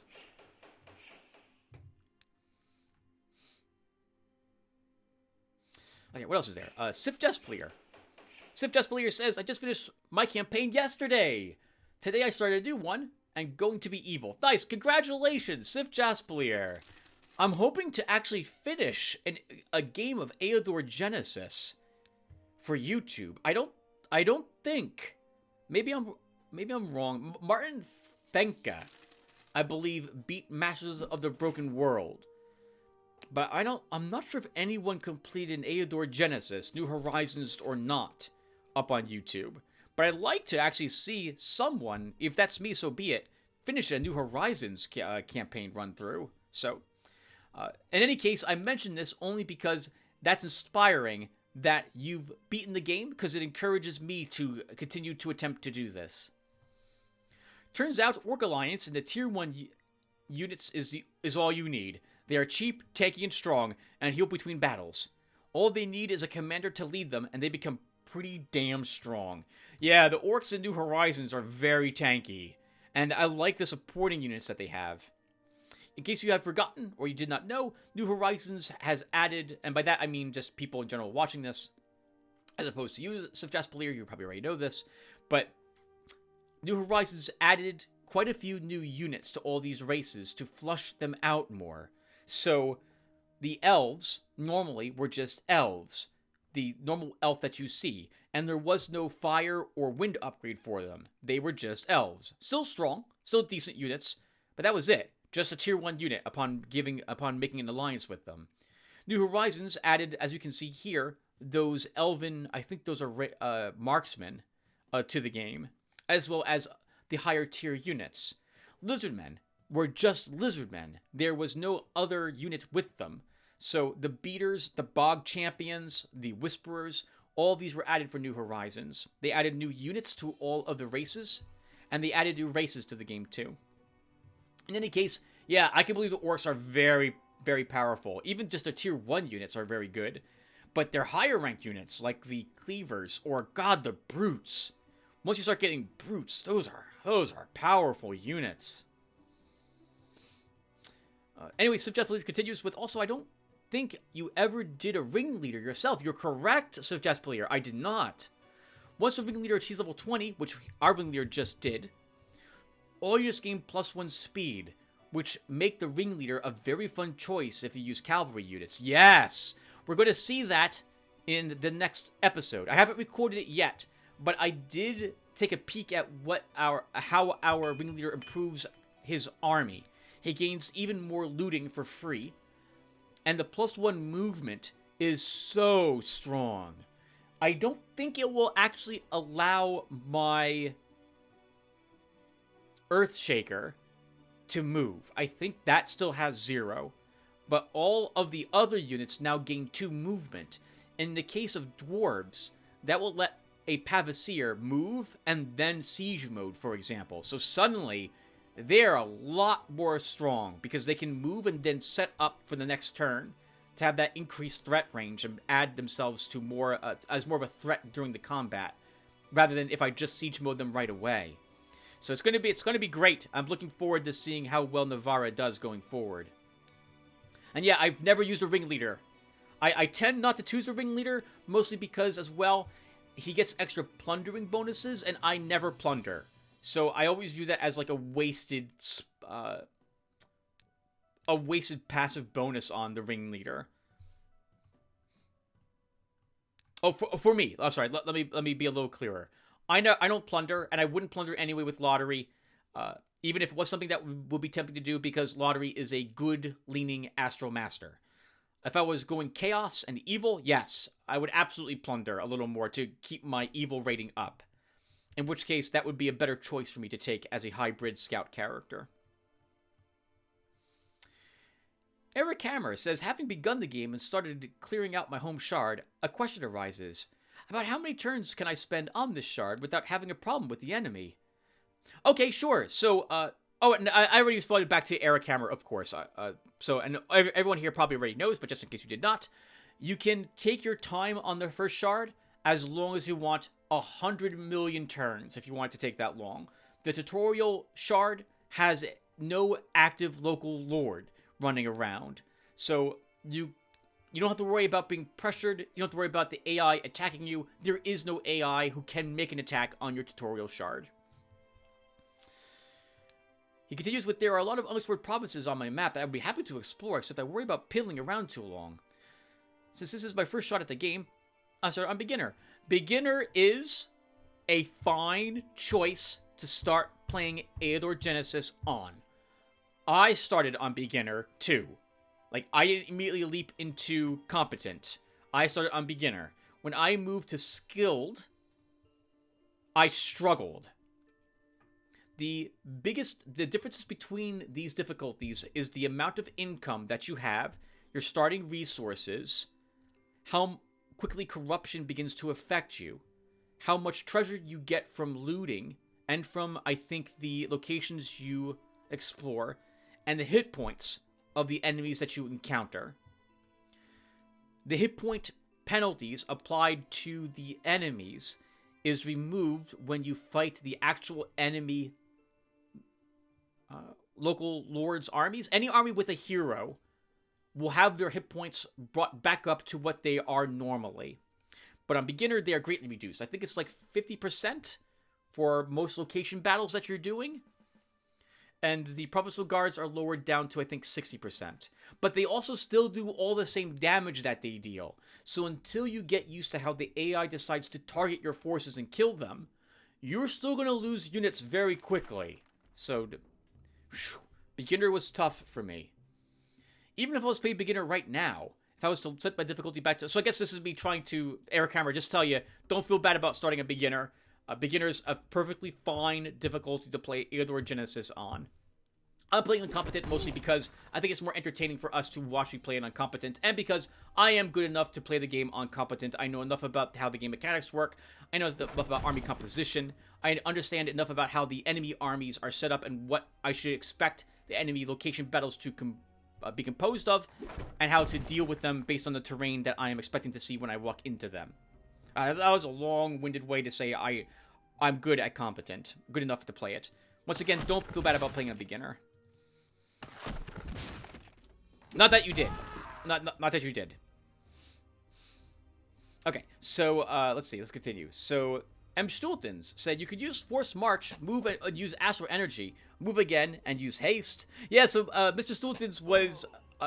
Mr. Stultons believed that Astral Energy gives you an extra turn, which I believe is the case in the normal Eador Genesis game, but not in New Horizons. It was, I feel, more appropriately balanced here. Astral Energy just gives you extra stamina. I think it's 7 or 8 points, and it also increases your resistance by 3 points for, I think, 3 turns. Dennis Mayak says, so, Vienna chose violence today. That's actually nice. Province Guards are an excellent source of experience. Yeah, they are. They're a good source of a little bit of gold as well, especially if you can handle it without losing any units. You can keep on killing them over and over and over again. I don't really have any criticism or tips. I'm okay with long format, though it does take a while for me to watch it and comment on anything you talk about in it. Yeah, the longer it... So, I myself, when I'm watching, like, let's say a streamer do something, like a 4-hour, 5-hour stream, I'll have to come back to that at least like once. Probably coming back to that video 4 or 5 times to finish it up. And often, if I leave a comment in it, I'll go back and edit the comment in it to re-add more timestamps to it as I go forward. So yeah, don't ever feel. I'm hoping no one ever feels pressured to leave a comment or the like on a video. Like don't feel pressured to do it. There's no issue. Don't worry about it. At least it's my belief that you guys here who are watching this series like this series. I like recording this series. I like playing this game. You guys seem to like watching me play this game. And as long as you guys don't mind the longer format, and it sounds like you guys are okay with it, we'll continue doing this forward, even if I don't see any comments on the videos as I'm uploading them. Eric Hammer says, you can name your units but not heroes? Weird. Yeah, so you can name your heroes, but not directly, like you see me doing with units. You can edit a file that's used. I think it literally is called names. And it might be called hero names. It's either called heroes or hero names, or names. And there, you can change heroes' names directly if you want, as you saw me do this here to change Clearen to Navarra, for example. But the name they get initially also will be randomized amongst the names they can choose from. So unless you want to give the hero the same, like fill in every single one of those spots in the file with the same name, they'll have a random name given to them. Bruno says YouTuber goes to therapy because he can't allow it to get reverses every time the game crashes. I hate it. I hate it. It's two things. When I go and bring up the history of what I've done and I see a revert is a reminder that I made a huge mistake in the game. Generally, I chose to do something, in particular fighting, that's like 90% of the time I'm going to revert because of a fight. That I did a fight and I did not properly plan for it. Or I thought I could handle it and there was no way I was going to win that battle. Or maybe I just barely lose. So it's a reminder of my mistakes, which I don't like seeing up there. But more importantly, what angers me the most is my glory score is hurt. I'm penalized because the game thinks I reverted and says we're docking you points based on what you did. But game, you did it.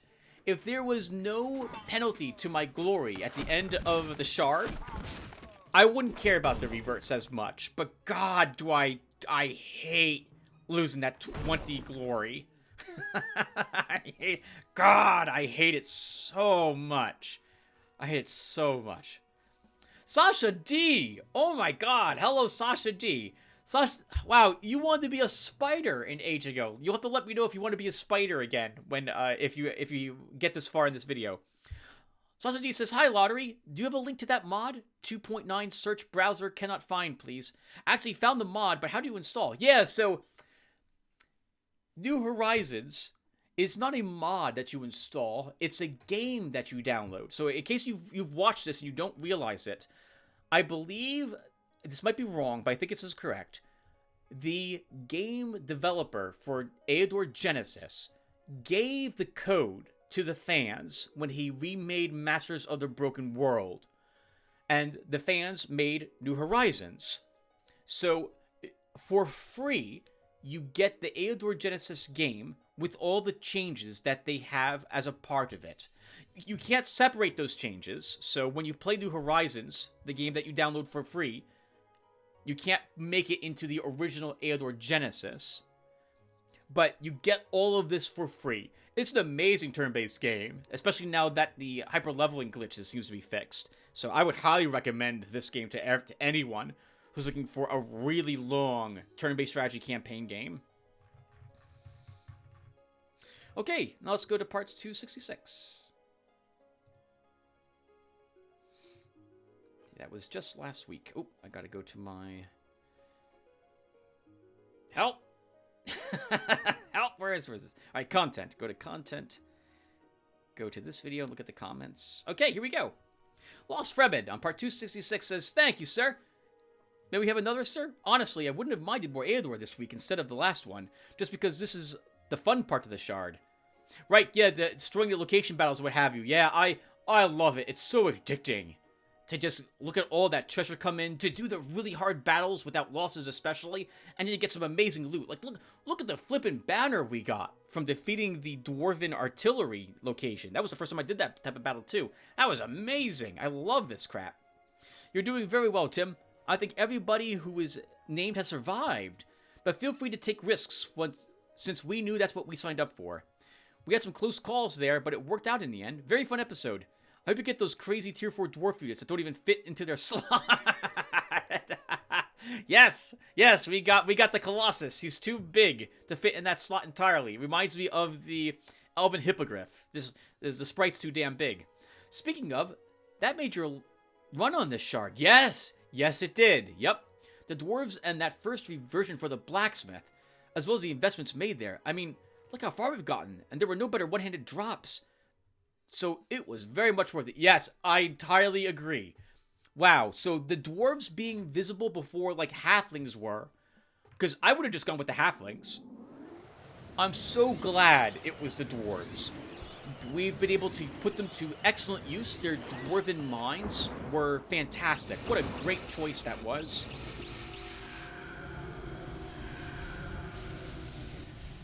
There's a lot of really loud nonsense happening in the background as I'm attempting to see if my Dark Knight can take on a group of elementals at an elemental junction. or something similar here. And I'm like, yeah, we're doomed. We're doomed. That my hero's dead. Let's at least see if we can kill it. How many of these things we can kill. Anyway, yeah. So when I saw the blacksmith show up, and I wasn't sure if we were going to have access to a different blacksmith at any point. My thought was, well, even if it's not good, he should have a better weapon than the things we're starting with, and arguably earlier than what I can build up for in my domain's shops, my castle's shops. So that was the long-term investment. Like, yeah, it's expensive, but God, we started with a hero, which was a warrior, and warriors and scouts shine the brightest with a good weapon. And we got lucky enough that he had a decent weapon, that Offender's Blade. And man, that's let us do things that we would otherwise not have been able to do. The first strike has been extraordinarily useful with this hero. And the 5 attack, 5 counterattack, that's been respectable. Combined with how we leveled him, choosing an assassin to make up for some of the lower damage that Offender's Blade does, but by adding that poison, really good. Really good. Yep. I do tease that I say I'm the most, like, a really amazing tactician, but I do feel occasionally I make good choices like that. So that was a really good reversion, I feel, and I am willing to admit. I'm willing to admit that was weird. I heard fire in the background. I wanted to see who said that. I think that was a really tough decision for me to make because I hate doing reverts. But, oh man, that was important to do because I really wanted to guarantee that blacksmith was there. So, yep, very much worth it. Just some observations. I'm not sure if you're late on this shard, but it feels like you are. Yes. Yeah. So, yeah, we are. I would have... hold on, sorry. Last one continues. I would have attacked one of them for the Mandrake or Arcanite by now. It might be close, and you still have to consider the potential crazy guard contracts that you might have. So yeah, I love this late part of the game as much as you do, but unfortunately the campaign doesn't let you take your time. And you're in it for the glory. I am. Yeah, so really quick, to interrupt this paragraph. Yeah, we are late. I decided to putz about and do some location battles instead because I find them super addicting and I love doing them. In particular, I'm always trying to find better gear. I want those red weapons and or suits of armor that I know are here in New Horizons. And we've gotten a few of them now in this episode in particular. When we were able to handle the... Well, you know, once we put Mass Slow on our hero, those battles went a lot smoother for us. So I'm glad we waited to start taking on Vianata until this particular point. But I think we're probably past the point where the game expects me to have won this shard. So we will start being penalized in the terms of our glory score every turn that elapses now. So when we conquer Vianata, which is going to happen, I think, in like another 10 turns after we successfully seize the capital, then we immediately need to go to war with Ornor, and then immediately with Urdu after that. It's such a shame, because I would love to stay here forever and just clear out every single location for every single province, but no, we gotta end this sometime in the near future. So probably 1, maybe 2 more videos for this shard, and then we're done. Well, with this shard. Second, you've been wasting many turns with the walking back and forth for gear units and spells. I would say prioritize the location buildings that help with that, and then later rebuild what was once there. Yeah. So it's something that you'll see me do on occasion. I think maybe I did it once or twice here, which is if I want to resupply, what I should do is destroy a building in the province. But this also depends upon the amount of cash I have on hand. Destroy the buildings in the province, build the building there that I need, do the thing I want to do there, then destroy the building the next turn, and then re-put what was there back there again. You will see me do this. I think I did this once or twice here, where like I destroy a building, build the storehouse, repair the gear, destroy the storehouse, rebuild what was there originally, and move on. And I'll do that as well, I think, at least once with the garrison in this shard, where I'm like, I need more units. I don't want to travel back, though, to pick them up. it's expensive, but we have the extra 500 gold lying around. Destroy a building, build a garrison, hire units, destroy the garrison, rebuild the building again. Yep. It's a great tactic, and I should be doing it more often. I do think, though, that occasionally I do prioritize filling up my... I want at least every single command slot filled whenever I can fill it, because I want those units gaining experience points as soon as possible. And generally, every single new unit I add to a army makes it much stronger for having it there. So early on the shard, I will double back to pick up one new unit, especially because we won't have access to a garrison before like turn 40 or 50. So I still prefer to do that myself, even if it could be better for me not to do that. Or even better, remember that the stables give you mobility, so you should make a highway, leading to your capital in every direction. Even better, make this highway between two other lanes, going either vertically or horizontally, and you'll be able to get off the road or on the road from those adjacent areas. Yeah, so this was something that I didn't realize stables did. I thought, for the most part, stables were just... I thought stables were just extra money for horses, up until, I think, about halfway through this series when I restarted again last year, when suddenly I realized that, oh, no, stables let you move through a province for only one movement, no matter what that province is. So what I tend to do is I tend to build stables in every hills and swamp province. Sometimes I don't do it for forests, but I will do it for those. This way I can get into and out of those provinces very quickly, or pass through them. That's a great idea, though, Lost Remnant, to basically have a highway with little turn-offs from it, depending upon where you do or do not need to go. Stables also greatly improve the population growth, more than a granary does. So now I just view them as a better granary in every term of the word. They also give you a little bit of income, even if there are no horses in the province. So now I really like putting granaries, inns, and mills, for example, in my plains provinces, or mines instead of mills in my hills and so on. Let's see, what else is there? Finally, I think the game is doing the math correctly. There's just too many effects, bonuses, spells to consider in addition to the lucky hit, which I'm not even sure what it does. The random plus or minus 1 or plus or minus 2, as well as the fact that you're not checking every single unit for what stats they have. Yep. Some things also don't apply to counterattack, and some things add damage at the end that's not affected by armor, like the Hunter of Demons bonus. Right. There's a whole lot that goes on. So when I tend to make my choices about what to attack and what can handle an attack against it, I generally I double check to make sure if there's what fancy things does this unit have on it. Like the Acreal have the Smite Evil. So I know, okay, if I got a zombie here, I expect it to take probably an extra 5 to 8 damage from even a light attack. Now, it won't be that much, but I usually expect it to be that much when I'm trying to calculate where to move my units. But you are also correct, there's a whole lot to keep track of in the game. It's one of the reasons why I like it so much, because the more that you actually remember, the more easily you can gauge what your heroes can handle. But yeah, great episode so far. I would have wanted some more, but it is what it is. I'm still not sure how much of a backlog you have, but that's fine. Have a great day, Tim, and thanks for the video. Yeah, no backlog. No backlog. I am going to attempt to only record the next episode for Eador Genesis when the last one has been uploaded. So I might start, for example, on this is part 257? So I might start on part 258 on Sunday, when this part is actually visible on my channel. But I won't record it until then. At least I promised I wouldn't do that. I would do this from now on, and I keep my word when I give it. So that's my intention. Like that say they have some timestamps from me. Oh, and that's a shame, because I'm not going to be able to watch them here. So 8:23. Oh, okay. That makes me only happier, as that means more Eador for us. Succumb to the desire.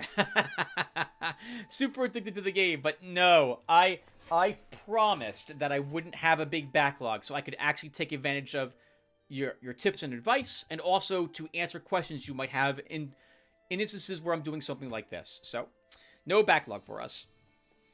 3 hours, 37 minutes, 52 seconds. Aw, I was slightly hoping for that you were going to be unable to stop yourself from making a massive backlog, which in turn might give us some tasty extra Eador vids here and there. Yeah, it would have.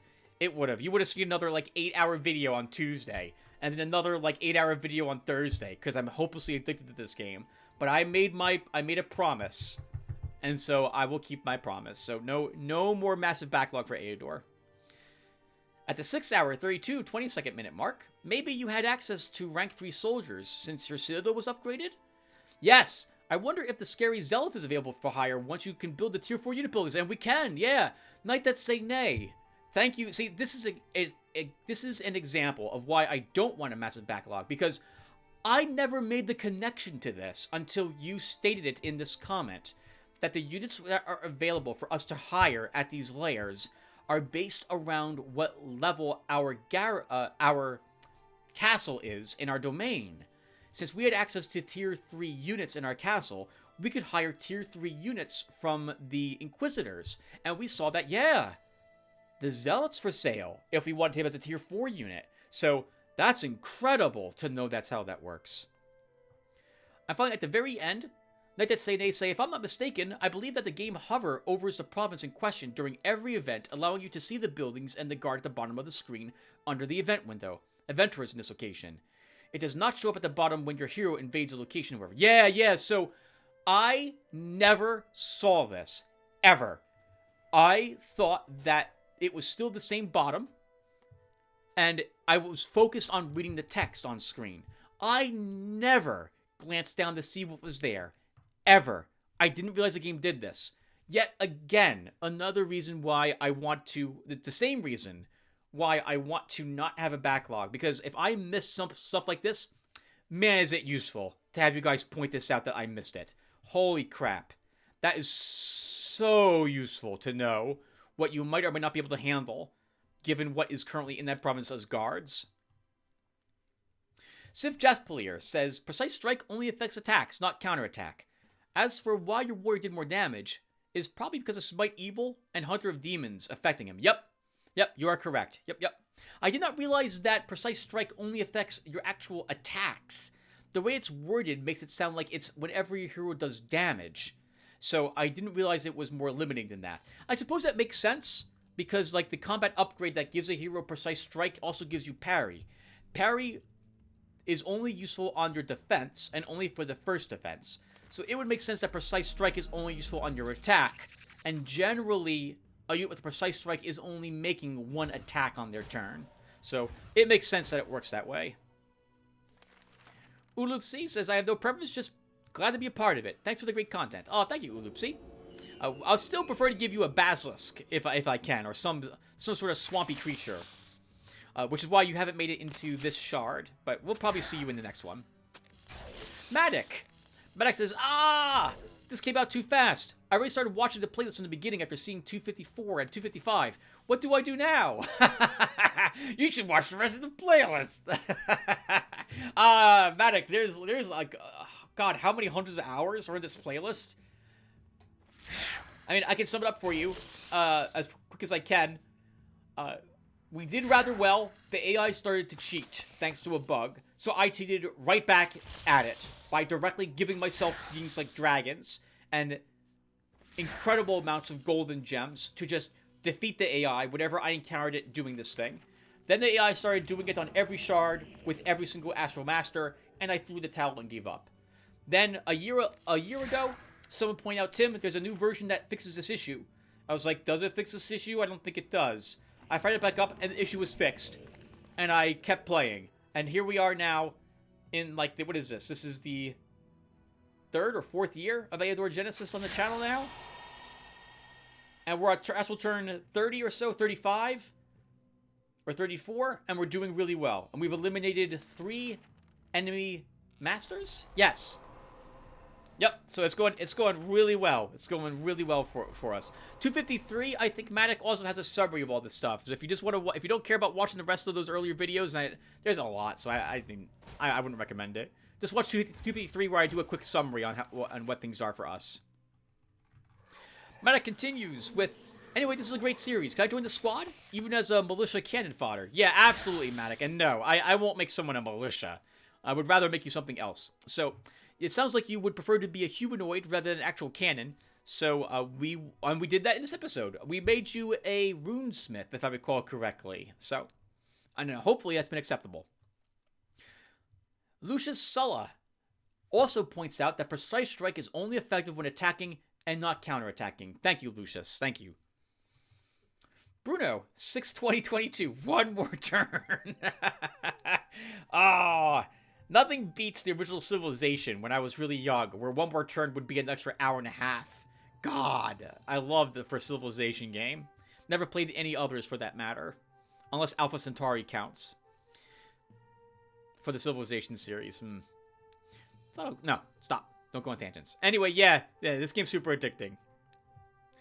Stultons says, reacting to comments here, why would Precise Strike only affect attacks and not counters? That doesn't make sense. They're both melee attacks?